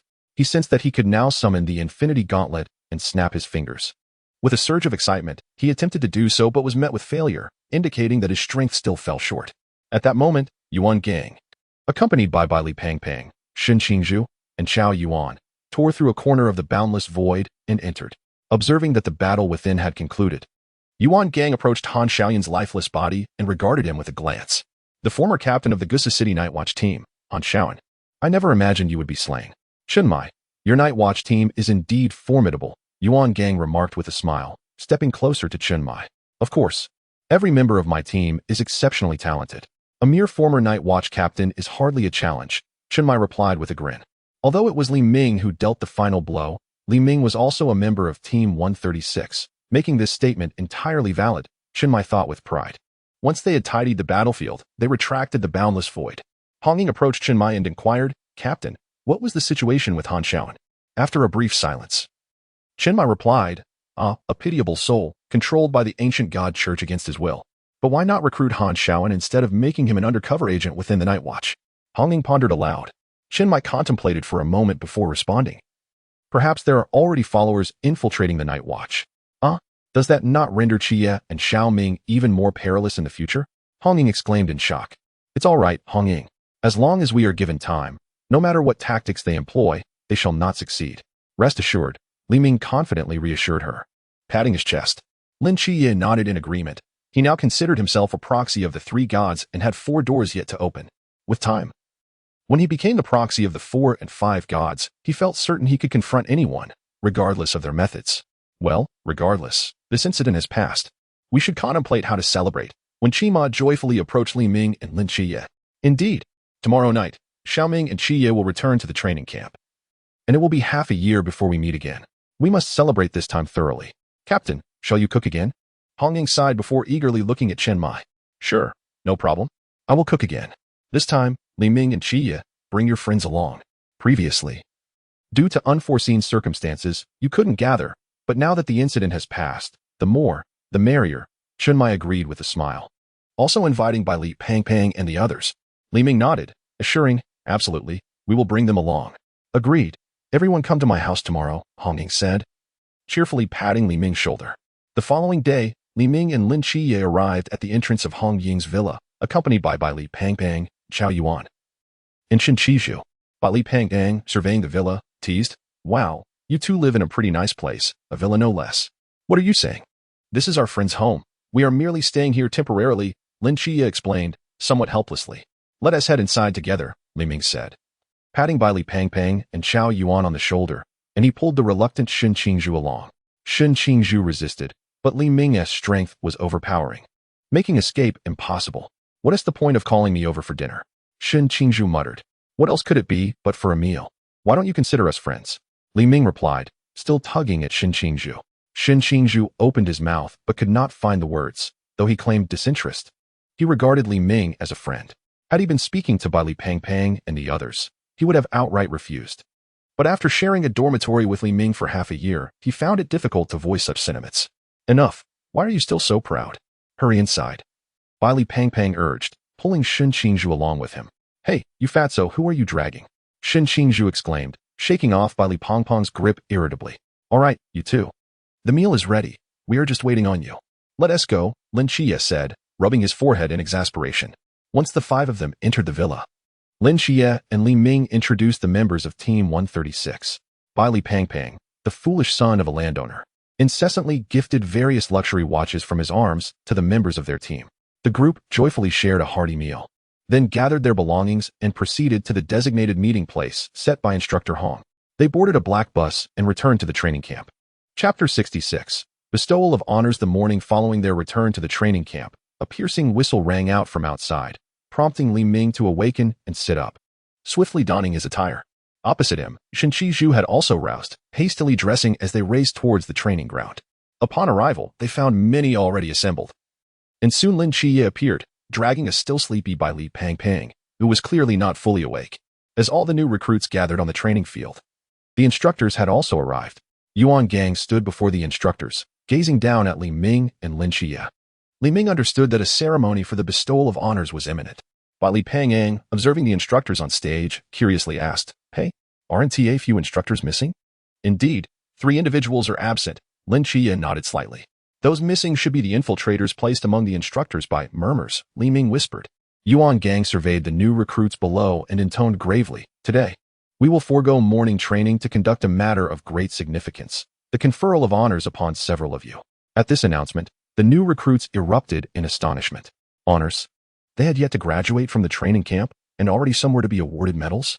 Memories of the recent assault on the training camp flooded back, during which Lin Qiye had saved an entire bus of people. Surely, the honors were intended for him. The recruits cast envious glances at Lin Qiye. Yuan Gang proceeded to briefly explain the classifications of the Night Watch medals: Spark, Radiance, Star, and Sea Star. Following this introduction, the ceremony for the bestowal of medals commenced. Yuan Gang took a small box from the instructor behind him and then turned to Li Ming in the audience, saying, Lin Qiye remained composed during the missile attack, successfully evacuating an entire bus of new recruits. Subsequently, he severely wounded the serpent woman of the ancient god church alongside Li Ming, and later, together with Team 136. He eliminated the 13th seed of the church's believers, Han Shaoan. Therefore, I hereby bestow upon him the Starry Sky Medal. Upon hearing that Lin Qiye was awarded the Starry Sky Medal, both the new recruits and the instructors present were taken aback. This medal was second only to the Sea of Stars medal, and very few among the instructors possessed such an honor. How could a new recruit achieve this? The competition among individuals is indeed fierce. Lin Qiye, please come forward to receive your commendation. Yuan Gang called Lin Qiye to the stage, personally opening the small box to take out the Starry Sky Medal and placing it on Lin Qiye's chest. Lin Qiye saluted Yuan Gang and returned to his place amidst the envious gazes of others. Bai Li, Chubby, and Li Ming congratulated Lin Qiye, saying, Qiye, you are truly remarkable. Congratulations. Yuan Gang then announced the next recipient of the medal, Li Ming, who, alongside Lin Qiye, severely injured the serpent woman of the ancient god church, and during the operation with Team 136 to eliminate believer Han Shaoyan, dispelled the eye of the great wind disaster generated by the Forbidden Ruins, thus averting catastrophic damage to half the city. He personally killed Han Shaoyan, and is therefore awarded the Starry Sky Medal. The new recruits gazed at Li Ming in awe, realizing that he and Lin Qiye had accomplished extraordinary feats together.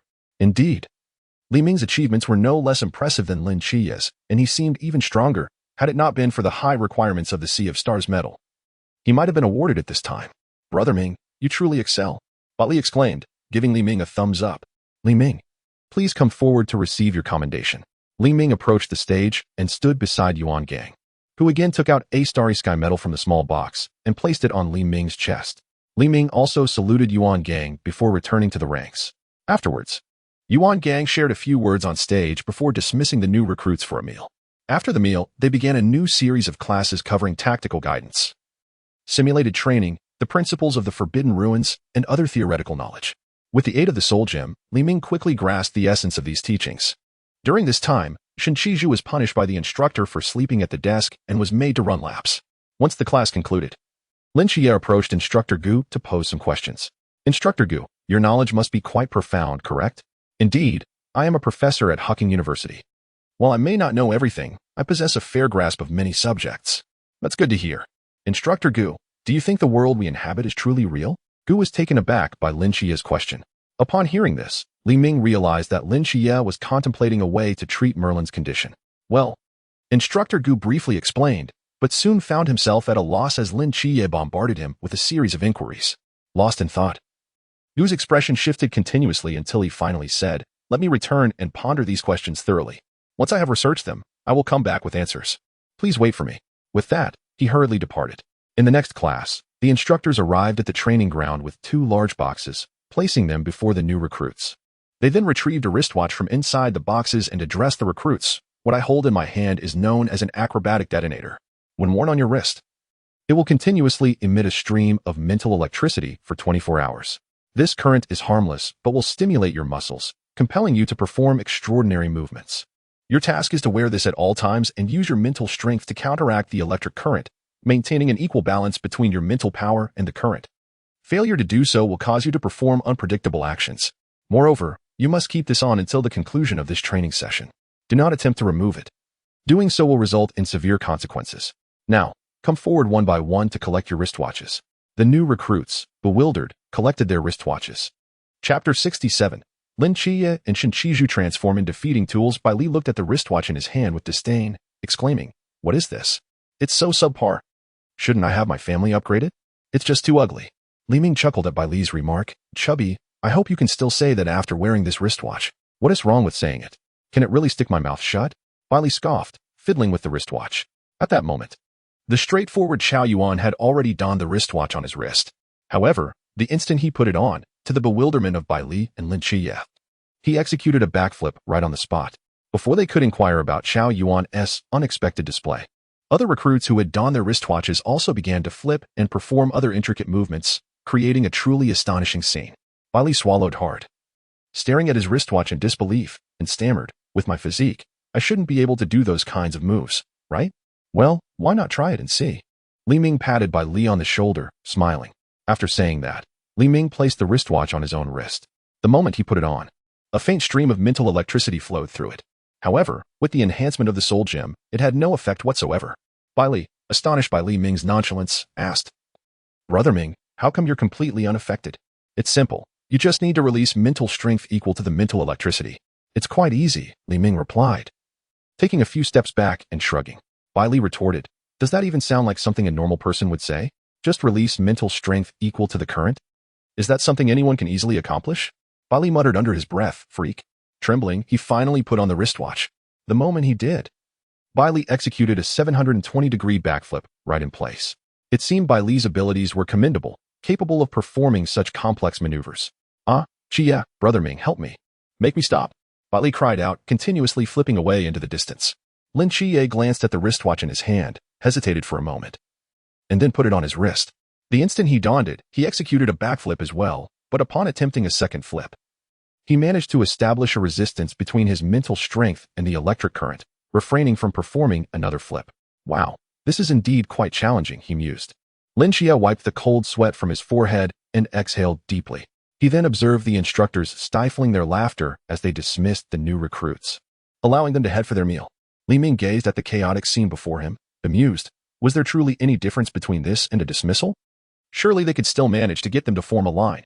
After the dismissal, the recruits exerted all their mental fortitude to withstand the electric currents, gradually making their way toward the cafeteria.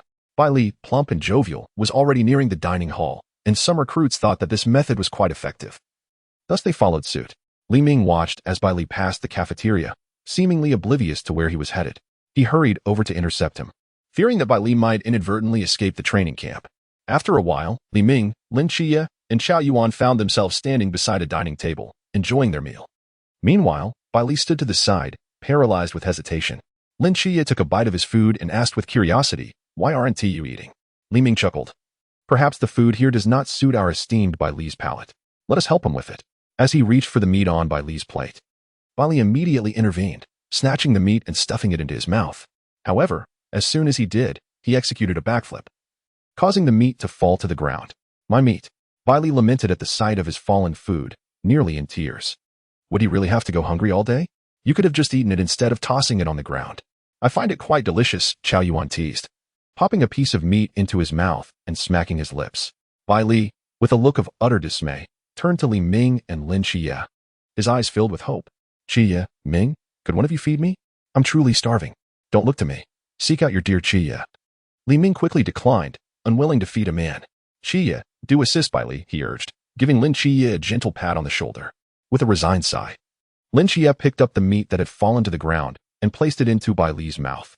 As he fed him, Bai Li occasionally performed backflips, and Li Ming thought that Lin Qiye's efforts were insufficient to satisfy Bai Li's voracious appetite. On another side, Shen Qingzhu and his three subordinates found themselves in a similar predicament to Lin Qiye and his companions, eagerly awaiting Shen Qingzhu's feeding.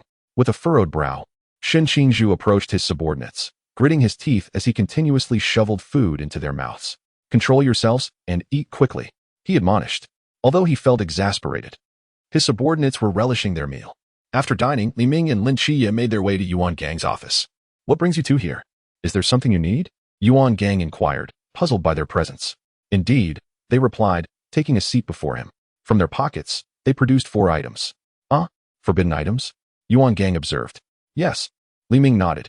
These are the spoils we obtained after defeating those who attacked us. A poison claw, a pair of shadow boots, and a sniper rifle imbued with explosive flame. My item is a forbidden object containing blood boil. Yuan Gang examined the 4 forbidden items and nodded. Are you looking to hand these over? Yes, they confirmed. And what will we receive in return?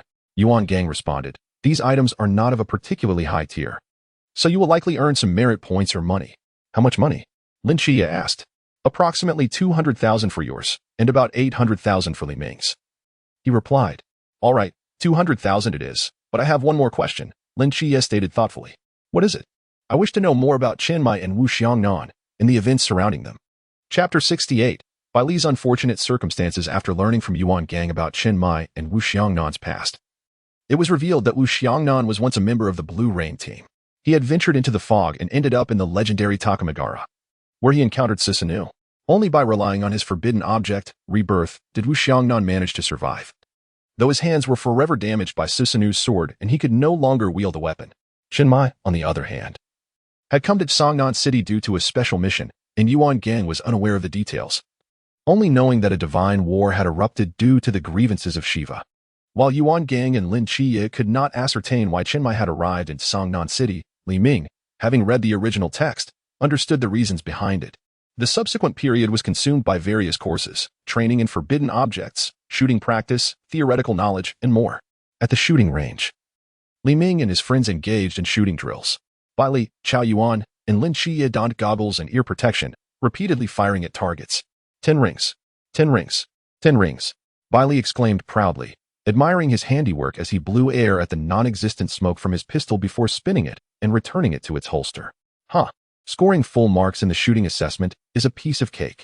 He removed his ear protection, moved to sit beside Li Ming, took a sip of water, and reclined comfortably in his chair. 10 rings. 10 rings. 9 rings. Qiao Yuan concluded his shooting practice. Though he did not achieve Bai Li's perfect accuracy, scoring over 90% was still commendable. He too settled into a chair to rest, while the 3 of them observed Lin Qiye's attempts at shooting. Missed. Missed. Missed. Lin Qiye stared at the unscathed target, expressionless as he lowered his gun, removed his ear protection, and closed his eyes in resignation. He silently berated himself, wondering if he truly lacked any talent for shooting. After months of practice, he still had not improved. And watching Bai Li and Qiao Yuan's rapid progress filled him with envy. Li Ming? He chose not to mention Li Ming. That guy was practically a monster. Hey, Qiye. Don't be disheartened. You've managed to miss the target with every shot, which is no ordinary feat. It actually makes you a unique shooting genius, Bai Li teased, pointing to himself with a thumb. Unlike me, who is a guaranteed marksman. We are the infamous duo of black and white in our dormitory. Who doesn't know our names by now? Lin Qiye shot him a glance, an ominous glint flashing in his eyes. Bai Li felt a sense of foreboding at that moment. So, the infamous duo, is it? During the upcoming practical training, I shall enhance your combat experience. Originally filled with ire, the situation escalated further as mockery was added to the mix. It seems I must now settle scores from the past. My performance in shooting training has been subpar, compounded by the incessant provocations from the boisterous by Li Pang Pang, alongside the antics of that acrobat with the detonator, which frequently disrupt my sleep with his nocturnal revelries. I can no longer contain my frustration. My gaze towards Bai Li Pang Pang grew increasingly menacing. 7 Knights, brother, I was wrong. I promise to hold my tongue from now on. Please spare me. Bai Li Pang Pang pleaded, his complexion paling at the thought of becoming Lin Qiye's punching bag. Swiftly, he sought to divert the conversation, glancing at Li Ming, who was seated nearby. Ming, aren't you training in shooting today? Li Ming, noticing the topic had shifted towards him, chuckled and replied, all right, allow me to practice. With that, he approached the shooting range, retrieved a heavy machine gun, and set it up. As he squeezed the trigger, a barrage of fire erupted, striking the target with precision. 10 rings, 10 rings, 10 rings, each hit announced by the loudspeaker. The sight left Lin Qiye, Bai Li Pang Pang, and Xiao Yuan frozen in astonishment. Is this truly a human? That is a heavy machine gun, not a toy. How could he possibly manage it? In the hands of Li Ming, with his overwhelming strength, the machine gun seemed no more than a plaything. Even a cannon would feel similarly manageable. In less than half a minute, he expended over 100 rounds. Setting the machine gun down and removing his ear protection before returning to his seat, Bai Li Pang Pang, witnessing this, slapped himself in frustration. Why did he have to bring up such a topic? Wasn't it just adding insult to injury? A quick glance at Lin Qiye confirmed his suspicions. The danger in his gaze had intensified, and it appeared he could no longer evade a beating today. By the way, hasn't Instructor Gu been absent from our lessons for quite some time? Bai Li Pang Pang's small eyes darted, attempting once more to change the subject, hoping to smooth things over. Indeed, it had been 2 months since they last saw Instructor Gu. Lin Qiye pondered before frowning. What could be the reason? It must be due to your incessant questions. I wager Instructor Gu is now driven mad by your inquiries. Li Ming, upon hearing the mention of Instructor Gu, chimed in with a grin. He must have just been treated by the doctor. Really? Lin Qiye was taken aback. How could a few questions lead to such turmoil for Instructor Gu? Just then, Instructor Hong summoned Lin Qiye outside, where they conversed, and upon returning, Lin Qiye remarked, you were right. Instructor Gu truly came close to being driven insane by my questions. 7 Knights, you are impressive. You nearly turned Instructor Gu into a lunatic. How remarkable. Bai Li Pang Pang foolishly praised Lin Qiye, giving him a thumbs up. Having momentarily forgotten about Bai Li Pang Pang, Lin Qiye's irritation resurfaced, and with a discontented glance, he dragged him towards the training ground. I nearly forgot about you. Come, let us practice to enhance your combat experience. Bai Li Pang Pang, bewildered, wished he could slap himself. His loose tongue had landed him in this predicament. No. 7 Knights, I was wrong. I truly repent. Yet, his pleas fell on deaf ears. The disparity in strength between him and Lin Qiye was insurmountable, and he was forcibly taken along. Before long, Bai Li Pang Pang returned, battered and bruised. Refreshing, Lin Qiye stretched and exclaimed cheerfully, 7 Knights, could you refrain from striking my face next time? Bai Li Pang Pang, covering his bruised visage, followed behind Lin Qiye, feeling quite aggrieved. All right, help me with one task, and I promise not to practice with you anymore. How does that sound? Lin Qiye looked at Bai Li Pang Pang earnestly. Really? Bai Li Pang Pang's eyes lit up as he hurriedly inquired. He had no desire to continue practical training with Lin Qiye. Indeed, just tell me, and I shall ensure it gets done. Bai Li Pang Pang patted his chest, confident that any task would be manageable as long as it meant avoiding further practice with Lin Qiye. Help me locate Instructor Gu. Once you find him, notify me immediately. Xiao Yuan, Li Ming, you two assist in the search. Both Li Ming and Xiao Yuan nodded in agreement. Is that all? Yes. All right, no problem. Afterward, Bai Li Pang Pang produced his designer wristwatch and informed the other recruits of their mission to locate Instructor Gu, promising a watch to whoever succeeded. Li Ming and the others exchanged glances, bemused. Indeed, money can make even the most arduous tasks seem trivial. In Chapter 69, Xiao Yuan never anticipated such revelations about Bai Li Pang Pang. With the assistance of Bai Li Pang Pang's prestigious watch, Instructor Gu was soon located and promptly reported to Lin Qiye. Upon receiving the news, Lin Qiye dashed toward Instructor Gu's location. Instructor Gu, upon learning his whereabouts had been disclosed, was immediately seized by a sense of foreboding. He took off running, but with recruits swarming the training camp, there was no escape from their watchful eyes. Before long, a figure emerged to block his path. Upon recognition, Instructor Gu's heart sank. Wasn't this the very Lin Qiye who nearly drove him to madness? Lin Qiye waved a greeting. Instructor Gu, it's been a while. Without a second thought, Instructor Gu turned to flee, muttering, "Long time my foot. I have no desire to see you." Yet, just as he attempted to make his escape, Lin Qiye intercepted him once more. With no choice but to halt, Instructor Gu asked, "What do you want?" "Nothing much. Just curious about how you were treated by the doctor." Instructor Gu's mouth twitched in disbelief. "You dare to ask me that? If it weren't for you, would I even be in this predicament?" Resisting the urge to curse, he inhaled deeply. "It was nothing, really. The doctor just said a few words and prescribed some medication. And I was fine." "What did he say? What medication did he prescribe?" Instructor Gu, feeling utterly exasperated, thought, "What business is it of yours what I was told or what I took?" Yet, under Lin Qiye's relentless questioning, he begrudgingly divulged the details, all the while wishing to distance himself from Lin Qiye. Convinced Lin Qiye was also afflicted, Instructor Gu brought him to his office, where he elaborated on the situation. Finally, Lin Qiye left, satisfied. The following morning, while dining in the cafeteria, Bali Pangpang cast a mournful glance at Chao Yuan. Chao Yuan, feeling uncomfortable under the scrutiny, asked, "Why are you looking at me like that, fatty?" Bali Pangpang examined Chao Yuan closely, replying earnestly, "Chao Yuan, I never imagined that beneath your thick brows and large eyes, you harbored such peculiar inclinations." Chao Yuan, bewildered, asked, "What are you talking about? What have I done?" Bali Pangpang retorted angrily, "You don't even realize it? I don't care about your quirks. But you can't just leave your collection at my place. I am indeed a dashing and handsome youth. If others were to discover this, how could I ever face them again? How would I find a partner?" Chao Yuan was utterly bewildered. What was all this about? What peculiar habits? What collections? Please clarify. With a furrowed brow, Chao Yuan pressed for answers. Lin Qiye, standing nearby, coughed lightly and stuffed a large bun into Bai Li's mouth, hastily interjecting, "It's nothing. You needn't concern yourself with him. He is still waking up. Let us eat." Li Ming, stifling his laughter, continued eating, almost bursting into laughter earlier, but managing to hold it back. After hearing Lin Qiye's words, Chao Yuan chose to dismiss his concerns and instead broached the topic of the upcoming assessment. "Before the training camp concludes, we must undergo another evaluation, and scores will be assigned." "An assessment?" "Indeed, the rankings will be determined based on each individual's score, which will dictate our final placements. Those who perform well may be sent to the capital, while those who do poorly might end up in a smaller city." "What? Does that mean we will all be separated after this? I don't want to part ways with Qiye and Ming. Can we be assigned together?" Bai Li's face fell in despair. "As the young master of the Bai family, why do you care about this? Regardless of your performance, you are bound to return to your home in Guangzhou." Li Ming replied, exasperated. "Oh, I see. That sounds rather good," Bai Li said, patting his chest. "Worried about being assigned to a remote area. How are our scores determined? Is it through exams?" Lin Qiye inquired with confusion. "I'm not quite sure. It should encompass all the activities we've been training in," came the uncertain reply. "Oh, hearing this makes me feel a bit anxious. I'm fine in most areas, but my shooting skills are abysmal." "Don't panic. Even if your shooting score is low, it shouldn't weigh heavily in the overall assessment.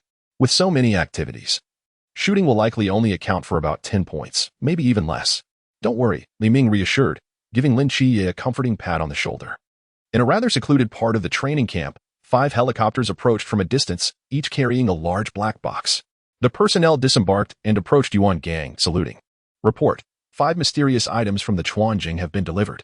Yuan Gang nodded slightly, examining the 5 large boxes before him. He then turned to Instructor Hong with a smile, saying, "Let us get ready. The new recruits' day of revelry is about to commence.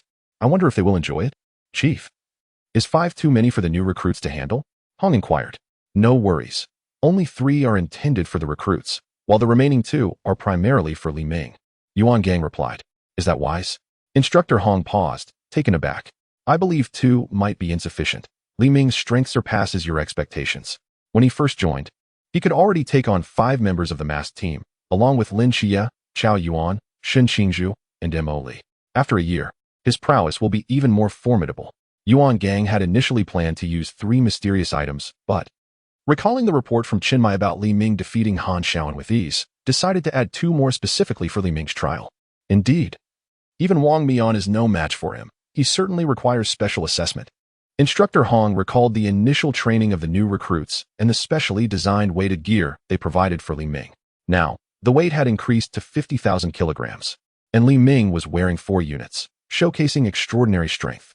He then proceeded with the 5 mysterious items alongside the other instructors, preparing for the recruits' day of celebration the following day. The recruits who were still training remained unaware of what awaited them, diligently practicing to achieve better results.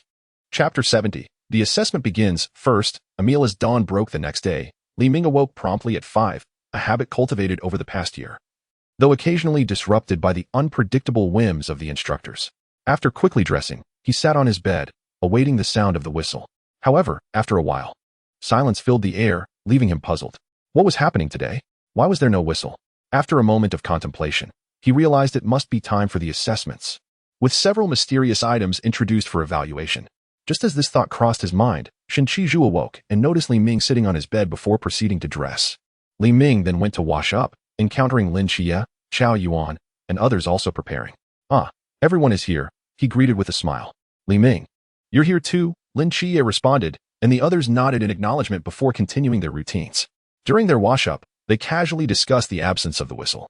Before long, only Li Ming, Lin Qiye, and Chao Yuan remained. "Li Ming, what do you make of today's situation?" Lin Qiye asked, sensing something was amiss but unable to articulate why. "What can I say? It's clearly an assessment," Li Ming replied nonchalantly, spitting out the toothpaste foam. "An assessment?" Lin Qiye pressed. Li Ming merely nodded, offering no further explanation. This assessment would test their ability to handle unexpected situations, with the instructors monitoring them from behind the scenes. After Li Ming returned, Shen Qingzhu also went to wash up. Upon reaching the corridor, he spotted Lin Qiye and Chao Yuan standing outside. Others from the dormitory were also discussing the situation of their roommates, and Shen Qingzhu, with a grim expression, returned, likely due to the delay experienced by Dang Wei and his group. "Li Ming, the situation is dire, no matter how we call him." Bailey remains unresponsive. "It's nothing. He is probably under the influence of some mental restraint, which is why he can't wake up.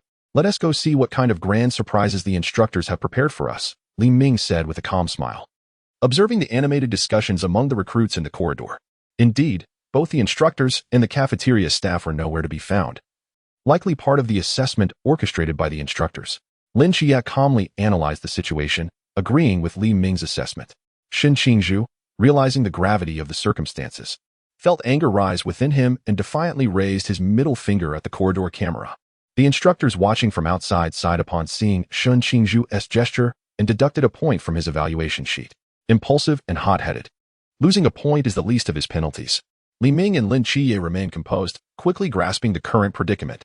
The other instructor observed Li Ming and Lin Qiye's reactions, whispering to himself.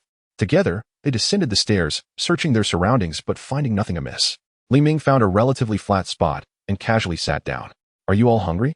Would you like to have something to eat?" With that, Li Ming pulled out an abundance of food from his small world, an assortment he had procured during the previous holiday, featuring a delightful variety. Lin Qiye, Chao Yuan, Shen Qingzhu, and the others who accompanied them gazed hungrily at the delectable items Li Ming produced: roasted duck, suckling pig, whole roasted lamb, and steaming dishes. Even beer was included. Without hesitation, Chao Yuan made his way over, seated himself, and began to devour a leg of lamb. Haha. If that glutton Bailey knew about this feast, he would surely rush out from his spiritual confinement at once.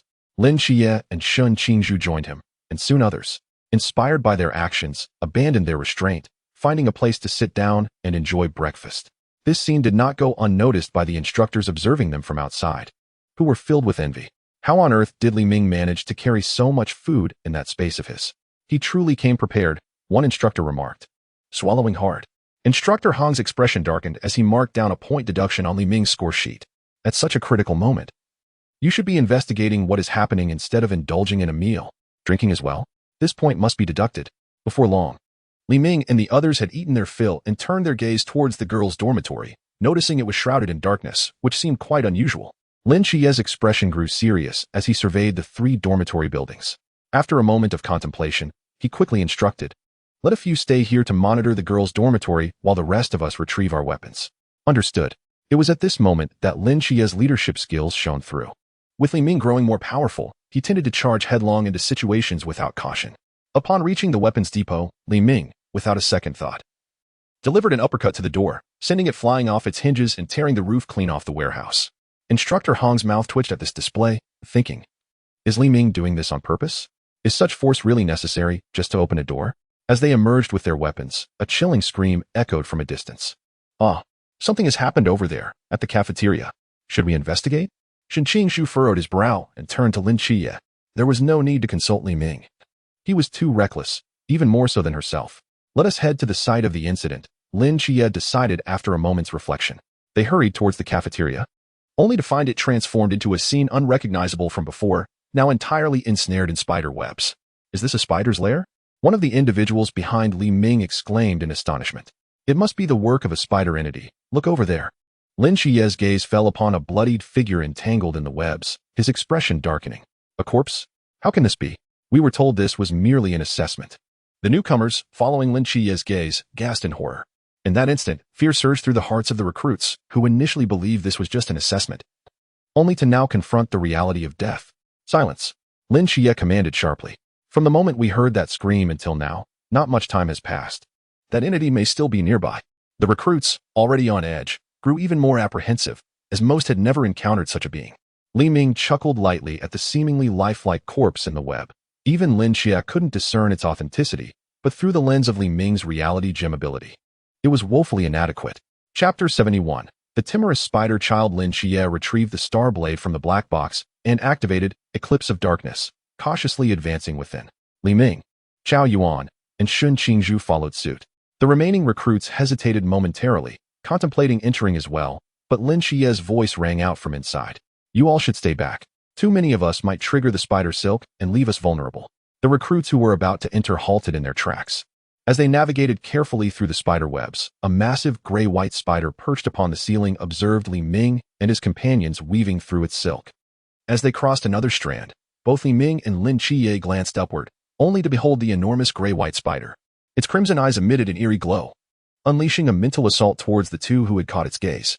The Azure Guardian, ability activated instantaneously for both Li Ming and Lin Qiye. Li Ming remained unaffected by the mental attack, while Lin Qiye was momentarily dazed but quickly regained his focus and hurled his blade at the gray spider. However, the blade completely missed, veering off course. Chao Yuan and Shun Qingzhu were momentarily stunned. Even the gray spider appeared taken aback. Ha! Li Ming burst into laughter. Lin Qiye, hearing Li Ming's amusement, felt exasperated. His divine ruin's range was only 20 meters, while that spider was positioned 40 meters away, rendering it unreachable. Amidst Li Ming's laughter, Shun Qingzhu snapped her fingers, and a violent explosion erupted overhead. In the smoke of the blast, the gray spider darted towards the nearest window, shattering it to make its escape. The spider's unexpected retreat left Lin Qiye, who was ready for combat, and Chao Yuan, who had been about to grasp his weapon, momentarily bewildered. What just happened? It fled? Aren't you a river realm entity? Why did you run off so suddenly? Li Ming observed the fleeing gray spider with interest, finding it amusing how a seemingly powerful entity could exhibit such cowardice. Once the spider had fled, the recruits waiting outside caught sight of its swift departure. Well, that entity runs incredibly fast. We can't keep up. Several recruits rushed into the cafeteria and gasped for breath before Li Ming and the others. How strange. It clearly isn't a river realm entity. Why did it just run away? Lin Qiye shook his head in confusion. Since the spider has escaped, let us proceed with our plan and check on the situation at the 3 buildings. We must ensure that none of the inhabitants are in danger. He addressed the recruits behind him. I'll stay here and keep watch, Shun Qingzhu volunteered, recalling the 3 still slumbering, including Deng Wei. She felt a twinge of concern. All right, you can remain here. Your strength is formidable. Even if you encounter a spider entity, you can buy us time until we arrive. Lin Qiye nodded in agreement. After they departed, 2 figures emerged in the vicinity. The arachnid youth displayed an astonishingly timid demeanor, fleeing before any action had even commenced. How could the assessment proceed under such circumstances? Moreover, in Li Ming's perspective, the arachnid youth's speed should not have posed a challenge. Why did he not pursue him? Who can say? He must have his own reasoning. One wonders if he might have already surmised that the deceased individual was but an illusion. Perhaps not. Regardless, one must proceed step by step. After all, with the chief's special arrangements shrouded in mystery, there ought to be no cause for concern. The recently fled arachnid youth darted through deserted paths, his mind haunted by the recollection of being attacked by a man capable of detonating with a mere snap of his fingers. The sheer terror instilled by those 4 individuals was overwhelming, rendering him incapable of weaving webs. All he desired was a peaceful slumber. Why must he endure such assaults? He vowed never to encounter them again. Soon, he found refuge in an unoccupied warehouse, weaving a cocoon of spider silk before retreating into slumber. Initially, he contemplated escaping. Yet the terrifying threats from the instructors who had captured him echoed in his mind, warning that should he dare to flee, he would be transformed into a braised spider leg. The thought was too dreadful. He wished to avoid such a fate. The villains were undeniably wicked. He resolved to remain hidden, observing the slumbering figures around him. With that, his crimson compound eyes emitted a glow, casting a vast virtual spider web over the training camp, ensnaring the souls of numerous recruits that had been drawn from their dormitory by silken threads. At that moment, he lay upon the expansive virtual web, gazing at the slumbering souls above. Among them was a plump soul, quietly resting. This rotund figure was unmistakable. By Li, the chubby recruit, turned over and groggily awakened. Oh, what a delightful slumber. I actually managed to awaken without hearing the instructor's whistle. How splendid. When he opened his eyes, he discovered himself on a vast spider web, surrounded by other recruit souls. What in the world is happening? Is this still within the country? Before long, Li grasped the nature of his predicament. He retrieved a large knife from a black ring on his finger and swiftly severed the spider's silk, binding him with ease. He then floated rapidly toward the direction of his physical body. Ah, it hurts. Why must I be attacked when all I wanted was to sleep? Upon witnessing the severing of his spider silk, panic washed over him. Yet, after a moment's deliberation, he returned to his cocoon to continue his slumber. Whatever will be. I shall sleep undisturbed. With that, he closed his eyes once more. Li Ming and his companions had arrived at the entrance of Building 3. Casting wary glances at the eerie dormitory, Lin Qiye furrowed his brow in concern. When they first arrived, Qiao Yuan attempted to push open the door, but it would not budge, even when met with the edge of a blade, leaving no mark upon the door. Do not waste your strength, the space here is severed. Making it impossible to open under normal circumstances, Li Ming remarked calmly. He sensed 4 mysterious presences within, 2 patrolling and maintaining control of the space, while the other 2 remained still in a separate area, seemingly awaiting something. Li Ming had a premonition that these new mysterious entities were prepared for him. The original narrative included only 3, so the additional ones must have been drawn by him. Chapter 72, The Disordered Girls' Dormitory. Severed space? Lin Qiye inquired, gazing curiously at Li Ming. Indeed, it is a severed space. At that moment, a figure approached from the crowd, Li Xiaoguang, hailing from an ancient martial arts family. Yes, my forbidden domain also relates to space, and I can sense what lies within the building. As Li Ming stated, the space has been severed. Thus it is not an entry point. How do we get in then? Li Xiaoguang asked, glancing at Li Ming, eager for his insight. As Li Ming's strength surpassed his own, and perhaps he could open this space with relative ease. I shall take care of it, Li Ming replied, meeting Li Xiaoguang's gaze before stepping forward to the dormitory entrance. He raised his right hand toward the door, a blue light emanating from his palm. In an instant, a shimmering blue portal materialized before them. Let us proceed, Li Ming declared, stepping through the portal first, prompting the others to follow suit. Once they had entered, the blue portal created by Li Ming vanished behind them. Upon their entrance, they surveyed the interior, which bore a deep blue hue, reminiscent of the color of Li Ming's portal. Is this the appearance of all spaces, Li Ming? Lin Qiye inquired, observing the surroundings and turning to Li Ming for clarification. Not necessarily. Each space is unique. Perhaps the blue hue is simply more aesthetically pleasing. Li Ming shrugged, uncertain yet confident that not all spaces were blue. Lin Qiye nodded, then examined the surrounding doors, pushing one but finding it immovable. He then addressed the others. Let us investigate what has transpired here. As they prepared to move, a figure suddenly materialized within the expanse. Lin Qiye and the others exchanged alarmed glances before hastening toward the source of the sound. However, upon arrival, they discovered they were not in the expected location, but rather within a girls' dormitory. What is happening? How did we end up in a dormitory? One among them questioned, bewildered. That is because the entire female dormitory space has been disrupted, leading us here, Li Ming explained. Li Ming's assertion rang true. The current spatial arrangement resembled a chaotic Rubik's Cube, leaving them uncertain of the next destination. Lin Qiye, employing Mortal Realm, meticulously sensed the surroundings and contemplated their course of action. Follow my lead. I know the precise location. With that, Lin Qiye tapped the wall beside him. What do you mean? Are you intending to walk through the wall? Indeed. To the naked eye, this appears to be a severed space, yet from within, it merely seems like a spatial dislocation. We can traverse through the walls. We simply must be cautious not to damage any load-bearing walls. As Lin Qiye finished speaking, one of the group stepped forward, declaring, Leave it to me. My forbidden domain specializes in this. With a gesture, a gray light enveloped his hand, and soon after, a circular passageway was corroded through the wall. Lin Qiye and Qiao Yuan proceeded at the forefront, with Li Ming intending to follow. However, he suddenly sensed something amiss. Instructing those behind him, you all go ahead, I will cover our rear. The others, not giving it a second thought, followed Lin Qiye. But just as a few had passed through, the entire space once again descended into chaos. What is happening? As he gazed at the abruptly shifting space, Li Xiaoguang inquired with a sense of bewilderment. The space must have become disordered once again. We have been separated, Lin Qiye mused thoughtfully, lowering his gaze and furrowing his brow. We lost track of Li Ming. Xiao Yuan remarked helplessly, glancing at the absence of Li Ming. It's all right. With Li Ming's capabilities, this space cannot possibly contain him. We need not worry about him. We must proceed with caution and avoid straying too far apart to prevent further division, Lin Qiye stated calmly. On the other hand, Li Ming and the others found themselves in an unfamiliar location, instantly thrown into chaos. Li Ming, maintaining his composure, reassured them, do not panic. This is merely another instance of spatial disarray. Follow my lead. I possess the abilities of a spatial realm user, and this space poses no challenge to me. With that, he guided the remaining survivors toward the other girls' dormitory. As Li Ming continued to navigate through the shifting space, he soon found himself isolated once again, completely separated from the others. He observed his surroundings with an air of calm. This must be a test specifically designed for him. He wondered what the two mysterious abilities, absent in the original narrative, could be. The enigmatic spatial ability, akin to a Rubik's Cube, seemed rather unimpressive, merely capable of segregating him rather than transporting him directly to the two mysteries. He would have to approach them himself. Resolutely, he set off toward the direction of the two enigmas.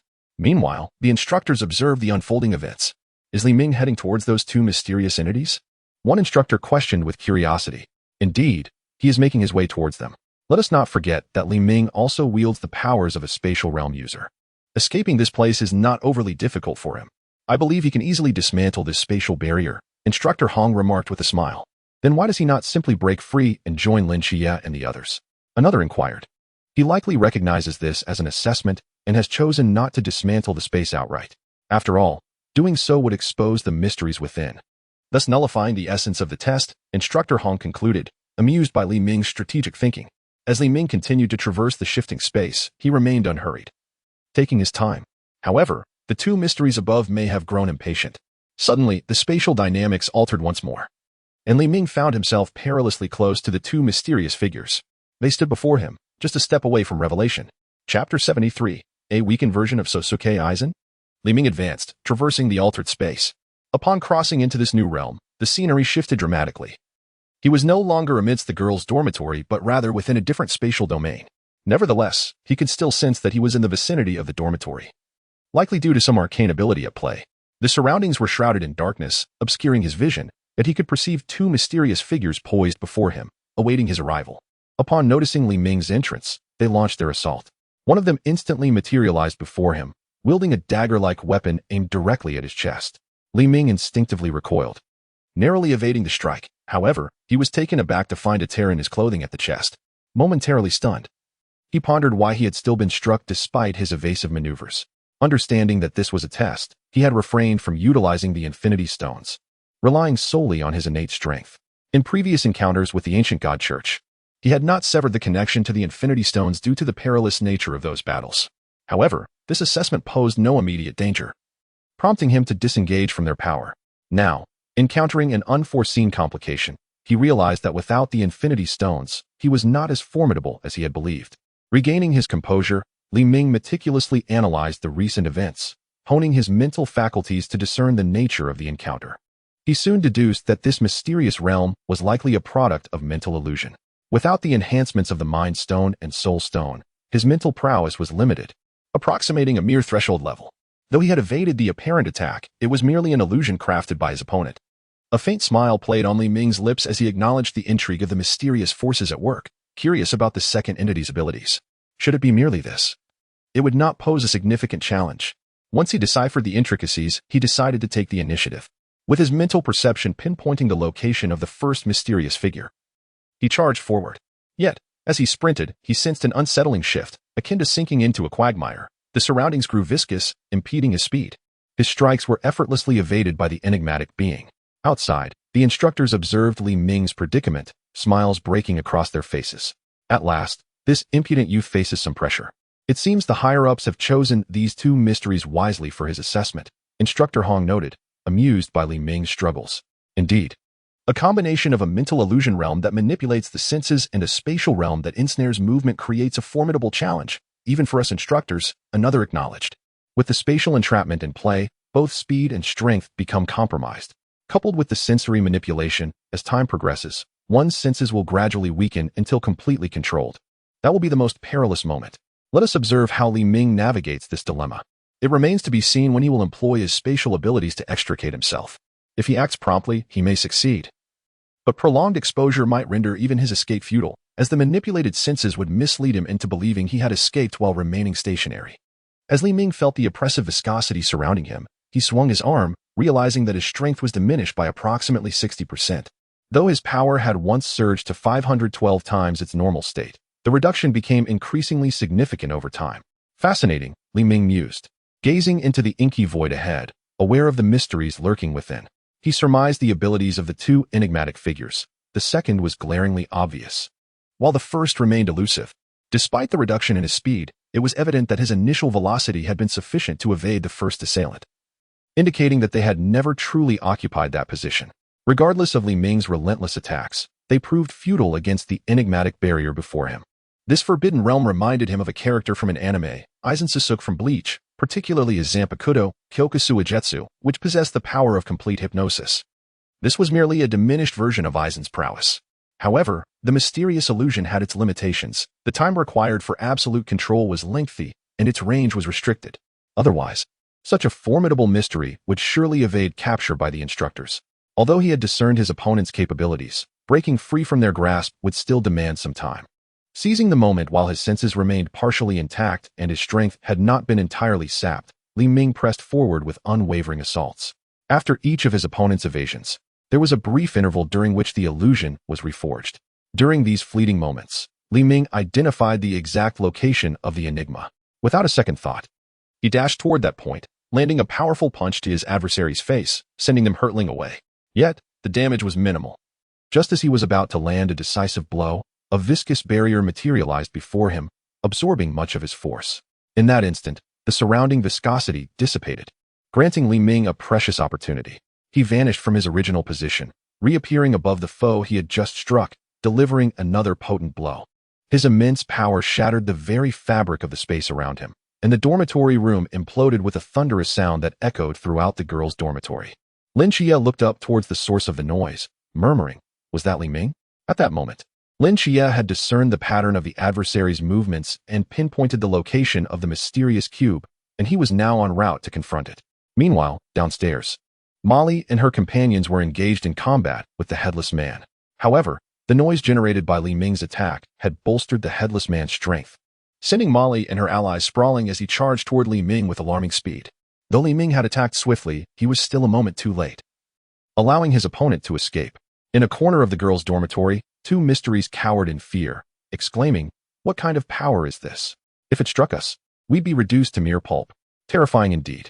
Chapter 74.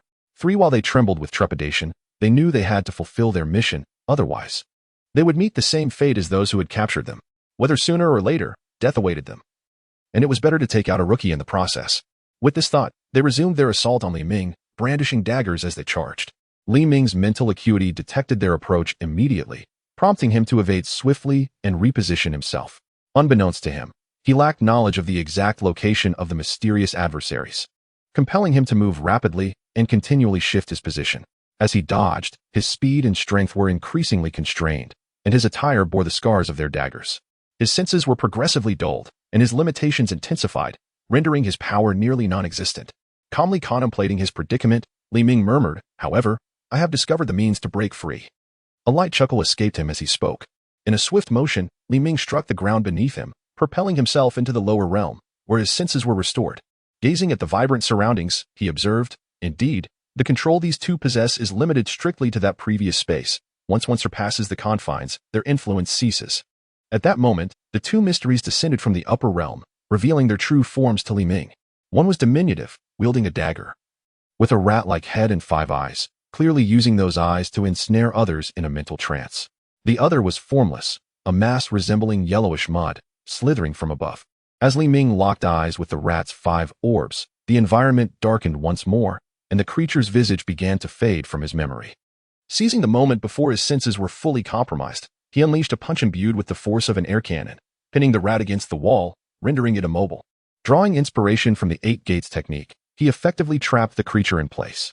Without hesitation, Li Ming directed another punch at the yellow mass, which, upon witnessing the impending assault, thickened the space before it to thwart the air cannon's advance. The projectile halted mid-flight, ensnared by the viscous barrier. However, Li Ming found amusement in the spectacle, continuously launching air cannons at the two mysteries, one pinned helplessly against the wall while the other struggled to maintain its defenses. Engrossed in this playful confrontation, Li Ming overlooked the cacophonous nature of his attacks, drawing the attention of the headless man, who raced toward him with alarming speed. The sound of rapid footsteps and the dragging of heavy objects reached Li Ming's ears, prompting an instant reaction. He ceased his assault and sidestepped to the right. Clang! A massive blade struck the ground where he had just stood, cleaving a substantial fissure into the earth.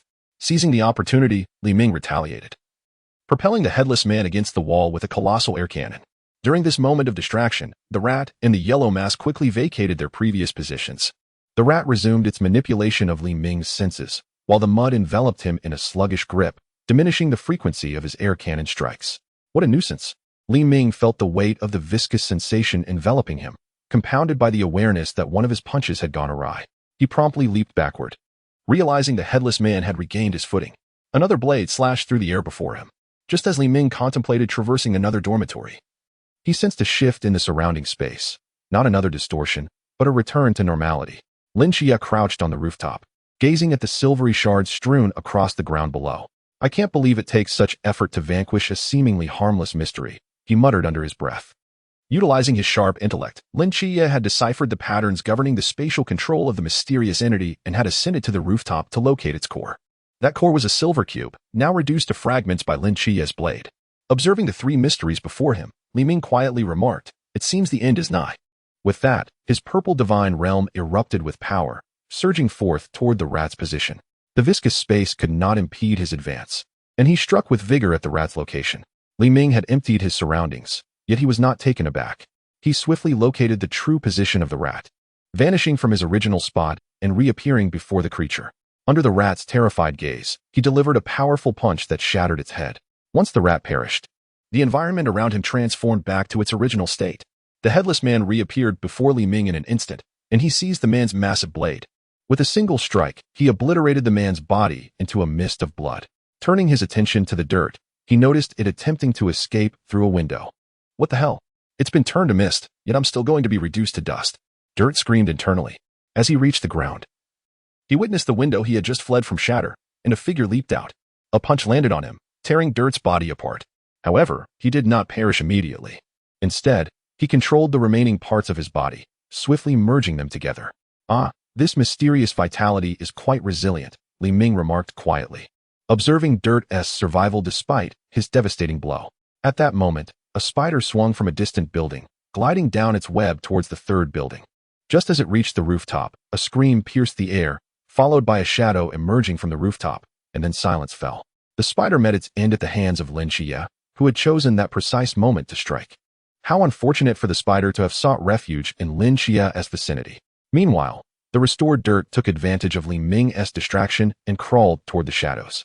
However, before he could make much progress, a surge of purple energy struck him, causing his body to slowly disintegrate into sand. Chapter 75.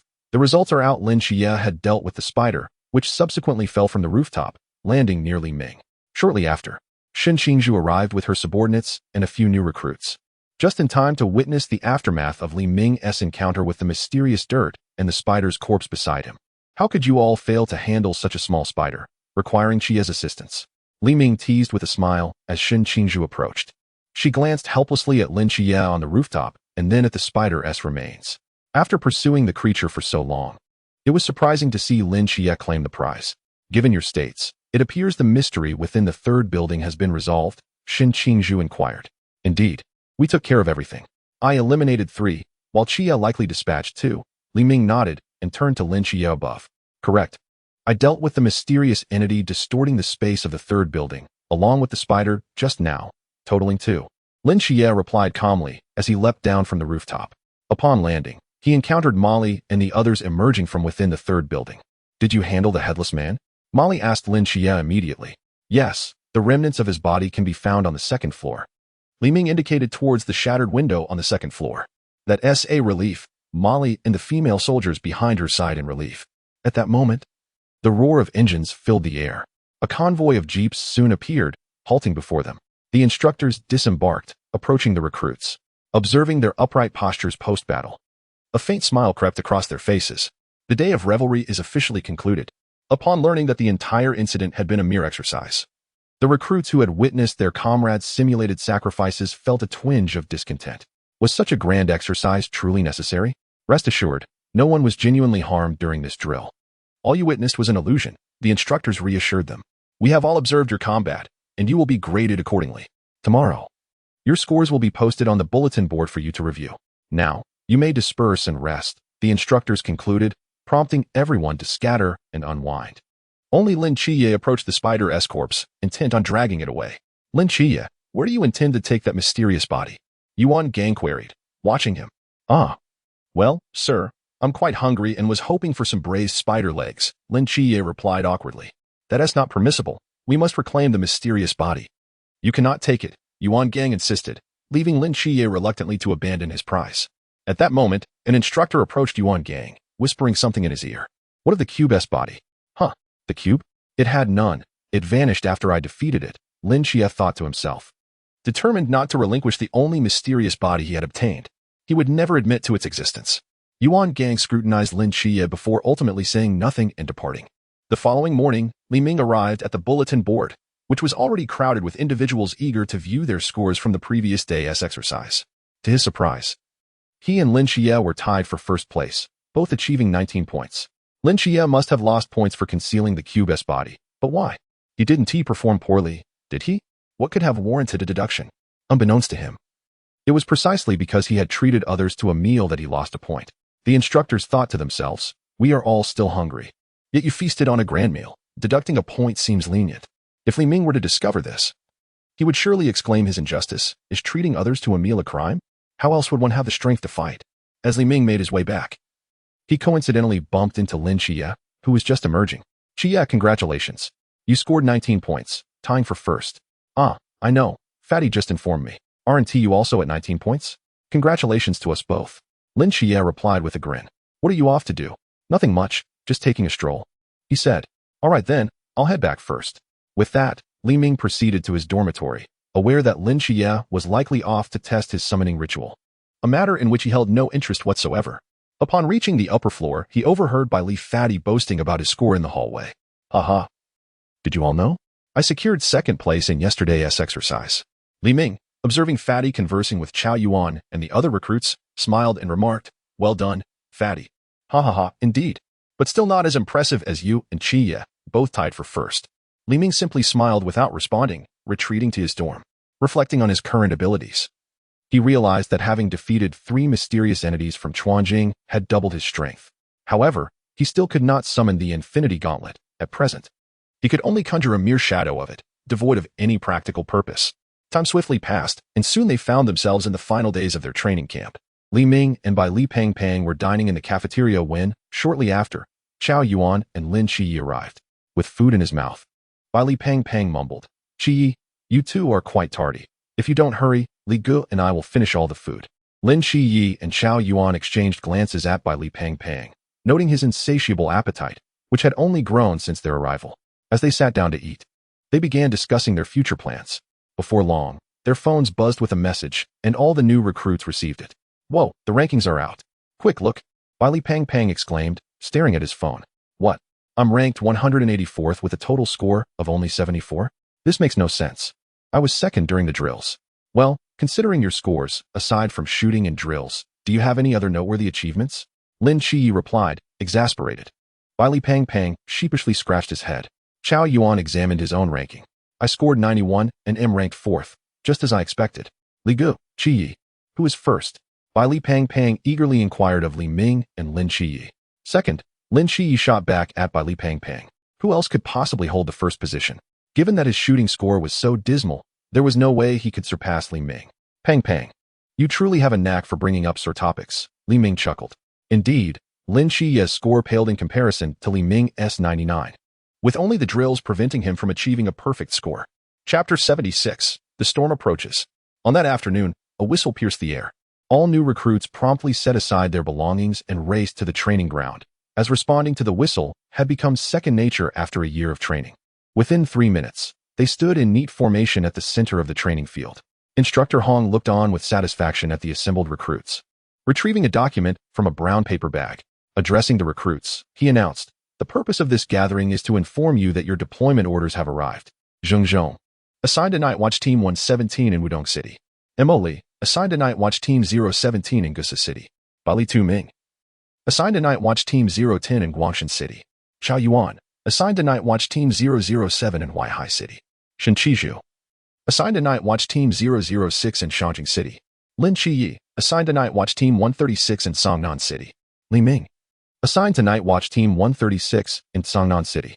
Unsurprisingly, both Li Ming and Lin Qiye were assigned to the same Night Watch Team 136.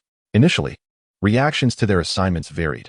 Some were elated while others felt disheartened by not being placed where they had hoped.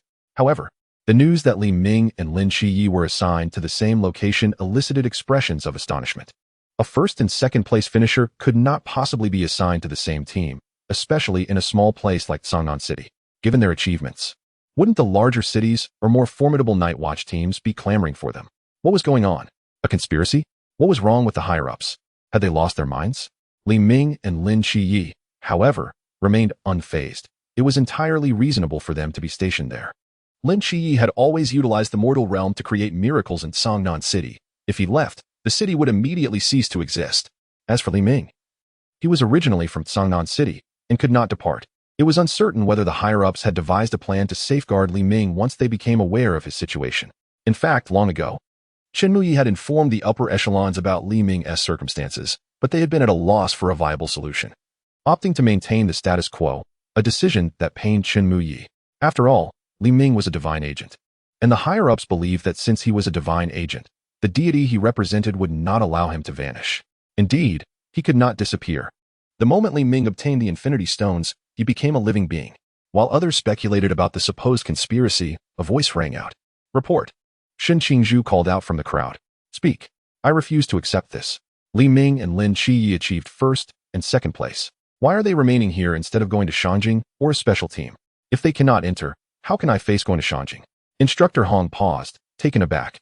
Then slowly responded, "Shen Qizhu, you must understand that we are soldiers. Our duty is to obey orders. As for why they are remaining here, there must be a reason." He too was perplexed as to why the higher-ups would keep the two most capable recruits in the training camp, believing that even if they were not suited for a special team, they should at least qualify for Shangjing.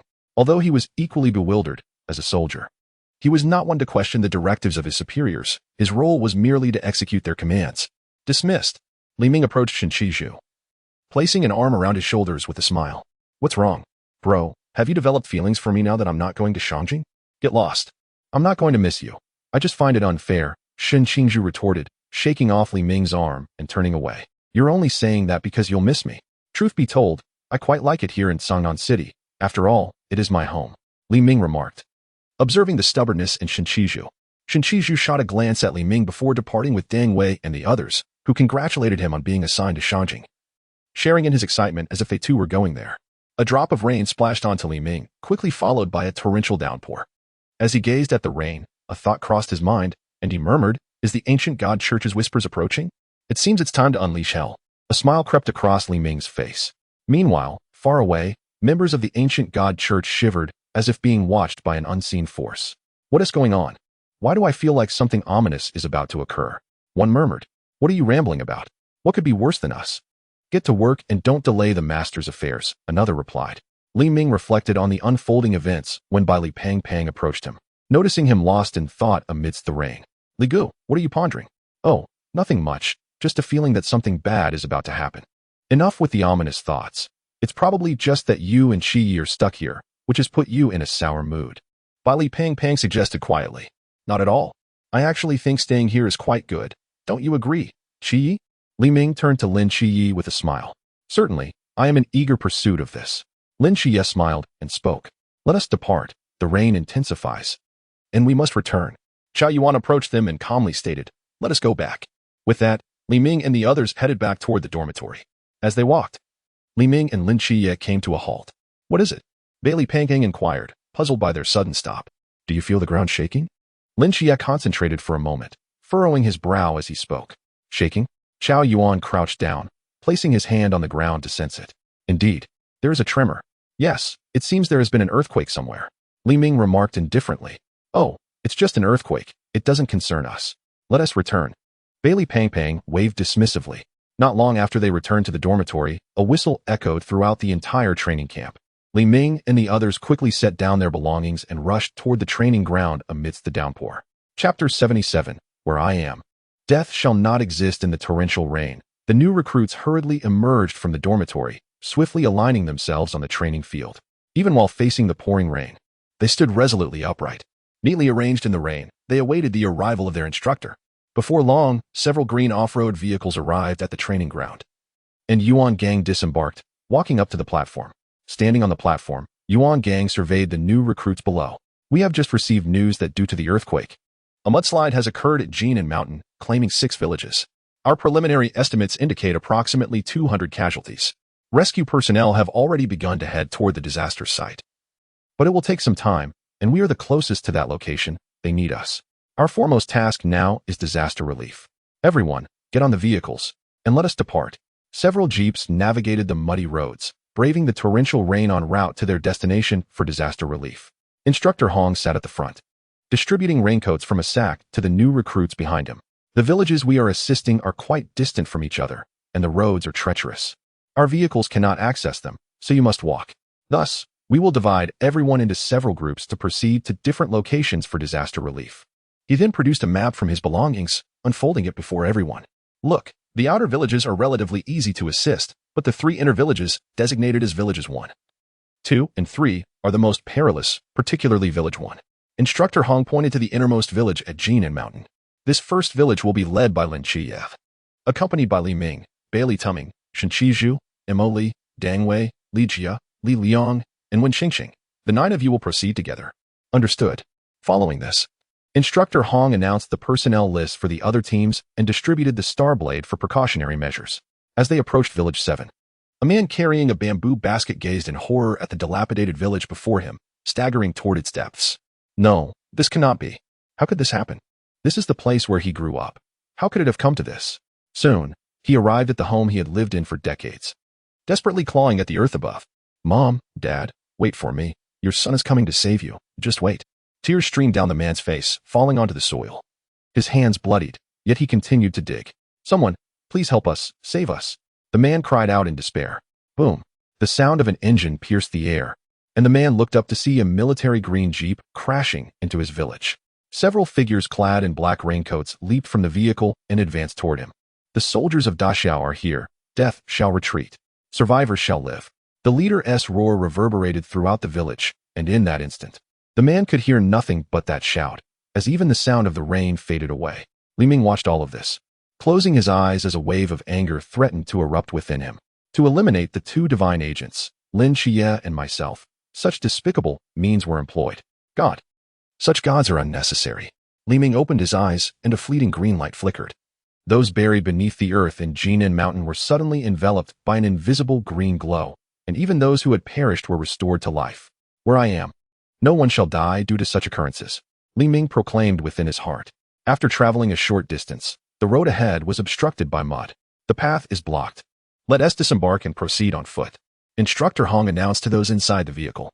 Li Ming, Lin Qiye, and the others quickly exited the vehicle and sprinted toward Village 1. At the command center below Jinan Mountain, instructors swiftly adjusted equipment and established a communication system, which was soon completed. Chief, it is set up. After final adjustments, the instructor immediately reported to Yuan Gang. All rescue teams, report your status. Team 8 arrived. Team 7 arrived. Team 6 arrived. Team 5 arrived. Team 1 is almost there. Their team is situated at the innermost part of Jinan Mountain, and they are currently racing toward it. They are nearly there. At this moment, on the path to Village 1, neither Instructor Hong nor Li Ming could be seen. They were currently airborne, with Li Ming gripping several ropes, flying swiftly through the air. Mingge, can you slow down a bit? Bailey Pang Pang shouted in terror from the air. Just hold on a little longer. We will arrive shortly, Instructor Hong urged, clutching the rope tied around his waist firmly. Reverting to the moment when Li Ming and the others were obstructed by the mud, as Li Ming and Instructor Hong sprinted toward Village 1, Li Ming inquired, Instructor Hong, how long will it take us to arrive? While running, he asked. At our current speed, approximately 10 hours. Instructor Hong responded solemnly. Such a long time. Bailey Pang Pang exclaimed in surprise. There's no choice. Vehicles cannot pass here. This is our fastest pace. Lin Qiye stated calmly. Too slow. Time is of the essence. There's no alternative. This is already our swiftest speed. Instructor Hong felt a pang of anguish. In such a lengthy duration, who knows how many lives may be lost?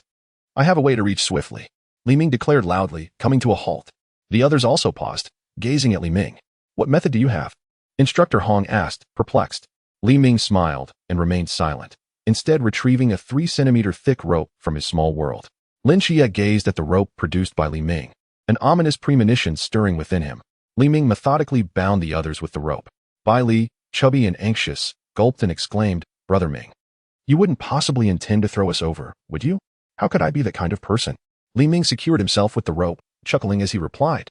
In truth, he could have effortlessly transported them all with his teleportation ability, having already saved all the stranded individuals with his powers. Instead, he opted for a more intriguing method. Everyone clung tightly to the ropes around them, resolute in their grip. Li Ming grasped the ropes binding the others, positioned himself over the location of village number 1, and crouched slightly. And then, he leaped. With a resounding thud, his legs propelled him into the ground. And amidst the terrified gazes of the others, Li Ming jumped fiercely towards village number 1, shattering the earth beneath him and creating a large crater. Li Ming and the others soared into the air, clinging desperately to the ropes, their faces contorted by the sheer force of the wind, rain pelting their skin painfully. Chapter 78. Murmurs. As Li Ming flew towards village number 1 with the others, he spotted the outline of a village, now ravaged by a mudslide, revealing only traces of its former structure. Fatty, brace yourself. We shall arrive shortly, Li Ming shouted to Bai Li behind him. Understood, Brother Ming, Bai Li responded, retrieving the Yaoguang from his spatial pocket, prepared for action. Having employed it several times before, Li Ming did not leap directly, but rather bounded intermittently, an exhilarating experience. In a short while, those behind Li Ming also caught sight of village number 1, and they were descending towards it. This trajectory had been meticulously calculated by Li Ming, ensuring a precise drop into the village.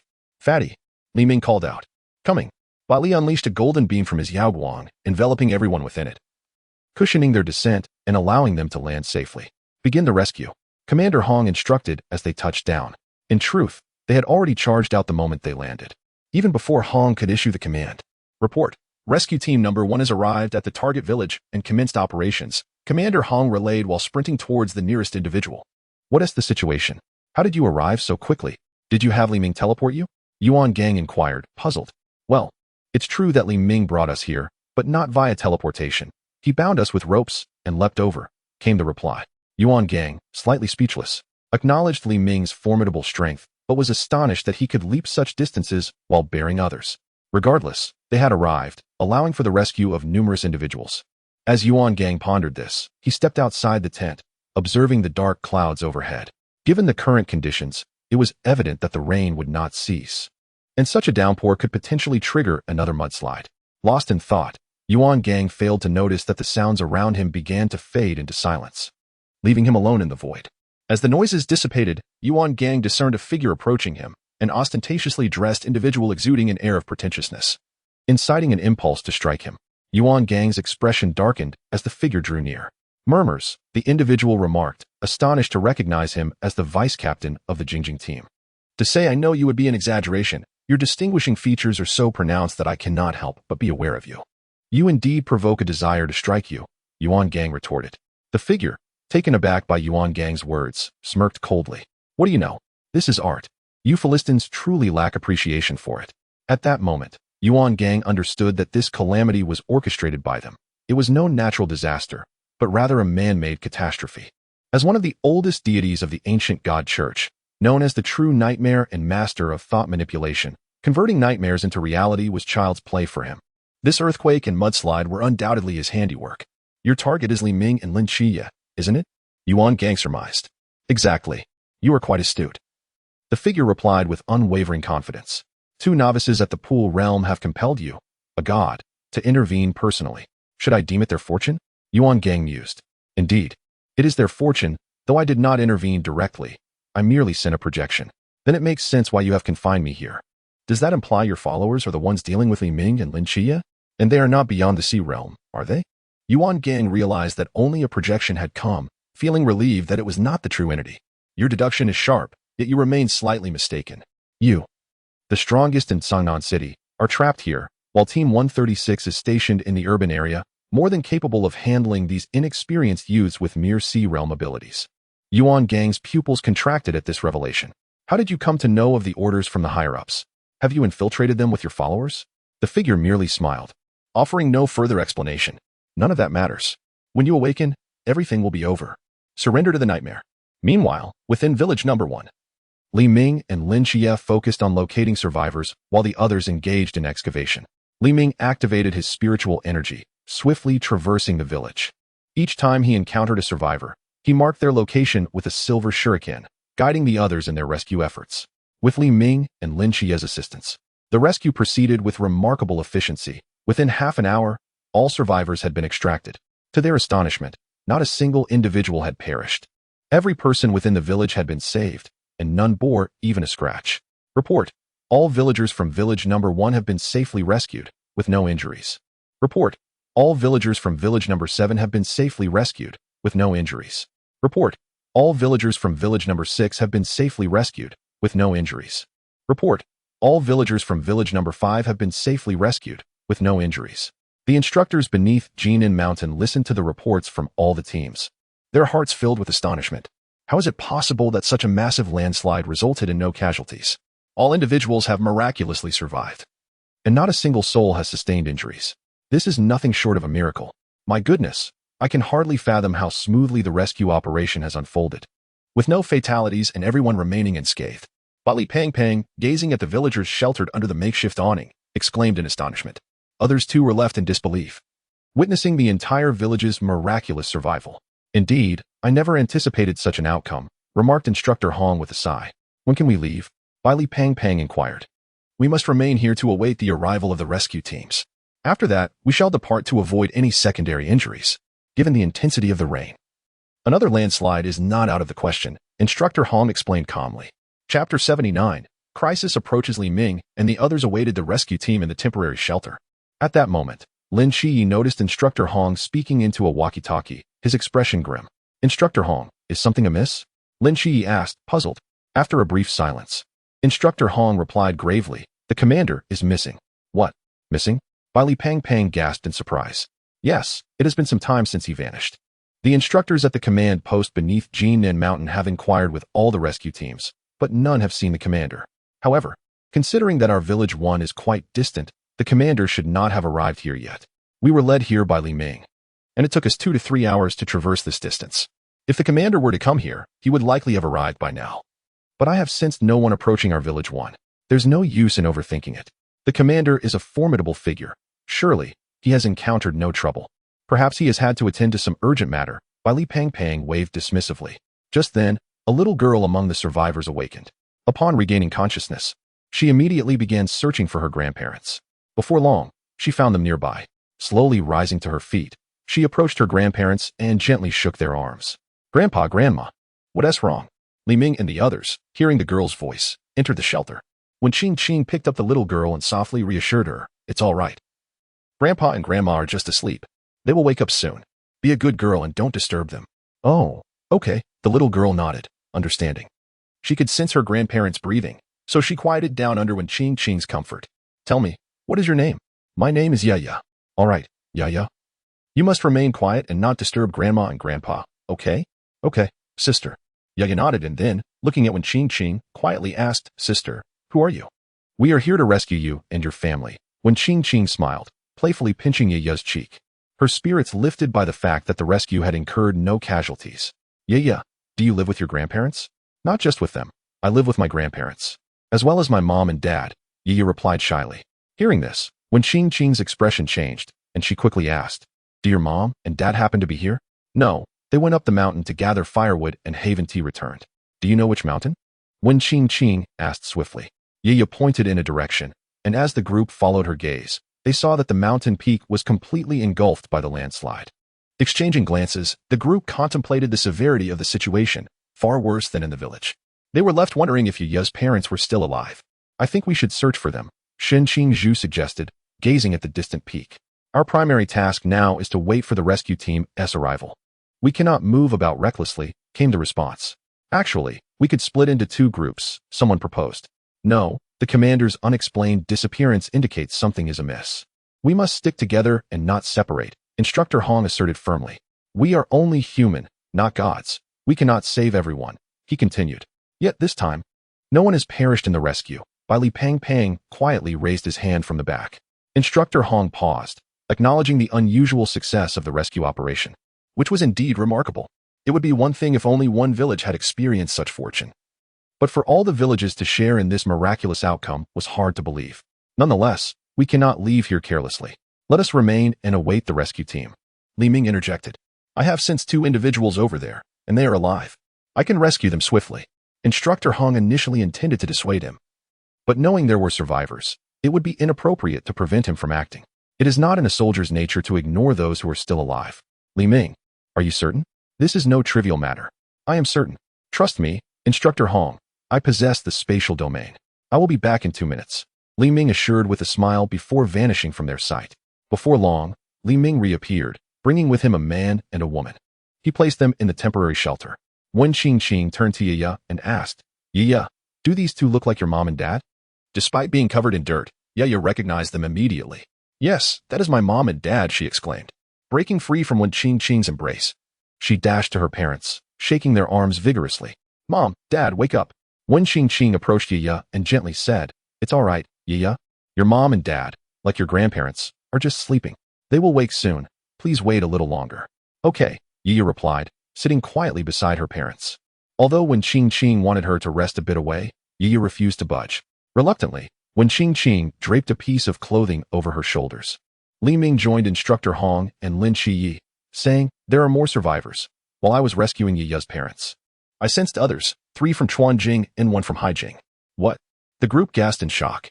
Instructor Hong's expression shifted, and he spoke gravely.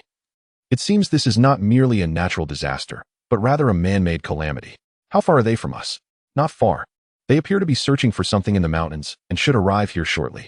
Li Ming gazed into the shadowy mountains, squinting as he pondered his thoughts. Instructor Hong shouted into the intercom, This is Rescue Team 1. We have encountered 3 enemies from the Chuan realm and 1 from the Sea realm. We require immediate support. The response came swiftly. Understood. We will relay this to other rescue personnel and dispatch instructors for assistance. However, Instructor Hong, your position is too deep. It will take at least 3 hours for the other instructors to reach you. The other team instructors quickly replied over the intercom, beginning their preparations to provide aid. Chapter 80. The slaughter begins. Li Ming approached Instructor Hong and remarked, It is evident that they are coming for us, specifically for Lin Qiye and me. As long as we are here, they will surely pursue us. We must split into 2 groups. One should lead the villagers away from here. Are they targeting you? How did they know you and Lin Qiye were here? Instructor Hong asked, his brow furrowed. Perhaps there are those from the Murmur faction within the higher-ups, Li Ming speculated. Do not worry, Instructor. As long as I am here, there will be no issues. Even if we cannot fight them off, I can still escape, Li Ming assured him. Instructor Hong's eyes brightened at this. Indeed, with Li Ming's spatial abilities, he was a master at evasion. As long as they avoided spatial seals or forbidden items, they had little to fear. The enemy was focused on Lin Qiye and Li Ming, so they merely needed to delay them until reinforcements arrived. All right, Wen Qingqing. Wake everyone who can be roused. We must leave at once, Instructor Hong commanded, nodding in agreement.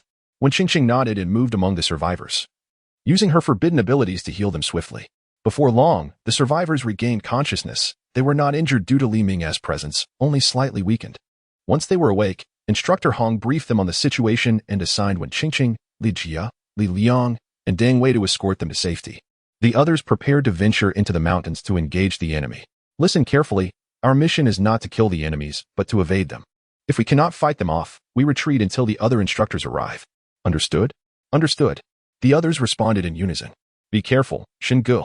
If you cannot win, make sure to retreat, Dang Wei advised as the 3 of them approached Shen Qingzhu. Hurry and leave.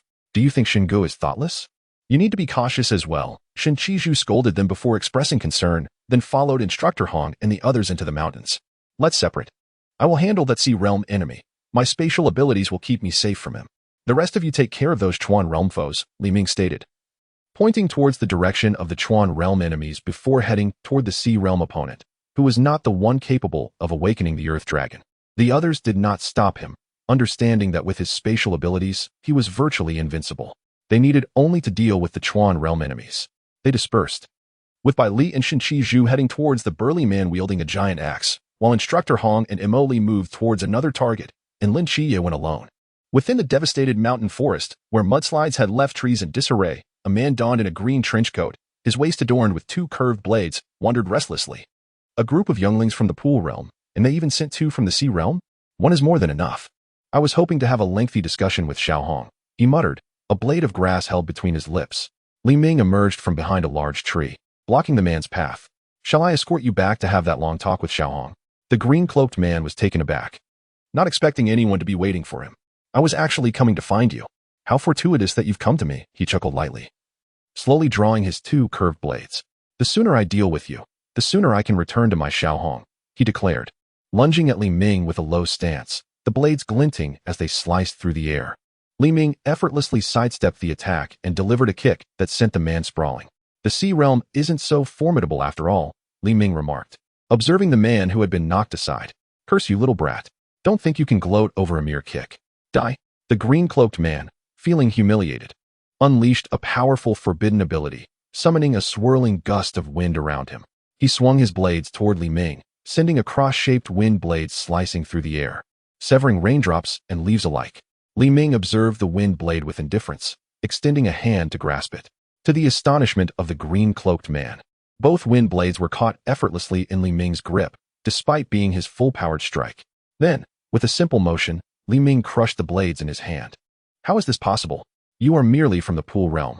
How can you be so strong? The green-cloaked man exclaimed in disbelief. You need not concern yourself with that. Just know that this place will be your grave, Li Ming replied coldly before vanishing from sight. The green-cloaked man, sensing danger, activated his forbidden abilities, enveloping himself in a gust of wind to enhance his speed, darting away like a streak of blue light. As he ran, he glanced around, checking for any signs of Li Ming pursuing him. With relief, he noticed no one following. Suddenly, a voice rang from above. You run quite fast. Startled, the green-cloaked man looked up to find Li Ming perched on his shoulder, a mocking expression on his face. In a panic, he spun around, swinging his blades, unleashing a barrage of wind blades toward Li Ming. Once again, Li Ming vanished into thin air. As the green-cloaked man prepared to act, a powerful hand seized his face, forcefully pinning him to the ground. No more games, you can die now. With a firm grip, Li Ming crushed the man's skull, ending his life swiftly. Though I know not your name, rest assured, your death will not be in vain, Li Ming said, shaking off the blood from his hands as he departed, feeling his strength surge once more. Meanwhile, Shen Qizhu and Bai Li encountered the burly man wielding the giant axe.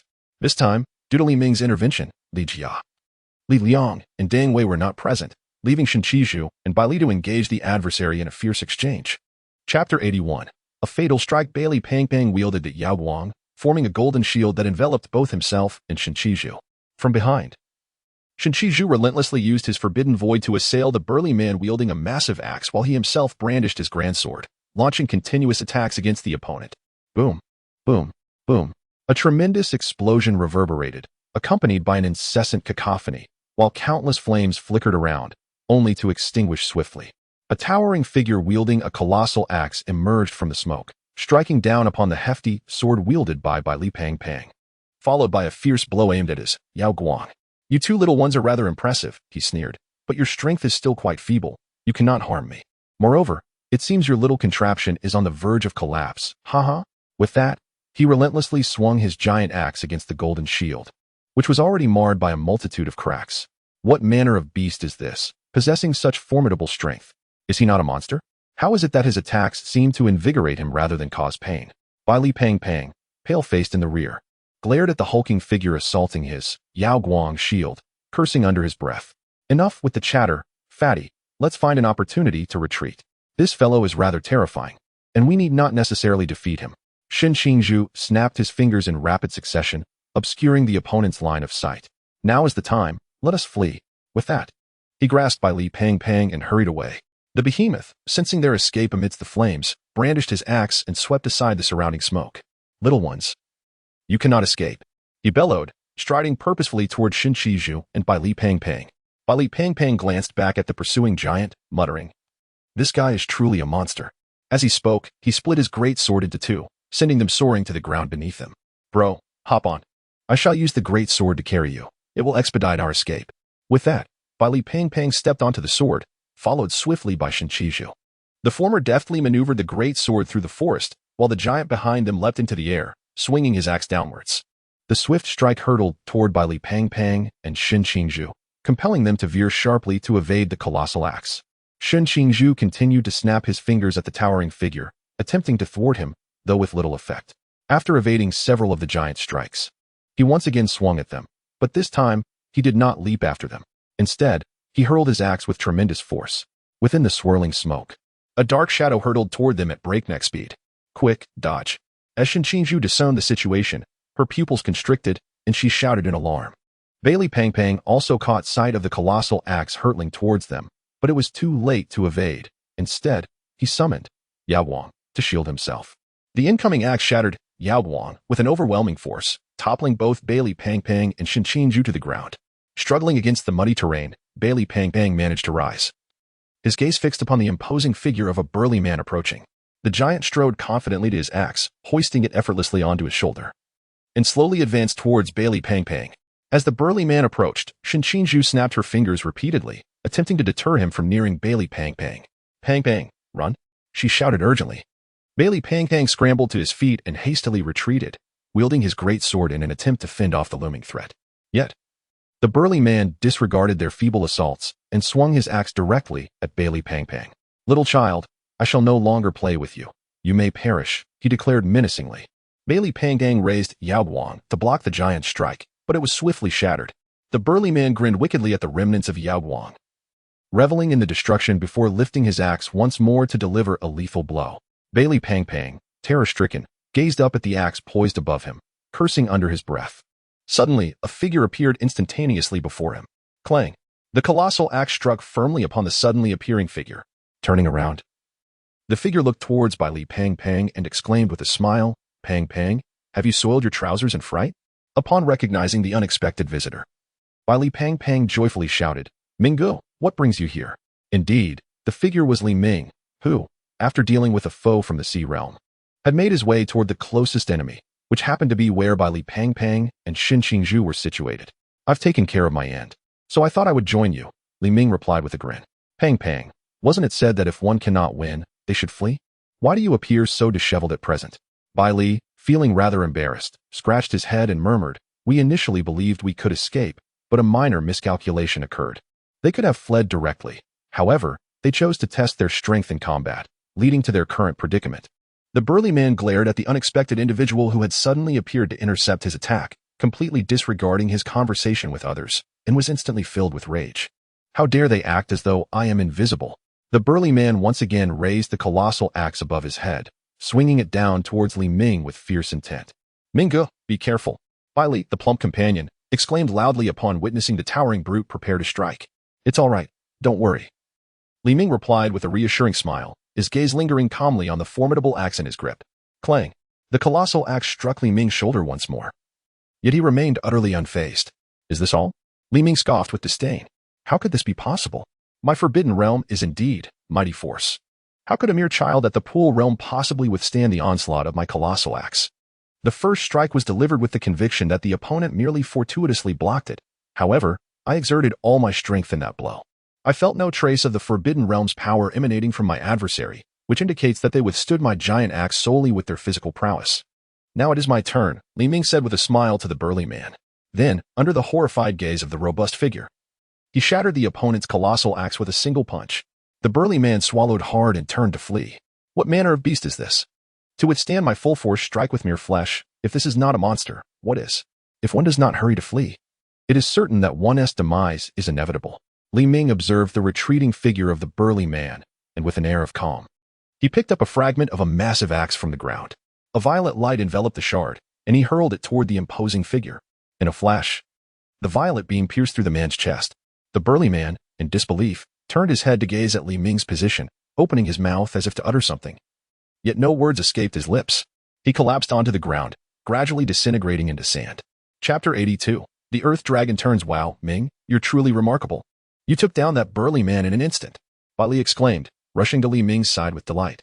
Thank you, Shen Qiye said, crossing her arms and also expressing her gratitude to Li Ming.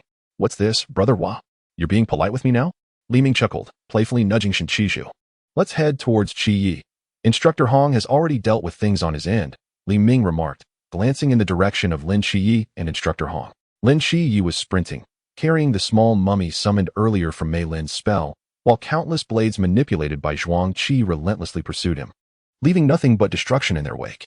However, with the aid of the Starry Night Dancer and Darkest Divine Ruins, Zhuang Qi was unable to catch him. Nor could Lin Qiye harm Zhuang Qi. Despite the strength of his war mummy, it was ineffective if it couldn't land a hit. Meanwhile, Instructor Hong and Molly were covered in blood, standing over a fallen enemy in a pool of crimson.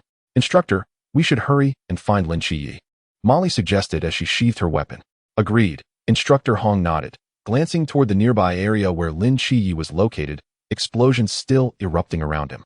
Their opponent was not particularly formidable. With the cooperation of Instructor Hong and Molly, they swiftly overcame the threat. They quickly made their way toward Lin Qiye. Lin Qiye sensed their approach and felt a wave of relief wash over him as he turned to run in their direction. Just as Instructor Hong, Molly, Li Ming, Bai Li, and Shen Qingzhu were making their way toward Lin Qiye, the ground began to tremble violently. Initially mistaking it for an earthquake, they soon realized the tremors were intensifying, causing everything around them to tilt alarmingly. What on earth is happening? Bai Li gasped, staring in terror at the slanting mountains. It must be a powerful creature altering the environment, Li Ming replied calmly. From an aerial perspective, one could see half of Jinan Mountain being overturned. Suddenly, darkness enveloped them, and they experienced a sensation of weightlessness, prompting a panicked scream from Bai Li. Moments later, that feeling dissipated, and they found themselves in another space, plummeting through the air. Bai Li, Li Ming called out to him. Got it, Ming, Bai Li responded, drawing upon the power of Yao Guang to envelop them all in its protective aura. With a thud, they landed heavily on the ground. Thanks to Bai Li's Yao Guang, they emerged unscathed. Ming, where exactly are we? Bai Li asked, surveying the dark surroundings with confusion. This is an underground cavern. It seems that the powerful creature just brought us here. It must be the Earth Dragon turning over, which indicates that there is an Earth Dragon within Jinan Mountain. Li Ming explained. An Earth Dragon? That is an incredibly powerful and mysterious entity, existing at various levels of the Chuanjing Daocline realm. I wonder what level this one is, Bai Li mused, suddenly enlightened yet somewhat anxious. Don't worry, it's level ISNT high. It merely overturned a few peaks in Jinan Mountain and hasn't reached the unmeasurable realm yet. Now, stop fretting about that and bring out your Yao Guang to illuminate this dark place, Li Ming said, patting Bai Li on the shoulder with a smile. My Yao Guang ISNT meant for lighting your way, Bai Li lamented, yet he obediently activated the Yao Guang to cast light around them. Let us go. Qiye and Instructor Hong aren't far off. We should join them, Li Ming declared, leading the way forward, with Bai Li and Shen Qingzhu following closely. Not long after, they turned a corner and encountered Zhuang Qi, the one who had been pursuing Lin Qiye. Seeing an enemy face-to-face ignited a fierce rivalry. Zhuang Qi sneered at the sudden appearance of Li Ming and his companions. With a flick of his wrist, he transformed his weapon into countless shards, launching them toward Li Ming and the others. Bai Li, noticing the attack, quickly conjured a golden shield from Yao Guang to protect them. Zhuang Qi's blades collided with the golden shield, relentlessly slicing at it until it began to dim. Unperturbed, Shen Qingzhu snapped her fingers, unleashing a series of violent explosions around Zhuang Qi. He hastily recalled his blades from the shield and dodged the blasts. Shen Qingzhu's abilities were particularly effective against Zhuang Qi, as she didn't need to engage him up close, unlike the previous burly man who had been able to ignore her attacks. Bai Li, I'll cover you, Li Ming said, giving Bai Li a reassuring pat on the shoulder. All right, Ming, I'm on it, Bai Li replied, drawing a massive sword from his free space. Watch this, a transformation into 3000, he declared, as his sword split into countless shimmering sword shadows that filled the air behind him. Go, Bai Li commanded, directing the sword formation toward Zhuang Qi. How the hell? Zhuang Qi exclaimed, witnessing the oncoming sword dragon while simultaneously evading Shen Qingzhu's attacks. He quickly maneuvered his blades to counter the assault from the sword dragon. Clang, clang. The clash of blades against the sword dragon echoed as Zhuang Qi fought to fend off Bai Li's attack while dodging Shen Qingzhu's onslaught. In a moment of distraction, Shen Qingzhu seized the opportunity and struck, causing an explosion that injured Zhuang Qi. Unable to control his blades to shield himself from the sword dragon, Zhuang Qi could only raise them defensively to mitigate the damage. The sword dragon pierced through Zhuang Qi, inflicting numerous wounds upon him before he collapsed onto the ground. Cough, cough. Zhuang Qi spat blood, propping himself up weakly. Finish him off. We need to regroup with Lin Qiye, Li Ming stated. observing Zhuang Qi's lack of strength to continue fighting. Shen Qingzhu and Bai Li nodded in agreement, pointing at Zhuang Qi before snapping their fingers.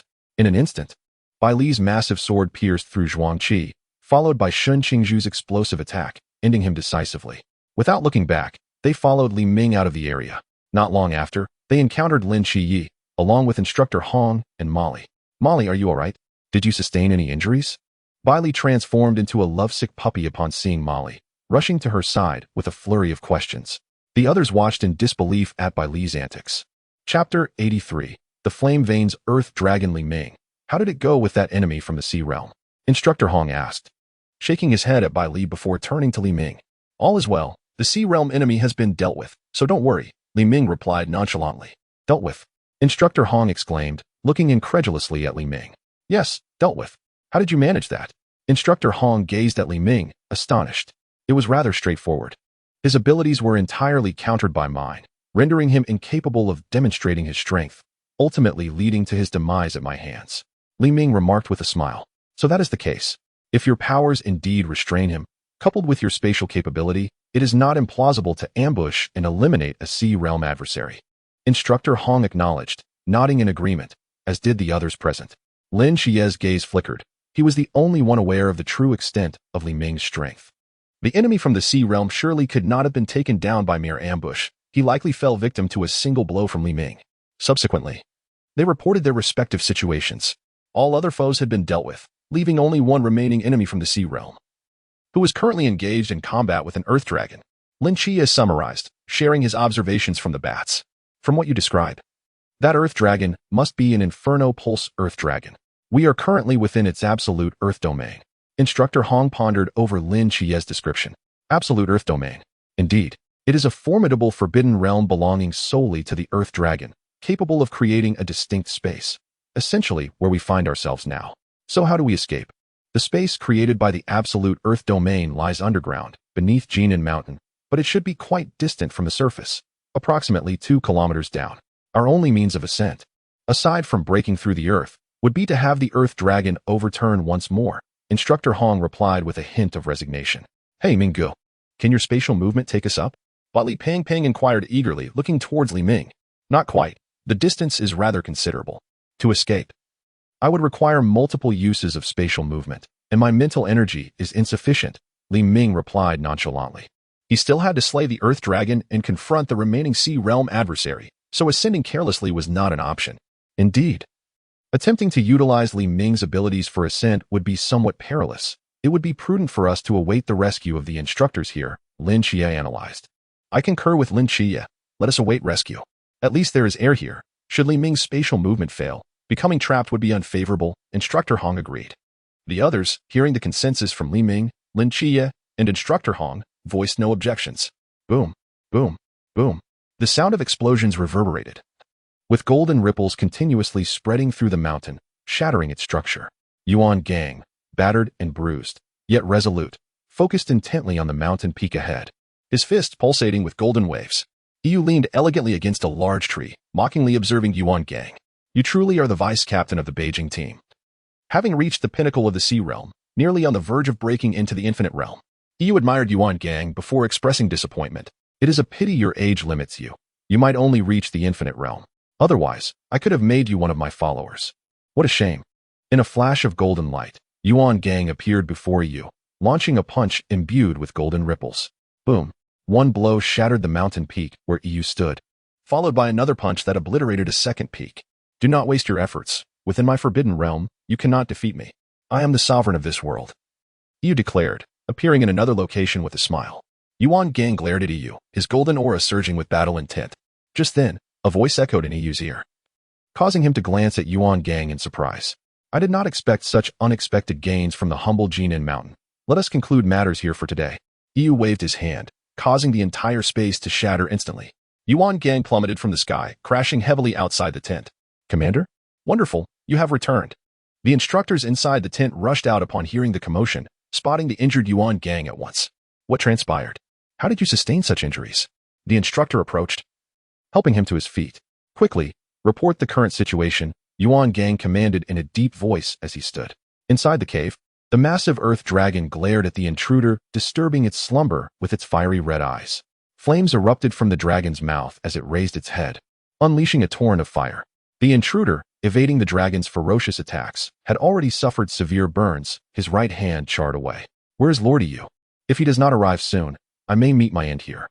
Just then, a graceful figure appeared before him, and Ma Etienne's eyes sparkled with excitement. "Lord Qiye, you have finally arrived." Qiye, however, paid no heed to Ma Etienne and instead regarded the Inferno Pulse Earth Dragon, nodding appreciatively. "Indeed, it is the Inferno Pulse Earth Dragon, currently weakened but possessing great potential. You have done well.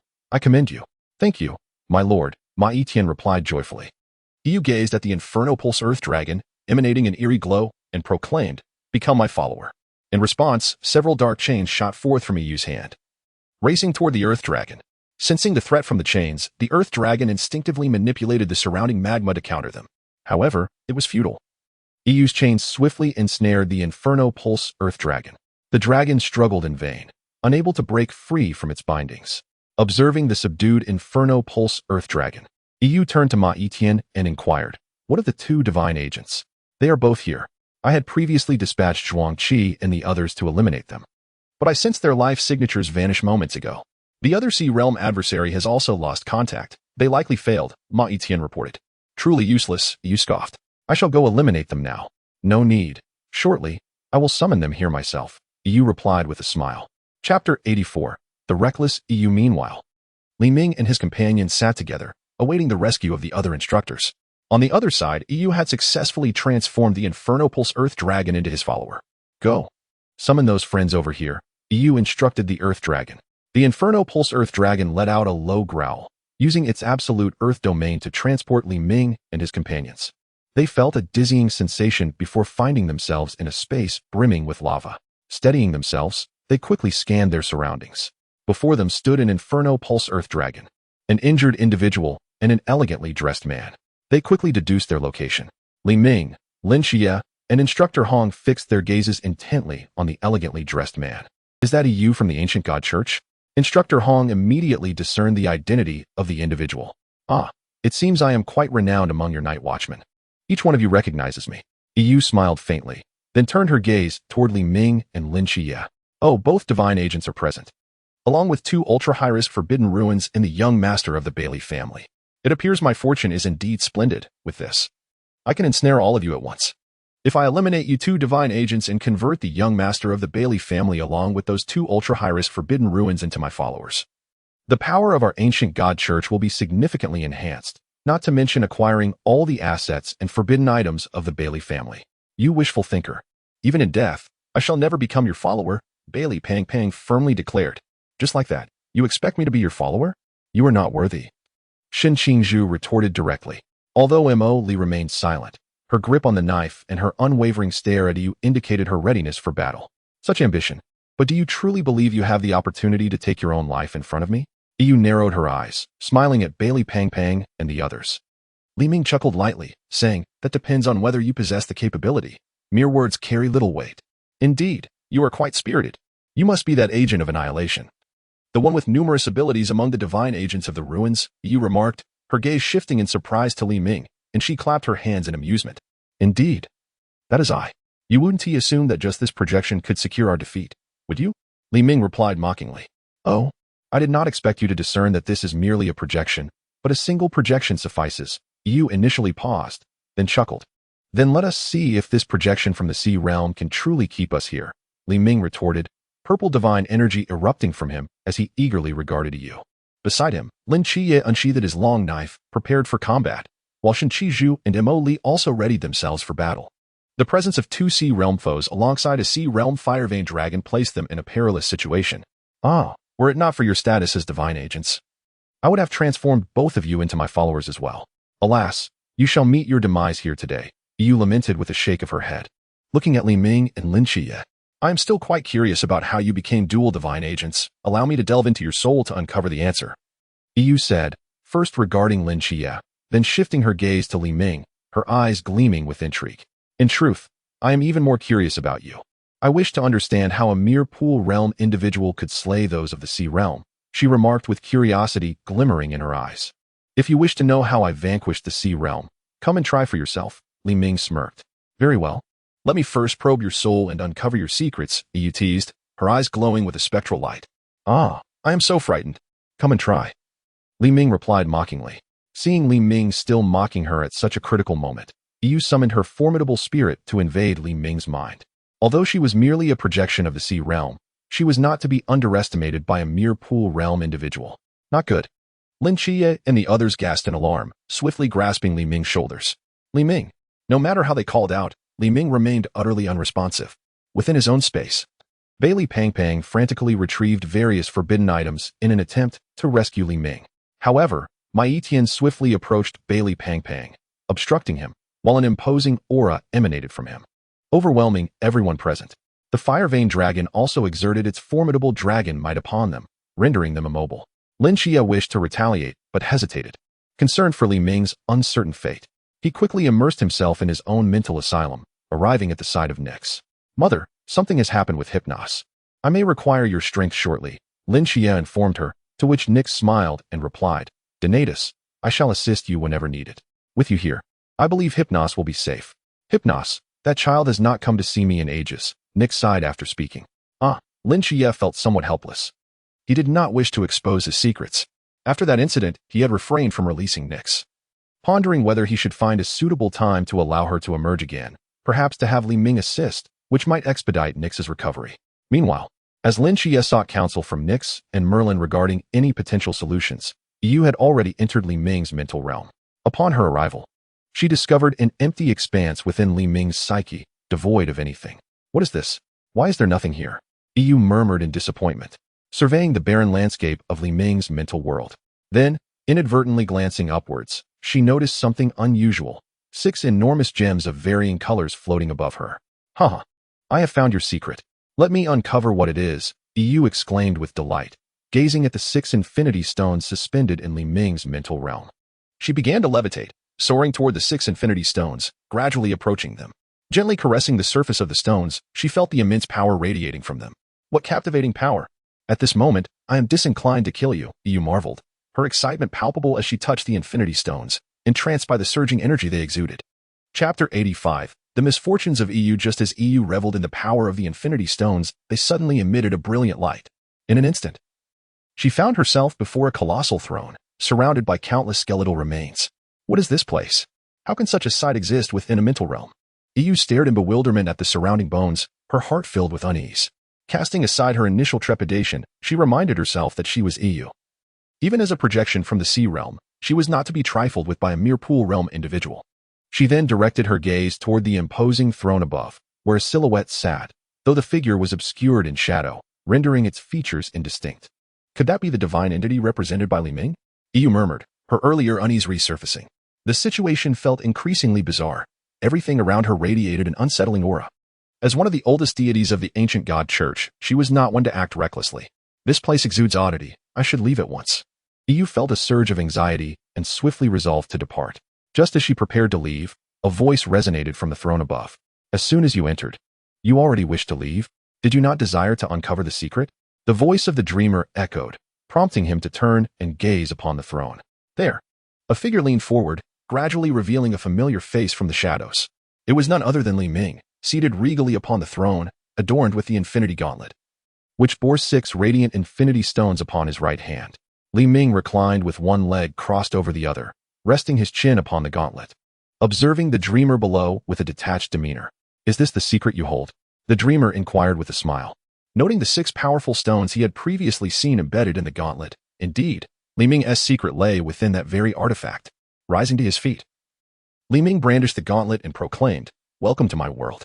Your secret must be that gauntlet with its 6 stones, quite intriguing indeed.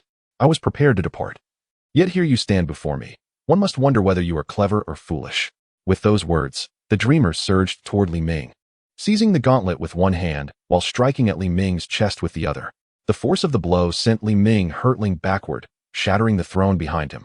The dreamer chuckled, clutching the gauntlet. How remarkably simple. It was so easily acquired. Now your secret is mine. Donning the infinity gauntlet, the dreamer felt an overwhelming surge of power coursing through his veins, instilling him with an exhilarating sense of invincibility, as if he could accomplish anything. Exiting Li Ming's mental realm, he cast a light-hearted glance at Lin Qiye and the others outside. I have now acquired the most formidable power. You are of no further use to me. What do you mean? Lin Qiye and the others responded, bewildered, with a mere snap of his fingers. The dreamer disregarded their confusion. Instantly, Lin Qiye and his companions vanished from sight. Not only them, but the entire world around him dissolved. The dreamer found himself suspended above the ground, murmuring, "Now, I shall create a world of my own." Another snap of his fingers, and he conjured a realm exclusively for himself, adorned in opulent garments, seated upon a magnificent golden throne, surveying the gods who knelt before him in reverence. Ha ha ha. This is the world I have long desired.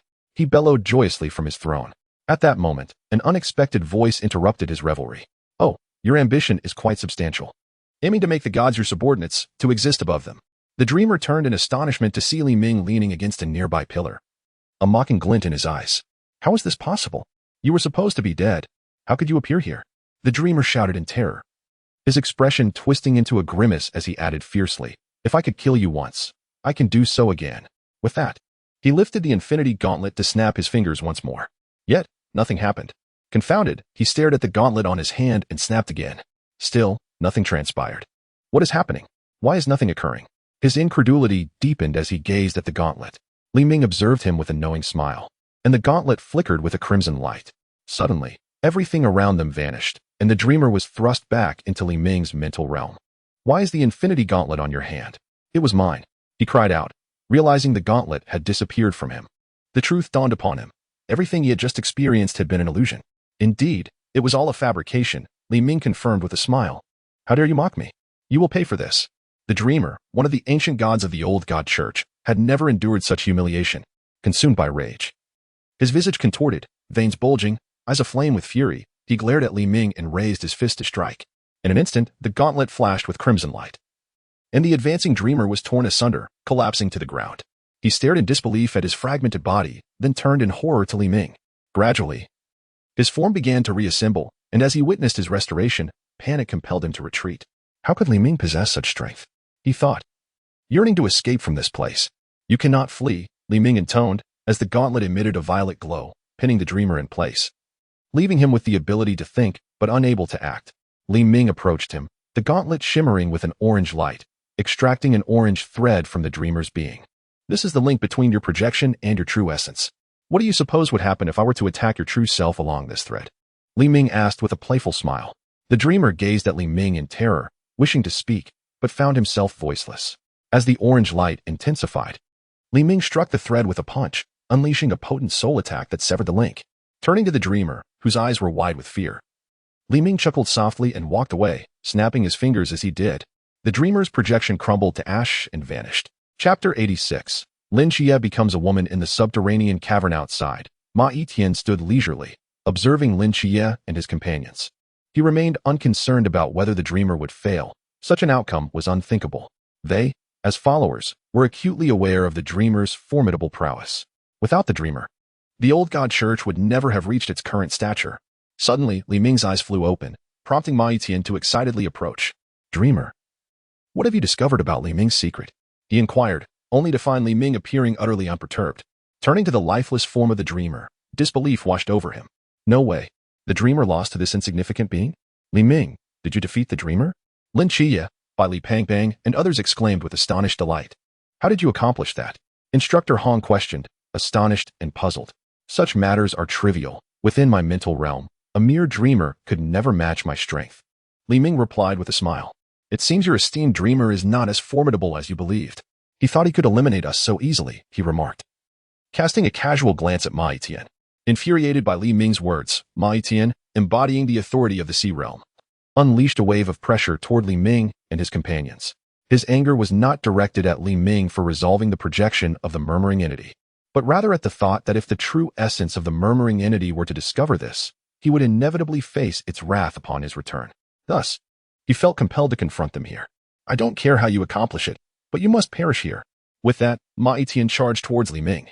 The flame pulse earth dragon, enraged by the demise of the murmuring entity's projection, was entirely under its control, but now, with its projection's death, it had gone berserk. Roar. As the flame pulse earth dragon bellowed, the surrounding magma began to churn violently. The molten rock surged towards Li Ming and his companions, the temperature escalating with each passing moment. Despite the demise of the murmuring projection, two sea realm entities still posed a threat to their safety. The flame pulse earth dragon spread its wings and took to the air, a terrifying inferno gathering ominously in its mouth. A fireball, measuring over 20 meters in diameter, manifested before them, causing the faces of Li Ming, Instructor Hong, and Bai Li Pangpang to turn ashen. Even Ma Yiqian, who had been charging at Li Ming, halted, cursing. "Damn it, beast. What are you trying to do? Do you wish to kill me as well?" After his outburst, he pressed himself against a wall, seamlessly merging into it. Indeed, that was precisely the Flame Pulse Earth Dragon's intention. "Do not panic. I am here. Nothing will happen," Li Ming calmly assured Instructor Hong and the others behind him. "Leave it to me and Li Ming. We shall handle it," Lin Qiye asserted, stepping forward with determination. He then closed his eyes, reaching out to Nikes within the asylum, and a mysterious force began to emanate from his being. "Bear," he uttered with difficulty. In that moment, Lin Qiye's hair began to grow rapidly, cascading down to his waist, while his skin visibly lightened. As he opened his eyes, a pair of luminous orbs sparkled before the onlookers. An overwhelming aura erupted from Lin Qiye, a divine pressure that left Bai Li Pangpang and the others agape in astonishment. "Is this really Seven Night?" Bai Li Pangpang murmured, glancing at the astonished expressions of those around him, while Li Ming stood off to the side, filming the scene. "Are you serious? We're all stunned. And you're just filming?" Li Ming had sensed Lin Qiye borrowing power from Nikes the moment he closed his eyes.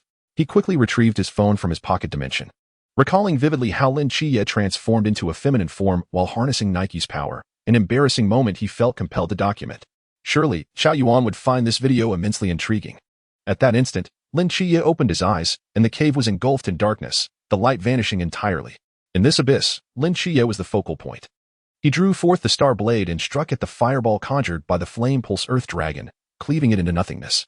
"Let us change our location," Lin Qiye said calmly to the Flame Pulse Earth Dragon, then pointed towards the cave ceiling. A streak of black light shot from his fingertip, piercing through 2 kilometers of rock. "The other one is yours, Li Ming." With that, Lin Qiye flickered and appeared beside the Flame Pulse Earth Dragon, grasping its scales before vanishing from sight. "Wow, Seven Night created a passage to the outside," Bai Li Pangpang exclaimed. "You all should escape through the passage Seven Night made. I will deal with the other Sea Realm foe." With that, Li Ming flickered, appearing within a wall, and struck out with a mighty punch. Boom! The wall shattered, and a figure burst forth. "Damn it, how did you know I was here?" Ma Yiqian cursed. "Such petty tricks cannot escape my perception. Now, it is our turn." With that, Li Ming charged once more at Ma Yiqian. The tremendous force struck Ma Yiqian's body, causing him to feel several ribs fracture. Poof! Ma Yiqian collapsed to the ground, spitting blood. He once again retreated into the wall, fleeing through the rocky layers. He was gravely injured, with one arm broken. The strength of Li Ming was terrifying. He had initially believed that together with the Flame Pulse Earth Dragon, they could eliminate their foes.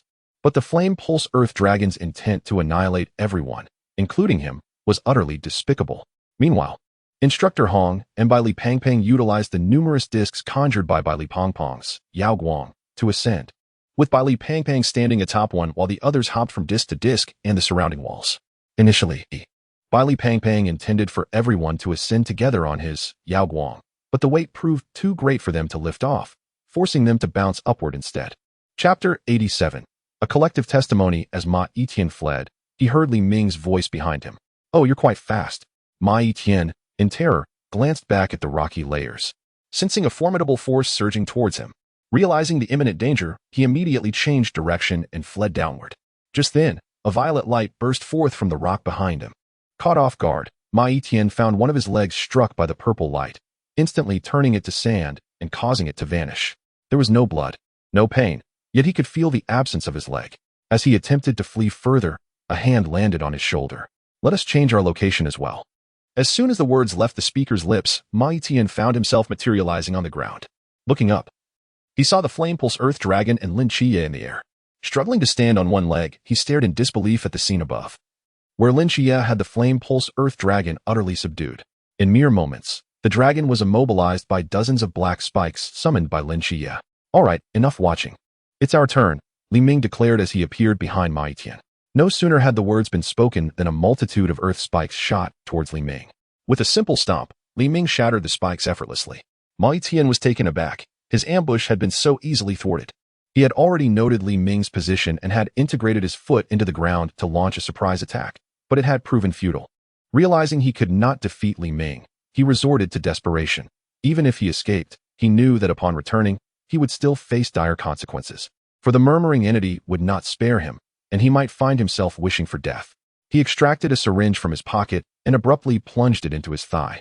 As the drug coursed through his veins, Ma Yiqian experienced a radical transformation in his mental state, plunging into a frenzied delirium. With a grotesque expression, he glared at Li Ming, roaring, "Die, die, die. All must perish." Amidst Ma Yiqian's maniacal howls, his torso seemed to merge with the ground. And soon the earth itself began to undulate, giving rise to a colossal stone giant before Li Ming. "Is this all you can muster?"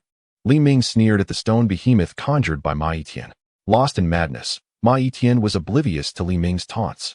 His mind consumed with the singular goal of annihilating the man before him. The stone giant raised its enormous rocky arm and swung a fist toward Li Ming. Unfazed, Li Ming calmly lifted his palm to intercept the blow. The giant retracted its fist and struck again. This time, Li Ming countered with a punch of his own. The two fists collided, and in an instant, the massive stone fist was shattered by the smaller one, sending the giant staggering backward. Seizing the opportunity, Li Ming leaped onto the giant's chest and delivered a devastating blow, shattering the entire construct and revealing Ma Yiqian within. The impact revived Ma Yiqian from his stupor, and he gazed in disbelief at the scene unfolding before him. "It seems we have triumphed," Li Ming remarked, landing beside him softly. Despair clouded Ma Yiqian's expression, rendering him speechless. "Do not fret. It will not be long before your delusional master comes to join you," Li Ming reassured, then with a gentle stomp, a surge of purple energy erupted from his foot, enveloping Ma Yiqian. In an instant, he disintegrated into sand, vanishing without a trace. Meanwhile, Lin Qiye successfully subdued the Flame Pulse Earth Dragon, its massive form crashing heavily to the ground. Just as Lin Qiye approached the dragon, his legs buckled beneath him, and he collapsed. "My dragon's carcass," he murmured, only to see Li Ming approaching, before losing consciousness. Li Ming swiftly helped Lin Qiye to his feet, bringing his star blade to a nearby tree, where they sat, awaiting the arrival of their instructors. Sure enough, moments later, Instructor Han and the other instructors rushed towards them. Discovering Li Ming seated beneath the tree with the unconscious Lin Qiye. "Li Ming, Lin Qiye?" Instructor Han exclaimed, astonished at their presence. "Ah, Instructor Han, you've arrived." Li Ming greeted with a smile. "What brings you here?" "I thought you had been swept into the Absolute Earth Domain," Instructor Han queried, puzzled. "We were indeed caught in the Absolute Earth Domain, but as you know, I possess a spatial artifact, allowing me to escape with Lin Qiye," Li Ming explained nonchalantly. "You all seem to have endured quite the battle," Instructor Han observed. "Not too shabby. We managed to eliminate the enemies we encountered in the Chuanjing," Li Ming replied. "Impressive. Truly worthy of being the top 2 of this training camp," Instructor Zhang praised them. "And the corpses of the enemies? Most are buried beneath the earth, currently. Only the Flame Pulse Earth Dragon and another Sea Realm adversary's remains are above ground, just ahead," Li Ming stated with a grin. "The Flame Pulse Earth Dragon and another Sea Realm enemy? It's a miracle you're both alive," Instructor Zhang exclaimed in disbelief. "Indeed. The Flame Pulse Earth Dragon and the Sea Realm foe inflicted heavy damage on each other, and Lin Qiye and I managed to launch a surprise attack, resulting in their demise. Their bodies lie not far from here," Li Ming elaborated. "Is that true? They are dead? Let us go and confirm," Instructor Han instructed, leading the other instructors towards the location Li Ming indicated, leaving 2 instructors behind to tend to them. As Instructor Han and the others departed, a flicker of red light glimmered in Li Ming's eyes. At that moment, the corpse of Ma Yiqian, whom Li Ming had just eliminated, appeared beside the Flame Pulse Earth Dragon, albeit in a grotesque state, his head severed, one arm and a leg charred beyond recognition. Li Ming had crafted a flawless illusion. Instructor Han and his team arrived at the site of the Flame Pulse Earth Dragon and Ma Yiqian's remains, their expressions filled with astonishment. Indeed, both of these individuals have been decapitated, and their appearances suggest a mutual destruction, Instructor Zhang noted, shocked. Before long, Instructor Hong and his team emerged from the tunnel, having also traversed the trials within. Li Ming promptly approached them, relaying the same information he had shared with Instructor Han through mental communication. They nodded in understanding. Chapter 88. The idea of forming a special team. Instructor Hong then clarified the events to the other instructors. Despite numerous uncertainties, they refrained from probing deeper, as Instructor Hong had spoken, and instead escorted the unconscious Lin Qiye back to reunite with Yuan Gang and the others, ultimately returning to the training camp together. In the medical room of the training camp, Li Ming and the others engaged in conversation, while Instructor Hong inquired about various details. They had sustained minimal injuries, requiring only basic bandaging. Where am I? Lin Qiye murmured as he regained consciousness in the medical room, recognizing the familiar surroundings. He felt a wave of relief wash over him. It appeared they had successfully awaited rescue, and he had even glimpsed Li Ming before losing consciousness. Thus, Instructor Hong and Bai Li Fatty were likely unharmed as well. As he moved his limbs, he found no significant issues and slowly sat up. All right, I'll take my leave now. You all should return and rest early, Instructor Hong's voice called from outside the door. Lin Qiye, somewhat unsteady, walked out to the room where Li Ming and the others were. Qiye, you're awake. Bai Li Fatty exclaimed upon seeing him at the doorway. Yes, I'm so glad to see you all safe, Lin Qiye responded with a smile. With me around, how could anything go wrong? We merely sustained some superficial injuries. Li Ming remarked cheerfully, then inquired with concern, you seemed more severely affected. Your mental energy was significantly depleted. Are you all right? I'm fine, really. I just need some rest, Lin Qiye assured, waving his hand dismissively. By the way, Qiye, we made a pact, and didn't he disclose the incident of you turning into a woman? Make sure you don't let that slip, Bai Li Fatty interjected hastily. Wait a moment. What do you mean by turning into a woman? Lin Qiye queried, bewildered by Bai Li Fatty's words. While in the underground cavern, when your hair suddenly lengthened and your skin turned pale, it resembled a transformation into a woman. Lin Qiye, at that moment, was at a loss for how to articulate the situation. He had merely absorbed Nix's power, resulting in a somewhat feminized appearance, not a true metamorphosis into a woman. Oh, Qiye, you mustn't doubt it. I captured a video of your transformation. Take a look. At this point, Li Ming produced his phone and displayed the recorded footage to Lin Qiye. Upon receiving the device, Lin Qiye watched the video, witnessing his previous form during the transformation. It did bear a striking resemblance. If one were not informed, they might indeed mistake him for a woman. I must say, are you not a tad too idle? You had the presence of mind to film a video in such a moment? Lin Qiye remarked, somewhat exasperated. Oh, come on. How could I not document such an occasion? Remember when Lao Zhao made that epic move? It was I who filmed it, and he still often revisits it, Li Ming replied nonchalantly. This video cannot possibly compare to Lao Zhao's. His was a moment of glory, while mine is more akin to a dark chapter, Lin Qiye responded. His forehead creased in annoyance as he regarded Li Ming. Qiye, how can this be deemed a dark chapter? Look at how beautifully you transformed. Bai Li Pang chimed in with a grin. Enough of this. Let us focus on the matter at hand regarding the testimonies, Lin Qiye said resignedly. Suddenly, a sound echoed from outside the ward as Chao Yuan, bearing a fruit basket for Lin Qiye, dropped it in shock upon hearing Bai Li Pang's words. What? Qiye? You transformed into a woman? Chao Yuan stared incredulously at Lin Qiye. Lin Qiye, with a hand on his forehead, sighed. Yes, Chao Yuan. I will send you the video of my transformation into a woman right now. Upon hearing this, Bai Li Pang promptly took out his phone and began to operate it. What? You have that video too? Lin Qiye asked, astonished. Indeed. Li Ming shared it with me. I'm sending you the video now, Bai Li Pang replied, chuckling as he transmitted the footage to Chao Yuan. Who else knows of this video? Weren't we supposed to keep my transformation a secret? Now that the video has circulated, how can we hide it? Lin Qiye said with a hint of exasperation. Oh, do not fret. Only we possess your video, and we shall not disclose it, Li Ming assured casually. Under the night sky, the 8 of them were gathered on the rooftop of their dormitory, indulging in barbecue and drinks. Indeed, Minggu, your space truly has an abundance of everything, Bai Li Pang remarked as he savored the barbecue. Exactly, Minggu, you are remarkable. Here, Shengu, try this. It's delicious, Dang Wei added with a smile, offering a grilled chicken wing to Shen Qizhu. Help yourself. I have more than enough here. No need to worry about me, Shen Qizhu replied, though he accepted the chicken wing nonetheless. Li Liang and Li Jia continued to pass delectable morsels to Shen Qizhu. Is this truly acceptable? Will we not incur the wrath of the instructors? Chao Yuan inquired while munching on barbecue. Oh, what does it matter? It's the last day. The instructors will not concern themselves with us. I imagine other recruits are likely in a similar situation, Li Ming said casually as he sipped his drink. Li Ming is correct. By tomorrow, we shall officially graduate, and the instructors will not bother us, Lin Qiye observed, gazing up at the night sky with a hint of melancholy. This year has flown by so swiftly. Tomorrow marks our graduation, and I find myself somewhat reluctant to part ways. Though merely a year has passed, we have indeed experienced a great deal. By the way, Minggu, Qiye, have you considered forming a special squad? Bai Li Pang suddenly suggested with a smile. A special squad? Lin Qiye paused, while Li Ming chuckled lightly. A special squad? It shall be established soon. The Nightfall Squad will soon come into existence. Indeed, both of you are divine agents, and Qiye is an unprecedented double divine agent.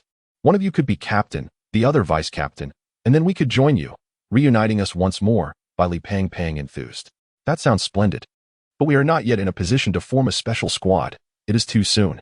There are no recruits yet forming special squads, Lin Qiye replied, sharing by Li Pang's longing. However, the establishment of a special squad requires the approval of the higher-ups among the Night Watchers. Our discussions are premature. Indeed. But if the opportunity arises to form a special squad, you must come to Guangzhou and Shenzhen to find me, Bai Li Pang stated earnestly. Count me in. I wish to join as well, Chao Yuan said immediately. Hey, Zhuangge, will you join? Bai Li Pang inquired with a smile directed at Shen Qingzhu. Me? Let us discuss that when you actually form the special squad. If it truly happens, I shall join, Shen Qingzhu pondered aloud. That would be splendid. Our squad would undoubtedly be the strongest. Bai Li Pang exclaimed, and the others laughed in agreement.